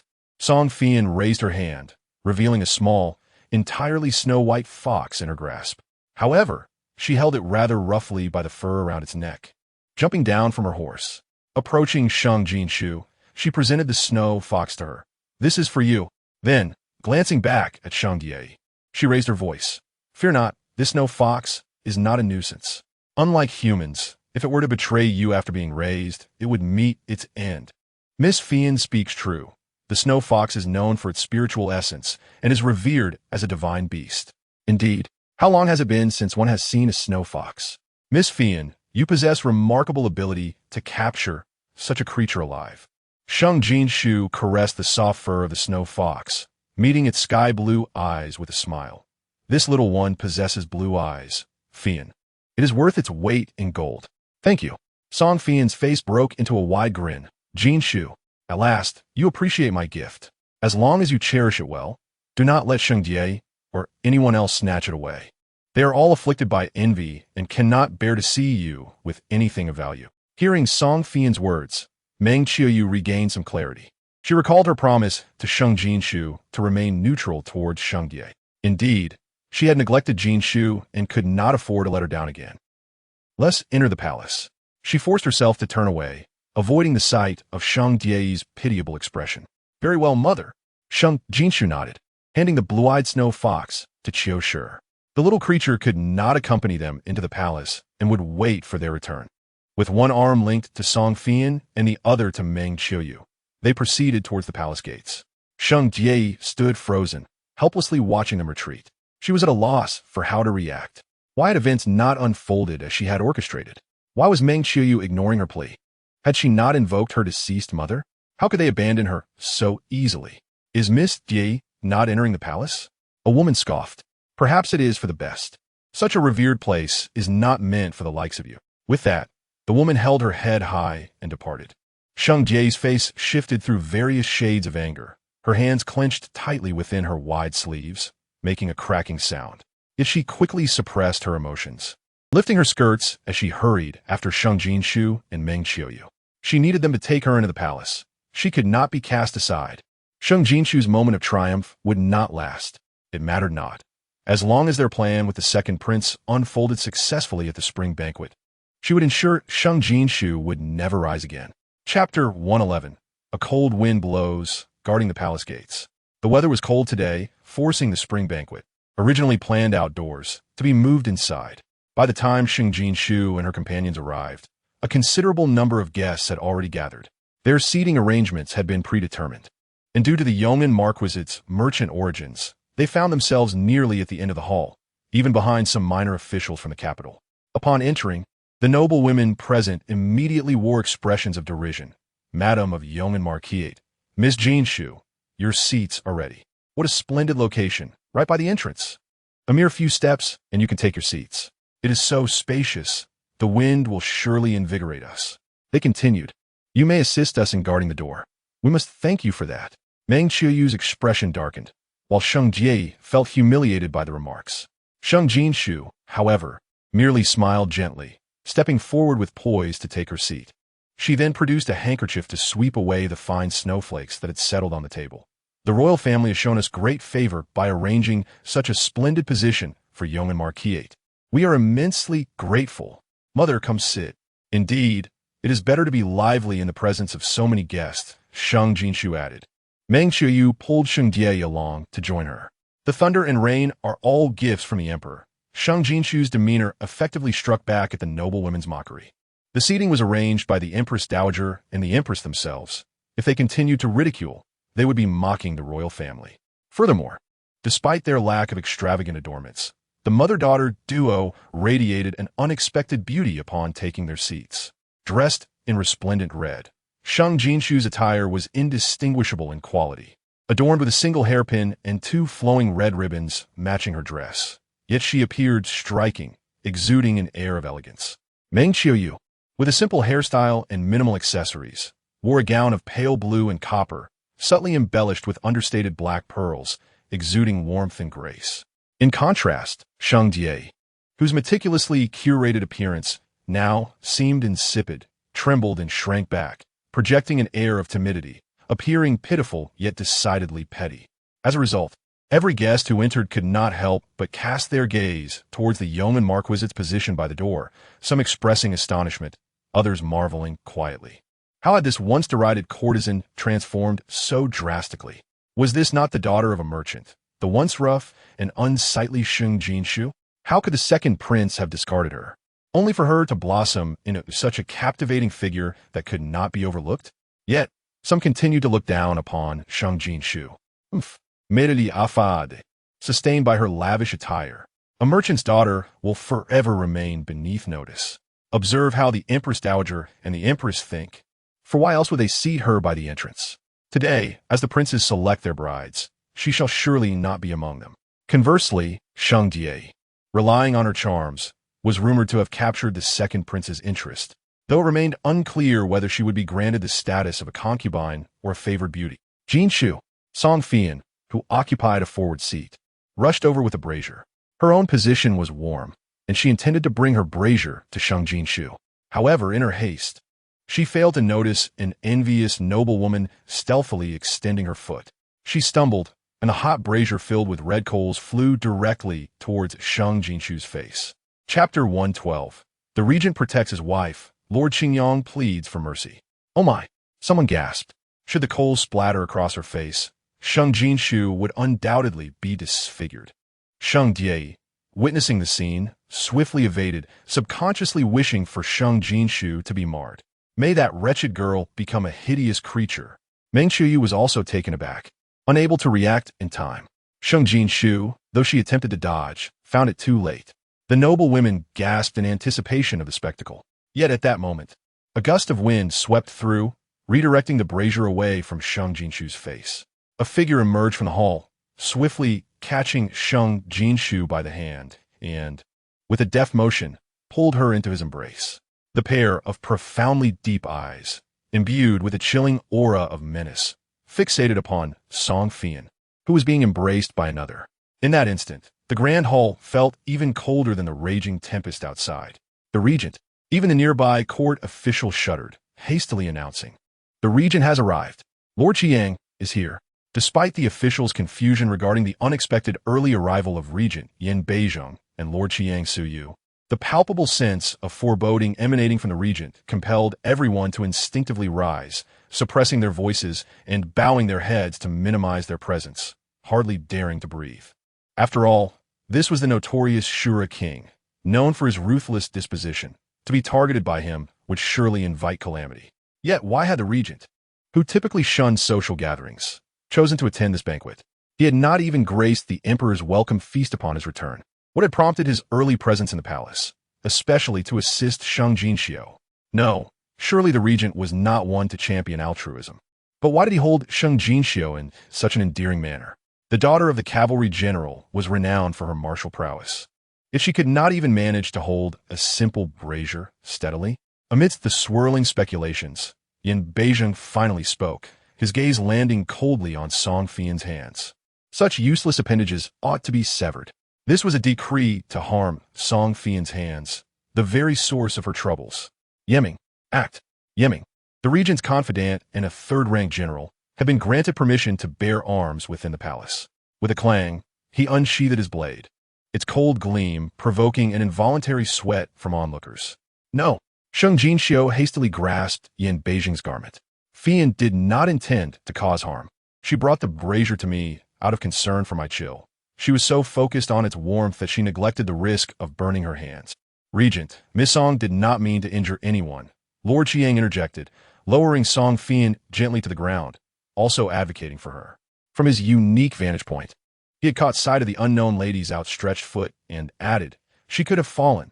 Someone may have acted maliciously. You are interceding for her?" Yin Beizhong's gaze narrowed on Lord Qiang, a flicker of inscrutable meaning passing through his eyes. "Suju, you are aware of the Empress Dowager's intention for today's banquet, are you not?" Lord Qiang looked up, puzzled as to how his plea on behalf of Song Fian was related to the Empress Dowager's purpose. Yin Beizhong's voice turned icy. "If my memory serves, you are several years my senior and have long reached the age of marriage. The cavalry general's residence would indeed make for a fine match." "Regent, Suyue's complexion paled instantly. Do not misconstrue my intentions. I harbor no romantic feelings toward Miss Song," who was unaware that Lord Qiang only cherished poetry and art, eschewing the allure of feminine beauty, particularly that of a martial general's daughter like Song Fian. "No," Yin Beizhong scoffed. "Then let us proceed with the execution." Originally, had she been one of his own, the regent might have spared her for Suju's sake. The noble women present were aghast. Was the regent truly attempting to matchmake Song Fian with Lord Qiang? That seemed improbable. After all, Lord Qiang had no desire for a wife, and Song Fian was certainly not his type. Yet, when had the regent developed an inclination for matchmaking? In truth, Yin Beizhong was merely in a foul mood. He had made a rare appearance at a banquet, having dressed meticulously to enjoy the evening with his beloved little Jinxiu, only to be met with terror rather than her smiling countenance. Anger swelled within him, and he sought to ensure someone would suffer for his displeasure. Lord Qiang was merely the unfortunate target of his ire. Chapter 113. A support arrives, unhesitatingly reporting. Lord Qiang, Song Fian, drenched in cold sweat, clutched Suju's hand desperately. "I need my hands to practice swordsmanship. Please help me." She could not bear the thought of losing her hands. Regardless of what the regent declared, "Would you kindly agree first?" "You." Suju instinctively attempted to withdraw his hand, but Song Fian's grip was too tight. Her hands, hardened from years of wielding blades, were unexpectedly strong, and as she held on to him, the bashful Lord Qiang felt a flush creep to his ears. "Release me." Please. It seems the two of you are smitten with one another. I shall personally instruct the calendar officials to select an auspicious date for your union. Yin Beijing remarked with a cold smirk, throwing another comment into the air before turning his attention away from Su Ju and Song Fian. He glanced down at the woman in his arms, noticing her pale complexion, likely still shaken. His tone softened. Are you all right? Sheng Jinxiu hastily pushed him away. In such a public setting, lingering in his embrace could incite untold gossip. I thank the regent for his timely rescue. She curtsied towards Yin Beijing. I would not wish to intrude upon your seating. Please, regent, be my guest. After stepping back 2 paces, she returned to her designated spot. The warmth of her presence departed, and Yin Beijing's expression darkened. Was his wife distancing herself from him? Was she avoiding suspicion? He noticed a fine layer of snowflakes accumulating on the table before him, the chill intensifying. Indeed, Sheng Jinxiu lowered her head slightly, calmly stating, everyone claims this spot is excellent, bright, and airy, allowing one to enjoy the breeze and the snowfall while also serving to guard the entrance. Quite agreeable. Ah, her support has arrived. Of course, she would not hesitate to lodge a complaint. After speaking, she involuntarily shivered, genuinely feeling the cold. Had the circumstances permitted, she would have nestled in his embrace a while longer. It had been so warm there. What a splendid position. A faint smile tugged at Yin Beijing's lips. He relished the sight of his little girl learning to depend on him, signaling her burgeoning trust. I shall remain here today. Yiming, go fetch a suitable table and chairs for me, so that I may fully relish the advantages of this location. Lord Qiang, sensing that matters were about to escalate, hesitated for a moment before taking Song Fian's hand and departing. Indeed, Yiming accepted the order and promptly began organizing the arrangements. Soon, a grand and luxurious couch, broader than the emperor's throne, was positioned at the entrance, taking up a substantial portion of the hall space. When Yin Beijing settled himself upon it, he effectively shielded the entrance from the biting wind and snow outside. The brazier that had been sent flying was rekindled and placed upon the table, while Yiming procured an oversized bronze furnace, burning the emperor's special smokeless charcoal. The area near the entrance soon became the warmest spot in the entire hall. The Empress Dowager has arrived. The Empress is here. The Imperial noble consort has arrived. The virtuous consort. The esteemed consort. The good consort has arrived. As the announcement echoed, the Empress's sharp voice rang out. Who has brought the Emperor's soft couch to this place? Grand Eunuch Laifu, attend to your duties. Why have you not removed the items? At that moment, everyone stood. Even Yiming remained beside the bronze furnace within the hall. Only Yin Beijing remained languidly seated upon the couch, making no move to rise. The Empress, having helped the Empress Dowager into the hall, upon witnessing someone audacious enough to disregard her authority, raised her voice further. How dare you? Who dares to occupy the Emperor's throne, obstructing the path of the Empress and the Empress Dowager? Such disrespect to the royal family deserves execution. Yin Beijing did not rise. He merely tilted his body, one hand resting against the arm of the couch, slowly turning his head. My dear sister-in-law, you possess quite the imposing presence. However, I assure you, I am rather resistant. I doubt your blade will find purchase. Chapter 114. Every mistake, all the blame lies with the Empress. Why you? 19th brother. The Empress's eyes widened in disbelief, her words faltering as she struggled to articulate her thoughts. The Empress Dowager instinctively took a half-step back, exclaiming, Ah, it is the regent. The late emperor's consort had passed away, and the Dowager was honored with her title only after the current emperor ascended the throne, in recognition of her contributions in raising him. In those tumultuous days of palace intrigue, she had witnessed Yin Beijing wielding the knife, mercilessly eliminating the princes to pave the way for her son's rise to the throne. Back then, Yin Beijing was merely a child, yet he was already a ruthless figure. Over the years, he had matured amidst the bloodshed at the borders, becoming even more formidable. Look at you, still so reckless in your actions, and you dare to offend the 19th prince. After all these years as empress, you have made no progress at all. The Dowager, without hesitation, chose to criticize the empress rather than confront Yin Beijing. Her words startled everyone present. The esteemed empress was unaware that the formidable Yin Beijing was seated on that soft couch, and merely posturing had led to this perceived offense. The Grand Dowager, upon seeing Yin Beijing blocking the entrance, was even too intimidated to utter a word to him. However, the imperial concubine Zhen bowed to Yin Beizheng, inquiring regent. Why do you sit here? As she spoke, she discreetly cast a glance at Sheng Jinxiu. She had heard a few whispers regarding Yin Beizheng and Sheng Jinxiu. While others might believe Yin Beizheng's actions were for the benefit of the young marquis, she considered it quite likely. Indeed, upon catching sight of Sheng Jinxiu's attire, she quickly lowered her gaze. The lotus flower dress. She promptly added, "This is the last seat for the palace banquet." The last seat? Yin Beizheng feigned ignorance. Is that so? They say this entrance position is quite favorable. I thought it was the best seat. Which fool said that? The dowager's voice lowered ominously. Someone, move the regent to the best seat. At this declaration, the crowd was once again taken aback. In the emperor's banquet, he held the highest seat, and yet the regent's insistence on taking it was one thing, but for the dowager to acquiesce was another. The emperor has arrived. The crown prince has arrived. The yeoman marquis has arrived. The second prince has arrived. The fourth prince has arrived. The fifth prince has arrived. The Jingwa marquis has arrived. The Ningwa marquis has arrived. The Wuan marquis has arrived. The Yonla marquis has arrived. All the civil and military officials have arrived. A series of announcements from the eunuchs echoed from the entrance. The assembly peered through the partially opened palace doors, witnessing the emperor leading the procession. Flanked by the crown prince and yeoman marquis, Sheng Yunjing, followed closely by the second prince and Sheng Qingyi, Sheng Qingxin, and then the fourth and fifth princes, along with the prime ministers and generals. Once again, astonishment washed over everyone. The yeoman marquis and his two sons had already joined the emperor. Their gazes shifted to Sheng Jinxiu, who was seated beside the regent. The more astute ladies appeared to notice something peculiar. Sheng Jinxiu, was she not transforming into a radiant gem? The beloved daughter of the wealthiest family in Daxing, the sister of the emperor's favored minister. It was rumored that she had even garnered a favor from the regent after tending to his wounds. And coincidentally, she was currently without a fiancé. What was happening?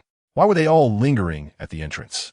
Upon reaching the door, the emperor realized that a multitude of imperial concubines, including the dowager, stood blocking the entrance, their expressions reflecting displeasure. Traditionally, during the spring banquet, male and female guests were separated. This year, however, due to the dowager's plans to select brides for the princes, the officials and their families were gathered in the same hall. The arrangement had been for the empress to seat the female guests first, followed by him ushering in the officials. Yet here he was, confronted with a blockade at the door. "Empress, how have you arranged this?" Once again chastised, the empress felt tears welling up. Chapter 115. Who besides the emperor is worthy of wearing white amidst the 3 layers of snow? The emperor, it was the 19th brother. The empress turned to face the emperor, her face marked by a mixture of grievance and distress. The dowager dared not provoke that demon, and how could she? This spring banquet bore her name, yet she was the one truly orchestrating it. Any mismanagement would inevitably draw a reprimand. Yet, how could she have foreseen that the demon would choose to attend today? And how could she have anticipated that, due to her failure to prepare a place for him, he would take it upon himself to block the entrance with the emperor's couch? The 19th brother has arrived? The emperor, oblivious to the empress's plight, was instead filled with delight as he strode forward, bypassing the concubines and the empress, merely exchanging a brief greeting with the dowager before entering the hall and approaching Yin Beizheng. 19th brother, was surprised to see you today. Are you here to select a bride? Before Yin Beizheng could respond, the emperor continued enthusiastically, I have always said you should marry.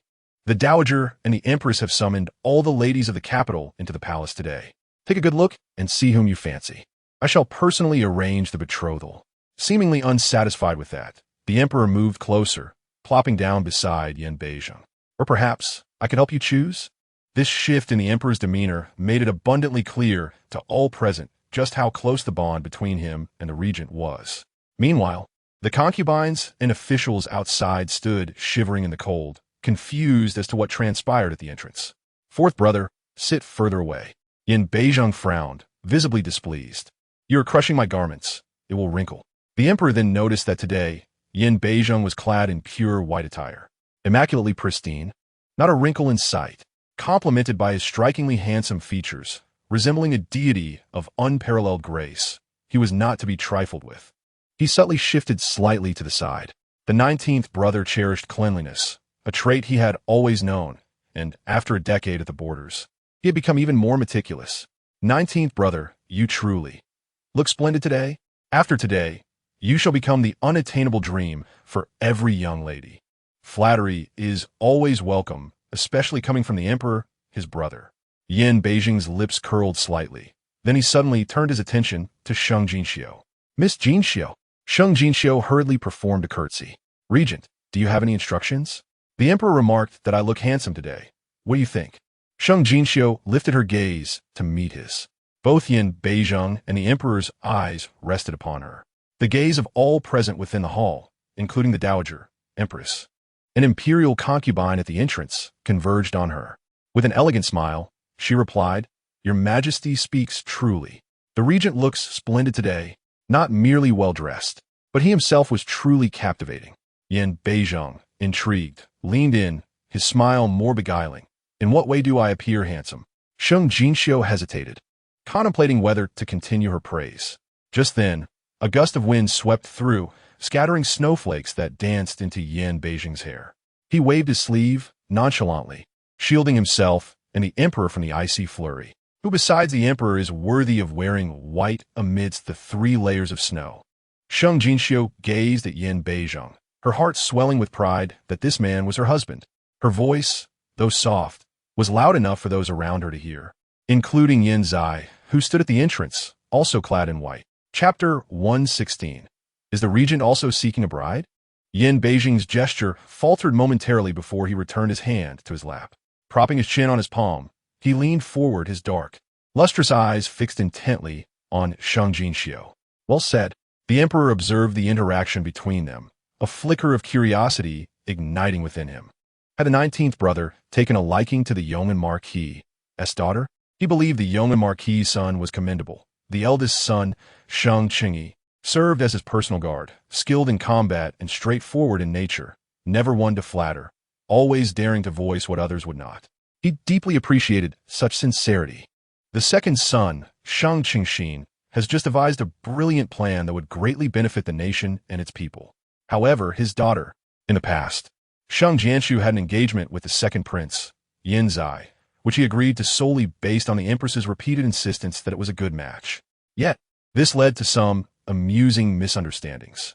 Last night, the empress expressed her dissatisfaction with his daughter-in-law, suggesting a change. Why today?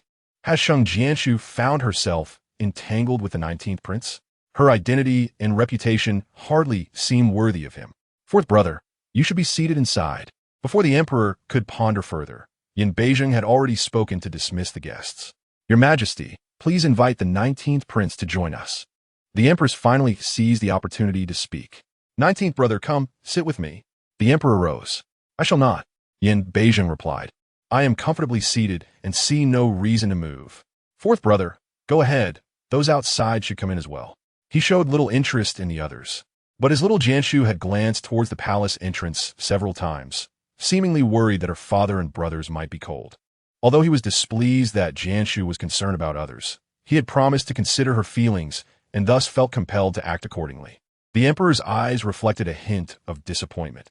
He presumed the 19th prince was reluctant to select a consort.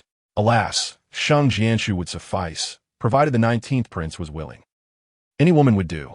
The emperor understood he could not occupy the entrance and reluctantly ascended to the throne, casting a glance back. The empress dowager and others breathed a sigh of relief and hurried inside to take their seats.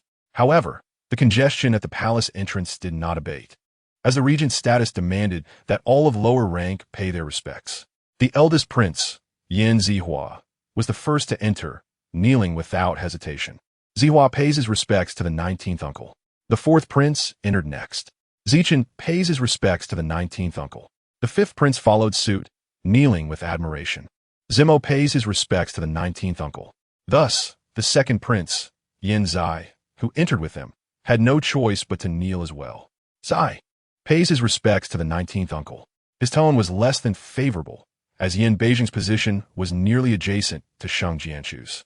His kneeling seemed to implicate her as well. One insufferable girl. Why should she force him to demean himself? Yet, how strikingly beautiful she appeared today. Even beside Ye, she seemed to outshine her. Your Highnesses, please rise. Yin Beijing merely cast a fleeting glance at the princes before averting his gaze, but added, "The eldest prince has indeed begun to exhibit the demeanor of a future emperor." The left chancellor, following closely behind, cast a lingering glance at the eldest prince. The regent seems pleased with the eldest prince. Indeed, one should propose the eldest prince be named heir at the next grand assembly. Chapter 117. Wherever the regent is, there is the seat of honor.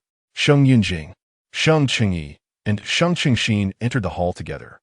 The three immediately spotted Yin Beizhong, but also noticed Meng Qiuyu and Sheng Jinxiu, momentarily taken aback. Though the Yong'an Marquis family originated from merchants, they should be positioned ahead of other officials, so why were they relegated to the back? Is this a slight against the Yong'an Marquis family? However, it could not be considered the last position, for the regent was present. "Your Majesty," Sheng Jinxiu stepped forward, kneeling to salute, then boldly declared, "As today, as spring feast, is to be shared with family, I request to move my seat to the end of the officials' line, so I may sit with my mother and sister." While the banquet was gender segregated, the Empress Dowager and Empress had seated the noble women on the left, while the Emperor's princes and the civil and military officials occupied the right. Yet, most arrangements saw families seated together, whereas a few, including the Yong'an Marquis family, were scattered, separated from their female relatives. Moreover, the differing ranks of Sheng Yunjing, Sheng Jinxiu, and Sheng Jinxiu resulted in three separate placements, with Sheng Jinxiu positioned most prominently. Was Sheng Yunjing implying dissatisfaction with the arrangements made by the Empress Dowager and Empress? Yin Zai seized the opportunity to confront Sheng Jinxiu. Yet before he could finish, Sheng Jinxiu knelt as well. "I too request your Majesty's permission to move my seat to the end." Simultaneously, I ask the Empress Dowager, Empress, and all the ladies organizing the spring feast for understanding, as my mother and sister seldom attend such grand occasions and feel anxious. My brother and I wish to fulfill our filial duties and care for our little sister. Please grant us this request. In this vast world, respect for elders and love for the young reign supreme. In the grand scheme of things, no one could justifiably oppose or blame these two brothers. Your Majesty, as I am of advanced age, my attendance today is merely to partake in food and drink, so I too wish to change my seat. Sheng Yunjing knelt down. Second brother, the esteemed Lord Sheng and the young master, Sheng, exhibit commendable respect for their elders and affection for their family. Such harmony in the Yong'an Marquis family is indeed rare. Why must you make this difficult? The fourth prince, bearing a half-mask and a sardonic expression, scoffed. Everyone knew that this disfigurement was a result of Yin Zai's previous folly, and his rivalry with Yin Zai was well understood. Cough, cough, the eldest prince cleared his throat and said, "Father, I believe the requests of the Yong'an Marquis and the two esteemed lords are reasonable. However, regarding the seating, he initially intended to argue against the last position, but recalled that the 19th uncle was seated there and swallowed the remainder of his statement." The emperor frowned, glancing at the Empress Dowager and Empress beside him. The Empress swiftly rose, her expression increasingly displeased. "Was my oversight in arranging?" "Granted." The emperor waved his hand, and the decision was made. Thus, their three seats were moved to face Sheng Jinxiu and Meng Qiuyu. Meng Qiuyu appeared anxious. "Jianshu, your father and brothers are being foolish." After all, such gatherings presented an opportunity to make a good impression before the emperor, and proximity to the front would yield greater chances. "This is not foolishness."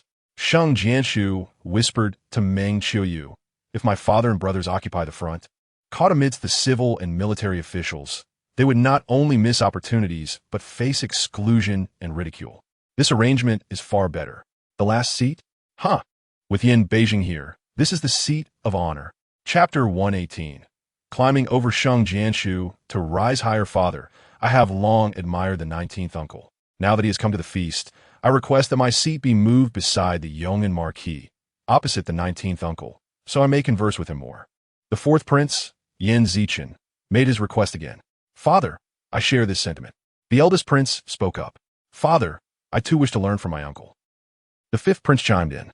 "Your Majesty, regarding the selection of talents for the spring examinations, I wish to consult the regent's opinion." "Your Majesty, the Ministry of Works faces difficulties in canal construction, and I yearn to seek the regent's guidance." "Your Majesty." The virtuous consort's 4-year-old daughter giggled. "The 19th uncle is quite popular. Everyone wishes to approach him." Mother, father, may I too go? However, the 19th uncle seems somewhat intimidating. I prefer the pretty lady in red beside him. I want her to hold me. Fourth brother, keep your people in check. What an annoyance. Yin Beijing used his internal strength, ensuring that every person in the hall could distinctly hear his disdain. Yet, he immediately pointed a long finger at the little princess. That child, bring her to me. To accompany Miss Jianshu, a little child, somewhat troublesome. Nevertheless, he and Shu'er will soon have a little one of their own. Let us observe for now. Hearing Yin Beijing's desire for a little princess, the virtuous consort was struck with terror. How could such a young child survive in the hands of the Azura king? Fortunately, the situation took a turn. Then, Your Majesty, please move my seat next to the ladies of the Yong'an Marquis, she declared. Lacking the courage to refuse Yin Beijing, she was left with no other choice. The emperor glanced at Yin Beijing, noticed his lack of objection, and declared, Granted, Your Majesty, Empress, I wish to sit with Jinxiu, as she is my dear friend. Finally, the silent Zhou Shuobi stepped forward. Yet, her request was not to have her seat moved. She dared not. She merely desired to approach the regent, seeking every opportunity to converse with him, hoping to create the impression that he had taken a liking to her. This grand banquet could serve as her gateway into the regent's residence. Who are you from? The emperor, unable to restrain himself, inquired after casting a glance at Zhou Shuobi. She was simply too striking. Clad in an exquisite green gown and adorned with subtle makeup, she was indeed a charming beauty. Yet, she wore an entire set of ostentatious jewelry, the extravagant pieces clashing starkly with her otherwise graceful appearance. I am Zhou Shuobi, the seventh daughter of the Minister of Revenue, she replied, performing a proper curtsy, exuding poise and decorum. Your attire is rather. The emperor could hardly bear to look. Zhou Shuobi immediately raised her voice, proclaiming, Your Majesty, the jewelry was prepared for me by Jinshu specifically for this spring banquet. A gift from a friend. I could not refuse. I'm truly grateful to her. That wretched girl, Sheng Jinxiu, likely never anticipated that Zhou Shuobi would leverage this jewelry to garner attention, all while portraying herself as innocent, kind-hearted, and deeply loyal. Such a beautiful facade. But who could blame her? After all, the wretched girl's utility lay precisely in this. If she could successfully infiltrate the regent's residence today, she would no longer need to beg. That wretched girl would be compelled to hand over all the gold and treasure she desired. Chapter 119. Stripped and punished with 100 lashes. Indeed, someone immediately came to her aid. Miss Zhou Qi, is it? You actually express gratitude towards the one who dressed you like this? I must say, you are quite naive, unable to discern whether the gifts you receive are of good or ill intent. Alas, such a lovely maiden reduced to this garish display. There is some truth in that, a lesser-ranked concubine remarked. However, the Yong'an Marquis' household hails from trade. Merchants often favor gold and jewels. Perhaps they believe this attire conveys worth? Is Feng Marin attempting to defend the Yong'an Marquis' residence? A noblewoman remarked. Indeed, those of lower status have thoughts most. Inscrutable. You claim the Yong'an household finds such jewelry valuable? Then why do their own daughters not adorn themselves similarly? What does this mean? Zhou Shuobi shook her head in disbelief. No, Jinshu is my closest friend. She would never harm me. These ornaments are worth a fortune. And she insisted I wear them to the spring banquet for my own good. That is hardly for your benefit. This is to ensure you become today's laughingstock, ruining your chances for a good match for life. Your Majesty, Empress, how could such a malicious individual be invited to today's banquet? If such a person were truly to be promised to any honorable gentleman, who knows what calamity would ensue? Your Majesty, Empress. The Empress glared with disdain at Sheng Jinxiu at the entrance, declaring loudly, the Yong'an Marquis' Sheng Jinxiu has deliberately tarnished the reputation of Zhou Qi, the seventh daughter of the Minister of Revenue. Such malevolent intent is indeed detestable. This behavior must not be tolerated. If Your Majesty and the Empress Dowager have no objections, I shall take it upon myself to punish her severely. The Empress Dowager naturally had no objections. She despised those with deep-seated malice. Yet the Emperor furrowed his brows, hesitating. Was Sheng Jinxiu truly so wicked? Her past reputation had indeed been less than favorable. Yet the 19th prince seemed to harbor some affection for her. Seeing both the Empress Dowager and the Emperor remain silent, the Empress sneered inwardly and commanded, seize Sheng Jinxiu at once. 300 lashes. Execute immediately. Let all see the fate of those who harbor jealousy and malice. Upon hearing this, the noble women who envied Sheng Jinxiu cast gleeful glances in her direction. Sheng Jie lowered her head, desperately suppressing a triumphant smile. The second prince's words rang true. The empress would indeed assist in dealing with Sheng Jinxiu. They had anticipated a later opportunity to undermine Sheng Jinxiu. Little did they know Zhou Shuobi would join the fray. Ha ha ha. It seemed Zhou Shuobi was quite cunning. Over the years, she had deftly manipulated Sheng Jinxiu, stealing away countless treasures. She had intended to step on Sheng Jinxiu to rise higher. Meng Qiuyu's face turned pale in an instant, rushing forward to kneel. Your Majesty. Empress, please do not strike. Do not strike. If she is beaten, it will ruin her. The lashes, administered with a wooden rod, were already a great humiliation for a man. For a woman, it was even more horrifying. This would involve stripping her of her skirts and trousers. If Sheng Jinxiu were to be publicly stripped and lashed before the eyes of so many, young and old alike, it would be a fate worse than death. Moreover, the emperor spoke of 300 lashes. Even a trained warrior would be rendered incapacitated by 100. Delivering 300 lashes to a young girl would mean subjecting her to humiliation before ultimately beating her to death. Chapter 120. What on your person is not mine. Yan Beijing's expression darkened abruptly, a palpable aura of lethal intent sweeping through the hall. 300 lashes? Did they dare to lay hands upon him, as if he were inconsequential? Sheng Jinxiu, having returned the little princess she had cradled to the virtuous consort, hurried forward. As she passed by Yan Beijing, she whispered, Huajin, do not be angry. I will handle this myself. With that, she bypassed Meng Qiuyu and rushed toward Zhou Shuobi. Jinxiu, I truly did not expect that your gift of jewelry was not for my benefit. You intended to harm me? Zhou Shuobi trembled, her voice quaking with pain. Jinxiu, I am your closest friend. You know how I, as a daughter of a concubine, have suffered under the scrutiny of my family, bullied by my siblings, dreaming of a good match, and that the spring banquet is my sole opportunity. Yet how could you do this to me? She felt that after today, she need no longer endure the disdain of the first wife and her legitimate children, even if it meant trampling on her own kin. Sheng Jinxiu, I have treated you so well over the years. You pursued the second prince, and I stood by you through storms. You penned love letters to him, and I helped you find the right words. I set aside my own dignity for your sake. Yet, because you could not keep the heart of the second prince, you would do this to me. Sheng Jinxiu, I will no longer be your friend. I shall sever all ties with you. She not only aimed to rise above Sheng Jinxiu, but also to extinguish the regent's affections for her. Yet, she would portray herself as magnanimous and kind-hearted. With a thud, she knelt. Your Majesty, Empress Dowager, I have been blind, unable to discern friend from foe. And my appearance today at the spring banquet has shamed all.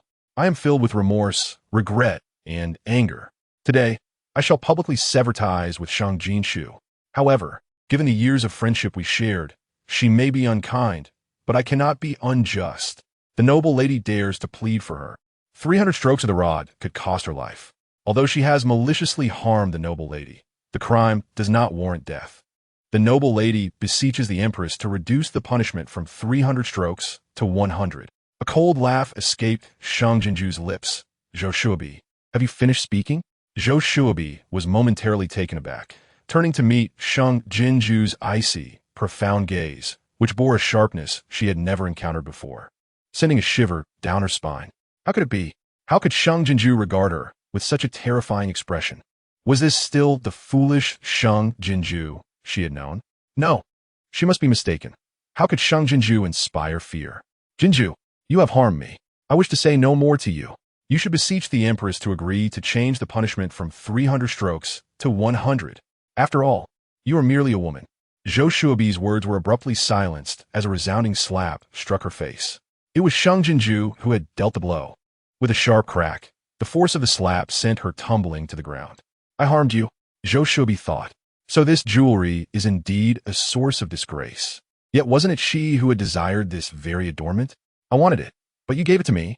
Zhou Shuobi had never anticipated that Sheng Jinxiu would strike her publicly. Her eyes widened as she covered her face in protest. The jewelry is indeed a gift from me. Worth a fortune. You wanted it, and I bestowed it upon you. But why do you only claim that this set is from me? Wasn't the elegant gown you wear crafted from the fabric I gifted you? Sheng Jinxiu stepped closer, seizing Zhou Shuobi and pulling her up from the ground, delivering another sharp slap to the opposite side of her face. The embroidered shoes on your feet were taken from my family shop, weren't they? Crack. The cosmetics you use were given by me, weren't they? Crack. The fragrant powders you apply were my gifts, weren't they? Crack. The lip balm you wear is also from my hand, wasn't it? Crack. What in these years have you worn, eaten, or used that was not bestowed upon you by me? Sheng Jinxiu, you deserve to be subjected to 1,000 cuts, to suffer a lingering death. Why I pursued the second prince? You wrote me verses. What did you pen? Filthy verses from brothel. You were unwavering in your friendship with me. Yet you were relentless in deceiving me of gold, silver, and every coin you could seize. Dignity? You claim I have destroyed your dignity? Zhou Shuobi, do you recall your first encounter with me? You were clad in rags, unable to cover your body, confined by your lady mother to a pigsty, covered in filth. Was that wretched image dignified? For all these years, had it not been for your constant theft from me to satiate the avarice of the Ministry of Revenue's officials, would you have any semblance of dignity? Zhou Shuobi, do not claim blindness. The truly blind one here is me, deceived by you for so long. I have only now regained clarity. You seek a clean break? Fine. Return all that you have taken from me, and I shall sever our ties. You lie. Zhou Shuobi never anticipated that Sheng Jinxiu had genuinely transformed. Not only had she become fiercely articulate, but her incisive words rendered Zhou Shuobi speechless. All she could do was shake her head repeatedly. No, it is not like that. You are lying. You are the one who has harmed me. Suddenly, a thought struck her, and she dashed toward Yin Beizheng. Regent, you know I am wronged. It is all Sheng Jinxiu's doing. She never had any good intentions toward us. That nightgown. In response, a teacup came hurtling towards her. Yin Beizheng, not even sparing her a glance, hurled the cup at her, infused with internal energy, effectively halting her advance and sending her sprawling, arcing through the air before crashing at Sheng Jinxiu's feet.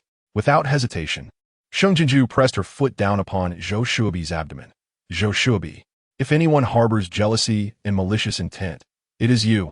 Yet your methods are so base that today, you have brought this upon yourself. Zhou Shuobi could only lament that she sought to confront her. She merely wished to eliminate her and seize her man.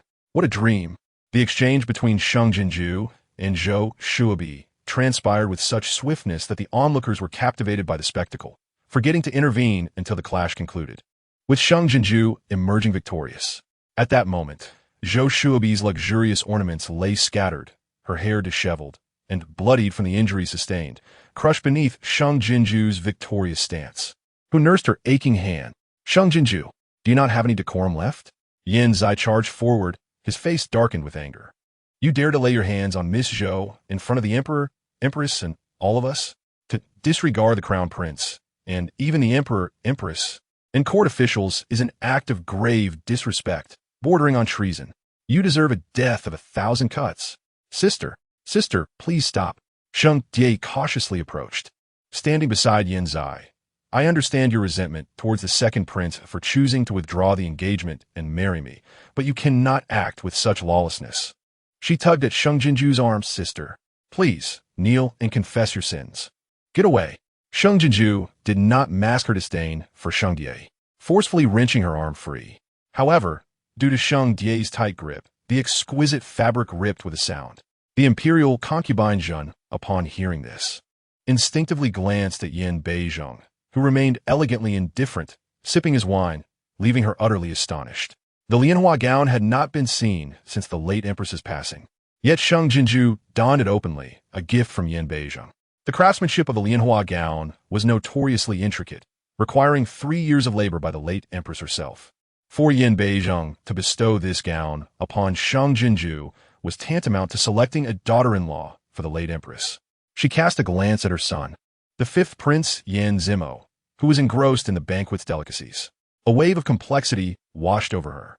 Had her son possessed even a modicum of ambition, discovering such a monumental secret, he would have unhesitatingly exploited it for his own gain. Alas, Sheng Die, with tears in her eyes, continued, Sister, do not misunderstand. I only wish to help you. We are sisters. Even if the second prince ultimately chooses me, I do not wish to harm our sisterly bond. Please, sister. Sheng Jinxiu pressed down harder, eliciting a pained cry from Zhou Shuabi, interrupting Sheng Jie's plea. Sheng Jie, the Sheng in your name and the Sheng in mine are not the same. I am not your sister. I have lost count of how many times I have stated this, yet you persist. Do you intend to follow in Zhou Shuabi's footsteps, climbing over me to rise? Sister, what nonsensical words are you uttering? I do not understand what you mean. Sheng Jie believed that at this moment, Sheng Jinxiu should be begging for mercy, for if she did not, she would surely face death. Who is unafraid of death? Yet, Sheng Jinxiu appeared unfazed by the Empress's murderous intent and disregarded the scorn and accusations of the noble lady surrounding her, instead choosing to counter her words first. Sheng Jinxiu let out a cold laugh. You are not human, so naturally, you cannot understand human words. You, sister, how could you have become so malicious? Tears welled up in Sheng Jie's eyes, as if she were genuinely heartbroken over Sheng Jinxiu's transformation. Yet with a thud, she knelt on the ground. Sister, I can no longer allow you to continue your wicked ways. I'm sorry, but I can no longer keep the promise to conceal this matter for you. Your Majesty, Empress Dowager, Your Highness, I have something to say. The Empress frowned, disliking both Sheng Jinxiu and Sheng Jie. However, reflecting on her son's words, she coldly replied, Speak. I am guilty, Sheng Jie proclaimed, bowing her head to the ground. I am already with the second prince's child. This declaration instantly ignited a flurry of whispers throughout the hall. What was happening? The second prince was unmarried and yet had father-child? The Grand Preceptor gazed at Yin Zai, his face filled with disappointment. He had once believed the second prince could become the crown prince, always hoping for his improvement. Who would have thought that a man who lingered only around women would be fit to be a nation's heir? It seemed the rumors circulating on the streets were indeed true. Sheng Jie had truly entangled herself with the second prince and bore his child. Sheng Jinxiu was slightly taken aback. She had assumed Sheng Jie and Yin Zai would make an effort to conceal this matter, or perhaps create a larger incident to overshadow this disgrace. To her surprise, they had admitted it right away. Such an admission could only mean they had a backup plan. Indeed, she soon heard Sheng Jie say, But please, Your Majesty, Empress Dowager, Your Highness, the matter between the second prince and me is not of my own doing. The second prince is also wrong. Chapter 123. The Fall of the Sheng Family, the Overindulgence of the Second Prince. The Empress's expression softened slightly. What's going on? Continue. Yes, Sheng Jie said. It is well known that my elder sister, Sheng Jinxiu, has long been betrothed to the second prince. However, this engagement was forced upon him by my sister from the very beginning. The second prince does not hold any affection for her. Yet, my sister has relentlessly pursued him, resulting in countless, outrageous incidents reported in the capital over the years. Even so, the second prince harbored no feelings for my sister. Nevertheless, our family believed the second prince to be a very suitable match. So in order to sustain the engagement, at this point, Sheng Jie seemed exceedingly distressed. She clenched her fists and gritted her teeth.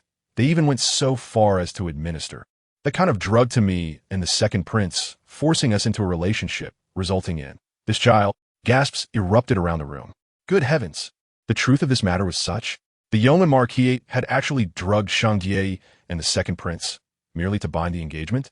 Did they think that since they could not hold onto the second prince through the elder sister, they would instead resort to the younger sister? Such despicable tactics revealed their insidious nature, truly a scheming merchant family. If that were the case, then both the second prince and Sheng Jie were indeed innocent victims? Sheng Jie refrained from speaking further, and yet how could the second prince endure such filth? Those who had been disappointed in Yin Zai began to rekindle their hopes and thoughts. I always said the second prince could not simply be a man who indulges in women.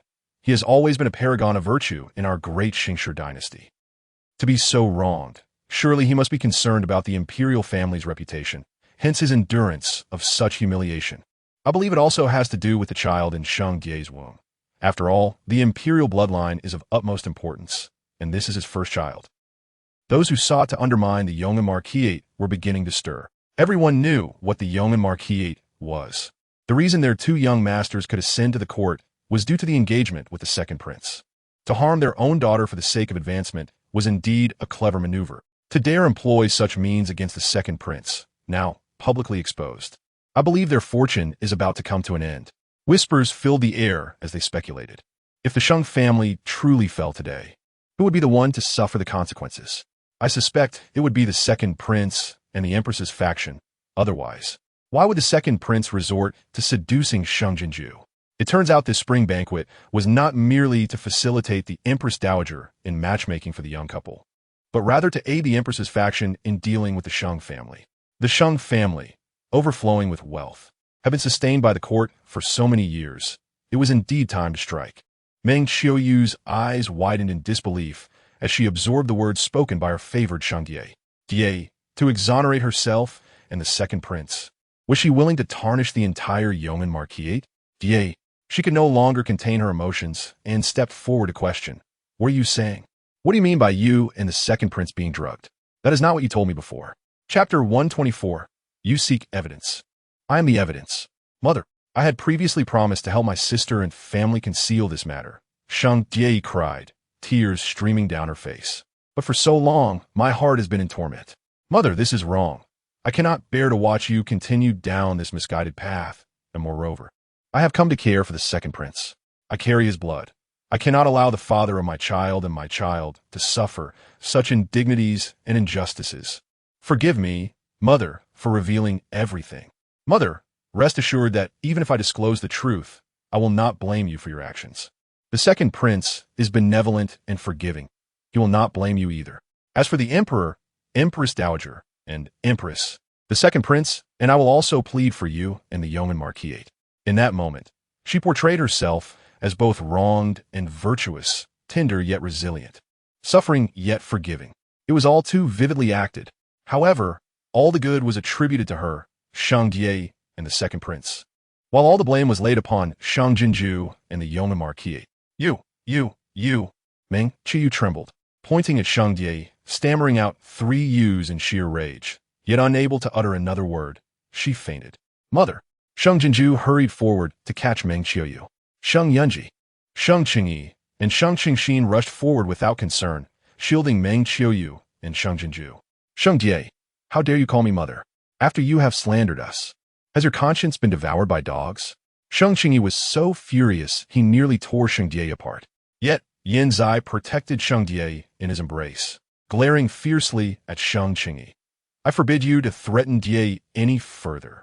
Sheng Qingyi, if it weren't for the fact that I had to consider Die's marriage from the yeoman marquisate and the return of my eldest son to the yeoman marquisate, I would not have tolerated your actions for so long. The second prince spoke with his eyes wide, uttering nonsense without fear of retribution. Sheng Qingyi was not eloquent, only managing to squeeze out that angry retort. However, Sheng Qingxin suppressed his immense fury, questioning Sheng Die and the second prince. Sheng Die, second prince. You claim it was our Sheng family who drugged you, coercing you into an illicit relationship, resulting in this unplanned pregnancy. May I ask, do you have any evidence? Evidence? Sheng Ji lifted her head from Yin Zai's embrace. Second brother, you were the one who advised me not to speak of this matter. How can you say this now? Yes, I have no evidence, but I have lost my innocence, becoming the target of public scorn, labeled as a lewd woman who enticed my sister's fiancé, with my child destined to be called a bastard. Have I not suffered enough harm? This prince stands as evidence. Yin Zai declared, that medicine was personally consumed by me, and I have directly experienced all of this. My presence here serves as both witness and proof. What further evidence is required? A light laugh escaped from someone, a sound so trivial, yet it sent shivers through the entire hall, drawing everyone's horrified gaze towards him. That individual could only be the Regent King, Yin Beizheng. The Regent King laughed? He actually laughed. What could this laughter signify? Was it mockery of Sheng Jinxiu's foolishness and sordidness? Or was it derision towards the yeoman marquisate for daring to employ such despicable tactics against a prince of the Imperial family? It must be. After all, the Regent King is indeed the Imperial family's regent, the royal uncle of the second prince. Chapter 125. Sheng Jinxiu seeks to drape the yellow robe on the second prince? Merely by speaking, does she presume to dictate matters? The audacity of the second prince to act thus could be understood, as he is the legitimate son of the empress, possessing some degree of privilege. Yet, what about that performer, Yiming? Regent King, you did not see incorrectly, Yi Ming respectfully stated. It is indeed the actor who sang a dirge at the Yong'an Marquisate gates that day. You deemed her performance commendable and rewarded her with a small stone. Indeed, Yin Beijing replied nonchalantly, her performance that day was quite good. However, how could a performer of such lowly status be invited to the palace to perform the opening act of the spring banquet? The crowd displayed confusion. What performer? Was the Regent King referring to Sheng Jinxiu? What great performance occurred that day? The Regent King's words clearly expressed disdain for Sheng Jinxiu, which, what did that imply? Yi Ming, go, deliver this sword to Miss Jianshu. Yin Beijing suddenly threw a sword onto the table with a clang. With a thud, the kind concubine closest to him immediately knelt, cradling the young princess. Regent King, please temper your anger. The sword, unmistakably, was the long yin, capable of slaying tyrants above and rebels below. Yi Ming, without a flicker of emotion, reverently presented the long yin sword to Sheng Jinshu. To ensure she understood the sword's purpose, he elaborated, Miss Jianshu, this sword is the long yin, capable of executing tyrants above and rebels below. The Regent King disapproves of seeing a lowly performer sing solo in the Imperial Hall and permits you to wield this sword to resolve this matter decisively. Do not let the Regent King down. Instantly, shock coursed through the assembly. The Regent King had actually bestowed the long yin upon Sheng Jinxiu. He permitted her to resolve this issue. If she were to wield that deadly weapon against the second prince and Sheng Jinxiu, wouldn't that be a clean resolution? It felt as though the Regent King was favoring Sheng Jinxiu. The Empress, in a state of urgency, raised her head to question Yin Beijing. What is your intention, Regent King? The Emperor, also perplexed, turned to Yin Beijing, 19th brother. Enjoy the spectacle. Yin Beijing retorted curtly. Sheng Jinshu, the sordid deeds you and the Yong'an Marquisate have committed have become abundantly clear. I advise you to cease your struggles. The Empress, unable to confront Yin Beijing, redirected her wrath towards Sheng Jinshu. Sheng Jinshu, holding the long yin sword, turned and ascended the throne step by step. To behold the long yin was akin to encountering the ancestors of the Yin family. Even the Emperor, Empress Dowager, and Empress were compelled to rise, slightly bowing in respect. The Empress, seething with rage, nearly tore her handkerchief to shreds. Your Majesty, I wish to borrow something from you, if I may. Before the three most powerful figures of the Daxing dynasty, Sheng Jinshu displayed no hint of trepidation, instead boldly addressing the Emperor. The Emperor, taken aback, felt a strange sensation rise within him. He had not realized that this merchant's daughter, Sheng Jinshu, possessed such audacity. What do you seek? Your outer robe, Sheng Jinshu replied. Today is cold, and you have donned your outer robe. The Emperor's favored yellow robe, intricately embroidered with 9 lifelike dragons in gold thread, symbolizing his highest status. The Emperor, uncertain of Sheng Jinshu's intentions, glanced at the long yin and instructed an attendant to present him with the robe he had removed upon entering. Thank you, Your Majesty. Sheng Jinshu performed a courteous bow, grasping the outer robe in one hand and the long yin in the other as she descended. She approached Yin Zai, unfurling the robe. Before Yin Zai could react, it was draped over him. Yin Zai's eyes widened in disbelief as he gazed at Sheng Jinshu. The yellow robe had been bestowed upon him. What did Sheng Jinshu intend? Chapter 126. You declare it thus, so it must be. I declare it otherwise, and what then? Is she attempting to elevate herself to the throne? Instinctively, he glanced at his father on the throne. In that moment, the longing for the supreme position was unmistakable. The intensity of that desire was so palpable that even a 3-year-old could discern it. Jianshuyu, the sudden joy left Yin Zai in a daze, his body trembling involuntarily. Sheng Jinshu had bestowed upon him the yellow robe. Had he misunderstood her? The resentment she expressed and her desire to leave him were all mere pretense, were they not? She had brokered a deal with the Regent King to secure his support for the throne. If that were true, he ought not to blame Sheng Jinshu, nor should he despise her, nor sacrifice her for the sake of a mere Sheng Die. Even if Sheng Jinshu had been defiled by his uncle, he would still treat her with kindness. With this thought, Yin Zai turned to look at Sheng Jinshu, his eyes filled with fervor, only to find her expressionless visage suddenly adorned with unmistakable mockery. Then, in a fierce voice, she declared, Bold Yin Zai, the Emperor is still in his prime, and you dare to don a yellow robe, plotting rebellion? You shall be executed without mercy. Without sparing Yin Zai another glance, She raised her voice for all to hear. Do you all see?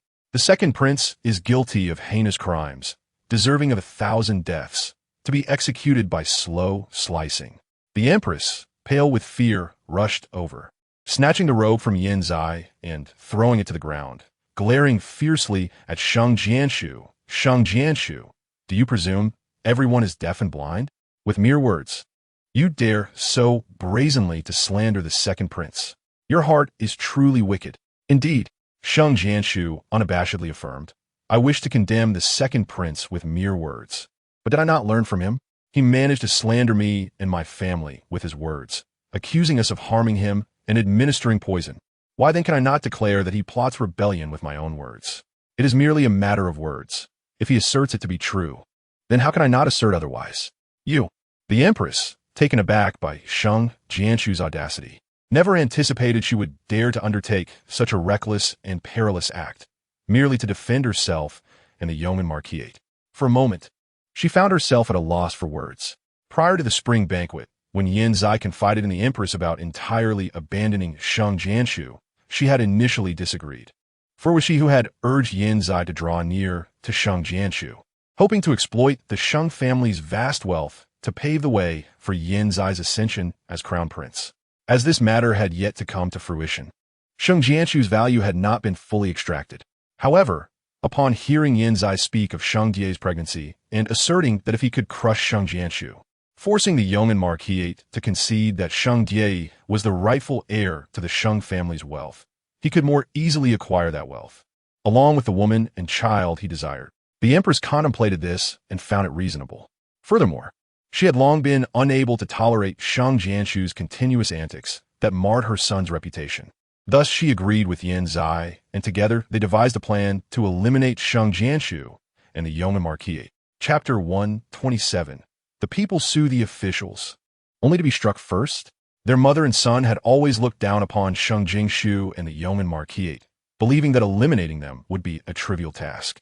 By casting all the filth upon Sheng Jinxiu and the yeoman marquisate, and wielding power to suppress, they could swiftly trample Sheng Jinxiu and her companions under the weight of public outrage and disdain. Even if, later on, some realized that Sheng Jinxiu and her companions were wronged, they would have already received their due punishment. Those who achieve greatness need not concern themselves with the means employed. As long as the ultimate goal is attained, it is deemed acceptable. Yet, how could Sheng Jinxiu, relying on Yin Beijing's longing sword, turn the tables and slap them in the face with the same tactics? Sheng Jinxiu, have you lost your mind? Sheng Jie finally reacted, gritting her teeth as she exclaimed, How dare you slander the second prince? I'm not slandering. Sheng Jinxiu retorted coldly, raising the longing sword. I possess the ability to strike you down this very moment. You dare to kill in front of the empress, the emperor, and the empress dowager. In front of so many people, Sheng Jie's face turned pale as she hurriedly clutched Yin Zai. What is there that I do not dare? Sheng Jinxiu mocked. You all have been eager to send my family to hell in order to cleanse your own names. So why should I not choose to drag you down with me before I descend? A smirk graced her lips. Sheng Jie, I should remind you that you are treading upon the emperor's dragon robe. A tainted dragon robe equates to a tainted emperor, a capital offense.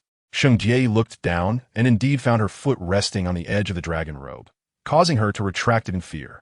Every occurrence leaves behind evidence of guilt. Sheng Jinxiu pointed at the mark left on the dragon robe and declared, Thus, it is not merely what you say that holds truth. Your Majesty, was it the second prince or the daughter of the minister who initiated the marriage contract? What transpired thereafter? The second prince and Sheng Jie only possess their voices, yet I have tangible evidence.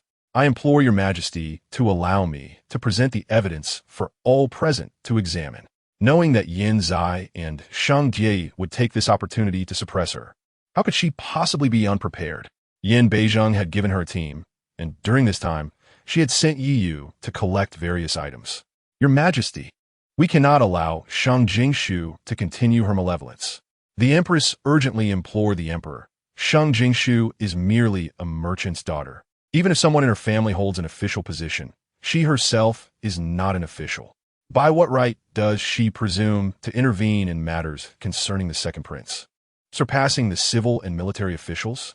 Is it to be a case of commoners accusing officials? then she must first endure 30 lashes to earn that right. According to the laws of the great Sheng dynasty, a commoner must endure 30 lashes before filing a complaint. These 30 lashes are akin to the same punishment as a beating.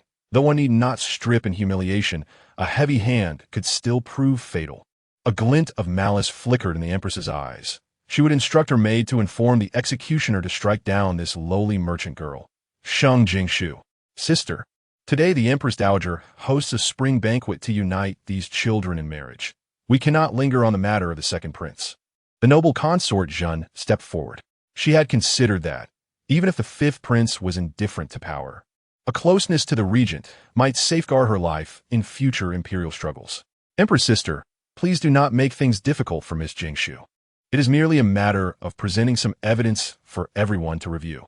If that evidence does not contradict the second prince's previous words regarding this, Miss Jie, what is there to fear?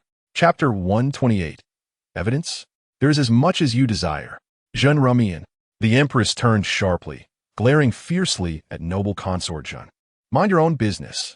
Am I anxious? The Empress retorted. I am guiltless. What is there for me to fear? Her face darkened like a soot-covered pot. Yet I shall not allow my son to be slandered. Even if Sheng Jinxiu seeks to tarnish my son's reputation, she lacks the status of an official. She must abide by the rules. Does the Empress sister imply that the longing sword is also off-limits? Noble consort Zhen did not retreat. Instead, she slightly bowed toward the longing sword before rising again, maintaining her gracious demeanor. Of course not. The Empress wished to assert that it was unacceptable, but dare not. She could only suppress her fury and address the Emperor. If Sheng Jinxiu wields the longing sword of the 19th prince to brazenly insult me and implicate my son, I refuse to accept it. But how does the Empress know that Miss Jinxiu is not of official status? Noble consort Zhen replied, turning to the Emperor. Even if Miss Jinxiu is not currently an official, your Majesty is present. You could bestow an official title upon her, could you not? Under heaven, all land belongs to the king, and all subjects are his servants. Miss Jinxiu is adorned splendidly today, rivaling the princesses here. Your Majesty, why not grant her the title of Princess Yong'an? A flicker of astonishment crossed the Emperor's face. His noble consort had always been gentle and unassuming, adept at knowing when to advance or retreat. Why would she publicly advocate for Sheng Jinxiu today, risking the ire of the Empress? No. Rumian was astute and often perceived what others could not. She mentioned that Sheng Jinxiu was dressed beautifully. The Emperor's gaze fell once more on Sheng Jinxiu, yet he perceived nothing amiss. However, as he withdrew his gaze, he suddenly caught sight of the hem of her red dress, subtly adorned with lotus patterns. His eyes narrowed, and he decisively issued an edict. The noble consort's words hold merit. I bestow. No need. The regent in Beijing stood up directly. Bring forth the items Miss Jinxiu requested into the hall. The grandeur of the spring banquet necessitated that all attendees be searched upon entering the palace. However, none dared to search in Beijing. The items that Sheng Jinxiu sought had been brought in by him, and he had generously added some additional content. Yi Ming stood at the entrance, clapping 3 times. Immediately, a squad of guards clad in black emerged, carrying 3 large chests, passing the contents forward from the back of the hall. Among them were various items the second prince, Yan Zai, had flattered Sheng Jinxiu with to obtain the wealth of the Sheng family, including poems composed for her, gifts he had prepared, and testimonies from acquaintances claiming his genuine admiration for Sheng Jinxiu. Subsequently, there were also derogatory remarks he had made about Sheng Jinxiu after attaining certain goals and deeming her unworthy of his affection. Evidence of schemes he had orchestrated to humiliate her and ruin her reputation was also included. Another portion comprised evidence of Yan Zai secretly communicating with Sheng Jie shortly after their engagement, including the embroidered handkerchiefs Sheng Jie had gifted him and letters from Yan Zai detailing the times and places for their clandestine meetings, even containing descriptions of lewd encounters. A collection of paintings of beautiful women, personally drawn by Yan Zai for Sheng Jie, constituted the most intimate evidence, as each painting depicted Sheng Jie in a state of undress, with annotations on the back indicating the dates after heated arguments between Yan Zai and Sheng Jie. Chapter 129. Those without shame are unrivaled in the world. The deeper Yan Zai's affection for Sheng Jinxiu, the more intense his entanglements with Sheng Jie became. The more ruthless his scheming against Sheng Jinxiu, the more sordid his actions with Sheng Jinxiu. These pieces of evidence swiftly circulated among the attendees. The military officials were incensed and appalled. The scholars were flushed with indignation. The women looked on with disdain and amusement, while the young ladies hastily averted their gazes. Within mere moments, the entire hall erupted. Heavens, this is truly unprecedented. The second prince. He has brought dishonor upon himself. Disgraceful. The second prince, after indulging in secret trysts with Sheng Jinxiu, has developed an unsettling penchant for painting her likeness. This peculiar habit is rather intriguing. I refer to Sheng Jinxiu's seemingly delicate appearance, which belies her audacity. Such a siren, with shamelessness that surpasses even that of courtesans. The evidence is irrefutable. It is clear that the second prince deceives Sheng Jinxiu to maintain their engagement, all to extract funds from the Sheng family to pave his own path, while simultaneously entangling himself with Sheng Jinxiu. How can he still claim to be wronged? Sheng Jinxiu, in her blatant pursuit of the second prince, asserts that she was coerced into this liaison by the Sheng family through the use of a drug. Is she not merely a thief shouting to catch a thief? They say that one who is shameless is invincible. In her quest to ascend by stepping on Sheng Jinxiu and the Sheng family, Sheng Jinxiu spares no effort. Sheng Jinxiu shows kindness to the second prince, who exploits her. She shows kindness to Sheng Jinxiu, only to be betrayed. She extends goodwill to Zhou Shuabi, who deceives her. How pitiable she is. The amassed evidence, detailing Sheng Jinxiu's sacrifices for Yin Zai and the actions of Sheng Jinxiu and Zhou Shuabi, simultaneously illustrate that Sheng Jinxiu is also a victim in this treachery. Yin Zai, being the legitimate son of the empress, a royal of the Imperial family, evokes a certain hesitation in most who attack him. Thus, the scorn, ridicule, reprimands, disdain, and humiliation that should fall upon him are instead heaped upon Sheng Jinxiu and Zhou Shuabi. One is incapacitated on the ground, unable to rise, while the other clings tightly to Yin Zai, both oblivious to the malevolent gazes piercing through them. It is only when the evidence from both the male and female guest sections finally arrives at the emperor's table that the truth begins to unfold. The emperor, barely able to contain his rage, seizes the documents and hurls them at the feet of Yin Zai, the empress, and Sheng Jinxiu. Open your eyes and behold the consequences of your actions. The Book of Beauties crashes against Yin Zai's face, tumbling to the ground, its pages splayed open.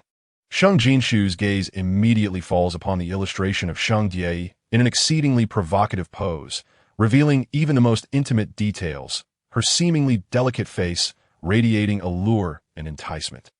Despite having endured countless humiliations at the hands of Yin Beizheng in her previous life, the sight of such an audacious beauty leaves her feeling somewhat embarrassed. So, Sheng Jinxiu is indeed the archetype of a surface-level maiden, concealing a libertine heart? It is no wonder that Yin Zai is utterly captivated by her.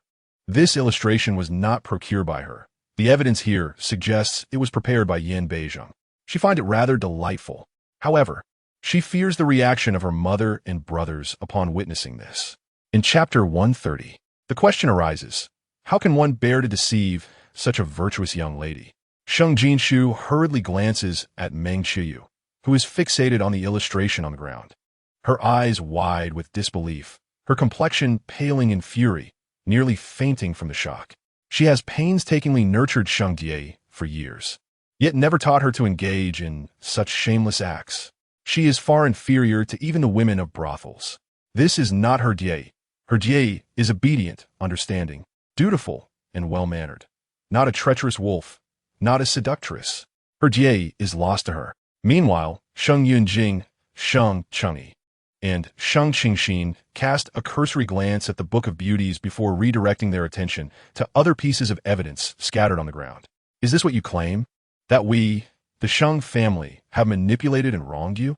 Sheng Chengyi grabs a nearby piece of paper. Yet here it is, clearly stating that the second prince's engagement to my sister was merely a ruse to secure the 5,000 taels of silver promised by my father. He picks up another document, fuming with anger. In this, you explicitly admit that you never loved my sister, but feigned affection to deceive Jinxiu into unwavering devotion, while she showered you with gold and silver, only for you to call her foolish and a gullible fool. Second prince, as a noble of the Imperial family, while you may not possess the benevolence of the emperor, how can you bear to deceive a young girl like my sister? With such actions, Do you truly consider yourself a man? Sheng Jinxiu hurriedly reviews the evidence strewn around him, clenching his fists and bowing deeply before the emperor. Removing his official hat. Your Majesty, I am incompetent. I have only just realized that my sole little sister has been so thoroughly deceived and humiliated. I am ashamed. I cannot even protect my own family, nor can I stand alongside the second prince in this court to serve the nation. I request to resign from my post. Sheng Jinxiu adds, when the second prince dispatched imperial orders, I even risked my life to protect him. I used all my martial prowess to shield one who has so grievously harmed my sister, one who seeks to drag the Sheng family into ruin. I am more useless than my younger brother. Your Majesty, my presence here adds nothing. Please find another to take my place. I wish to return home and protect my sister. Your Majesty, Sheng Jinxiu implores, bowing thrice before the sovereign with a heart full of sorrow. Our Sheng family belongs to the great Sheng dynasty. Should the imperial family require our service, we would willingly dedicate ourselves for the sake of the nation and its people. However, to use such despicable means to deceive my daughter's affections, to threaten my family's very existence in such a vile manner, I would rather die than accept it. During the reign of the late emperor, revered for his virtues, our Sheng family willingly contributed our wealth to aid the nation and its people through difficult times, earning the late emperor's grace and being bestowed the title of Duke of Yong'an. Yet, throughout these years, I have failed as the Duke. Today, it is clear to me that from the very beginning, the Empress and the second prince never intended for our Sheng family to survive. Why then do they resort to such heartless excuses? The Empress and the second prince covet our Sheng family's wealth. Let them come and take it themselves. I request that my title be revoked. Though my family may have originated from commerce, we still possess a degree of integrity. Death holds no fear for us. Noble lords, take action. This declaration elevates the matter to its most severe level. In chapter 131, it is proclaimed, the dragon does not drink blood. It does not return its sheath to slay innocents. After today, as long as the Sheng family endures, will the Empress and the second prince dare to covet our wealth? Are they not afraid of being drowned in their own spittle? Does the emperor truly dare to let the Sheng family perish? That would shatter the hearts of all merchants across the land. Even if the great Sheng dynasty values martial prowess over commerce, without trade there can be no sustenance. Without agriculture, there can be no survival. Should the foundations of agriculture and trade falter, the nation itself will tremble, risking ancestral legacies. Such a grave crime is beyond the emperor's endurance. The empress could not have anticipated that the Sheng family, whom she previously scorned, possessed such noble spirit. They would rather forsake their titles, even face death together, than compromise with imperial authority. She panicked, acutely aware of her miscalculations. Yet at this moment, would she bow her head in repentance? Would she compel her son to do the same? That would render her, the empress, forever unable to raise her head in society. Her son's future would be utterly ruined. He might never achieve the rank of heir apparent, let alone ascend to the supreme throne. Perhaps he would be condemned to a life of scorn, even as a mere princely figure. No, this is not the outcome she desires. You members of the Sheng family are the ones attempting to rebel, aren't you? She could only steel herself and continue to oppress the Sheng family. Resigning from office? Revoking titles? Seeking death? You are openly coercing the emperor and the imperial family. Who grants you, mere merchants and commoners, such audacity? As her words fell, a clear voice cut through the tension. The empress stiffened, turned to see Yin Beizheng standing 3 steps away from her. Against the light, she momentarily could not discern the expression on his face. However, the chilling aura of murderous intent enveloped her in an instant, causing her knees to weaken uncontrollably, and with a thud, she fell to the ground. 19th brother? What? What did you say? Had she misheard? Was the regent truly aligning himself with the Sheng family? It must be a mistake. Even if the regent had spoken a few times earlier, he could not possibly side with those wretched beings at such a moment. But in the next instant, she distinctly heard Yin Beizheng say, "Indeed, the empress is aging. Her hearing has deteriorated." Yin Beizheng took several steps forward, reaching Sheng Jinxiu's side, and seized the long yin from her grasp. With a clang, the sharp blade was drawn. "I declare, it is I who grants the Sheng family the audacity to bear the injustices inflicted upon them and to seek redress." He urged Sheng Jinxiu to grasp the sword brimming with murderous intent while he enveloped her in a protective embrace. Slowly, he directed the blade toward the empress, Yanzai. And Sheng Jie. Once longing is drawn, it thirsts for blood and shall not return to its sheath. Empress, who shall you decree to be slain? The empress had just risen from the ground when she looked up to see longing aimed at her, prompting her to kneel once more with a thud.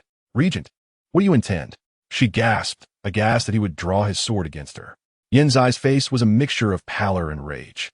He was acutely aware that his mother also harbored fear of Yin Beizheng, which is why he had refrained from informing her of Yin Beizheng as past with Sheng Jinxiu. Firstly, even if Sheng Jinxiu was a woman he no longer desired, her involvement with another man felt like a personal affront. Secondly, he believed that if his mother were unaware of the relationship between Yin Beizheng and Sheng Jinxiu, she would act with even greater cruelty towards her. But now, why was Yin Beizheng favoring Sheng Jinxiu? Did he truly intend to take her into the regent's residence as a concubine? This was intolerable.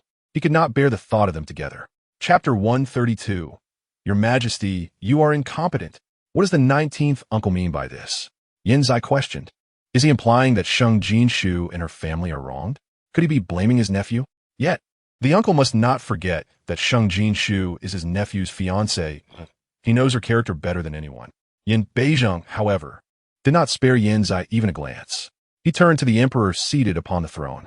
Fourth brother, your empress is unfit for her position. She is deaf and cannot comprehend my words. Your son is equally inept. He cannot see the evidence before him. You are incompetent. Yin Beizheng, Yanzai exclaimed sharply. You are being outrageous. Do not forget that the Emperor of Daxing is my father. In your open disrespect towards him, what are you attempting? To rebel? Your Majesty, the regent is exceedingly reckless. The Right Chancellor stepped forward, his face a mask of fury. Daxing belongs to the Emperor and Empress, not to the regent, nor to the Sheng family. A ruler may demand the death of a minister, yet the Sheng family, being of lowly origins, has only ascended to this esteemed position through the grace of the Imperial family. Their treachery merits death 1,000 times over. The regent, however, chooses to believe in fabricated evidence and favors these vile individuals, even threatening the empress publicly.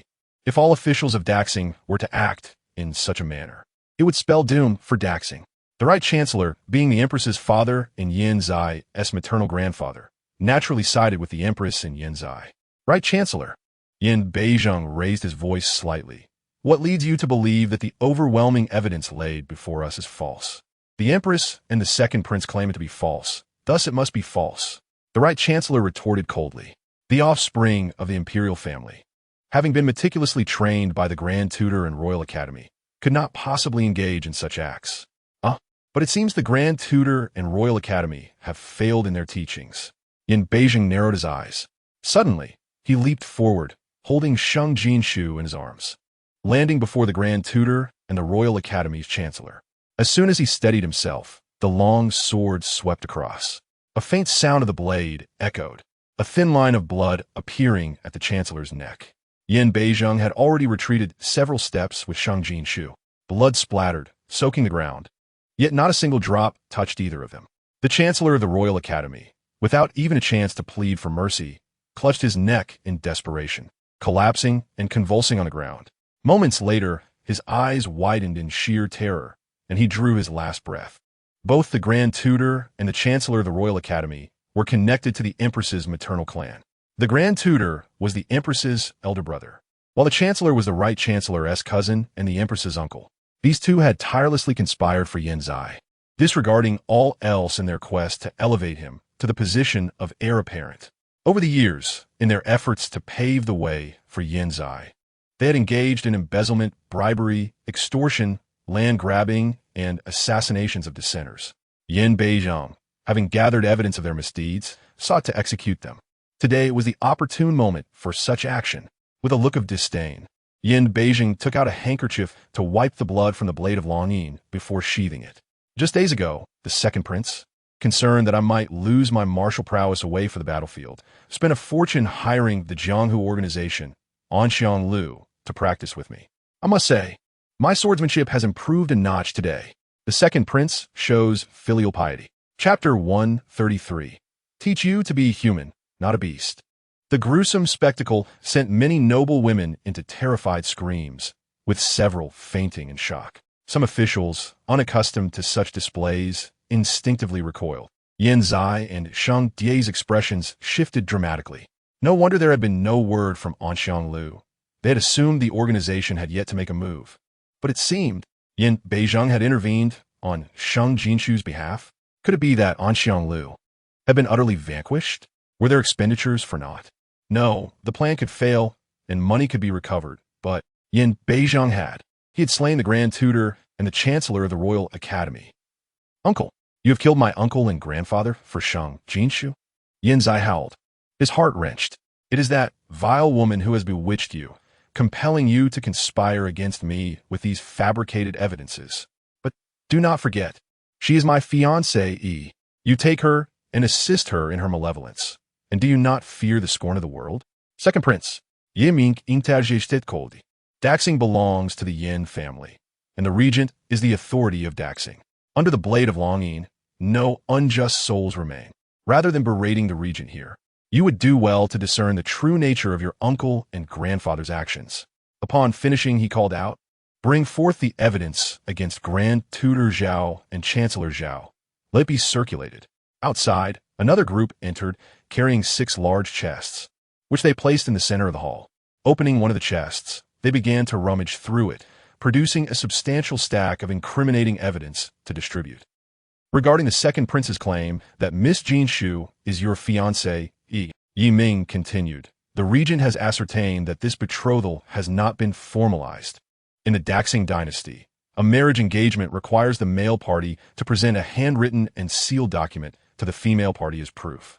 However, neither Miss Jinxiu nor any member of the Sheng family has ever received such a document from you. The male party must also present betrothal gifts and a hairpin. Over the years, Miss Jinxiu has been deceived into believing you were her intended, showering you with countless gifts. Yet you only offered a few fruits and pastries during your brief stay at the Yong'an Marquis residence, and never provided the promised formal engagement gifts. Naturally, you have also failed to present Miss Jinxiu with a token hairpin. Only the second prince achieved what he did. He hosted a banquet and publicly declared that Miss Jinxiu is your fiancé, thereby severing the path for other men to court the legitimate daughter of the Sheng family. How audacious of you to indulge openly with Sheng Die. Sheng Jinxiu was infuriated and confronted him publicly, exclaiming that he had never regarded her as a true fiancé. By what right can you claim I am bound to you in marriage and cannot wed the regent? Is it merely because of your shameless countenance? The last vestiges of color drained from Yin Zai's face as he stared incredulously at Sheng Jinxiu. Unable to reconcile this with the girl who once wished to bestow all the good things upon him. She had openly insulted him at the regent's residence and the Yong'an Marquis' estate, and he had assumed her ire stemmed from his relationship with Sheng Die. Yet here, in such a grand setting, before the nobility of the Dashing dynasty, she dared to humiliate him so? Sheng Jinxiu, do you know what the penalty for insulting the Imperial family is? Insulting the Imperial family? Sheng Jinxiu scoffed. Indeed, such an insult is a crime. But I merely act as an elder, reprimanding you, this shameless and vile junior, lest you live as a mere beast. What crime is that? Chapter 134. By her. The regent's consort, you say? What? Yin Zai was once again dumbfounded. What do you mean? What elder? Sheng Jinxiu actually claimed to be his elder? The second prince. Miss Jinxiu means the Empress Dowager. Zhan raised her voice and declared. She is the regent's consort. The repeated interventions of Lian Hua and Yin Beizheng had led Zhan Ruming to suspect that Yin Beizheng had indeed chosen Sheng Jinxiu as his consort. Furthermore, Sheng Jinxiu had confirmed it herself. Without hesitation, she lent her support. Boom! Once again, everyone was left astonished to the point of disbelief. The regent's consort? A woman without an official title. And yet she was the regent's consort? How could that be considered without status? This status had already placed her above countless others. No, it cannot be. Yin Zai shouted vehemently. How can you be the regent's consort? Your uncle. He is merely toying with you. How could he possibly take you as his consort? Why not? Sheng Jinxiu turned and clutched Yin Beizheng's arm. Initially, she had not intended to reveal her relationship with Yin Beizheng so soon, but circumstances changed rapidly, and the advantages of disclosing her identity were evident. She believed that Yin Beizheng would welcome her actions. Indeed, as she embraced him, the chill emanating from Yin Beizhong dissipated significantly. Did the second prince believe the regent was, like you, merely a scoundrel, playing with the affections of women? He is not. He has declared a deep affection for one, choosing to spend his life with her. And I, Sheng Jinxiu, am the one he has personally selected. The regent personally penned a marriage contract for me and went to the Yong'an Marquis's residence to negotiate with my parents. After the spring banquet, the regent's residence will send formal proposals to the Yong'an Marquis's estate, and when the appointed time is determined, I will wed the regent. Although some formalities remain, my name is already inscribed in the Yin family genealogy, and I have been recognized as the legitimate regent's consort. At this point, Sheng Jinxiu turned to Yin Beizhong. My husband, am I not correct? Yin Beizhong cast aside his longing sword to Night Ming, freeing his hands to embrace Sheng Jinxiu fully. A gentle smile gracing his lips. Whatever Jiner says is the truth. Raising his head, he turned to Yin Zai, his demeanor instantly cold and commanding. Second Imperial nephew, you ought to pay your respects to my consort and address her as Imperial aunt. Should you dare to insult my consort even a little, there will be no mercy. Night Ming raised the longing sword high. From this day forth, the regent and the regent's consort are united as one. To insult the regent's consort is tantamount to insulting the nation.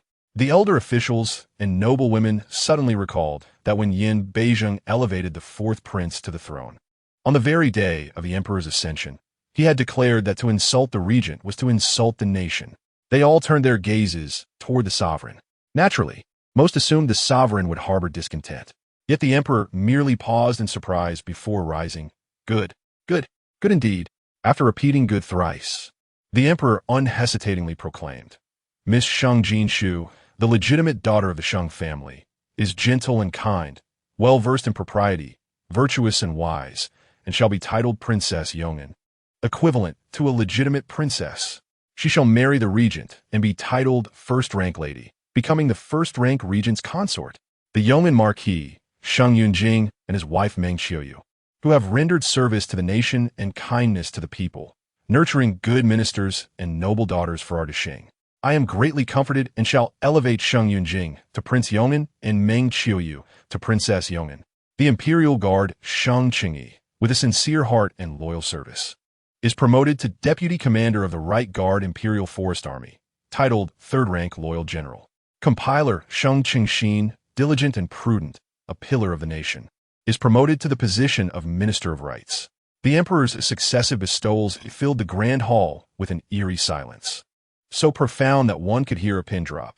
Chapter 135. Insulting the consort is equivalent to insulting the nation. Sheng Jinxiu's public uproar, slapping noble ladies and berating princes, making such earth-shattering moves while becoming Princess Yong'an and the regent's consort.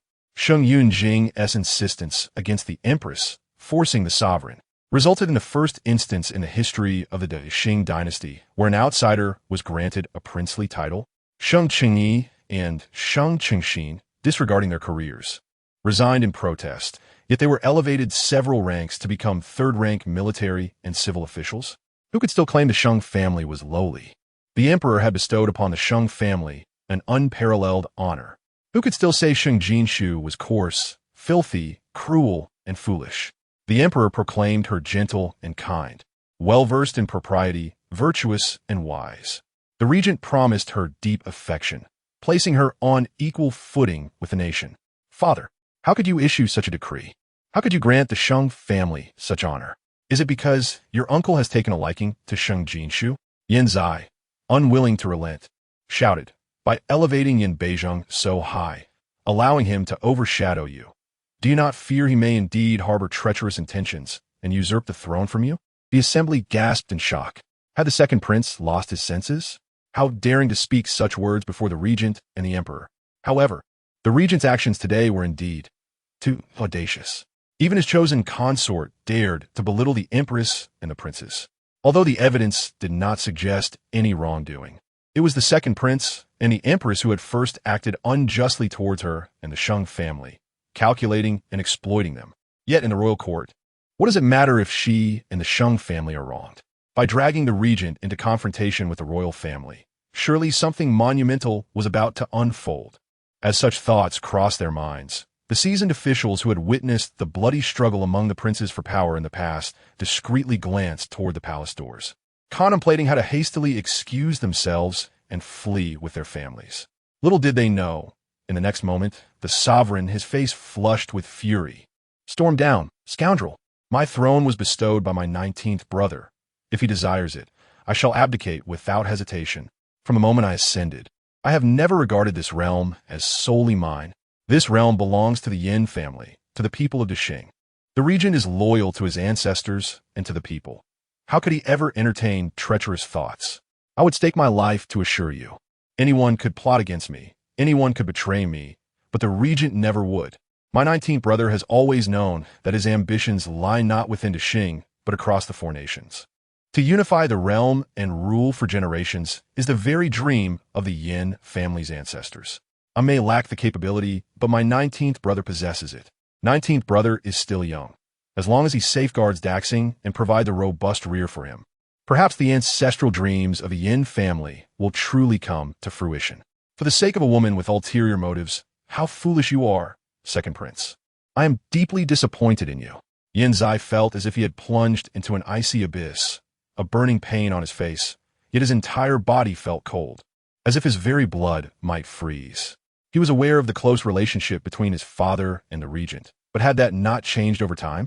The regent had been absent from the borders for 10 years. Should this relationship not have grown distant? Anyone who sits on the imperial throne for too long finds it hard to relinquish their supreme status. Why then did his father so readily speak of abdicating in favor of another? What had he misjudged? What had he done wrong? Chapter 136. Does the regent intend to purge the entire court? Your Majesty. The left chancellor rose, brandishing the evidence placed in his hands, declaring, "These charges are substantiated. Grand Tutor Zhao and Director Zhao are guilty of numerous crimes and deserve execution. I beseech your Majesty and the regent to entrust this evidence to me, so that I, along with the Minister of Justice, the Supreme Court, and the Ministry of Personnel, may jointly investigate these cases." As he spoke, the left chancellor cast a glance at the several large chests positioned in the center of the hall. The evidence he held pertained solely to the Grand Tutor and the Director of the Royal Academy. Yet this stack represented merely a fraction of one chest.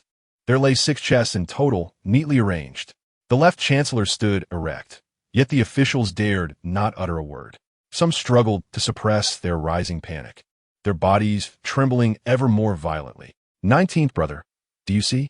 The emperor's gaze fell upon those 6 chests before hastily returning, his expression troubled. Left chancellor, Yin Beijing surveyed the male officials seated below. Do you truly wish to see the evidence contained within those chests? Though his glance was merely cursory, each individual felt as if they were ensnared by the regent's cold, piercing gaze, sending chills down their spines. Thud, thud, thud, thud.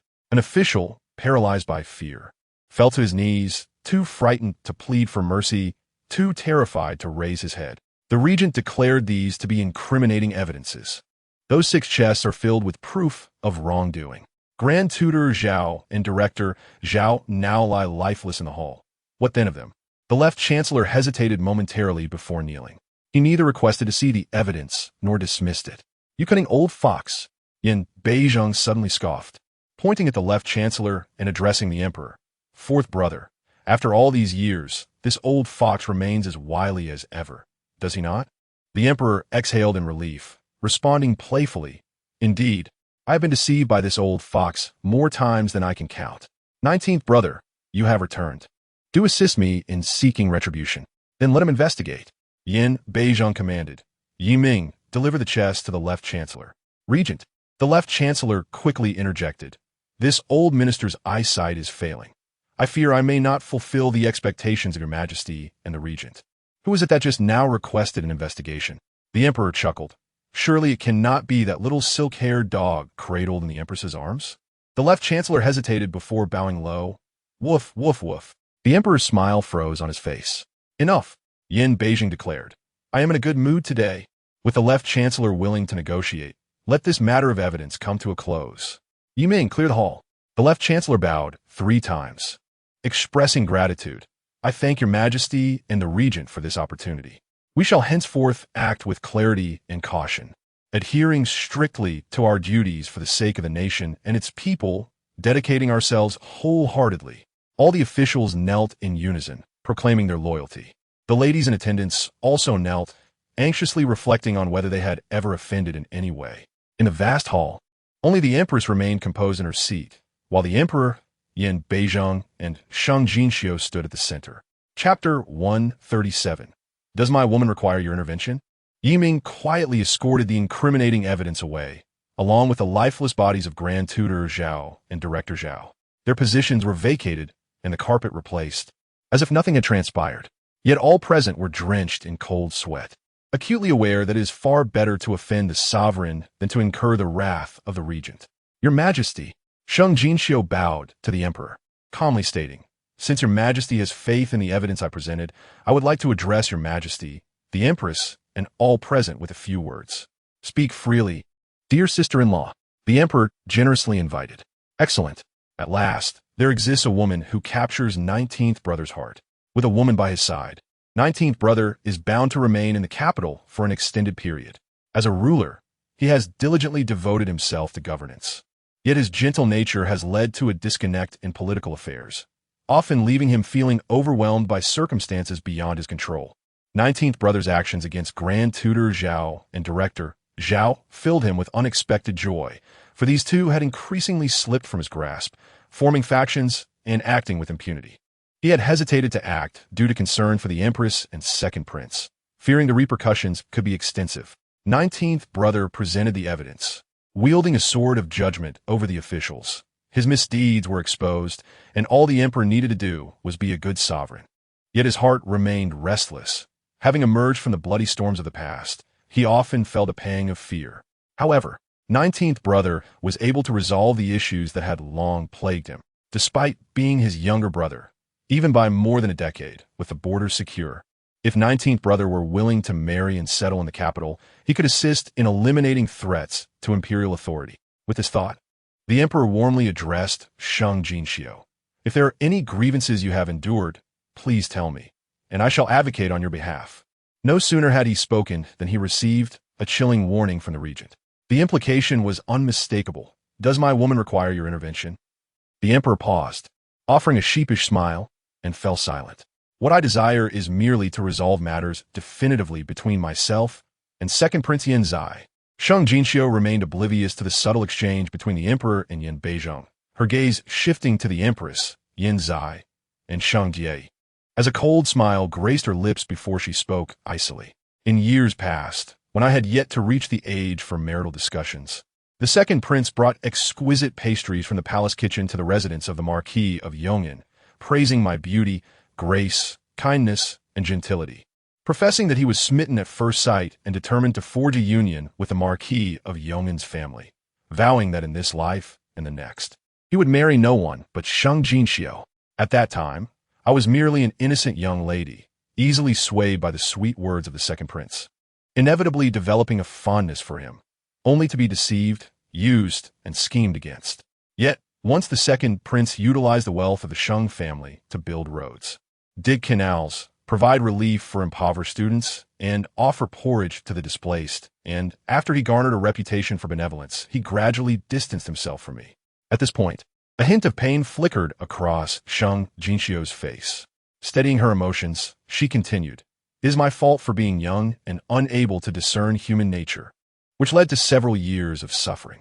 I accept that." But the second prince, who had long been secretly entangled with Sheng Jie, still dared to publicly slander me and my family, taking advantage of his royal status. Previously, I was merely Sheng Jinxiu, the scorned daughter of a merchant in the Imperial capital, capable of enduring and retreating time and again. However, now I am the wife of the regent. And even if I disregard my own reputation, I cannot tarnish my husband's honor. Therefore, Chapter 138, for the sake of my husband's honor, I must punish them severely. Thus, I demand severe punishment for the second prince, who exploits his power for personal gain and exhibits moral corruption. I demand severe punishment for Sheng Jie, who repays kindness with malice and is utterly shameless. I demand severe punishment for the empress, who turns a blind eye and shows bias. Sheng Di trembled violently, her gaze fixed on Sheng Jinxiu as if she had never known her. How could it be? How could the once foolish and humble Sheng Jinxiu suddenly dare to confront the pinnacle of power in the great Shing dynasty? Your Majesty, the Imperial concubine Zhen stepped forward, picking up the beauty scroll from the ground and handing it to Yin Zai. The evidence presented by the regent and his wife is sufficient to prove the sordid affair between the second prince and Sheng Jie. It is acceptable for one to err as long as one seeks redemption. However, if one refuses to acknowledge their wrongdoings and attempts to conceal and obliterate their faults through even more despicable means, they will only bring shame upon themselves. Yin Zai then realized that the object thrown at him earlier was indeed the beauty scroll he had painted himself. This scroll, which he had hidden beneath his bedding for his own solace during lonely nights, how could it have ended up here? No. Had everyone present, including his father, already perused it? His previously pallid face turned a deep shade of crimson from immense shame. No wonder everyone's gaze toward him had changed. Sheng Jinxiu had actually unearthed such a private matter as evidence. This beauty scroll contained his own depictions of beautiful women, all of which were images of Sheng Jie in her most vulnerable state. It held his handwritten accounts of their affairs, his calligraphy recognizable to half of the court officials, and even bore his personal seal. His body became rigid with the sudden understanding of the meaning behind the phrase irrefutable evidence. Second Prince, what has happened to you? Sheng Jie, who had always hidden behind Yin Zai, had not seen the beauty scroll until now. As she peered over his shoulder, her expression mirrored his. In a moment of panic, she instinctively snatched the beauty scroll from Yin Zai's hands and rushed to the nearest hearth, throwing it into the flames. Miss Jie, Knight Ming remarked, is this an attempt to destroy incriminating evidence? Rest assured, such crucial evidence shall not be lost. The very night we acquired it, we had already made multiple copies using the newly developed printing technique. Today's spring banquet is an excellent occasion for appreciating blossoms and literature. I had instructed its dissemination throughout the streets prior to entering the palace.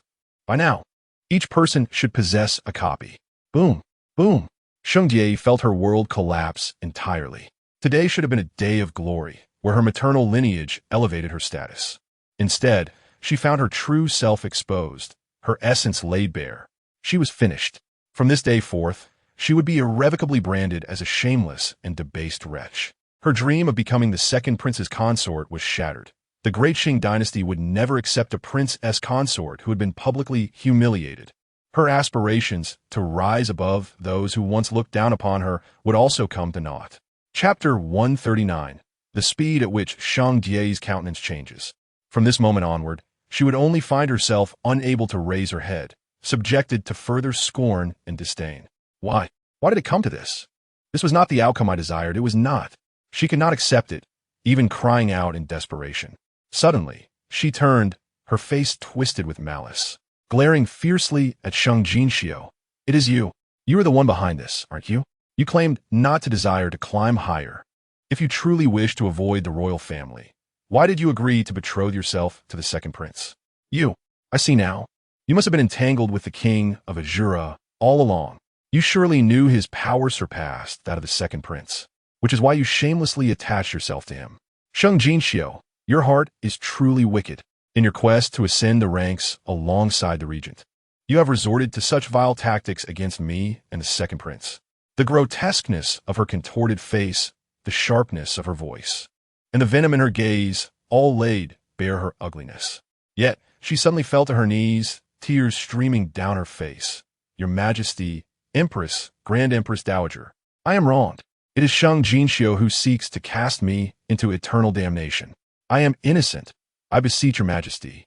I implore the Empress and Grand Empress Dowager to seek justice for me. Song Fian could no longer contain herself, rushing forward to point at Sheng Jie and scold. Do you still have the audacity to weep? The second prince must be blind not to see what you truly are. Do you think everyone else is blind as well? You claim that Jinxiu harmed you? Did Jinxiu entice the second prince? Did Jinxiu strip off your skirts and climb into the second prince's bed? Did Jinxiu compel you to abandon your conscience and dignity for the sake of climbing the social ladder? Did Jinxiu deceive you into believing that just because you bore a child, the whole world would fall for your few drops of cat tears, allowing you to manipulate and mock them? Sheng Jie, I clearly tell you that your act is over. It is time to pay for your misdeeds.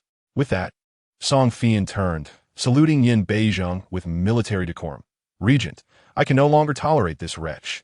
May I borrow that sword to deal with her? Seeing Yin Beizheng cast her a cold glance without speaking, she added, I nearly harmed Jinxiu earlier. I am guilty. Allow me to slay Shang Jie first, and then you may execute me, and I shall die with a measure of satisfaction. Yin Beizheng, Knight Ming, give the sword to Song Fian. Brother Yi. Sheng Jie turned and clutched Yin Zai's leg. You cannot let them kill me. We are bound by mutual affection. All those paintings were drawn by you, and everything I did was at your behest. As she wept and pleaded, her gaze darted towards Knight Ming and Song Fian. Upon seeing Song Fian grasp the longing sword, she panicked, losing all semblance of rationality. I acted to help you restore your reputation, which is why I slandered Sheng Jinxiu and her family. Yet after doing so, Sheng's family could not accept me. For you, I sacrificed everything. Song Fian approached step by step, sword in hand. No, Sheng Jie screamed in desperation. Second Prince, Brother Yi, I am your Jie, willing to comply with your every desire. I have departed from this world, and no one could ever treat you better than I did. Chapter 140. Yin Zai seeks to rise from the ashes. Song Fian, you shall not harm Jie. Suddenly, Yin Zai grasped Sheng Jie from the ground, cradling her protectively. Yes. Today's events were orchestrated by me. I sought to clear my name and that of Jie, slandering the Sheng family with despicable means. Administering that vile potion to me and Jie, I attempted to exert my power to crush Sheng Jinxiu and the Sheng family. From the very beginning, I never intended to wed Sheng Jinxiu, for I have never harbored any affection for her. Yin Zai declared with indignation. Sheng Jinxiu is nothing more than a base merchant's daughter, reeking of copper, devoid of refinement, and utterly uncouth. I see no merit in her whatsoever. Were it not for the financial support from the Sheng family, I would never have approached Sheng Jinxiu. I admit, I manipulated Sheng Jinxiu and the members of her family. I utilized every means at my disposal to gain recognition for my father and the people. There is no shame in admitting this. I do not believe I have erred. I was born a prince, aspiring to be an emperor. What purpose does it serve for a prince to be born into royalty if he does not wish to ascend the throne? I strive to climb to that position. This was always my destined path. Yet, the affection I share with Jie is genuine. The moment I arrived at the Sheng household, it was Jie who captured my heart. She is gentle and kind, cultured and graceful, far superior to Sheng Jinxiu.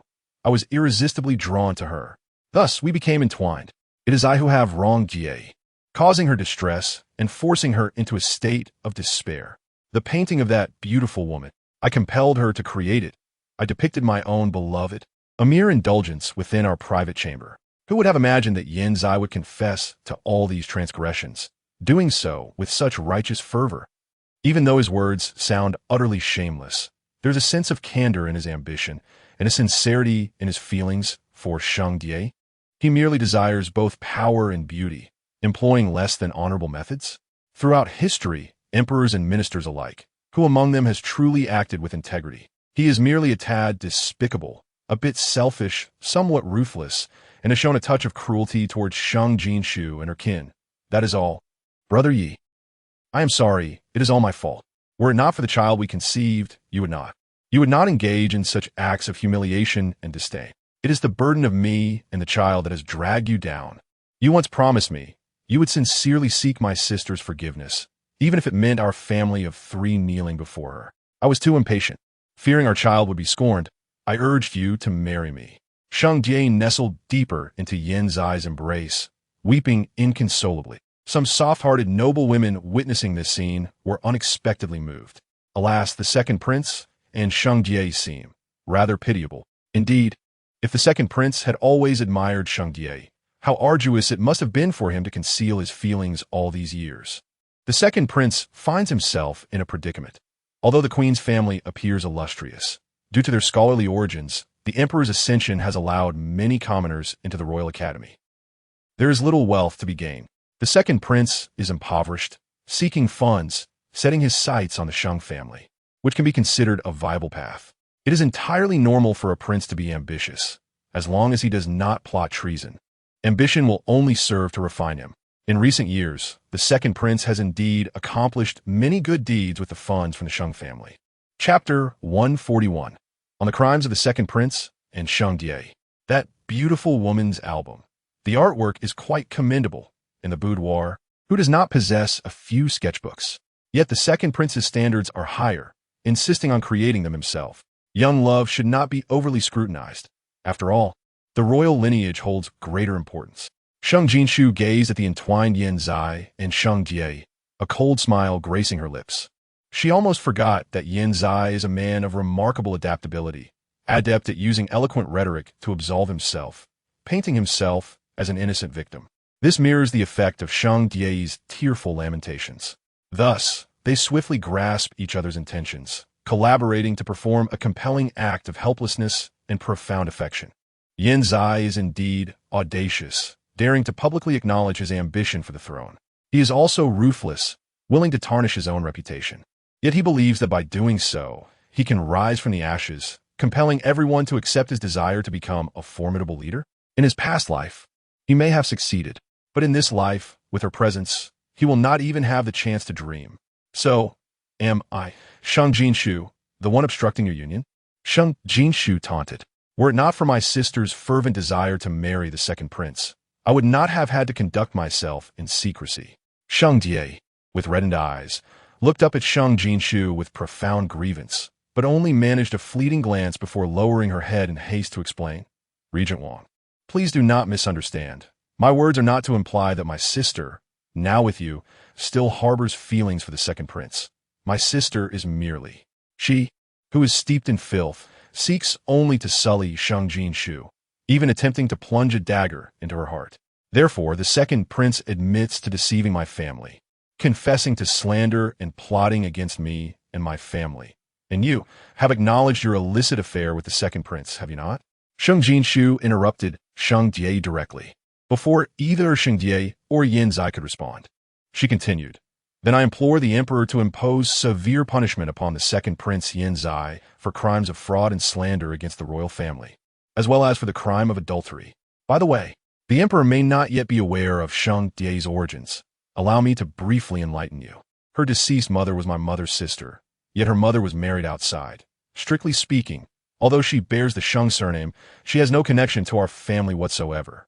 Her entire family perished, and, according to popular belief, she is a cursed orphan. Our Sheng family, out of compassion for her plight, has cared for her all these years, only to find that her heart has turned wild. It matters not, as she is now in love with the second prince. I believe he would be willing to overcome the ominous aura surrounding her to take her as his consort. However, since she is not a true daughter of the Sheng family, she naturally holds no status. Yet here she is, boldly claiming to be a lady of noble lineage. This itself is a crime. By sullying the eyes of so many with her sordid sketches, this is yet another crime. By using her beauty and form to beguile the royal scions into committing disgraceful acts, that is yet another crime. She has even trodden upon the dragon robe. Her transgressions are numerous. I need not enumerate them all. Thus, let them all be punished together. Chapter 142. A plea for the regent's wife to spare the emperor's son. Your Majesty, the laws of our great nation are strictly enforced. Even the emperor is not above the law, let alone the second prince. And what of Sheng Jinxiu, a person of such debased character, devoid of shame? The Minister of Justice stepped forward.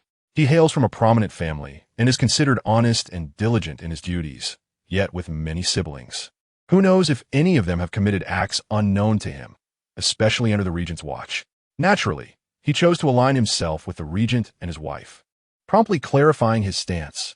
According to the law, the amount defrauded by the second prince is sufficient for a 10-year prison sentence for illicit relations without marriage. He should be paraded in a prison cart for public humiliation. For plotting against royal kin, he deserves execution. The Minister of Punishments also spoke gravely. What do you mean by this? The Empress glared furiously. What do you intend to do to my son? I warn you all. The Empress Dowager need not hastily threaten the two esteemed gentlemen, Sheng Jinxiu asserted. At present, it is not the two gentlemen who intend to act against the second prince and his companions, but rather the laws of Daxing that will impose their judgment upon them. No matter how esteemed a prince may be, he cannot surpass the weight of the law. Should the Empress Dowager attempt any further actions, I cannot guarantee that I will not seek justice against her for the transgressions she has inflicted upon me and my family are clear for all to see and hear. Sheng Jinxiu, the empress's teeth nearly ground to dust, filled with a rage that could tear apart Sheng Jinxiu. Yet in the next moment, she unexpectedly knelt down with a thud. Miss Jinxiu, it is I who have strayed from the path, instigating the second prince to commit those acts against you and the Sheng family. It is entirely my fault.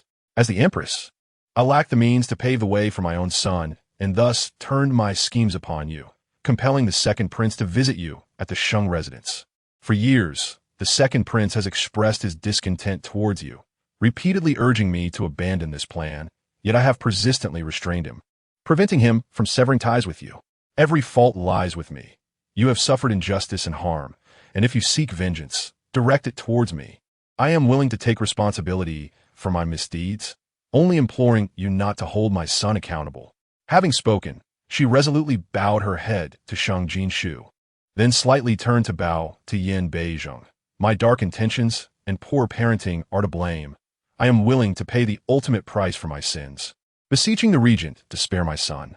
As her words fell, the empress hurriedly scrambled to her feet and, in a fit of despair, hurled herself against a nearby pillar. Your Majesty, the emperor exclaimed in shock. Mother, the second prince attempted to rush forward, but was restrained by Shang Jie. Unable to move in time, just as the empress's head was about to collide with the pillar, Yin Beizheng furrowed his brow and unleashed a gust of force. The momentum of the empress was redirected by this power. With a resounding crash, her body was hurled away, crashing onto the right chancellor's table. The table shattered in two, and she spat out blood, falling unconscious. Your Majesty! Your Majesty! The right chancellor cried out in panic. Where are the imperial physicians? Hurry, save the empress.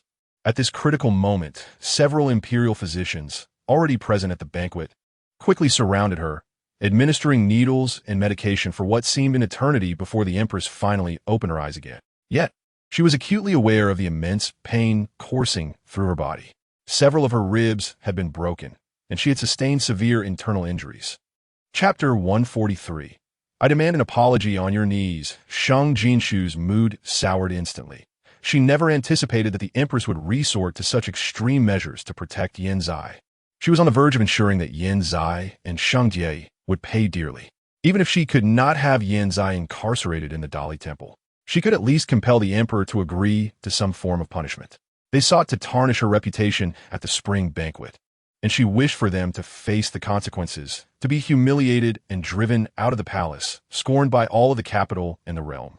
Yet, the empress kneeling before her to protect Yin Zai only made her appear more vindictive. Despite her innocence, fourth brother, keep your woman in check. Yin Beizheng's expression darkened to the utmost. Even if your woman were to perish, this prince does not wish to hear a single word suggesting that my wife drove her to her death. Otherwise, I shall not hesitate to ensure her demise is complete, beyond recognition, ashes to ashes. Yin Beizheng's fierce defense warmed Sheng Jinxiu's heart slightly. She could disregard the consequences and continue her fight against Yin Zai, the empress, and Shang Jie, for she truly did not care about how far her reputation could fall. But Yin Beizheng cared. Her parents and brothers cared. The living would suffer condemnation for the dead. The Empress Dowager, being the queen of the realm, wielded such ruthless tactics against her, indeed left her in awe. However, Sheng Jinxiu said, since the empress has pleaded so earnestly with me and the regent, I shall consider her request.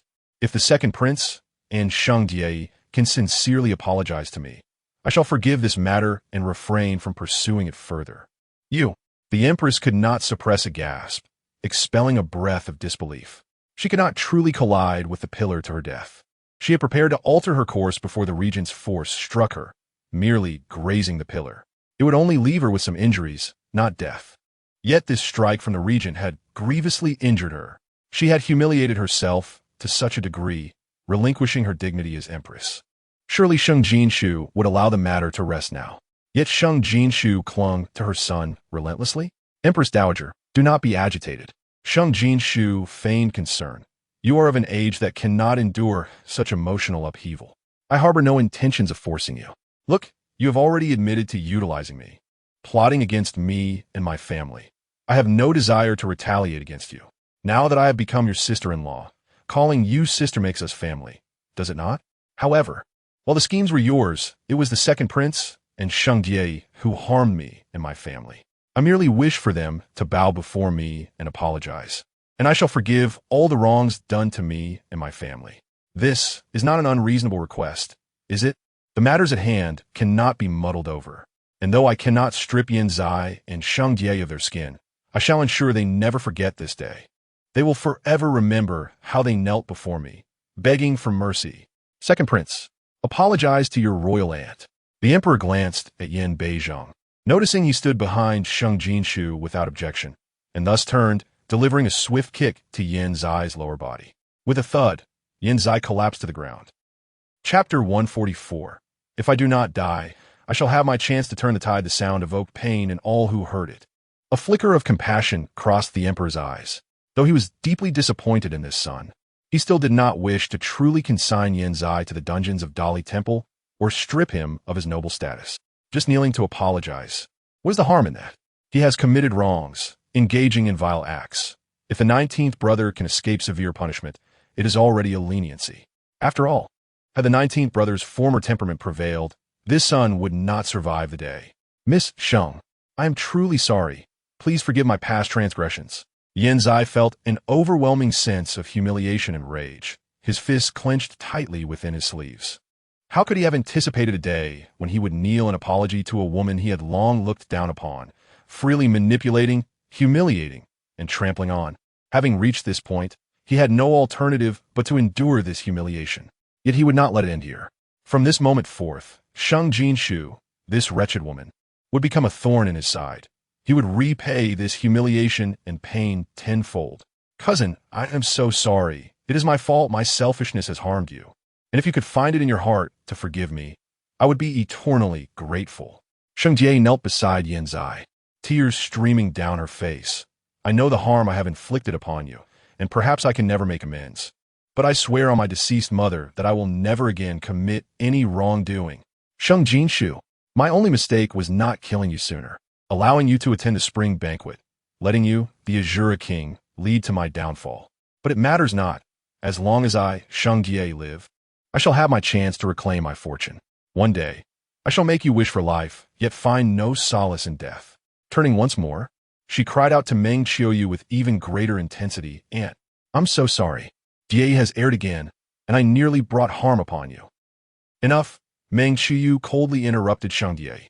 She acknowledged that seeing such a wretched Sheng Jinxiu caused her heart to ache, yet due to Jie's slander, her husband, her children, and herself had nearly faced death.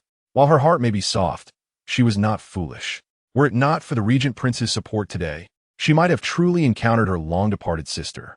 She had raised Sheng Jinxiu, yet remained oblivious to the selfish, dark, and vile nature of her heart, filled with malice and insatiable desire, more fearsome than a cold-blooded serpent. How could she have once considered this viper as her daughter, even to the point of quarreling with her own husband and children for Jie's sake? She had misjudged Sheng Jinxiu. She could neither bear such a daughter nor desire to nurture this venomous creature any longer. Sheng Jinxiu, when your entire family perished, you arrived at the Sheng family in rags, seeking kinship. Out of pity for your solitude, I took you in, treating you as my own daughter for all these years, believing you sought a home, and the Sheng family provided all that we could offer. Yet what you desired was to ascend to greater heights. Blame me for being merely a merchant family, unworthy of your lofty aspirations. Since you have made your choice, go with the second prince. Aunt, Sheng Jinxiu's complexion paled. She realized that revealing her true intentions would sever her ties with the Sheng family. Her original plan had been to become the second prince's consort, seizing the family's fortune through power and then tearing apart the Sheng family, including Meng Qiuyu.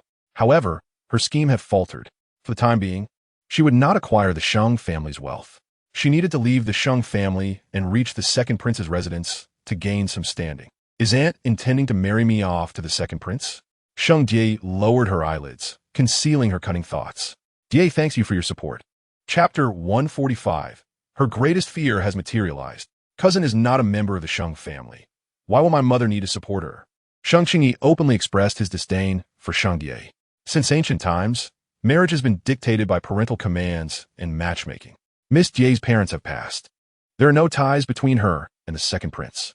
Whether he marries her as his consort or grant her another title is his affair, unrelated to the Sheng family. Miss Jie has misdirected her gratitude. Sheng Jinxiu coldly interjected. Sheng Jie's body stiffened, barely suppressing her fury. Curse those Sheng brothers. Must they continually trample upon her? Aunt, though my mother has passed, I have regarded you as my mother all these years. You and my mother were sisters, and do you not recall? We were gravely ill. I will prepare for you. Meng Qiyu had intended to say she would prepare a dowry. Madam, Sheng Yinjing called to her. She glanced back at him, gritted her teeth, and altered her words. A supplementary gift. Sheng Jie, I shall grant you a supplementary gift as your aunt. The last thing I shall bestow upon you. A dowry is substantial, while a supplementary gift may be as little or as much as one desires. A shopfront can be a supplementary gift, with even the cheapest hairpin inside considered as such. Father, your son requests your permission to marry Jie as the second prince's consort. Yanzai seized the opportunity to speak. He intended to continue portraying his deep affection for Sheng Jie, hoping to leave a favorable impression among the noble women and officials in the capital.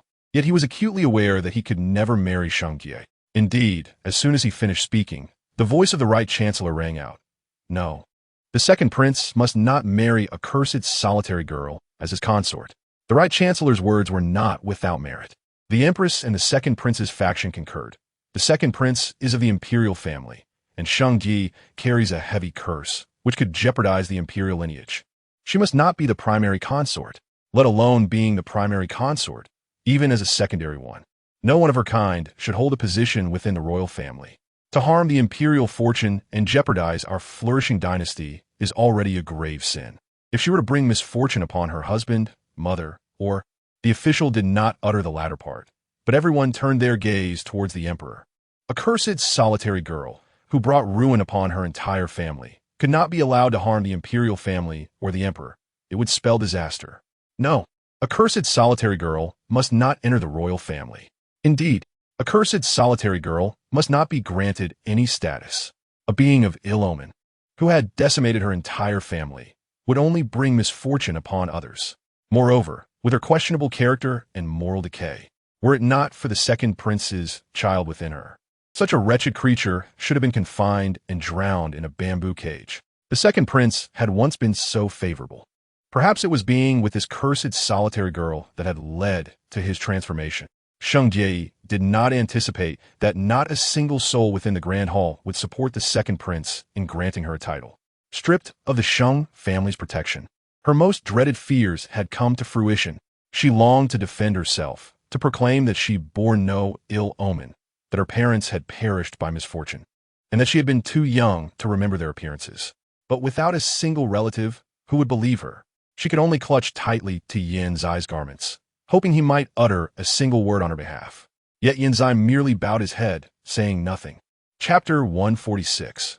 What he craved was the thrill of clandestine encounters. It was the Empress Dowager, who had remained silent thus far, who finally spoke, delivering a light and airy statement. The imperial fortune and the emperor cannot be subjected to any harm. Then, let her remain for the child. Upon hearing this, Sheng Jie was utterly terrified, and even Yanzai lifted his head in disbelief at the Empress Dowager, who had always treated him well. Empress Dowager, Jie is. Carry my child. I am aware, the Empress Dowager replied. Hence, I say, let her remain for the child. But Jie, Yanzai found it hard to relinquish Sheng Jie.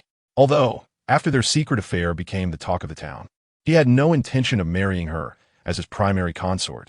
He would still gladly grant her a secondary position if she bore him a son. As a noble scion of the imperial family, and the empress's legitimate son, he was the most likely candidate to become the heir. Countless women sought to attach themselves to him. He occasionally accepted a few into his bed to satisfy his desires. Yet Sheng Jie remained the only woman he was truly infatuated with. He adored her for treating him as the center of her universe, for proclaiming him the most extraordinary person in the world, thus feeding his ever-growing vanity. He cherished her ability to complement his romantic pursuits, adorning him with layers of glamour. He was captivated by the thrill of their secret exchanges, her endless allure, her tender form, and her seemingly delicate and innocent exterior that concealed a fiery and uninhibited spirit, allowing him to unleash his darkest and most depraved desires without restraint. Until he found a woman more to his satisfaction, he was unwilling to forsake Sheng Jinxiu. Empress Dowager, Jie has already suffered greatly. It is your grandson's child she carries. I acknowledge my wrongdoings and wish to amend my ways. I cannot remain a heartless and indifferent person. At this point, Yan Zai weighed his words carefully and continued. I humbly request the Empress Dowager to at least allow Jie to be my concubine. Concubines occupy a significantly lower status than secondary consorts. The legitimate wives and secondary consorts of princes hold positions of authority, wielding power, while concubines merely serve the princes, lacking even the right to raise their own children. If favored by the prince, their lives may improve slightly. If not, they become akin to mere pets, worthless and forgotten. Sheng Jinxiu had just glimpsed a sliver of hope amid the terror of impending doom, only to have it shattered by the mere mention of the word concubine. Anger surged within her as she yearned to confront Yan Zai, who had promised to marry her but was now wavering. Yet the Empress Dowager had commanded her death, and the Emperor, devoted to filial piety, would not intervene while the Dowager remained resolute. Her life hung by a thread, like a fish gasping for air, unable to utter a sound. What the Emperor's sentiments? The Dowager, known for her gentle demeanor and aversion to conflict, now regarded Sheng Jinxiu with palpable disdain. She could endure much, but anything that might endanger her son was intolerable. The label of cursed orphan was not without basis. What if it truly brought misfortune to the royal family? She had no desire to keep this woman alive. Despite years of piety, she had never taken a life. The Emperor furrowed his brow, hesitating before turning to Sheng Jinxiu. What do you think, Princess Consort of the Regent? In the spring banquet, Sheng Jinxiu considered her response carefully before addressing the Emperor. I beseech your majesty to render a just verdict. The Emperor acknowledged her status and elevated her family's standing, largely due to Yan Beizhong, yet the benefits and honors ultimately fell to her and the Sheng family.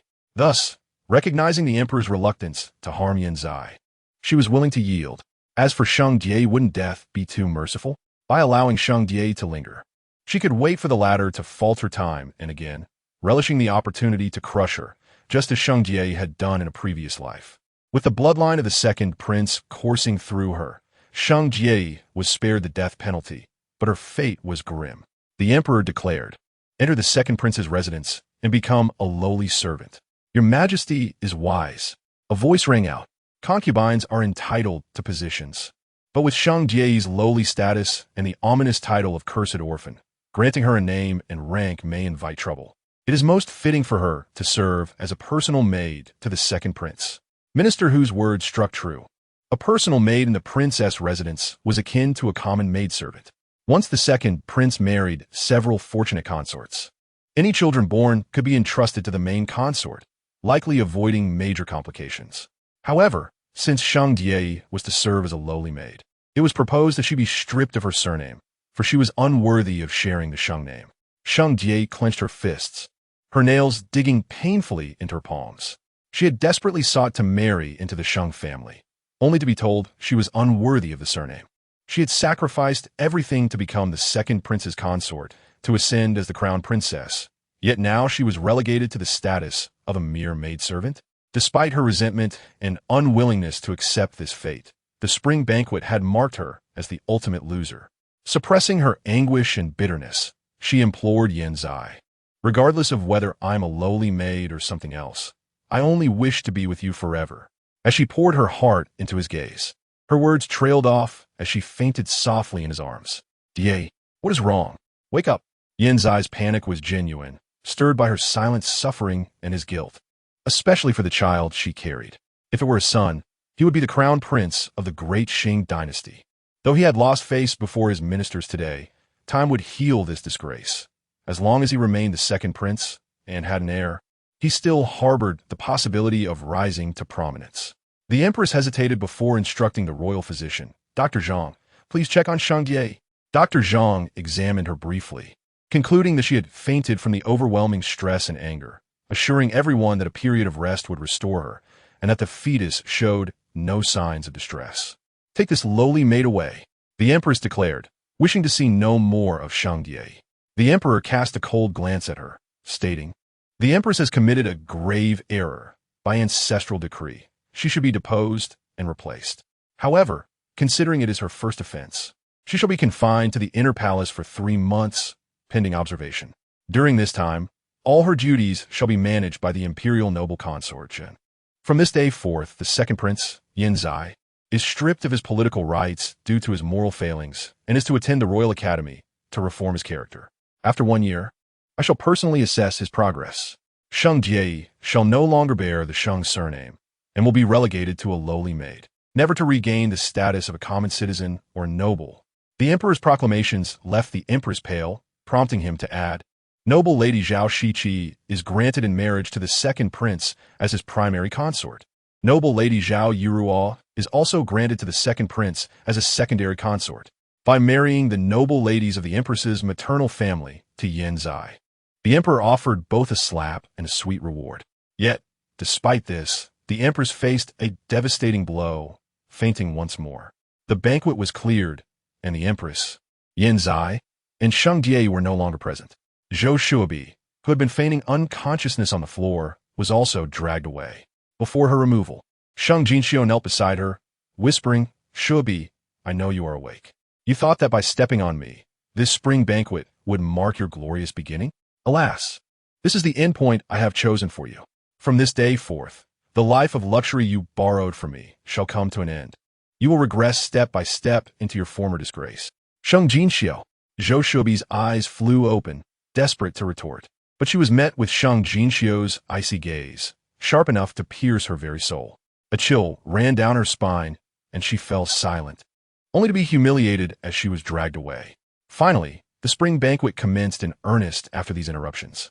Yin Beizheng returned to the palace entrance, while Sheng Jinxiu assisted Meng Qiuyu back to their designated place among the female guests.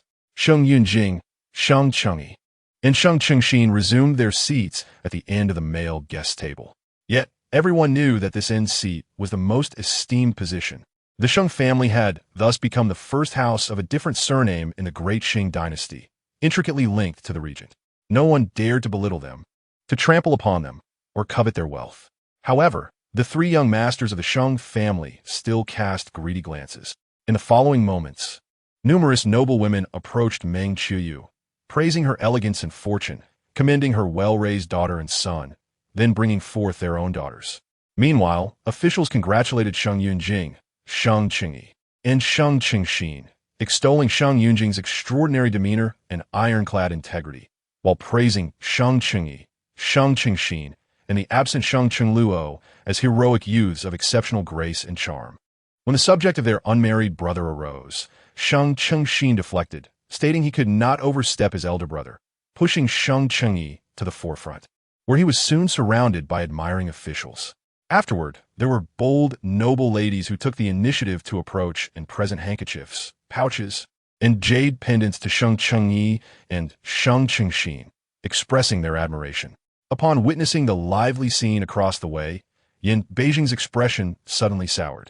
He tapped his long fingers on the table and directed a somber gaze at Sheng Jinxiu, who was entertaining the little princess, saying, Jinxiu, come here. Chapter 149. His chest felt cold and hard. Sheng Jinxiu looked at him with a hint of confusion. Being so close, she sensed his shift in mood, which was decidedly unfavorable.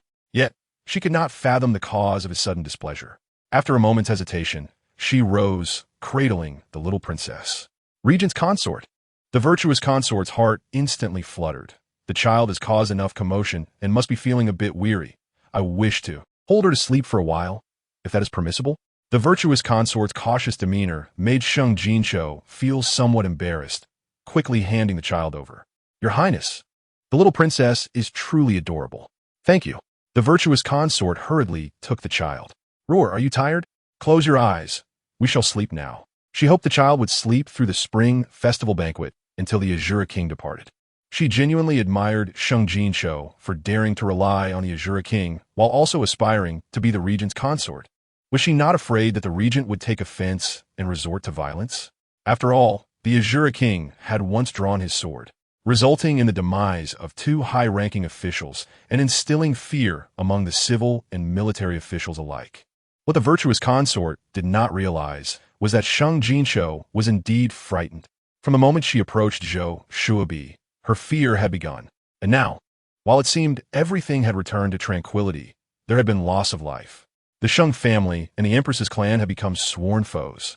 She was also at odds with the Minister of Revenue's household. The road ahead was fraught with difficulties.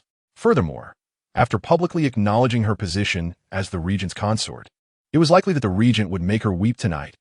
Thus, although it was merely 3 or 4 steps from her position to Yin Beijing's, her legs felt weak. Just as Sheng Jinxiu hesitated and slowed her pace, Yin Beijing could no longer contain himself, leaning over to grasp her hand and, with a firm pull, drew her into his embrace. Embrace. Startled, Sheng Jinxiu exclaimed but then collided with his iron-like chest, causing her eyes to instinctively well up with tears from the pain. It hurts, she murmured. Why is your chest so hard? Yin Beijing lowered his head, one hand cradling Sheng Jinxiu's face while the other gently prodded her nose. Here?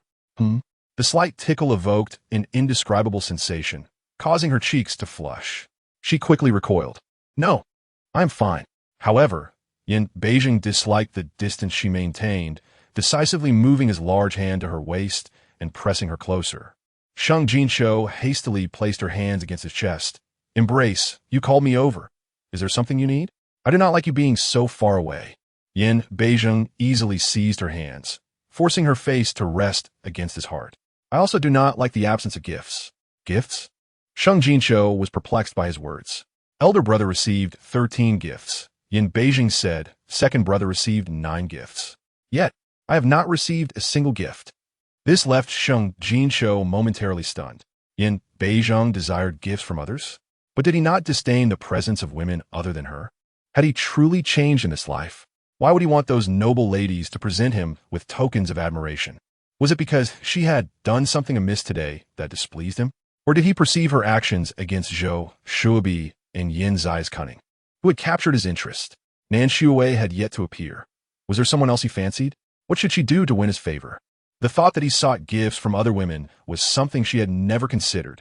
As her mind raced with these thoughts, Sheng Jinxiu's heart grew increasingly anxious. Chapter 150. You think too much. So do I. Yin Beijing's voice descended from above, growing colder. While by my side, you dare to think of others. He chuckled lightly, concealing any emotion. I never anticipated that little Jinxiu would wield my longing sword to embellish Yin Zai in royal robes. In that instant, he nearly succumbed to the urge to pull her back. Fortunately, she did not disappoint him. But why was she so flustered over a mere request for a gift? Was it true that she had spared Yin Zai out of reluctance? Or did she harbor other thoughts regarding gifts? At this, the chill radiating from Yin Beijing intensified. He grasped Sheng Jinxiu's shoulders, compelling her to meet his gaze. Sheng Jinxiu, look at me. Do you have any secrets for me? Speak. Before she could respond, his eyes scrutinized her inch by inch. She wore the lotus skirt he had gifted her, made of smooth fabric with no hidden pockets, aside from a few silver needles concealed in her inner sleeve. There was little room for other items. Except, his large hand suddenly ventured towards her waist, probing her belt. Startled, Sheng Jinxiu seized his hand. Your Highness. Please don't. In her previous life, he had freely imposed himself upon her, leaving an indelible shadow. The familiar gesture of loosening her belt sent her into a panic. This was the royal palace, before a multitude of ministers and hundreds of noble ladies, particularly in the presence of her parents and brothers. But she soon realized that her rejection only heightened the cold, bloodthirsty aura emanating from him, enveloping her tightly. Embrace. She hurriedly clutched Yin Beijing's arm. If you tug at the belt, the skirt will come undone. There are too many people here. Please refrain from doing this in public. She lowered her voice. Embrace. If you truly desire something, let us find another place. Or, have you set your sights on some other maiden? I will promptly fetch you a gift. Please do not punish me. I beg you. Yin Beijing looked down to see Sheng Jinxiu's eyes reddened with urgency, her innocent yet anxious expression igniting the blood within him. He comprehended her implication in an instant. Did she genuinely believe he wished for that? I merely wished to check if you were concealing anything within your belt. He found himself explaining, his tone softening slightly. I am not hiding anything. Sheng Jinxiu replied. I recognize quality. This garment is exquisite, and I fear anything else would ruin it.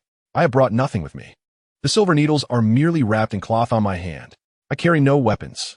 Yin Beijing's gaze fell upon the ornament in her hair, noting that it was unlike ordinary hairpins.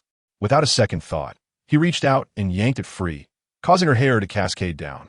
Yet he lifted the pin, observing it closely, and soon discovered its mechanism. "What is this for?" he asked coldly. "To kill," Sheng Jinxiu instinctively replied, only to quickly correct herself. "No, I misspoke. It is for self-defense." This pin was prepared in anticipation of any unforeseen circumstances today, meant for self-defense. Chapter 151. The regent publicly styled Sheng Jinxiu's hair. Aware that Yin Zai and others would surely cause a ruckus at the spring festival banquet, she had made ample preparations. This pin was merely one such preparation. Yet she had not anticipated that Yin Beijing would grant her the longing sword, rendering some of her preparations unnecessary. This pin was her secret weapon, concealing a needle capable of being launched. At first glance, nothing seems amiss, yet in an instant, one can be poisoned. Naturally, to avoid complications, she had not applied lethal poison to the needle, but rather a purified anesthetic powder. The prince declared, "I shall attend the spring banquet." Realizing his misunderstanding of Sheng Jinxiu, who harbored no ulterior motives, the bloodthirsty aura around him dissipated, yet his tone remained chillingly resolute. "I have arrived, and I shall ensure your safety. Is there truly a need for self-defense?" Sheng Jinxiu momentarily faltered, then nodded. "Yes, I believe in your abilities. Previously, when I was nearly harmed, you shielded me just in time. Huai Jin, you are remarkable." Tentatively, she continued, "Then, I shall gift you this hairpin. And you mustn't accept gifts from others, all right?" "Very well." Yin Beijing unhesitatingly removed the jade hairpin from his own hair and used Sheng Jinxiu's pin to gather his locks, while simultaneously using his own jade pin to style her hair. The emperor and empress, who had been discreetly observing Yin Beijing and Sheng Jinxiu, widened their eyes in astonishment. The officials and noblewomen, who had been casting furtive glances, were left agape, their jaws nearly dropping to the floor. After being summoned by the regent, Sheng Jinxiu found herself compelled to lean against him, her eyes reddening under the pressure. In their hearts, everyone silently mused. The regent remains the cold-blooded Shura king, showing no mercy even to his own wife. Though the daughter of the Sheng family is noble, one wonders how long she can endure in the regent's presence, especially as those nearby sensed the murderous intent emanating from Yin Beijing. Their faces paled in fear. It was over. The Shura king was enraged. Would Sheng Jinxiu, having just become the regent's wife, meet an untimely end?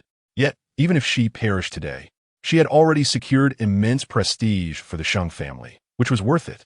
Some officials, hoping to forge alliances through marriage with the young lady, pondered thus. But as the drama unfolded, the scene shifted from a cold, ruthless war to a tender exchange of hairpins.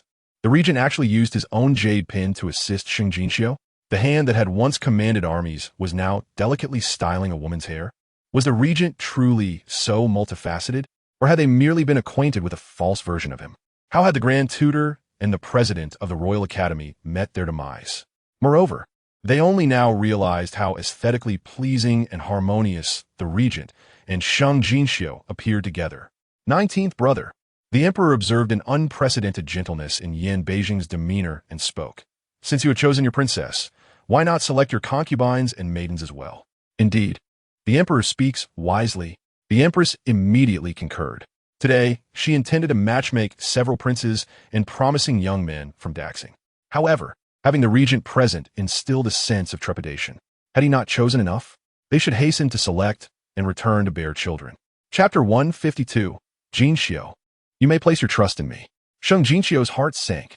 Yin Beijing intended to select others for the household. This had never occurred in her past life. Although she had endeavored to alter her fate in this life, many things had changed. Yet could she accept other women entering the regent's residence to share Yin Beijing with her? She could not. She had not yet earned Yin Beijing's full trust. If other women entered the residence and opposed her, would she then need to divide her energy to contend with these women? Contemplating this, she furrowed her brow, her grip on Yin Beijing's arm tightening unconsciously.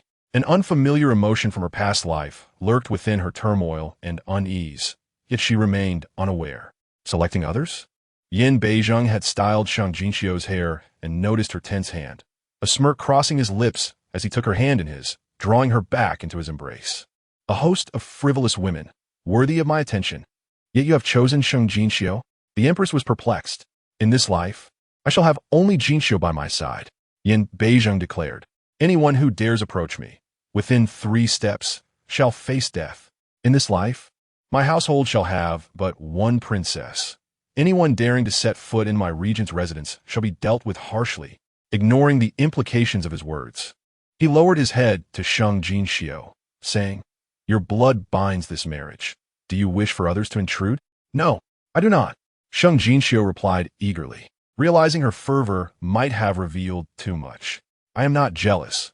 I simply feel that too many people would complicate matters. I permit your jealousy. Yin Beizheng pressed her hand against his heart. Jinxiu, I have shattered my heart for you. You ought to hold onto me tightly, leaving no opportunity for others. Little Jinxiu, look at me. Sheng Jinxiu's heart raced. What? Did he just say? His heart shattered?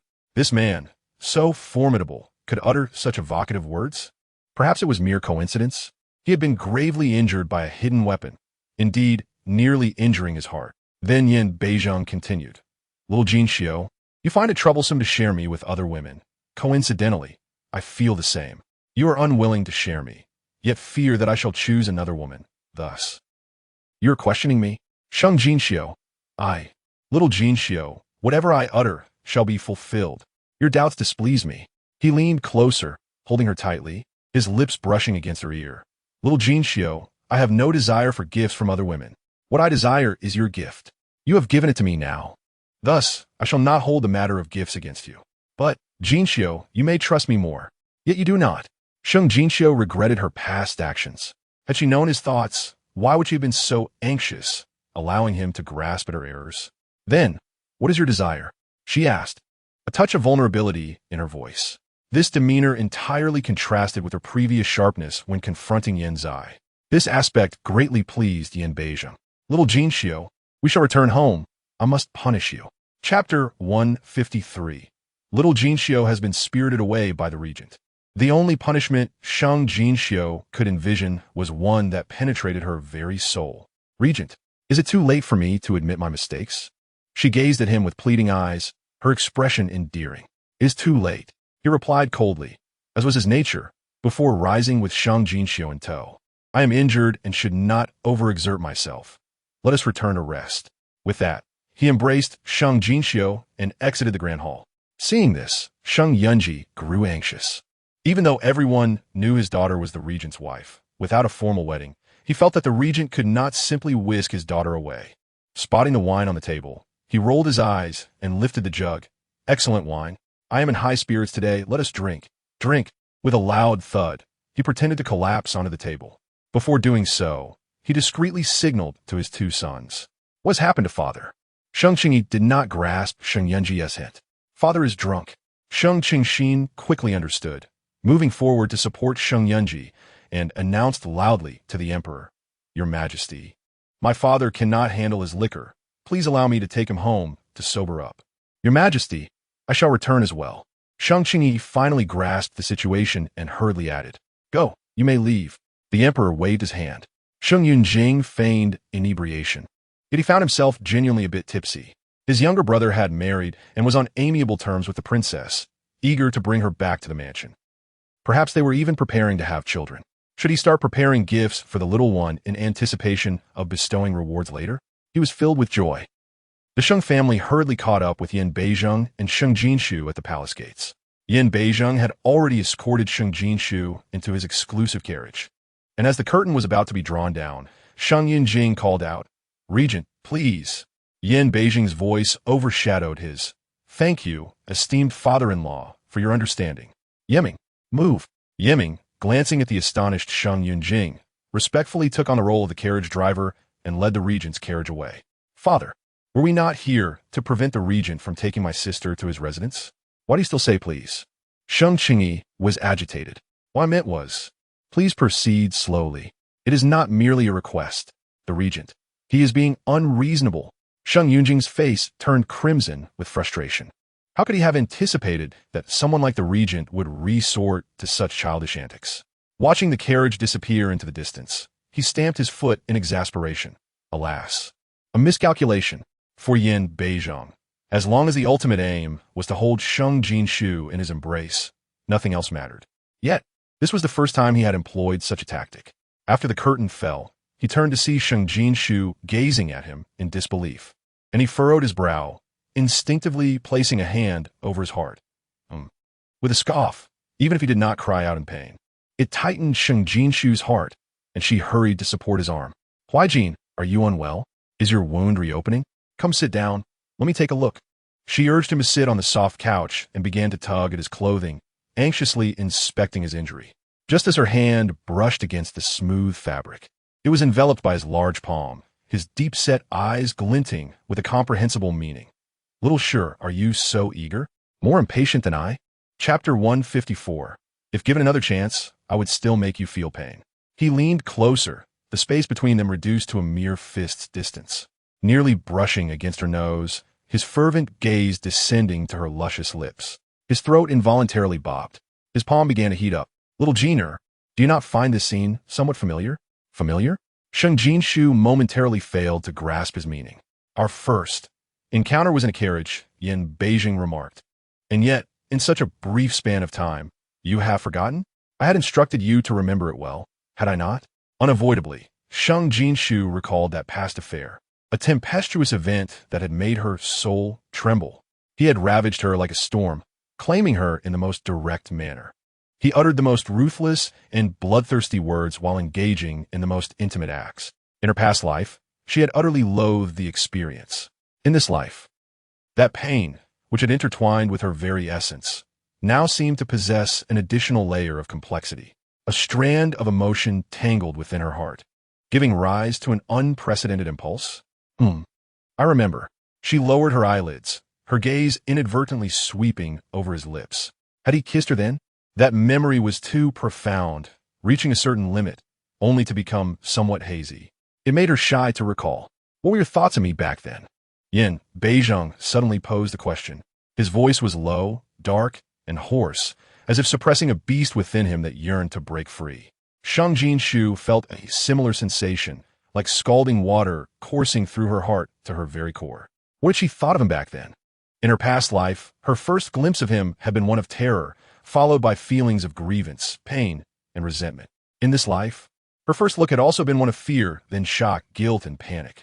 And later, she had grown audaciously determined to soothe him, to yield to him, striving to quell his anger and doubts, hoping to make him an ally, to become her sturdy refuge. I was unable to conceive what you were like. Sheng Jinxiu replied, having grown up, though not regarded by the noble ladies of the Imperial city, I was still cherished by my family. Who would have thought, while casually shopping, I would be seized by the dreaded Shura king, filled with fear, wanting to flee, yet knowing Yendue and Sheng. And Jie had wronged me so terribly. I was filled with rage, eager to confront Yenzhua when you caught up with me, and then, I couldn't even cry. How could I think of anything else? Moreover, you had made me hurt so much. At this point, Sheng Jinxiu feigned an expression of utmost grievance. Her objective was simple, to evoke a sense of guilt within Yin Beijing. If she could compel him to feel a moment of compassion and spare her this time, it would be even better. However, she soon heard Yin Beijing declare, I do not regret causing you pain in the slightest. Even if given another chance, I would choose to act in the same manner. Sheng Jinxiu, you are destined to be mine. Even if you evade me, leaving me alone in this world, I have declared that as long as you exist, on the day I return, I shall employ all means necessary to reclaim you. Chapter 155. Zhou Shuobi obstructs the carriage. Another chance? It has already happened again. Sheng Jinxiu muttered to herself, sensing a deeper implication in Yin Beijing's words. She inquired further, when did I ever evade you, leaving you alone? Why, Jean, I have long wished to ask you. Have we met before? It matters not. Yin Beijing abruptly withdrew, his face clearly displaying displeasure. She had stated that those who could be forgotten were insignificant, yet he would never allow himself to be deemed unimportant. She had merely been injured, temporarily forgetting him. She would remember. Important individuals would inevitably resurface in one's thoughts. Sheng Jinxiu, Yin Beijing called, Today, you shall confess that you are my princess. Therefore, as the regent's consort tonight, regent, fearing Yin Beijing would make some excessive demand, Sheng Jinxiu hastily interrupted him, saying, as the regent's consort, I must, of course, be concerned for your well-being. Given your current severe injuries, it is unwise to engage in vigorous activity. Therefore you should remain seated and allow me to examine your wounds." Yin Beijing chuckled lightly. He perceived her anxiety but still wished to tease her. "My being is yours. Examining my wounds is certainly permissible. After all, once your examination is thorough, we can proceed with what comes next." Yin Beijing generously loosened his clothing and took Sheng Jinxiu's hand, placing it on his warm skin. "Come, help me examine properly." Just then, the carriage jolted forward unexpectedly, halting abruptly. Taken by surprise, Sheng Jinxiu tumbled into Yin Beijing's embrace. Instinctively, she shifted her body to avoid his wound but still collided with his shoulder, inadvertently aggravating his injury, causing him to grunt softly. "Huaijin, are you all right? Did I hurt you?" Sheng Jinxiu hurriedly inquired, her eyes filled with concern. His lips curled into a slight smile at the sincerity in her gaze. "Rest assured, I am unscathed." Yemming. Sheng Jinxiu promptly turned, taking a few steps forward and flung open the carriage curtain. "What is the matter with you?" The injury of Huaijin cannot withstand jolting. As she spoke, she noticed Zhou Shuobi blocking the carriage ahead. Zhou Shuobi was gravely injured. After being dragged away from the spring banquet, she had been unceremoniously thrown out of the palace. Sheng Jinxiu had assumed that Zhou Shuobi would at least lay low until her wounds healed. Yet, Zhou Shuobi, disregarding her severe injuries, dared to obstruct the carriage in the street. "Regent, I must speak." Zhou Shuobi, seeing Sheng Jinxiu emerge, grew frantic and shouted loudly. She had never anticipated defeat. Yet here she was, bested by the very person she despised the most, Sheng Jinxiu. She had believed the spring banquet would showcase her splendor, but instead, she was humiliated, dragged from the grand hall in utter disgrace. Her plans had unraveled, while Sheng Jinxiu had stepped over her to become the regent's wife. Such an outcome was intolerable. Even after being cast out of the palace like an unwanted object, she remained bewildered by how things had spiraled out of control. Upon returning home, she encountered the ever-patient Muyu, who delivered the torn garments as a token of severance. It suddenly dawned on her why Sheng Jinxiu had turned against her during the banquet. Had she discovered that Zhou Shuobi had stolen the poorly made nightgown and sent it to the regent's residence? But how did Sheng Jinxiu come to know of this? Was it the regent who had brought the nightgown to confront Sheng Jinxiu? Why had he not erupted in fury and torn her to shreds? Instead, he allowed Sheng Jinxiu to attend the spring banquet, granting her the unparalleled status of the regent's wife? There must be some misunderstanding. "Speak. Tell me, what is the meaning of this pile of torn fabric?" She seized Muyu by the throat. "What does Sheng Jinxiu mean by sending you with these remnants? Speak at once. I have not yet mentioned that your younger siblings are in my grasp. Have I? Should you dare betray me and assist that wretched girl in opposing me, I shall sell your sister to a brothel and have your brother mutilated, reduced to a mere slave in the Imperial city, living in perpetual misery, at risk of death at any moment. As for you, I will ensure that every day of your life becomes a living hell." Upon hearing such threats, Muyu was terrified and hurriedly recounted every word Sheng Jinxiu had spoken when she sent the torn garments. Only then did Zhou Shuobi comprehend how Sheng Jinxiu had evaded disaster. That vile girl had actually crafted another nightgown for the regent and accused Zhou Shuobi of making this one.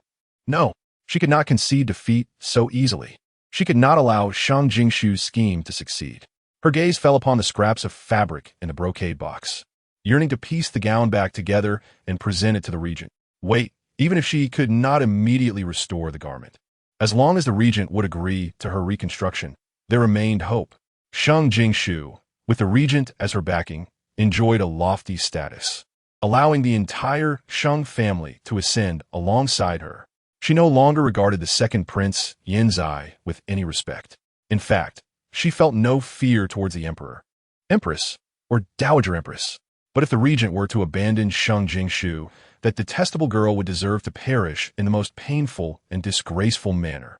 And Zhou Shuobi would earn merit by aiding the regent in clarifying Sheng Jinxiu's treachery, debauchery, and malicious cunning, thus rekindling the regent's favor towards her. She understood clearly that in the grand scheme of the Daxing dynasty, the regent was the true power holder. As long as the regent acknowledged her and treated her well, she could stride through Daxing with confidence. Those who had mocked and belittled her would no longer dare to show her disrespect. Even the events of the spring banquet would elicit no further comment. With these thoughts in mind, Zhou Shuobi swiftly set her plan into motion. hurrying towards the palace gates with the brocade box.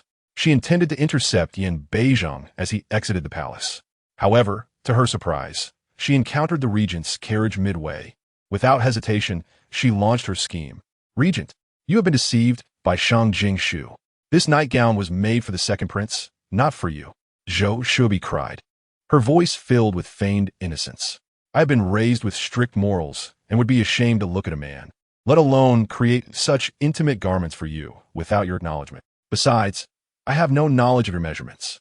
Regent, I do not ask you to believe my words, but I cannot accept that you have been blinded, deceived, and exploited. I only beseech you to have this nightgown in the brocade box reassembled. You must try it on yourself. Regent, at that moment, you will surely realize that this nightgown is not your size. It belongs to the second prince." Chapter 157. You have lost. I advise you to cease your struggles. Sheng Jinxiu's body stiffened, her heart turning cold. She had miscalculated. She thought that by shredding the garment, the matter would be resolved. Yet, Zhou Shubi, severely injured, had come to halt the carriage, hoping to persuade Yin Beizhong to have the nightgown reassembled. If Yin Beizhong took Zhou Shubi's words to heart, even if he did not believe her, any doubt could lead to an investigation that would uncover the truth. Once he discovered her deceit, his fury would be more intense than before. As for how intense, she did not dare to contemplate. Zhou Shubi, Sheng Jinxiu maintained her composure as best she could. "What nonsense are you spouting? The entire capital knows I am to become the regent's wife. Yet you are still trying to link me with the second prince.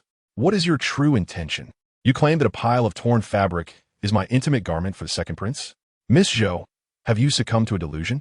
Or have you exploited me for so many years without a shred of remorse, only to continue slandering me to absolve yourself? Zhou Shubi, I have been blind for so long, believing that you, with your hidden malice, were my closest confidant. I have severed ties with you, and yet you dare to show your face before me again? Do you believe I am still the same Sheng Jinxiu who allowed you to manipulate me? Sheng Jinxiu, do not attempt to wriggle your way out of this." Zhou Shubi shouted fiercely, her eyes filled with hostility, her face contorted. "You know very well who made this nightgown and for whom it was intended. Even if you deny it, once the regent has it pieced together, you will have no way to escape accountability. Sheng Jinxiu, I advise you to stop struggling. Rather than reprimanding me with your guilt-ridden heart, it would be wiser to kneel and beg for mercy. Perhaps the regent, seeing your humility, might grant you and your family a slightly more dignified end. Perhaps due to her betrayal by the second prince and Jie, Sheng Jinxiu had indeed grown wiser. She had failed to notice this change in time and had thus stumbled into a pitfall. But Sheng Jinxiu was still Sheng Jinxiu, the one who had long been under her thumb, only fit to be schemed against and used as a stepping stone for Zhou Shubi. To think that a mere pile of rags could lead to the downfall of the regent's wife and the Sheng family was utterly ridiculous. The sound of hooves echoed, and Shang Qingyi's voice emerged from behind the regent's carriage. Though it was improper to gallop through the streets, the carriage of the regent held a certain privilege, and others quickly made way for it. He charged directly past the regent's carriage, heading straight for Zhou Shubi without losing momentum. Before Zhou Shubi could react, the powerful horse was already upon her. With a sudden pull of the reins, the horse reared up, its front legs suspended, threatening to trample Zhou Shubi beneath its weight. "Ah!" Zhou Shubi let out a terrified scream, and her face instantly turned pale. The box she held fell to the ground with a thud. She merely widened her eyes, watching as the dark hoof descended. Chapter 158. Other women seeking for justice? Brother, she is unworthy. In a moment of desperation, Sheng Jinxiu shouted. Zhou Shubi was unworthy of having her brother bear the infamous name of a murderer in the street. Yue, on horseback, Shang Qingyi called out coldly, slightly shifting his grip to the left. The hoof that was originally aimed at Zhou Shubi landed just to her left, barely half a step away. Shang Qingyi's steed, named Yue, was raised by him and was deeply bonded with him, possessing remarkable intuition. He knew he could control Yue, which was why he charged forward so directly. Though he lacked the cunning of his second and third brothers, he was not one to act out of emotion. He was intentionally threatening Zhou Shubi. Simultaneously, it was also to... Shang Qingyi's gaze fell upon the brocade box on the ground, and he suddenly bent down to retrieve it. Miss Zhou said, "This is my little sister's belonging?" He returned to his horse, sneering, "This is Hongyun brocade. Our Sheng family possesses but one piece of Hongyuan brocade. Half of it was taken by the young lady to make garments for the regent, and the remaining half was given to you. Yet unexpectedly, you used this fabric to harm my little sister?" As Sheng Jinxiu spoke, his anger intensified. Suddenly, he tossed the brocade box into the air. A gust of internal force propelled it forward. The box shattered into pieces and fragments of fabric, barely the size of a palm, scattered across the street and the crowd that had gathered. The wind blew, people stepped on it, and some casually picked up a dozen or so scraps. It was impossible to reassemble this garment again. Zhou Shuobi, witnessing Sheng Jinxiu's destruction of the fabric, grew anxious and struggled to rise. "Sheng Jinxiu, you are clearly assisting Sheng Jinxiu in destroying evidence." She turned towards the carriage, shouting, "Regent, Regent, did you see this? They are clearly guilty. Regent, you must believe me. Between Sheng Jinxiu and I am the victim. You must seek justice for me. Isn't it Zhou Shuobi who should feel guilty?" Qiu, sitting in the Sheng family's carriage, lifted the curtain and stepped out. "The garments you sent, even if they truly fit the second prince, have nothing to do with our young lady. On that day, 6 or 7 maids brought the red fabric you requested to our young lady's courtyard, and many people witnessed it along the way. You are quite amusing. After so many years of requesting items from our young lady, you even used the fabric meant to harm her. Alas, heaven is watching, and even the heavens could not tolerate it, leading you to ultimately select this half-piece of Hongyuan brocade to harm our young lady. The other half has already been made into garments for the regent by our young lady herself. Our young lady is the regent's consort. It is only fitting that she makes garments for him. However, after completing this garment, there is not enough fabric left even for a handkerchief. So how could you possibly create another garment?" At this point, Qiu raised her voice to the surrounding crowd. "Let everyone judge. Miss Zhou, the 7th Miss of the Ministry of Revenue, has for years pretended to befriend our young lady, shamelessly requesting valuable items regardless of the season. Our young lady, kind-hearted, was deceived and considered her the best of friends, elevating her from a mere servant girl to the most favored 7th Miss of the Ministry of Revenue. Yet she turned around to harm our young lady. How could such an ungrateful wolf in sheep's clothing dare to obstruct the regent's carriage? How could she shamelessly ask the regent for justice? Does she think the regent is blind? Or does she believe this flourishing world belongs to her Ministry of Revenue, allowing her to dictate what is true and false?" Chapter 159, Relying on Her, Swimming in Wealth. Recently, Sheng Jinxiu underwent a remarkable transformation, and Qiu followed suit. With just these few words, Zhou Shuobi's shortcomings were ruthlessly exposed. She was rendered speechless, and the onlookers began to side with Sheng Jinxiu. My heavens! It turns out Miss Zhou is such a person. This is too unworthy. Miss Jinxiu treated her so well, yet she only thought of pushing Miss Jinxiu towards death. That word, death, was uttered in a hushed tone by a woman. Causing Sheng Jinxiu to offend the king of Shura could only lead to her demise. After all, who would dare offend the king of Shura? If we were to speak of anyone in the Imperial capital who grew wealthy merely by making acquaintances, it could only be Miss Zhou. I've heard that Miss Zhou receives substantial sums of gold, silver, and cash from Miss Jinxiu every month, especially during festivals when treasures are transported in boxes to the Ministry of Revenue. Isn't it so? The Zhou family was once the poorest in the Ministry of Revenue, but since their 7th daughter climbed into the Sheng family, they say even their bowls and chopsticks have been replaced with gold. Previously, other young ladies noticed how much Miss Zhou benefited from Miss Jinxiu and wanted to follow suit, but Miss Jinxiu was an honest person, believing Miss Zhou truly cared for her, promising to only befriend her without taking any other friends. But who could have imagined this sole friend was such a treacherous wolf in sheep's clothing? I know about the fabric. A few days ago, when the Sheng family's maids delivered fabric to Miss Zhou, they happened to pass by our door. My eldest daughter-in-law, curious, asked, and the Sheng maids made it clear. That fabric was meant for Miss Zhou. I also witnessed it and heard the maid say, "This is a gift from Miss Jinxiu of the Yong'an Marquis to Miss Zhou of the Ministry of Revenue.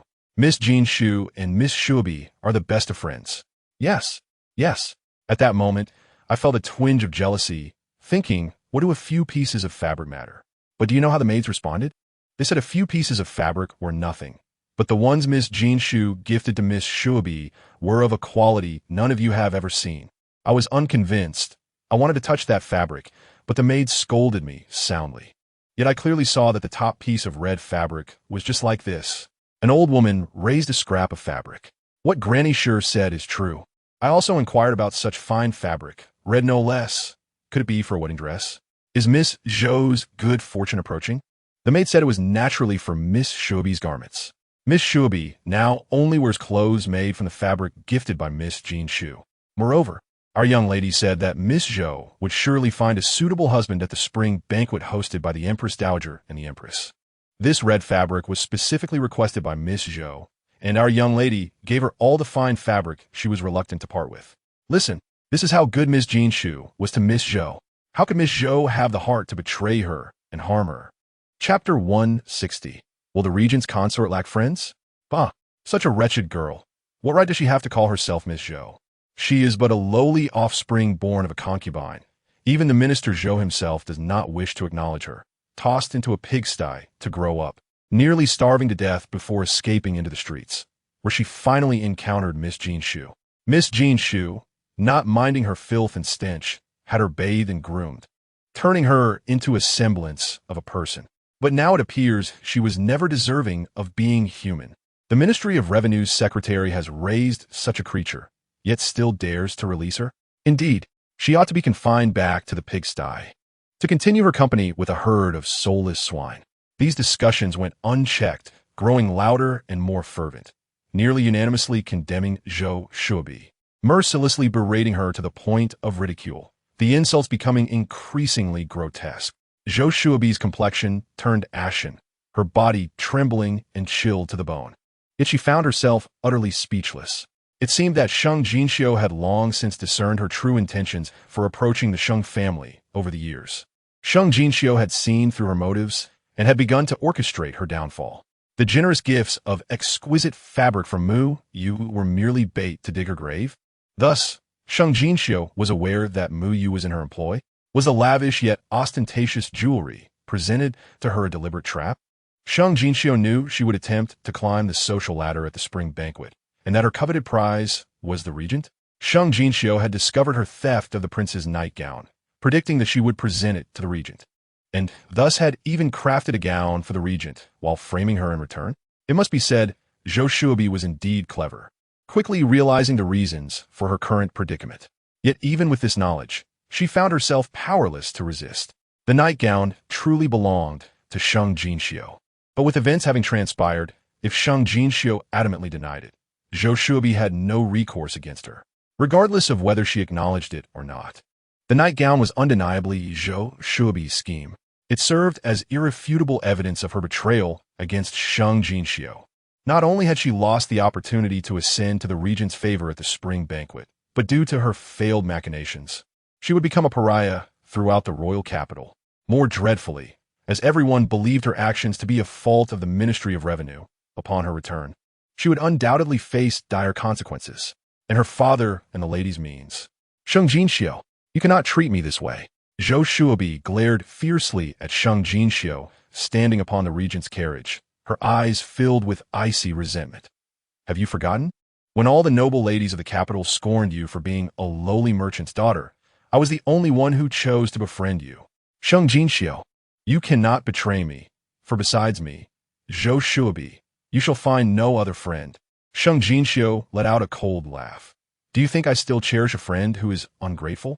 I am now the regent's consort. I no longer need friends who harbor grudges. As for those who are insincere, given my current status, I can have as many as I desire. Chapter 161. I trust no one, but I trust you.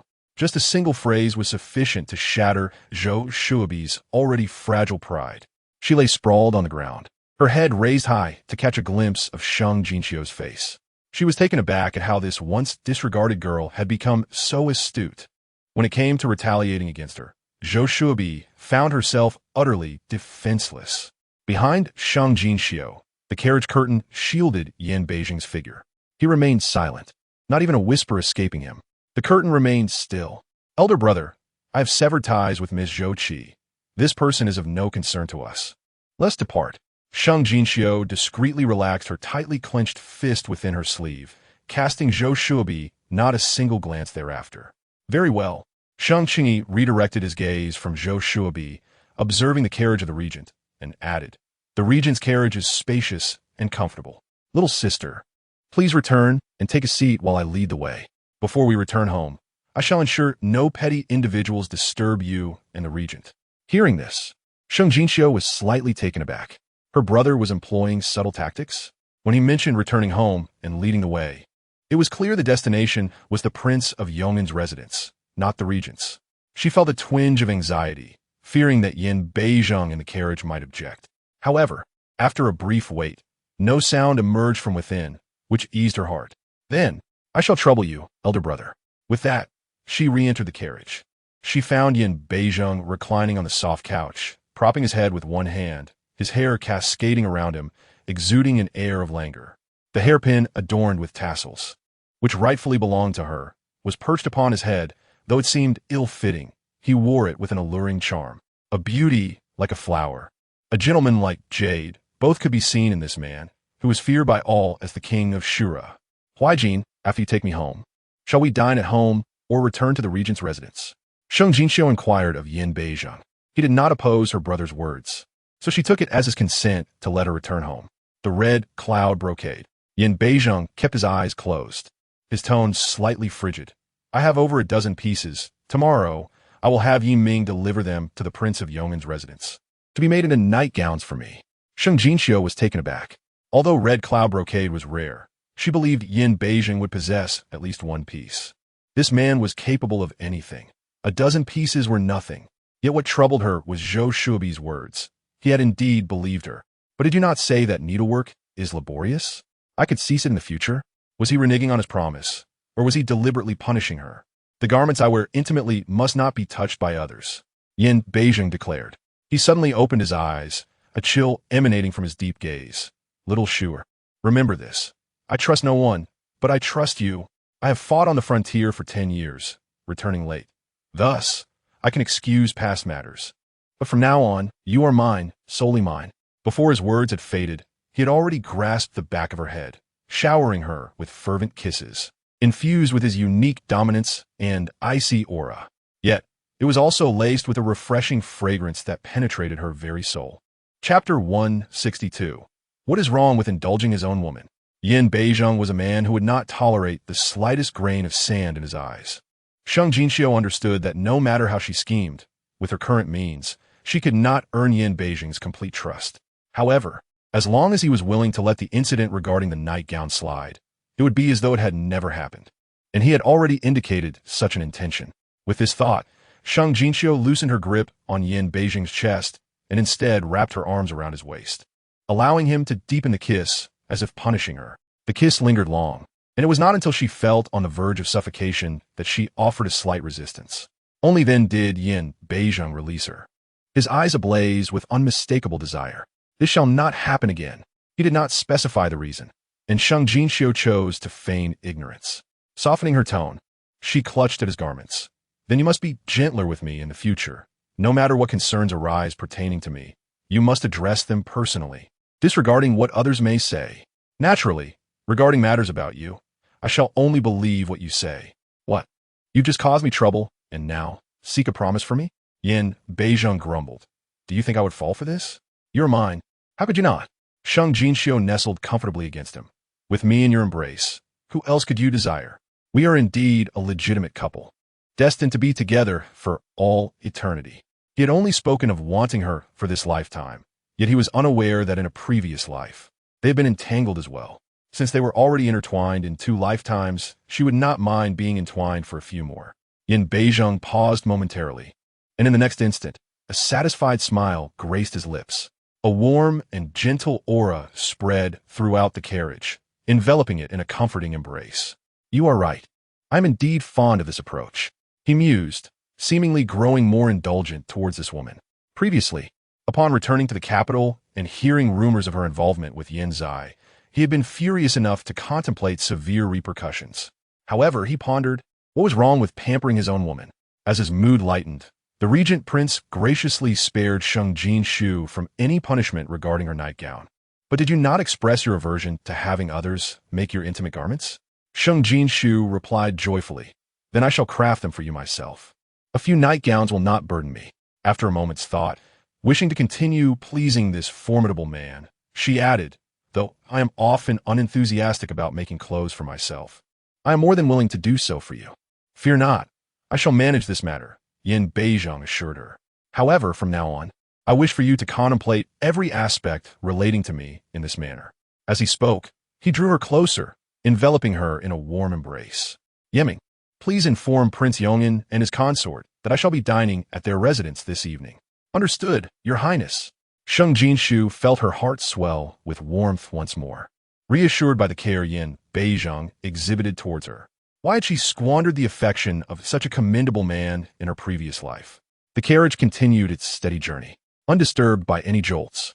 The atmosphere within was unprecedentedly cozy, and after traversing a street, Sheng Jinxiu found herself drifting into slumber in Yin Beizhong's arms.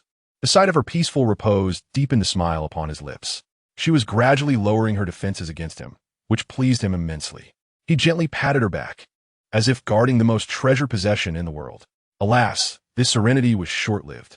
Upon arriving at the gates of Prince Yong'in's residence, they were interrupted by the voice of Die. Uncle, aunt, cousin, second cousin, third cousin, cousin, sister, I beseech you to forgive Die just one last time. At the entrance of the Sheng family, the plaque of the Yong'in prince's residence had already been hung, a task expedited by the emperor himself. It was only then that Sheng Jinxiu, the third brother of the Sheng family, grasped the significance of the moment. After hearing the emperor's commendations towards the Sheng family, he could hardly contain his delight. However, this elation quickly dissipated upon the arrival of Yin Zai and Die. Die sought entry into the residence, but he promptly blocked her path. Having severed ties with the Sheng family, did she still dream of entering? Absolutely not. He refused, and the second prince resorted to threats. Yet, aware of the events that had transpired at the spring festival banquet, he remained unfazed by such intimidation. Thus, both sides stood firm until Sheng Jinxiu and her companions returned home. Die, you're no longer part of the Sheng family, nor do you even bear the Sheng surname. What does it matter whether we forgive you or not? You would be wise to depart with the second prince. Cousin, I do not intend to impose on the Sheng family, but is it too much to ask to retrieve my belongings from the residence? Die feigned a look of profound injustice, tears streaming down her cheeks, appearing pitiful to onlookers. However, before she could voice her grievances, Sheng Jinxiu's cold voice cut through the air. Impudent wretch. The Yong'in prince's residence is not a place for someone of your lowly status to seek kinship. The term lowly wretch struck Die like a dagger, and she spun around, resentment flashing in her eyes, her tears flowing even more fiercely. Cousin, I have already suffered so much. Why must you add to my misfortunes? I, Sheng Jinxiu, am a naturally wicked woman. Sheng Jinxiu declared. Do not overstep your bounds. Yinzai, he retorted, his face dark with anger as he stepped forward to defend Die. Yet, Sheng Jinxiu dismissed him entirely, her gaze fixed coldly on Die. Your plight is of no concern to me. I only recall that the law states that a lowly servant must kneel and pay respects to nobility upon encountering them. My willingness to grant you this courtesy should be seen as a privilege. Be grateful. This sentiment struck a familiar chord with Yin Zai, as he recalled a similar confrontation just days prior at this very gate. He had chided Sheng Jinxiu in front of the Sheng family and the gathered crowd, stating her noble status was merely purchased and her lineage lacked true prestige. Now, the tables had turned. With the entire Sheng family elevated in status, Die was relegated to the position of a mere concubine. Sheng Jinxiu boldly returned the same disdainful words to him, delivering a stinging slap to his pride. You have changed. Sheng Jinxiu. Yin Zai fumed, his face pale with rage. Indeed, I have, she replied nonchalantly, because you never truly understood me. I, Sheng Jinxiu, am inherently malevolent, especially towards those heartless and ungrateful creatures who deceive others' affections. While this was not explicitly directed at him, it was clear that Yin Zai was among those she scorned. Yet he found himself at a loss for words, unable to counter her assertions. Sheng Jinxiu, do not presume that your association with the 19th prince grants you immunity to my wrath. Remember, no matter how esteemed he may be, he is still merely a prince. While I shall one day ascend to the throne, the lofty ambitions of the second prince were evident, yet it was Yin Beijing who had relinquished that coveted position. When he ultimately sought the throne, the first to face his wrath would be Yin Beizhong and Sheng Jinxiu, the pair he deemed unworthy. Sheng Jinxiu effortlessly quelled Yin Zai's retorts. Then, turning to Jie, she asked, "You, lowly servant, wish to claim possessions from the yeoman prince's residence? When did anything there ever belong to you?" Cousin. Jie's complexion paled, struggling to suppress her urge to lash out at Sheng Jinxiu. "When did I ever become your cousin?" Sheng Jinxiu challenged. "What now? Having served as a lowly servant in the estate of the second prince. Do you still find that insufficient? Do you wish for me to further investigate your transgressions and confine you to a prison cell? Indeed, you are of noble birth, the esteemed Princess Yong'an. You are the wife of the regent. You are a person of such high standing that I can scarcely aspire to associate with you." Jie, gritting her teeth, declared, "Yet I, too, was once a member of the yeoman Wang Fu. I possess certain personal belongings within the estate. Surely the Princess Yong'an would not stoop so low as to covet even these trifles from a mere servant? Are you not afraid of tarnishing your illustrious reputation?" Her words were laced with sarcasm. She did not offer a grand salute to Sheng Jinxiu, but rather bypassed her entirely to kneel before Meng Qiuyu, bowing her head earnestly as she lamented. "The Princess Yong'an refuses to allow me to enter the estate to retrieve a few garments. Does the esteemed wife of the Yong'an Duke also deny me that right?" Chapter 165. The woman unattainable is a man's heart's desire, even if the Sheng family looks down upon me and refuses to acknowledge our kinship. My birth mother is, after all, your own sister. Before her passing, she urged me to seek out my family in the capital, promising to watch over me from beyond. Princess Yong'an, even if I have wronged the Sheng family, I have already faced my retribution.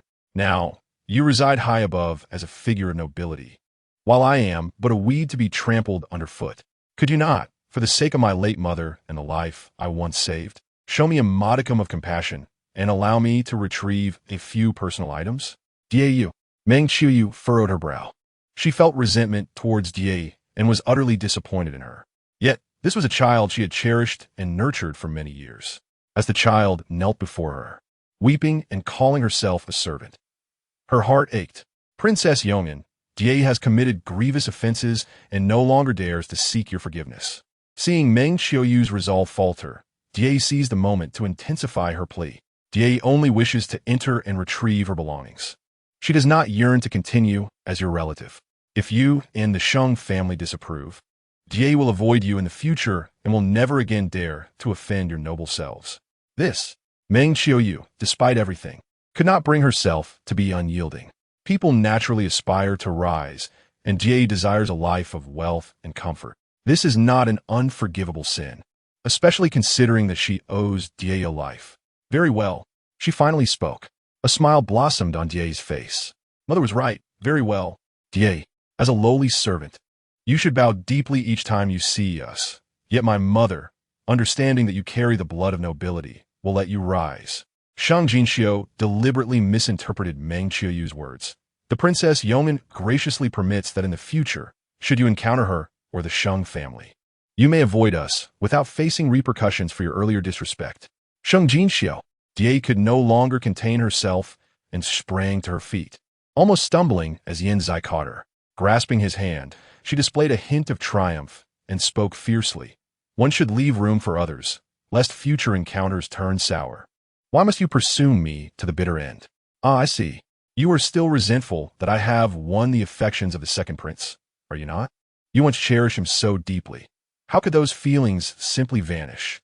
Thus, you harbor hatred born from love, intentionally making things difficult for me, correct?"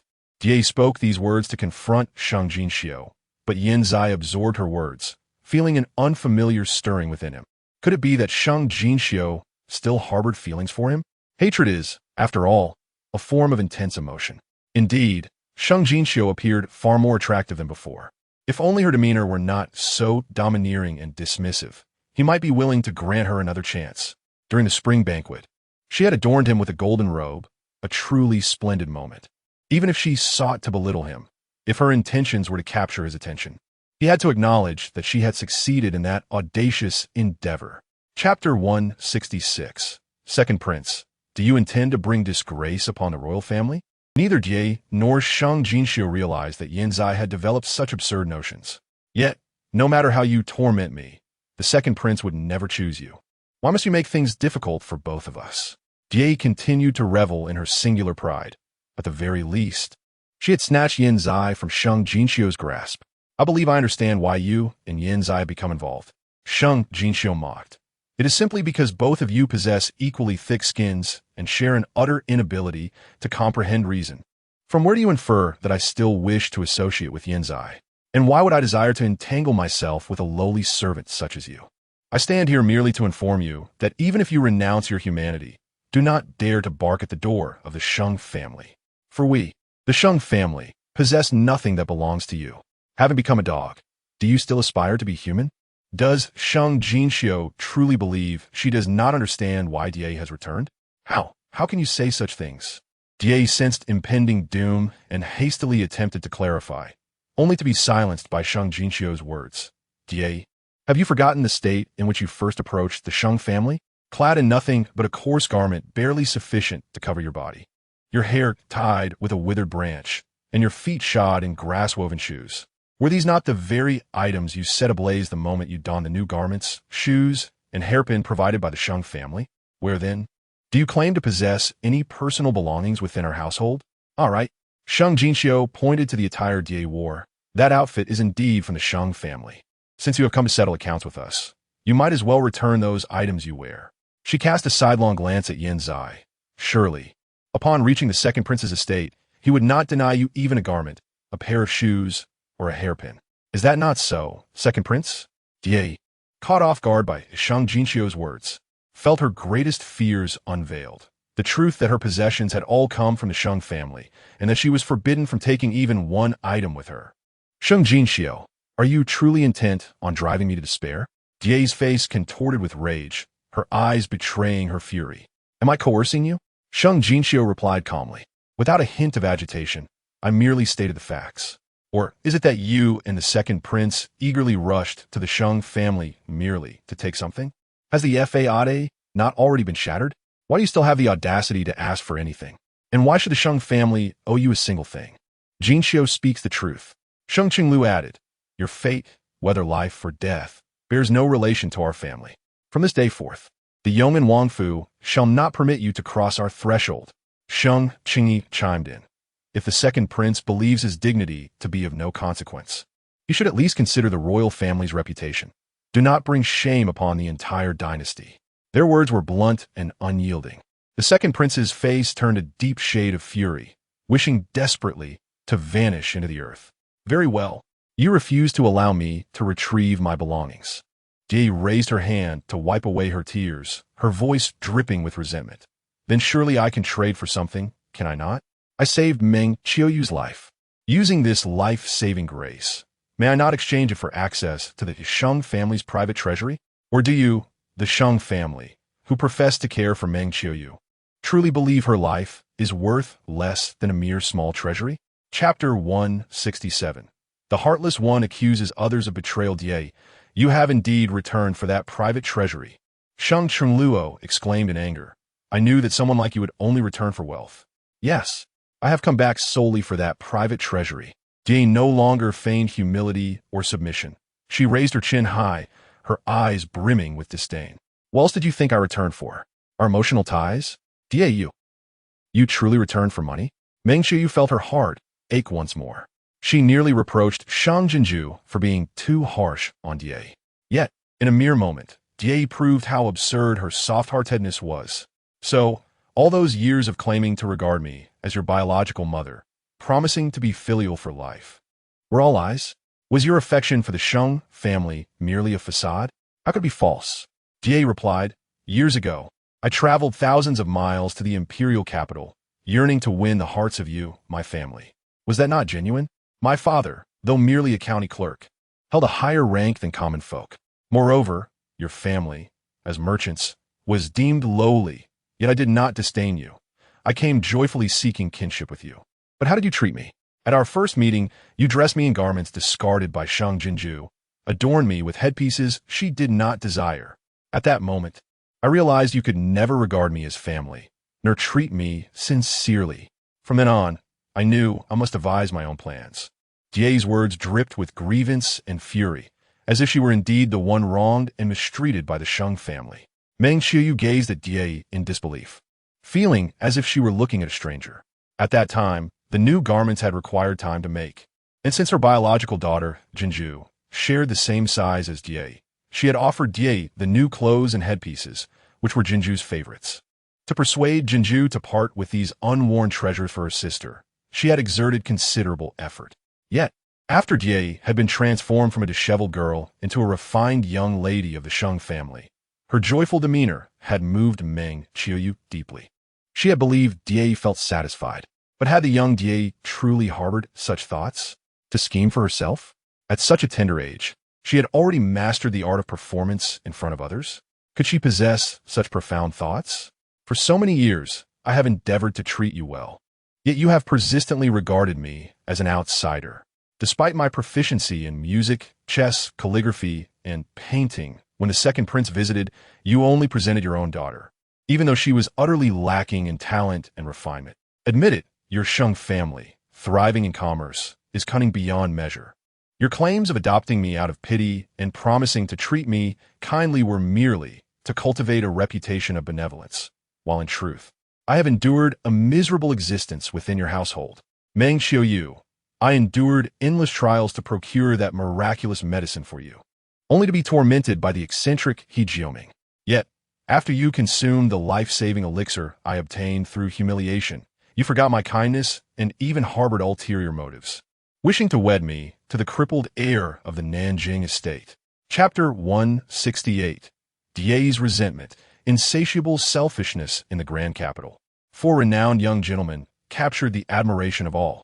Qingyang Yun Isu Yu, Pingyang Yun Yu Si, Xinyang Yun Shuang Su Xing, and Weiling Yun Soyi. Among them, Qingyang Jun cared only for the arts, shunning the allure of beauty. Pingyang Jun, the eldest, was already blessed with a multitude of children. Weiling Yun, enamored with the vast desert landscapes, had accompanied the third prince to the frontier and had yet to return. Only Xinyang Jun Zhuang Xuecheng remained, albeit confined to a wheelchair due to a leg injury. Nonetheless, Xinyang Jun was known for his gentle disposition and had publicly vowed to marry but one. Given that the Nanjing estate was renowned for its large granaries, marrying him would ensure a harmonious and worry-free life. Thus, despite Xinyang Jun's disability, matchmakers continually sought his hand. Regrettably, he sought a wife without regard to status, desiring only genuine affection, which had led to his prolonged bachelorhood. Meng Qiuyu conceived the idea of having Die attempt to win his heart. Should she succeed, Die would enjoy a lifetime of admiration and wealth. Consequently, she invested considerable sums to forge a connection between Die and Xinyang Jun. She even commissioned a famous painter from the capital to create a portrait that concealed Die's flaws and accentuated her beauty to its zenith. However, upon seeing the painting, Die tore it apart, declaring her disinterest in marriage, asserting she wished only to remain a member of the Sheng family. At that moment, Meng Qiuyu was profoundly moved. Yet she realized Die harbored resentment over this matter. What are the other deeds she considered beneficial to Die? Had Die nurtured grievances over every effort made on her behalf? I was utterly unaware that you had perceived things in such a light for all these years. Meng Qiuyu's eyes brimmed with tears. You speak of your kindness towards me, but have I and the Sheng family truly treated you so poorly? If you felt wronged, you should have long recognized me as the second daughter of the Sheng family. A chill enveloped Die's countenance. You should have supported my union with the second prince. You should not have allowed Sheng Jinxiu to ascend to the heights of the regent's estate, severing ties with me and even denying me my own private treasury. Meng Qiuyu, whose parents do not bare their hearts for their children, who would not wish to bestow everything upon them. Yet, what have you ever given me? You have given me nothing. Had it not been for my own efforts, I would now be living in humiliation under the torment of a disability. Even now, only the second prince remains steadfast by my side. Thus, even if it means serving as a maid, I would willingly accompany the second prince while you. How can you still claim to have treated me well? Meng Qiuyu found herself at a loss for words. Naturally not adept at debate, she was driven to the brink of fury by Die's shamelessness, trembling with rage and nearly losing consciousness. Sheng Jinxiu rushed to support her, coldly addressing Die. Indeed, our Sheng family has given you nothing but a morsel of food when you were on the brink of starvation and provided for you for over a decade. We offered you a sip of water when you were close to dying of thirst, allowing you to feast on delicacies until you were sick. We clothed you in fine silks when you were in rags, providing warmth in the cold. My mother, too, has not given you much. She merely sought the finest teachers for you. And even though your talents were mediocre, she still managed to forge a renowned reputation for you. Chapter 169. You were given too much, yet you still complain we cared for you through every illness, even risking contagion while nursing you back from the brink of death. For decades, we have indulged you, fulfilling your every request, even seeking to grant you a respectable identity after your illicit affair with the second prince. When you sought to climb the social ladder at the expense of our entire family, we still prepared a dowry for you. My father has never regarded you as his own daughter, yet for years, your monthly allowance exceeded mine by 500 taels. Whatever I possessed, you received not only your share, but also more, as you are sensitive and tender-hearted, deserving of greater care. Each of these statements is steeped in obvious irony, easily understood even by a child of 3. Sheng Jinxiu could no longer contain himself and erupted in anger. Throughout the years I have traversed the business world, I have encountered a myriad of individuals, including many shamelessly greedy souls. Yet, none have exhibited such a blatant lack of shame as you, who have deceived the Sheng family for so many years. Indeed, your biological father may have been a mere county clerk, but let us not forget that he was born a slave. While the Sheng family may have emerged from commerce, you entered the estate of the Duke of Yong'an. Slaves are far inferior to merchants, and nobility outshines a county clerk by a significant margin. You claim not to despise us, but rather seem to feign a sense of diminished status? Clearly, your intentions have always been aimed at the wealth and prestige of the Sheng family. Yet you insist on portraying yourself as one who has suffered a loss of dignity. Butterfly clothes. Are you attempting to deceive us? My younger brother is indeed correct. Sheng Jinxiu remarked. Butterfly clothes, you became an orphan at a tender age. Without the Sheng family, without my parents, you would not be where you are today. Yet, you show no gratitude, only a relentless desire for more. It is not that the Sheng family has given you too little. Rather, it is the abundance that has fostered your insatiable greed. Do you truly believe that everything you desire in this world is rightfully yours? Your expectations are nothing short of ludicrous. Yes, we, the Sheng family, now regard you as a mere beast we have raised over the years. Sheng Jinxiu coldly interjected, leave. The farther away, the better. Do not let me see you again. Otherwise, I shall not care whether you are a lowly slave of the second prince or some other household. I shall strike you down. The laws of Daxing are particularly harsh towards those who have been beaten into servitude. For a noble to kill a slave is a most commonplace occurrence. Butterfly Clothes was taken aback. The Sheng family, whom she had once deemed foolish, now appeared suddenly astute. Each utterance from them rendered her defenseless. She continued to adopt a posture of victimhood, feigning innocence as she lamented, I have fallen to such depths. Everyone wishes to trample upon me. What more can I say? Those like me, with no kin to rely upon, must endure your humiliation. However, the fact that I saved Meng Qiuyu remains true. If you do not repay this debt of gratitude, I shall reveal to all that the life of the Duchess of Yong'an is worthless, and that the Yong'an Duke's household is filled with ungrateful individuals. Repaying kindness, is it? Very well. Sheng Jinxiu scoffed. So, you have resolved to exchange this life-saving favor for the private treasury. Thus, once the exchange is made, if anyone from the Yong'an Duke's household lays a hand upon you, we shall have the right to strike you down, correct? Of course not. Butterfly Clothes exclaimed. In truth, she understood all too well that for many years, this was the only leverage she had over the Sheng family. A single private treasury was hardly a fair bargain for them. She intended to leverage this life-saving favor to demand even more from the Sheng family. However, if she were to seek everything at once, the Sheng family would undoubtedly refuse. Hence, she planned to make her request incrementally, awaiting the next opportunity to demand more. How could she expect to exchange a single life-saving favor for gold and silver, and also hope to secure a lifetime of wealth? Sheng Jinxiu chuckled, casting a scornful glance at Yin Zai.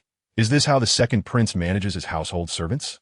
Or is it that the second prince deliberately sends his lowly slave to our Yong'an Duke's estate to stir trouble in hopes of reaping benefits? Without hesitation, Sheng Jinxiu added, tomorrow, when I see the emperor, I shall thoroughly discuss how the second prince covertly attempts to extort funds from the Yong'an Duke's household. Yin Zai felt the sting of humiliation once more.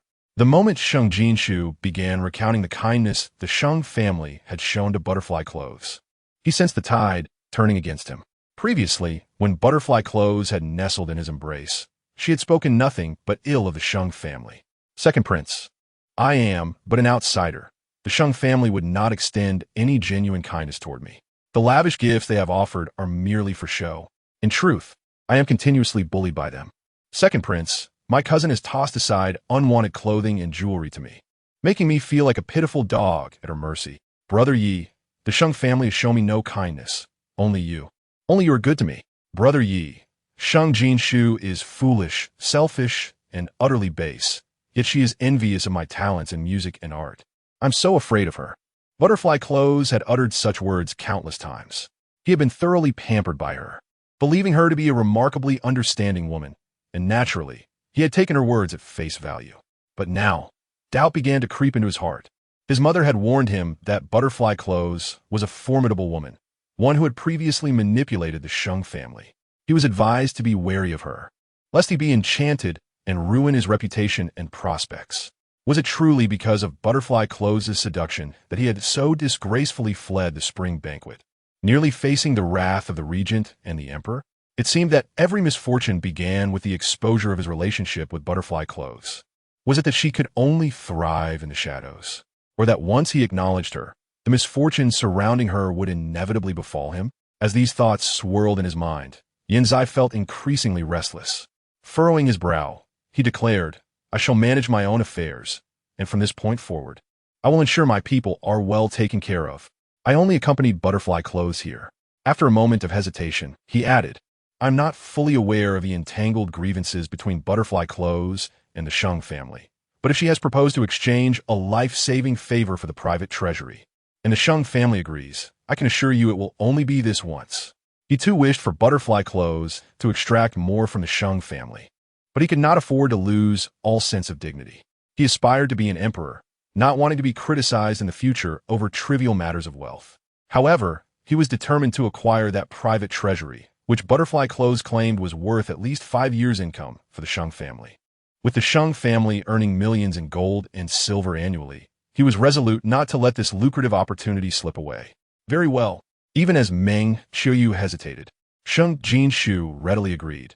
To exchange a life-saving favor for the private treasury? Let's see if Butterfly Clothes can pull it off. I will need time to gather my belongings. Tonight, I and the second prince shall stay at the Sheng residence. Butterfly Clothes suppressed her glee and made another request. This demand was reasonable, and the Sheng family had no grounds to refuse. However, once they acquiesced, the clock would begin ticking on Sheng Jinxiu's demise. What did it matter if the Sheng family had become a tad more astute? Did they think she had returned solely for the sake of wealth? No, she sought vengeance. Sheng Jinxiu had shattered her dreams of nobility and inflicted great suffering upon her. How could she possibly spare her? She recognized her miscalculation. Both she and the second prince had underestimated the regent Yin Beijing's interest in Sheng Jinxiu. Never had she anticipated that the regent would genuinely marry Sheng Jinxiu as his princess. This had allowed Sheng Jinxiu to trample upon them with the regent's backing. But it mattered not. As long as she could transform Sheng Jinxiu into the regent's disgrace, a wretched creature to be swiftly eradicated, no one would ever lift the Sheng family from their downfall. In that case, she would not need to lift a finger. Sheng Jinxiu would suffer greatly and meet a tragic end.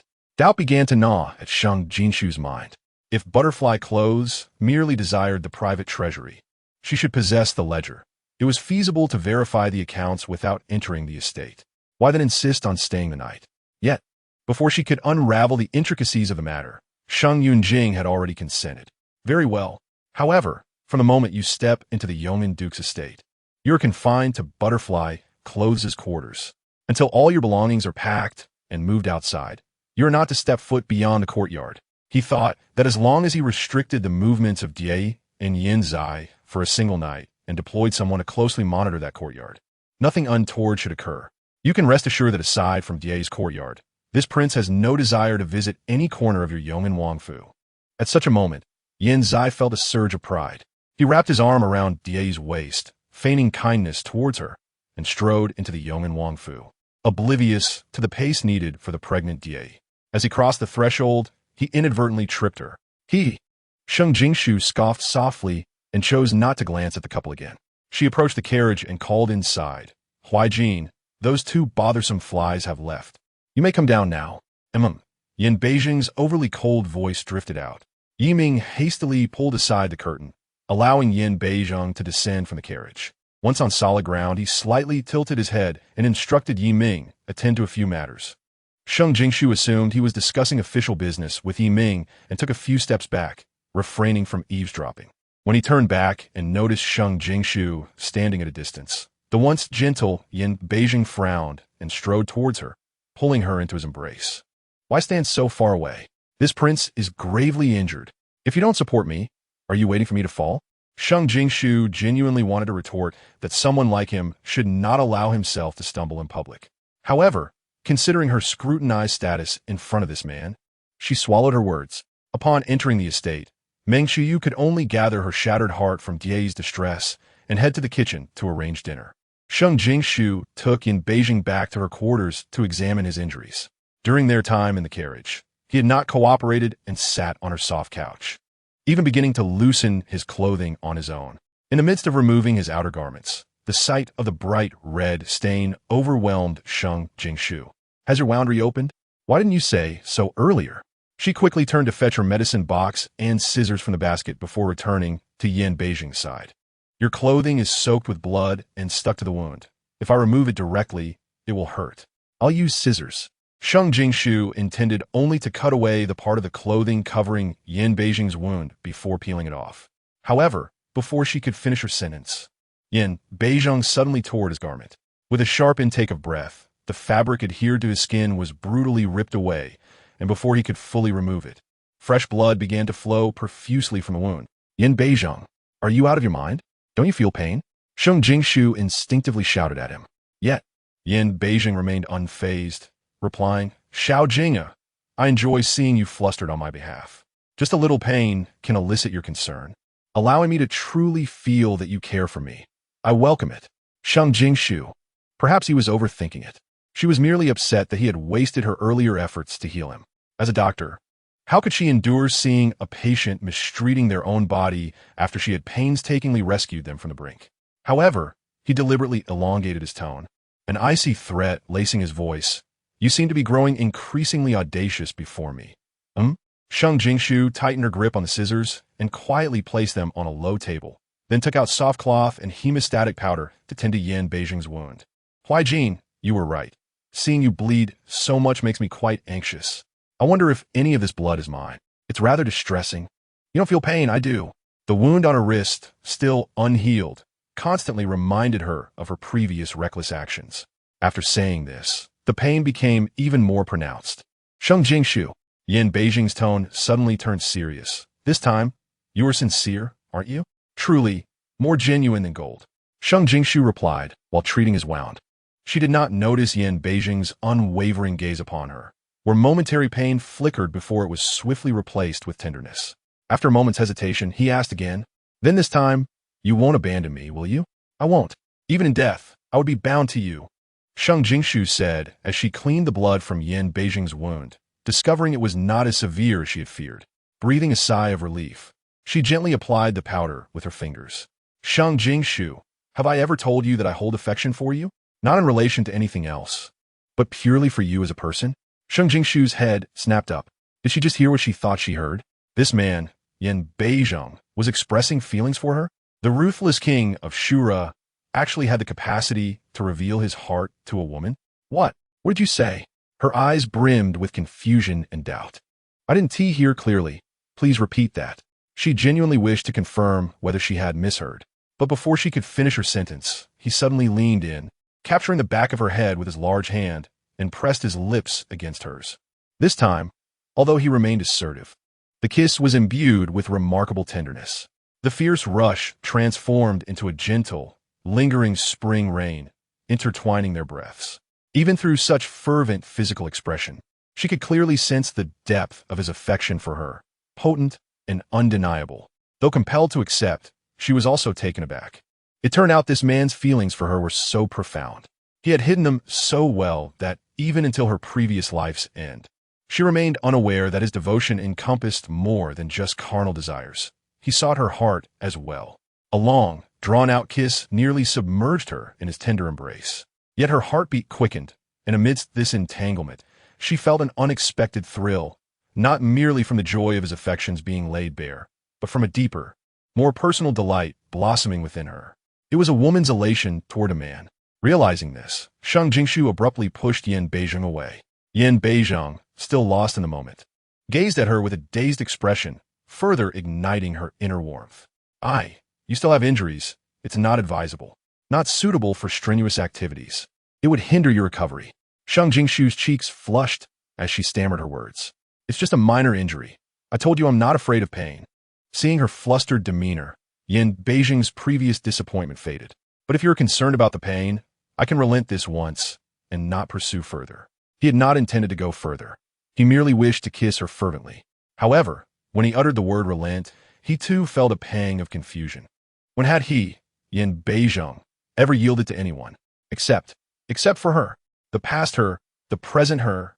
He extended a long finger, gently caressing her increasingly flushed lips. For you, I shall yield just this once. Sheng Jinxiu looked at Yin Beizheng, sensing he seemed to gaze through her at another person. Her bashfulness was replaced by an unrecognizable irritation. Who asked for your indulgence? Yin Beizheng was taken aback. This was the first time he discovered Sheng Jinxiu could throw a small tantrum. So, does that imply you are inviting me to stay tonight and serve you? The regent, Yin Beizheng, received a sharp glare from Sheng Jinxiu, who admonished him, Regent, engaging in such activities excessively is detrimental to your health. How could he, after merely a fleeting moment of tenderness, allow his mind to dwell on such matters again? Did he not fear that indulging too frequently would weaken his combat prowess and leave him utterly spent? With a smirk that brimmed with temptation, Yin Beizheng boldly declared, However, He Jioming has informed me that the union of yin and yang is beneficial for martial cultivation, enhancing strength and prolonging life, while maintaining my youthful appearance. Chapter 174. Do you understand where you went wrong? Are you aware that I am angry? He Jioming. Sheng Jinxiu seethed, her teeth clenched. He is speaking nonsense. She bit her lip and forced a meager smile. Huaijin, do you trust me or him? I can trust you, Yin Beizheng replied, as long as your reasoning is convincing. I am He Jioming's master. What I say naturally holds more weight than his. Sheng Jinxiu invoked her seniority, though her words were laced with insecurity. Despite being He Jioming's master, she could not claim superiority in healing or concocting remedies, especially not compared to He Jioming's mentor, her own senior brother, Ling Yao. The teachings of the Heavenly Doctor had imparted to her a technique, the 13 Blades of the Heavenly Doctor, a miraculous method derived from her mentor's experiments on dying creatures. In simpler terms, she would cut the damaged area and stitch it up, aiding the body's natural healing process with medicinal support. As it involved the manipulation of flesh and bone, she was also adept in anesthetics, suturing, and blood transfusions. The new head of the Heavenly Doctor Valley, Yin Beizheng, elongated his words with a profound implication. So, you rely on your connections to dare to scheme against me, administering anesthetics and blood transfusions while I was defenseless. Suddenly, he seized her unhealed wrist, squeezing it tightly, prompting a gasp of pain from Sheng Jinxiu. She had bound a hairband around her wounded wrist to conceal the injury, but the pressure caused the freshly scabbed wound to throb painfully. What did you say? I'm not quite, she stammered, but before she could finish, Yin Beizheng issued a warning. Think carefully before you speak. I despise lies. Sheng Jinxiu's body stiffened. Perhaps due to their recent amiable interactions, Yin Beizheng had been far gentler with her than in their previous life, causing her to almost forget that he could not tolerate betrayal, deception, or concealment. You had lost too much blood, she amended. My master once said that blood has a limit. Lose too much, and one may become foolish or perish. You are particular about cleanliness, and you cannot accept the blood of those in the royal family. While the emperor might be an option, I cannot simply ask him for blood. Moreover, even if she had sought blood from the emperor or the princes, it would have been too late. I only use my blood for you. At this revelation, Sheng Jinxiu discreetly pinched herself, her eyes reddening as tears threatened to spill. You have no idea how deeply I cut my own wrist to replenish your blood. After returning from you, I fell ill, languishing in a feverish haze, and was subsequently bullied by Jie. My injury has only just begun to heal, and your grip is excruciating. In that moment, Yin Beijing resembled a lion whose patience had been tested. She could only soften her demeanor and appease him. Realizing the pressure he had exerted on her wrist was excessive, he immediately lightened his grip and instead cradled her hand gently. Do you understand your mistake? Are you aware of my anger? Chapter 175. Is this what you desire, me within you? Sheng Jinxiu wanted to feign ignorance, but under his fierce gaze, she could only lower her head and maintain silence, adopting the guise of a wronged young lady. This man, after all, was akin to a volatile powder keg, igniting with fury at the slightest provocation. In her past life, each of his outbursts had felt as though he might take a life. Each time he had cruelly tormented her, she had feared for her own demise in his embrace, never to escape the bed that had once made her soul tremble. Yet, he suddenly leaned closer, his voice husky. Little Jinxiu, I have noticed that your little tricks have multiplied. Do you think that by putting on such a pitiful facade, you can earn my leniency? Will the regent show me mercy? Sheng Jinxiu lifted her clear, water-like eyes, filled with anticipation as she gazed at Yin Beizheng. I. Yin Beizheng paused, finally uttering, well, Huaijin, you truly are the best person for me in this world. As the threat of conflict receded, Sheng Jinxiu did not hesitate to shower Yin Beizheng with praise. The last remnants of coldness in the room dissipated, and the frost that had always clung to his visage transformed into an inviting warmth. A beguiling smile graced his lips. You replenish my blood, allowing your essence to flow within me. Is this what you desire? Our souls intertwined. He had always shown her a measure of forbearance. Indeed, as he had stated, he abhorred bloodshed and the sordid elements that sought to encroach upon him.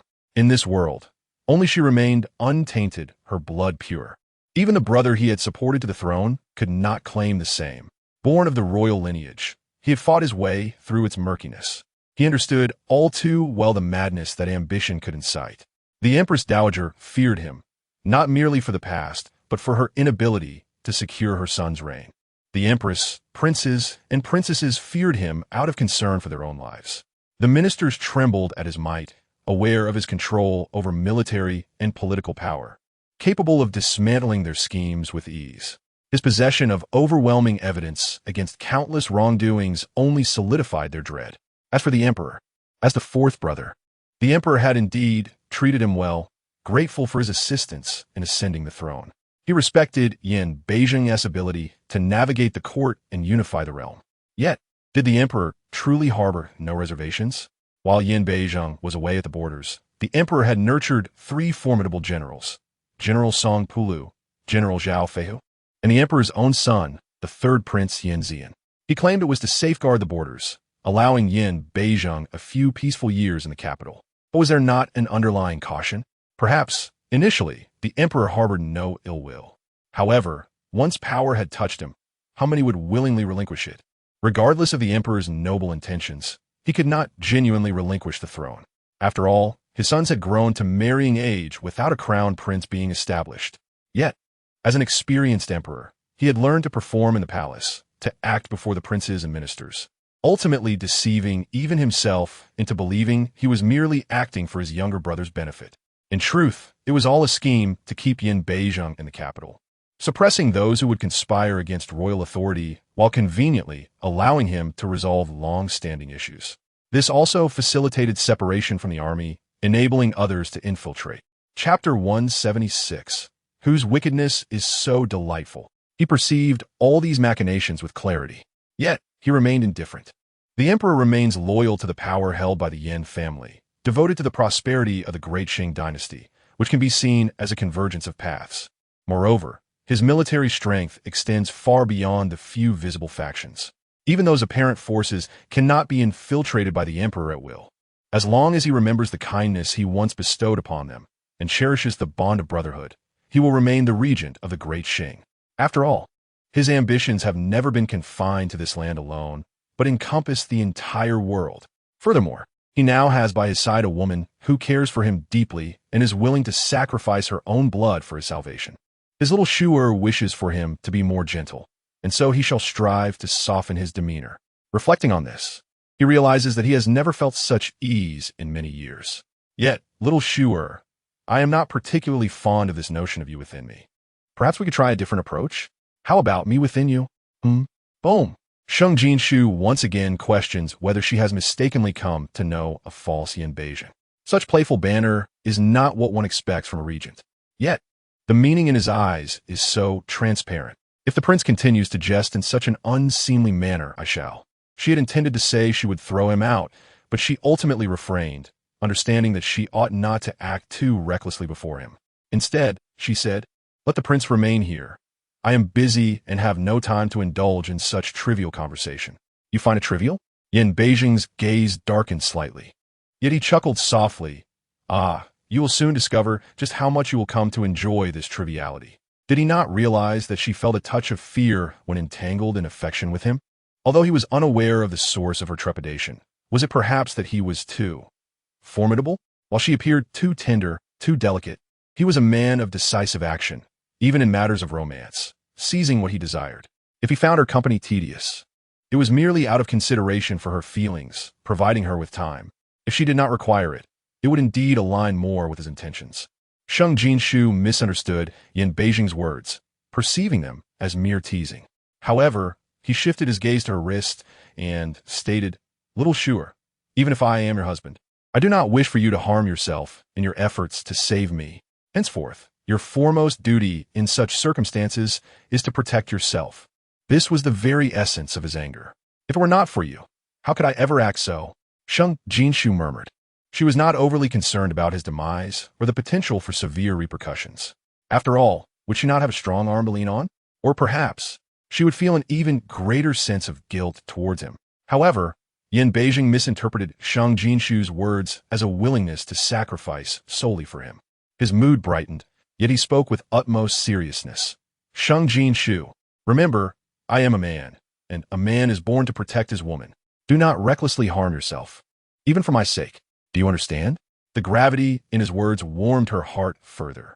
She recalled past lives when Yin Zai had repeatedly admonished her. "Sheng Jinxiu, you wish to be my woman, yet you are unwilling to sacrifice for me, unwilling to assist me in acquiring a minor military map for the 19th prince, unwilling to endure another humiliation for my sake, unwilling to seek the military insignia from the capital's guards for me, unwilling to exercise a little more patience for my benefit.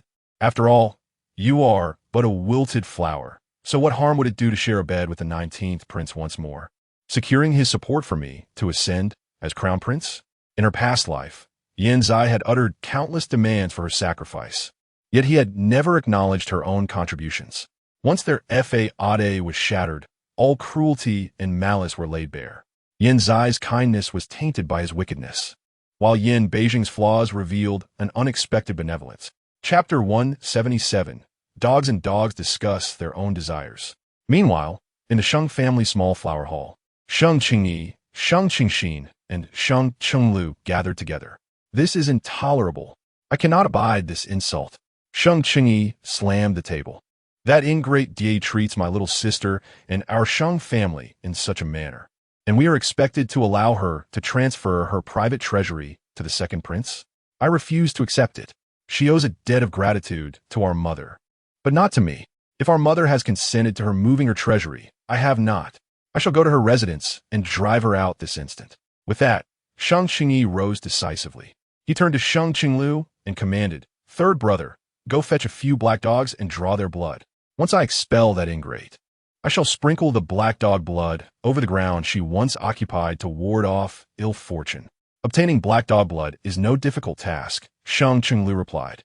"I have heard that in the east of the city, around the mass grave, there are packs of ravenous black dogs that bite." "Calm down," Sheng Qingxin interjected, fanning himself with a folding fan.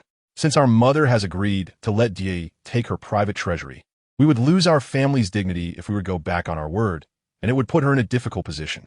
So we are to simply let her have her way." Sheng Qingyi scowled. "Second brother, do you know how much cash and valuables are hidden in that treasury?" "Yes."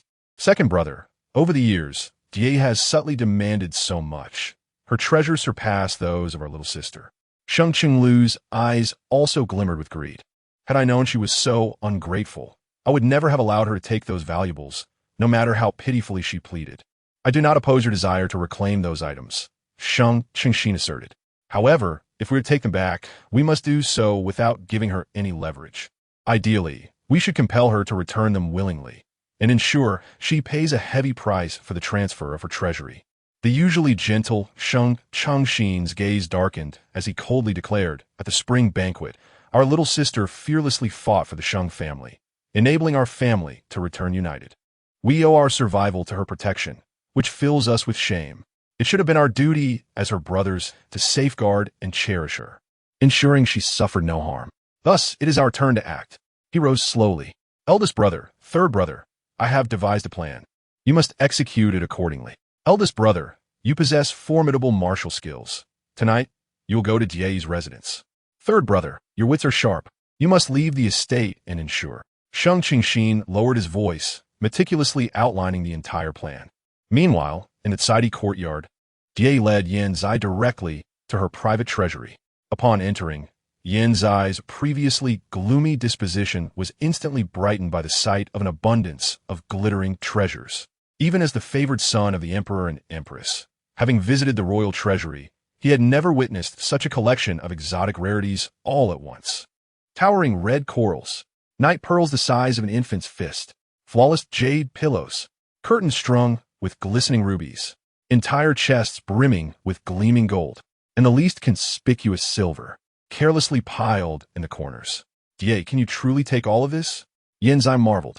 Although the empress had come from an educated background and often denounced the vulgarity of such wealth, one must have funds to ascend the social ladder. For the sake of money, Yan Zai had even married into merchant families. In recent years, he had acquired substantial wealth from the Sheng family, as well as several treasured heirlooms. Yet, he had never encountered such a trove of riches all at once. Brother Zai, all of this belongs to me, Die proudly declared. However, her expression fell as she lowered her gaze, allowing a few tears of sorrow to fall. I had originally hoped to reserve these treasures for my child, yet I can only remain a lifelong servant, forever denied the joy of motherhood. The treasures belonged to her. Even if she became a servant in the second prince's household, they remained her personal property. A woman's private possessions cannot be confiscated. Even the second prince could not forcefully seize them. Thus, armed with these possessions, she could once again negotiate terms with the second prince. Chapter 178, I shall treat you well, but only if you first make sacrifices for me. Brother Yi, for the sake of this money, I do not hesitate to coerce my aunt with the favor I hold over her. I believe they had treated me so cruelly that I would not feel remorse for my actions. Yet now I find myself truly distressed. As she spoke, tears cascaded from Dai Yi's eyes, truly heartbroken. Brother Yi, I cannot even have my own child. Who else can I spend this wealth on? To whom can I bestow these treasures? Perhaps it is best to let it be. The Sheng family has raised me for so many years, and these possessions rightfully belong to them. Though my uncle, aunt, and cousins have shown me no kindness, I cannot act unjustly towards them. If I have no use for these items, it is better to return them. Di, what foolishness are you uttering? Yan Zai, fearing Dai Yi might mention returning her private treasury to the Sheng family, quickly interrupted her. He embraced her gently, soothing her with tender words. Your child is undoubtedly yours. Dai Yi, you know my aspirations. I will certainly become the crown prince, destined to ascend the throne. At that time, the whole realm of Daxing will belong to me, and I wish to elevate you from a mere maid to a noble. He hesitated, instinctively recalling Dai Yi's unfortunate status as a cursed orphan, and amended his words. Dai Yi, you must believe in me. Currently, it is my father's dominion. He decrees that you serve as a maid in my household. While I cherish and pity you, my hands are tied. However, once my father passes the throne to me, I will elevate you to a position of honor, and our child will thrive under your care. All of this is merely a matter of my command. It is not difficult. It merely requires some of your temporary sacrifices and endurance. Dai Yi, I have become a scorned heartbreaker for your sake, a hypocrite who has deceived Sheng Jinxiu. Yet ultimately, I will bring you back to my residence, allowing us to share our days together, and then I shall disregard all those slanders. Brother Yi, Dai Yi, with tears of gratitude, embraced Yan Zai's waist. I know, Brother Yi treats me the best. Otherwise, during the spring banquet, when my cousins sought to harm me, you would not have protected me. Brother Yi, I naturally believe in you. Among the emperor's sons, you are the most outstanding. Moreover, as the legitimate son of the empress, you are destined to be the crown prince. Brother Yi, you will surely become a king renowned throughout the ages. Dai Yi is willing to be with you. Whether it is to alleviate your troubles or serve as your maid, it is entirely of my own volition. As long as you can see me, I ask for nothing more in this life. I only wish for you to treat our child kindly, even if you may never call me mother. Even if, in the future, your primary consort and secondary consorts bear you more accomplished children. Even if. Enough, Dai Yin. Zai patted her back. For some reason, he felt suddenly irritated by Dai Yi's fragility and tears. In the past, whenever she would sway her supple figure and nestle into his embrace, recounting her grievances, he would believe everything she said was true and justified. Yet at this moment, he found himself overthinking. Why was she standing here crying? Was she seeking a promise for the child she carried? Was she hoping for maternal privilege? Was she using this treasury of gold and jewels to make demands of him in another manner? Suddenly, another face surfaced in his mind. Sheng Jinxiu's face. At the spring banquet, when she was slandered and plotted against, she shed not a single tear.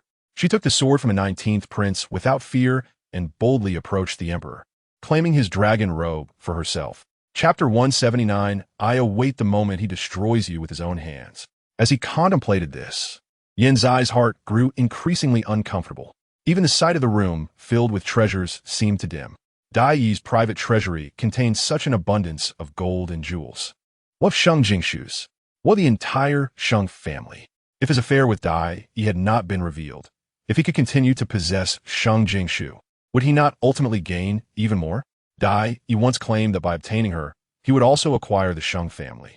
Yet the reality was that he had to coddle her just to secure this modest treasury. Brother Yi, what is wrong with you? Yi, skilled at reading emotions, quickly sensed Yin Zai's change in mood. This prince asks you, when you receive these possessions, did Sheng Jinxiu not acquire even more? Naturally not. Dai Yi began to reply, but then realized that such an answer would expose her previous lie about the Sheng family's mistreatment.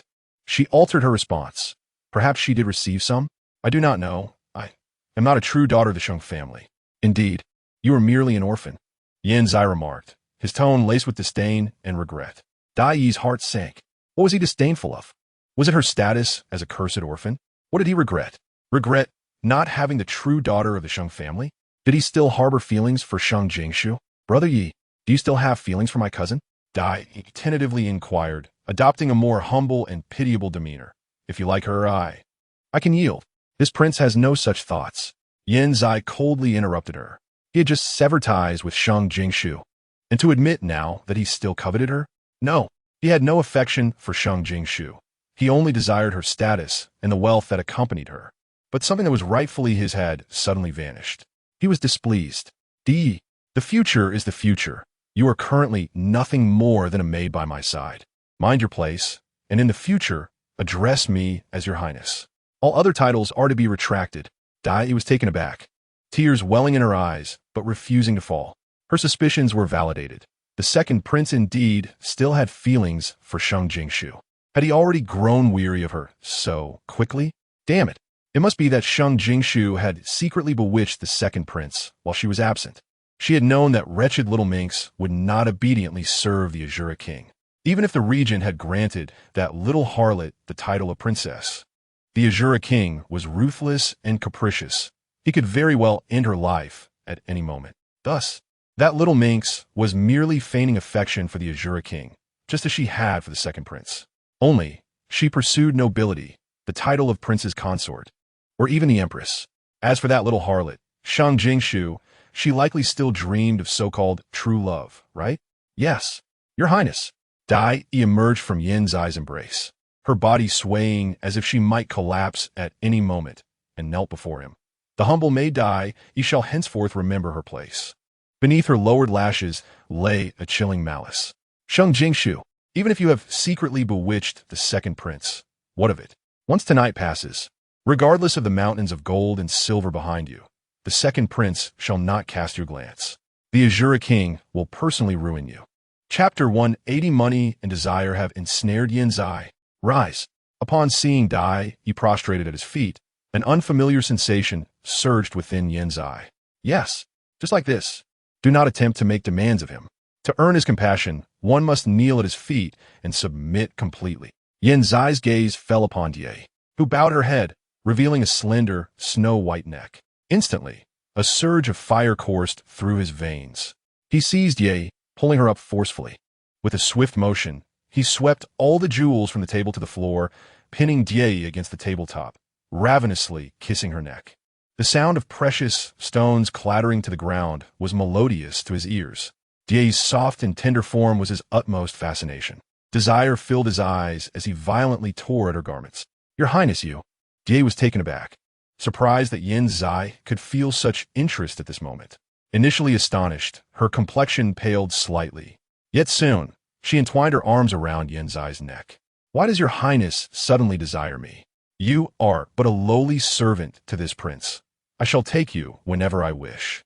Yin Zai growled fiercely, but suddenly embraced Die, flipping her around to face away from him, completely disregarding her lack of readiness. It hurts. Your Highness." Die had never been treated so roughly by Yin Zai. Tears of grievance welled in her eyes. "Scream." Yet Yin Zai showed no sign of mercy, instead snapping back. "You wretched servant. Scream for this prince." He could not see Die's face, but his mind was increasingly filled with visions of Sheng Jinxiu. "Tell me how you admire this prince. Tell me how you long to submit beneath him. Declare that this prince is the most exceptional and powerful man in the world. Proclaim that you shall forever be this prince's lowly servant, obeying his every command, whether it be to kneel or to lie down like a foolish dog serving this prince. Scream. Let this prince hear you." Yin Zai appeared to succumb to a frenzy, gripping her hair and yanking it fiercely. Die was compelled to tilt her head back, while he tightened his grip around her neck. The sensation of suffocation, the pain from her scalp being tugged, and the agony coursing through her body forced tears to stream down Die's cheeks. She could only obey Yin Zai's wishes, her voice trembling as she cried out, "Yes, Die is your Highness's lowly servant. Die admires only your Highness." Silence. Yin Zai suddenly erupted with rage, treating Die even more cruelly. "You are not Die. You are merely this prince's lowly servant. Servants do not deserve names. Yes, lowly servant, shall heed the commands of your Highness. Whatever you desire me to do, I shall willingly endure." Die was bewildered by Yin Zai's behavior. In the past, when they had been intimate, he had some peculiar requests, but they were always gentle, unlike this sudden display of ferocity and brutality. Was this truly the same gentle and kind Yin Zai she once knew? As Jie was forced to endure the prince's torment, her mind was racing. But she could not think of anything, until, when Yin Zai was nearing his climax, he suddenly embraced her. "Sheng Jinxiu, I have claimed you. You belong to me. Everything yours shall be mine." Chapter 181. Apart from enduring, she had no other recourse. Jie's eyes widened in shock. The jealousy within her surged to an unbearable peak. "Sheng Jinxiu." Yin Zai dared to call out Sheng Jinxiu's name while being intimate with her? Humiliation. This was an unfathomable disgrace, more unbearable than the spitting and insults she had endured at the spring festival. "Your Highness, whose name are you calling?" Though her heart was pierced with pain, Die feigned not to hear. She hoped that by doing so, Yin Zai would temporarily set aside his thoughts of Sheng Jinxiu, at least not revealing them before her. Yet, whether it was due to a series of unfortunate events that had recently agitated Yin Zai, or if he had already relegated Die from the cherished woman in his heart to merely a servant to cater to him, or perhaps he had just unleashed his greed, selfishness, and the layers of cruelty and violence he had hidden away, leading him to experience an unprecedented sense of exhilaration. Consequently, this time, he did not deny his malevolence as he usually would. Instead, he chuckled wickedly and gazed at Die. "Since you have heard clearly, you should know what to do from now on. Die, you must understand that this prince could never shower affection solely upon you. Once you become this prince's, you're to think of him in everything. Your possessions, this prince shall take. Sheng Jinxiu and the Sheng family, this prince shall claim as well." Seeing Die's expression change, he realized he might have revealed his intentions too plainly and hastily added, "Die, these things were originally yours. This prince will not forget. But you know, this prince has faced considerable opposition to be with you, and now my reputation in court has plummeted. I require vast sums of wealth and fine treasures to win the people's favor. Let these be considered as borrowed from you. In the future, I shall return them to you and our child. As for Sheng Jinxiu, That wretched girl betrayed me, colluding with the 19th prince, daring to plot against me, bringing me to disgrace. I shall not let her escape. I shall reclaim her, making her kneel at my feet, begging for mercy. I shall have her lie on my bed, crying and pleading for my favor, pleading and declaring that only I, Yinzai, am the man she can truly submit to in this world. Yes, Jie endured her grievances to the utmost. Apart from enduring, she had no other means. You are still a child. Rise, do not catch a chill, Yinzai said. It seemed a word of concern for Jie. Yet he did not even offer her the garments cast aside at his side. He turned away, continuing to assess the value of the items in the storeroom, pondering what treasures could be used for what purposes. While Jie and Yinzai were entwined in the secret vault of the butterfly garden, her personal maid, Kui quietly slipped into Sheng Jinxiu's courtyard. Sheng Jinxiu had just concluded a discussion with Sheng Jinxiu and Sheng Chengluo regarding plans. Returning to his quarters, and upon entering, he sensed something was amiss. Who goes there? Step forward, he commanded sharply towards the curtain. With a clang, he drew his sword, its cold gleam flashing. Please spare me. Young master. Cui emerged from behind the curtain, her face white with fear, hastily kneeling. I am Cui, the maidservant of Miss Jie. Sheng Jinxiu's expression darkened instantly. What trouble is Jie up to now? Chapter 182. Jie's scheme for the night. Young master, please save me and my sister. Kui suddenly burst into tears. Sheng Jinxiu was taken aback. Jie's maid had come to seek his help? Was this genuine? As far as he knew, Cui had always assisted Jie in her endeavors. Previously, on the day his sister returned from the regent's residence, had she not only acknowledged Jie as her mistress, assisting her in reprimanding his sister? Could it be a deception? Was this a new scheme of Jie's? You are Jie's maid. Why come to me instead of seeking her? Sheng Jinxiu sheathed his sword, speaking coldly. A mere maid, he could crush with a single hand. No need for his sword. Young master, I know I have committed many wrongs while serving Miss Jie. I was blinded by foolishness, believing that Miss Jie would truly elevate me to a position of nobility. Miss Jie once confided in me that she aspired to be the empress and would elevate me to the status of a noble consort. Yet now, she finds herself reduced to a mere servant. Thus, you, having fallen from grace due to Jie, are eager to betray her and seek favor with me? A look of disdain filled Sheng Jinxiu's eyes. Betrayal was the very thing he loathed most. No, it is not as you think, Tsue hastily explained. Though I once harbored ambitions of nobility, my primary loyalty to Miss Jie stemmed from the fact that my family was entirely under her influence. She promised that as long as I remained steadfastly loyal and fulfilled her directives, she would look after my family and provide them with silver each month. I believed her, and thus, I did not return home to check on them. However, I soon realized that not only did she fail to care for my family, but she had also driven my parents and brother to their deaths and sold my only sister into the most degrading of brothels. Young master, I have committed numerous misdeeds on Miss Jie's behalf, and you may punish me as you see fit. I only plead for your mercy to save my poor sister, who is merely 13 and has already endured unspeakable torment. To prove that I am not an agent of Miss Jie's malevolence, I can reveal her sinister plot for tonight. Sheng Jinxiu's gaze darkened as he instinctively inquired, what does Jie intend for this evening? Cursed Jie, was she not only after the private treasury? In truth, Tsue continued, over the years, apart from the second prince, Miss Jie has had other paramours.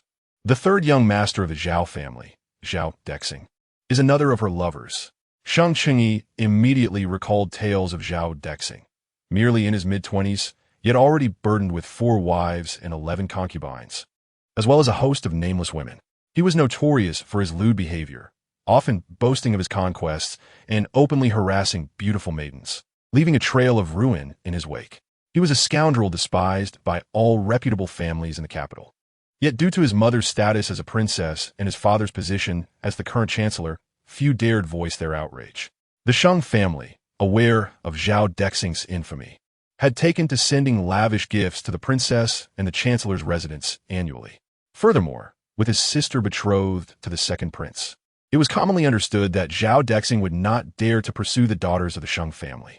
Yet, it seemed that Jie had already become entangled with Zhao Dexing. Was her plot tonight connected to him? Sheng Jinxiu grasped the crux of the matter. Indeed, Tsue affirmed. For years, Whenever Zhao San came to meet Miss Jie, he used a secret passage concealed within the rockery of the Jean Garden. Miss Jie believed she would surely become the second prince's consort at the spring banquet, and thus, she meticulously planned that regardless of Miss Sheng Jin's performance at the banquet, tonight she would have Zhao San and a group of dissolute young masters enter through that passage. Once the passage was cleared, Zhao San would identify Miss Jinxiu as his longtime mistress. If this accusation became substantiated, the regent would not tolerate such humiliation. He would personally deal with Miss Jinxiu, leading to either her demise or a fate worse than death. In either scenario, the Sheng family would lose their powerful ally in the regent. Moreover, as the conflict between the Sheng family and the second prince escalated, the second prince would act against them directly. The entire Sheng family would fall under the second prince's control. And with the substantial contribution Jie made to the second prince and the queen's faction, she would leverage this to demand that her child be named heir apparent, allowing her to ascend as the new empress. However, should Jie fail to become the second prince's consort, her demands might shift. Sheng Jinxiu scoffed. The second prince has yet to ascend to the throne, and already Jie dares to dream of making her child the heir? Such a ridiculous notion. Regardless of your belief, young master, I urge you to prepare. Sui insisted. To avoid arousing Jie's suspicion, I must return to the Tsaidi courtyard swiftly. Young master, if my claims are validated tonight, I beseech you to save my sister, even if it means sacrificing my own life. With that, Sui bowed 3 times and hurried away. Sheng Jinxiu remained rooted in thought, contemplating how to address this predicament. He considered seeking counsel from Sheng Yunjing and Meng Qiuyu, but feared causing alarm among his parents. His younger brothers had already departed to execute their plan. Resolute, he exited his courtyard and made his way to the Jean Garden, discreetly pulling Sheng Jinxiu aside, lowering his voice to convey the gravity of the situation. Brother, there is no need to conceal anything. I am aware of the secret passage. Yan Beijing's sudden interjection startled both Sheng Jinxiu and Sheng Jinxiu, who exchanged incredulous glances. My hearing is exceptionally keen, Yan Beijing remarked coolly. Even if you speak in the courtyard, I can hear every word. Thus, during his previous visit to the Sheng residence, he had overheard the brothers' hushed conversation, and he was also adept at reading lips. Even in silence, he grasped the essence of Sheng Jinxiu's words. I am also privy to Jie's scheme with Zhao Dexing. Among the multitude of incriminating evidence in the court, Zhao Dexing's misdeeds are included. The intelligence network of the regent's residence was established under my oversight. Even from afar, I remain acutely aware of every movement within the capital. How could I not uncover Zhao Dexing's sordid affairs? As he exited the palace, his intention was to visit the Sheng family. Sheng Jinxiu, believing he sought to take her back to the regent's residence, appeared anxious. His heart sank at her unease, prompting him to tease her instead. One day, I shall ensure your return to the regent's residence will be met with greater joy than returning to the Sheng family. I have come tonight to address the filth that plagues the noble families of the capital. Nevertheless, since you are already aware of this matter, I trust you will handle it more adeptly than I. I cannot claim to do better than the regent. Sheng Jinxiu replied, still unaccustomed to Yan Beijing addressing him as brother. Yet, he vowed that anyone who dared to harm his sister would regret their existence. In that moment, cold fury filled his gaze. He was a martial artist accustomed to the court's rigors. His aura of authority was formidable. Where's the secret passage located? Both Sheng Jinxiu and Sheng Jinxiu inquired simultaneously. Yan Beijing pointed with a slender finger toward the half-open window. There, upon glancing at the indicated spot, Sheng Jinxiu's heart sank in shock. The artificial hill directly faces her boudoir. If Zhao Dexing frequently emerged from there at night to clandestinely meet Jie, it would imply that as long as she had not securely closed her window, that loathsome libertine could easily gaze upon her as she slept. Fortunately, I'm not fond of sleeping with the wind. I must ensure the window is shut, the curtains drawn, and the lamp extinguished before I can peacefully surrender to slumber. Yan Beijing cast a glance at Sheng Jinxiu, pleased with her reaction. Upon learning of the affair between Jie and Zhao Dexing, his first thought was whether that vile creature had ever stealthily peered at his Jinxiu. The report from the covert guards regarding her slumbering habits granted him a measure of relief. Yet, even with such habits, could there be no oversights? Regardless of whether Zhao Dexing had ever spied on Jinxiu, after tonight, his eyes would no longer be of use. Huai Jin, rest for a moment. I shall accompany my elder brother to the artificial hill, Sheng Jinxiu declared. Yin Beizhong softly replied, reclining on the soft couch, propping his forehead with his hand, and closing his eyes to gather his thoughts. Sheng Jinxiu and Sheng Chengyi arrived at the foot of the artificial hill, taking a circuitous route before discovering something amiss. Several flower pots were fixed atop the hill, one of which could be rotated to reveal a tunnel large enough for a person to bend down and enter. Without hesitation, Sheng Jinxiu and Sheng Chengyi descended to investigate, finding that the construction below was quite well done. Individuals of taller stature could walk upright, while 2 or 3 could traverse side by side. Every so often along the tunnel's walls, an oil lamp was installed to illuminate the passage. The exit outside was concealed within the bamboo grove behind the Sheng family's courtyard. Sister Die is exceedingly malicious. She not only engages in clandestine trysts with Zhao Dexing, but has also constructed a tunnel leading directly beneath your courtyard, emerging next to your boudoir. This is clearly premeditated, Sheng Chengyi exclaimed indignantly as they made their way back. Although his mind was not as quick as Sheng Jinxiu's, the situation laid bare before him was unmistakable. No, I cannot allow Zhao Dexing to lead those debauched young masters into your courtyard. Instead, I shall remain hidden in the bamboo grove tonight. The moment they show their faces, I will drive them all back. Then tomorrow, there will be numerous memorials criticizing you, the newly appointed deputy minister, for abusing your power as General Zhongyi by assaulting a group of noble heirs wandering in the bamboo grove at night. You would face suspension and investigation before even assuming office. Then Sheng Chengyi pondered before devising a plan. I could don black attire, cover my face, and strike. That is indeed a method to avoid drawing trouble upon oneself, Sheng Jinxiu replied, but it will not silence the mouths of those libertines.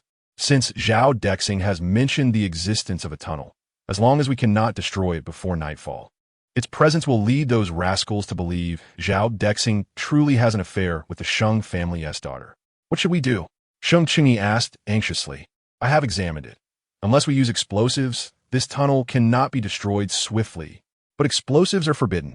They may only be used for mountain excavation or military purposes. And our Sheng family possesses none. It is possible to acquire a few on the black market, but that is not something we can procure in a short span. This is futile. Nothing seems feasible, putting us in a deadlock. Chapter 185. Extinguish the flames, set obstacles, and add a touch of poison. Indeed, as long as Zhao Dexing and those libertines enter the tunnel and emerge from my courtyard, I would become Zhao Dexing's secret lover. Zhao Dexing is the type who cannot resist the temptations of women. As the daughter of the Sheng family, I would lose my virtue. As the chosen princess consort of the regent's face would be trampled into the ground. In this light, though such a tactic may be base and despicable, it undeniably places me in a dire predicament. Sheng Jinxiu meticulously analyzed the situation. She and Sheng Chengyi approached the spot where they had just descended into the tunnel.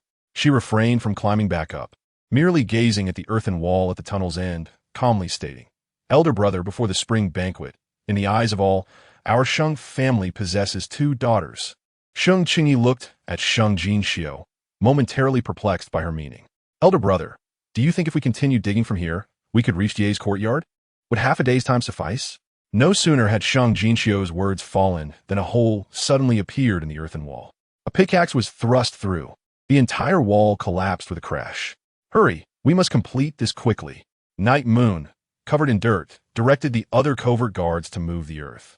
When he turned around and spotted Sheng Jinxiu and Sheng Chengyi, he was somewhat surprised. Princess? Lord Sheng? What brings you down here? Did not the prince say he would personally inspect? Sheng Jinxiu smiled, her lips curling. He grew weary, so I allowed him to rest. It turned out the solution she had conceived had already been anticipated by Yin Beizhong, who was nearing completion. Where was the tunnel's exit situated? It was just outside the room of the second prince's concubine. Night Moon replied. Coincidentally, there's also an artificial hill in that concubine's courtyard, identical in size and surroundings to that in the princess's courtyard. This conveniently allows for a change of exit without arousing suspicion. Originally, as covert guards, although they were not meant to be seen, they were skilled martial artists wielding blades, yet were assigned to dig. This felt somewhat beneath their status. However, The thought that this tunnel was intended to deal with a treacherous person like the invigorated Night Moon and his team. Her side is, of course, identical to mine. Sheng Jinxiu sneered. She always delighted in taking what belongs to me. Anything I possess, if she cannot seize it, she must have an equal share. Little did she know that ill-gotten gains must ultimately be returned. Jie likely never imagined that the stone she moved tonight would ultimately crush her own foot. From the fourth lamp onward, empty the lamp oil. Extinguish the lights. Leave only a thin layer of oil in the first 7 or 8 lamps. Ignite them when Zhao Dexing and company prepare to enter the tunnel. Sheng Jinxiu commanded. The newly excavated tunnel was unlike the old one. If light were present, it would be easily discernible. By leaving only a small amount of lamp oil at the front, it would quickly burn out after Zhao Dexing and the others passed through. At that point, with no light in the tunnel and both ends difficult to navigate, in pursuit of their sordid objectives, they would be compelled to press forward. Throw a few lamps on the ground.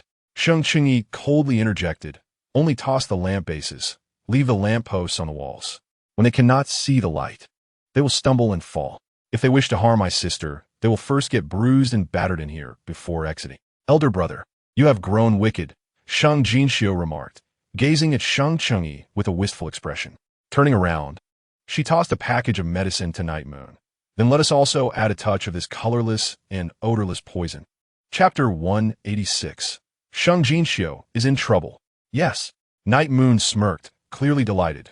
Princess, Lord Sheng, this wall naturally contains stones and other materials. I shall ensure they are not leveled, and even sharpen them a bit. Princess, Lord Sheng, the tunnel is quite dusty. Please ascend first. I will ensure the original exit is sealed tight, guaranteeing that Zhao Dexing and his cohorts can only crawl out of the tunnel along the path we have arranged.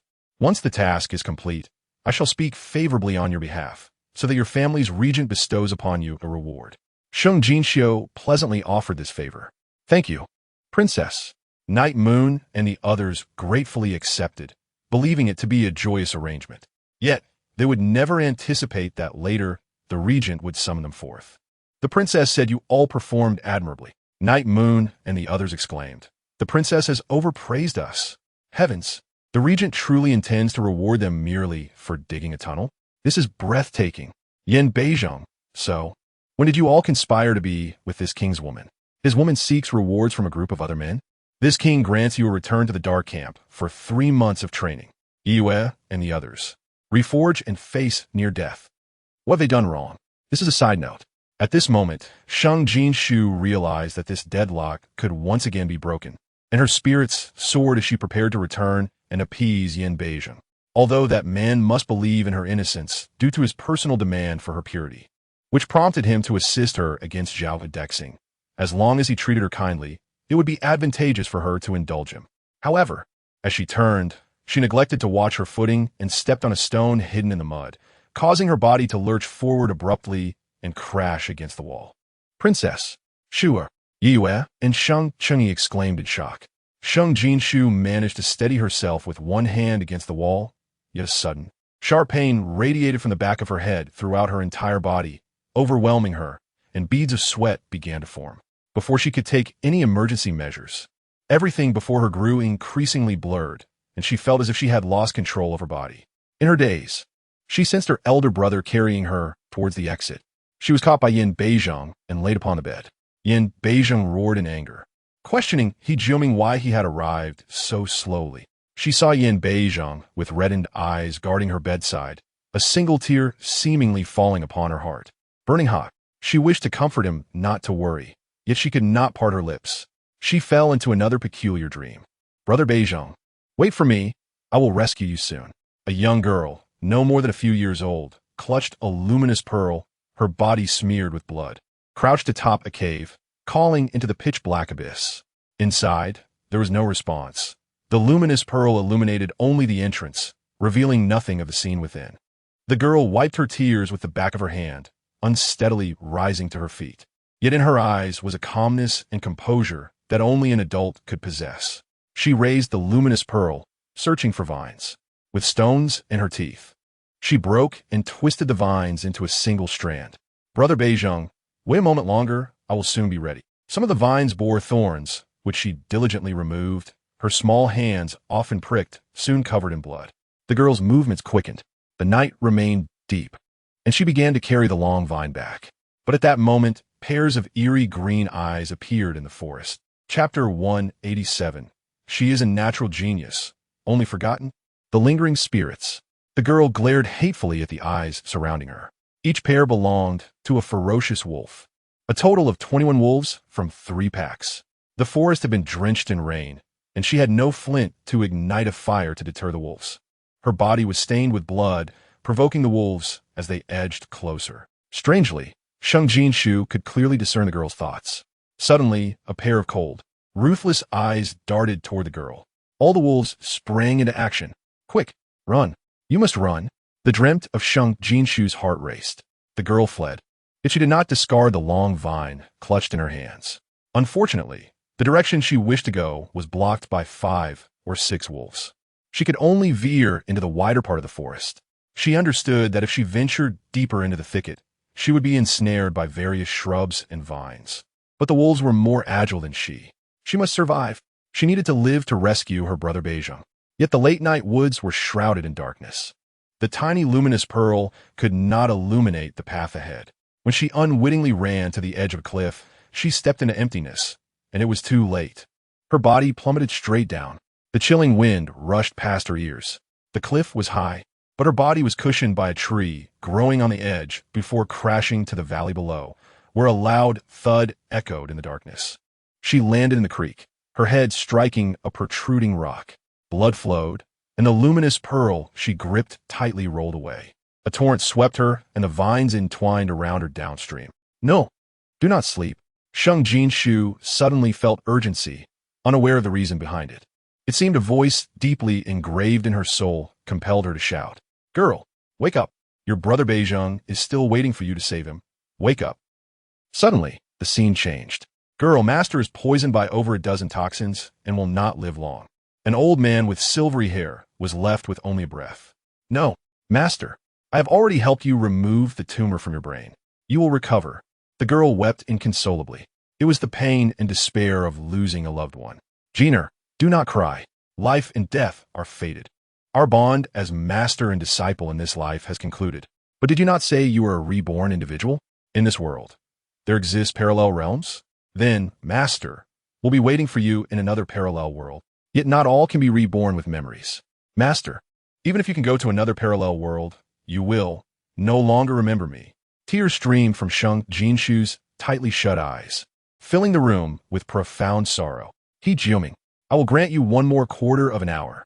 After a quarter of an hour, if Jeaner does not awaken, I will sever your head. Yin Beijing was close to losing control of the bloodthirsty beast within him.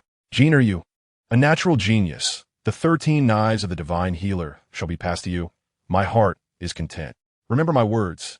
If you do not wish to practice medicine, live in anonymity.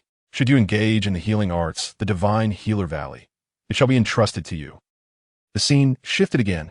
At the top of a skyscraper, a young woman in a blood-stained white coat clutched her abdomen, where a wound had pierced through. In one hand, she gripped a palm thunder. Before her stood over 10 individuals with guns aimed directly at her. In the center, a man and a woman. The man wore a cruel, indifferent expression, while the woman radiated smug arrogance. Sheng Jinxiu, cease your struggles and hand over the elixir of immortality. Chapter 188. I cannot live, but I can choose how to die. It turns out, it is for the elixir of immortality.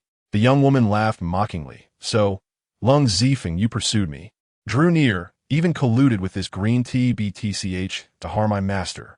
You slandered me, disregarding professional ethics, causing severe medical incidents, ruining my medical career. You framed me for producing counterfeit medicine, forcing me to a dead end, and lured me here solely to obtain the elixir of immortality? And so what? The man named Lung Zifeng pulled the woman into his embrace. Sheng Jinxiu, you shall not insult Bai Shui. Bai Shui possesses far more femininity than you, who will forever hide in the laboratory conducting research or stand at the operating table with those repulsive patients. The young woman replied, thus, as my family's child groom, you and this sponsored student Bai Shui engage in an affair, preparing to acquire the elixir of immortality from me, and then eliminate me? You deserve to die. Lung Zifeng retorted fiercely, who told you not to give me the Shengshi pharmaceutical group? Who told you not to give me a shred of respect outside? Who told you not to be gentle like water, satisfying my needs like a true woman? The irony in the young woman's eyes deepened. What you refer to as me not giving you respect is merely to satisfy your absurd vanity, indulging your friends in drinking? In the midst of your extravagant spending and scandalous affairs with insignificant celebrities, have you truly deemed it necessary to abandon a life-saving surgery merely to showcase your affection? As if to prove your worth as a man? Are you intent on deceiving the entire world? Your so-called needs resemble that of a snow-white temptress, devoid of morals and shame, clad in scant fabric, shamelessly seeking to fulfill your base desires. As for your unwillingness to acknowledge the Sheng family's legacy, Lung Zifeng, with your surname, do you believe you are worthy of our company? Sheng Jinxiu, do not overstep your bounds. Lung Zifeng's countenance turned a ghastly shade, his true nature laid bare. Feel free to hurl your insults. Regardless of your words, you shall meet your demise today. If you surrender the elixir of life willingly, I might grant you a swift end. Otherwise, these individuals have just been released from prison 444, having been deprived of a woman-esque company for over a decade. I trust they would relish in ensuring each moment of your final hours is filled with exquisite discomfort. Lung Zifeng, you may think yourself clever, but the wickedness you perpetrate shall soon be laid bare for all to see. The young woman stepped back, retreating to the very edge of the rooftop. And as for the eternal life you covet, where in this world exists such a thing? Suddenly, she cried out, Lung Zifeng by Shui, today you have sealed off the building, bringing this upon me. Though survival is no longer an option, I can choose my manner of demise. Father, mother, brother, do you witness this? Lung Zifeng and Bai Shui reveal their true natures. After my passing, do not allow yourselves to be deceived by them any longer. The expressions of Lung Zifeng and Bai Shui shifted, finally grasping the gravity of the situation. Yet the young woman, without hesitation, climbed over the railing and leapt from the towering heights. Lung Zifeng, Bai Shui, on behalf of millions of viewers, I utter this farewell. May whores find their match in dogs. May your days stretch endlessly. You must strive to survive, like rats scurrying in the filthiest corners. And I shall await you in hell. With a thunderous roar, the previously clear skies darkened, fierce winds intertwined with torrential rain poured down. The young woman plummeted, engulfed by the mist of rain, vanishing from sight. Her phone, left behind on the rooftop, broadcasted this murder in real time, exposing the sordid hearts of Lung Zifeng and Bai Shui for all to see. The scene shifted once more. In the central continent, during the Daxing dynasty, the Sheng family.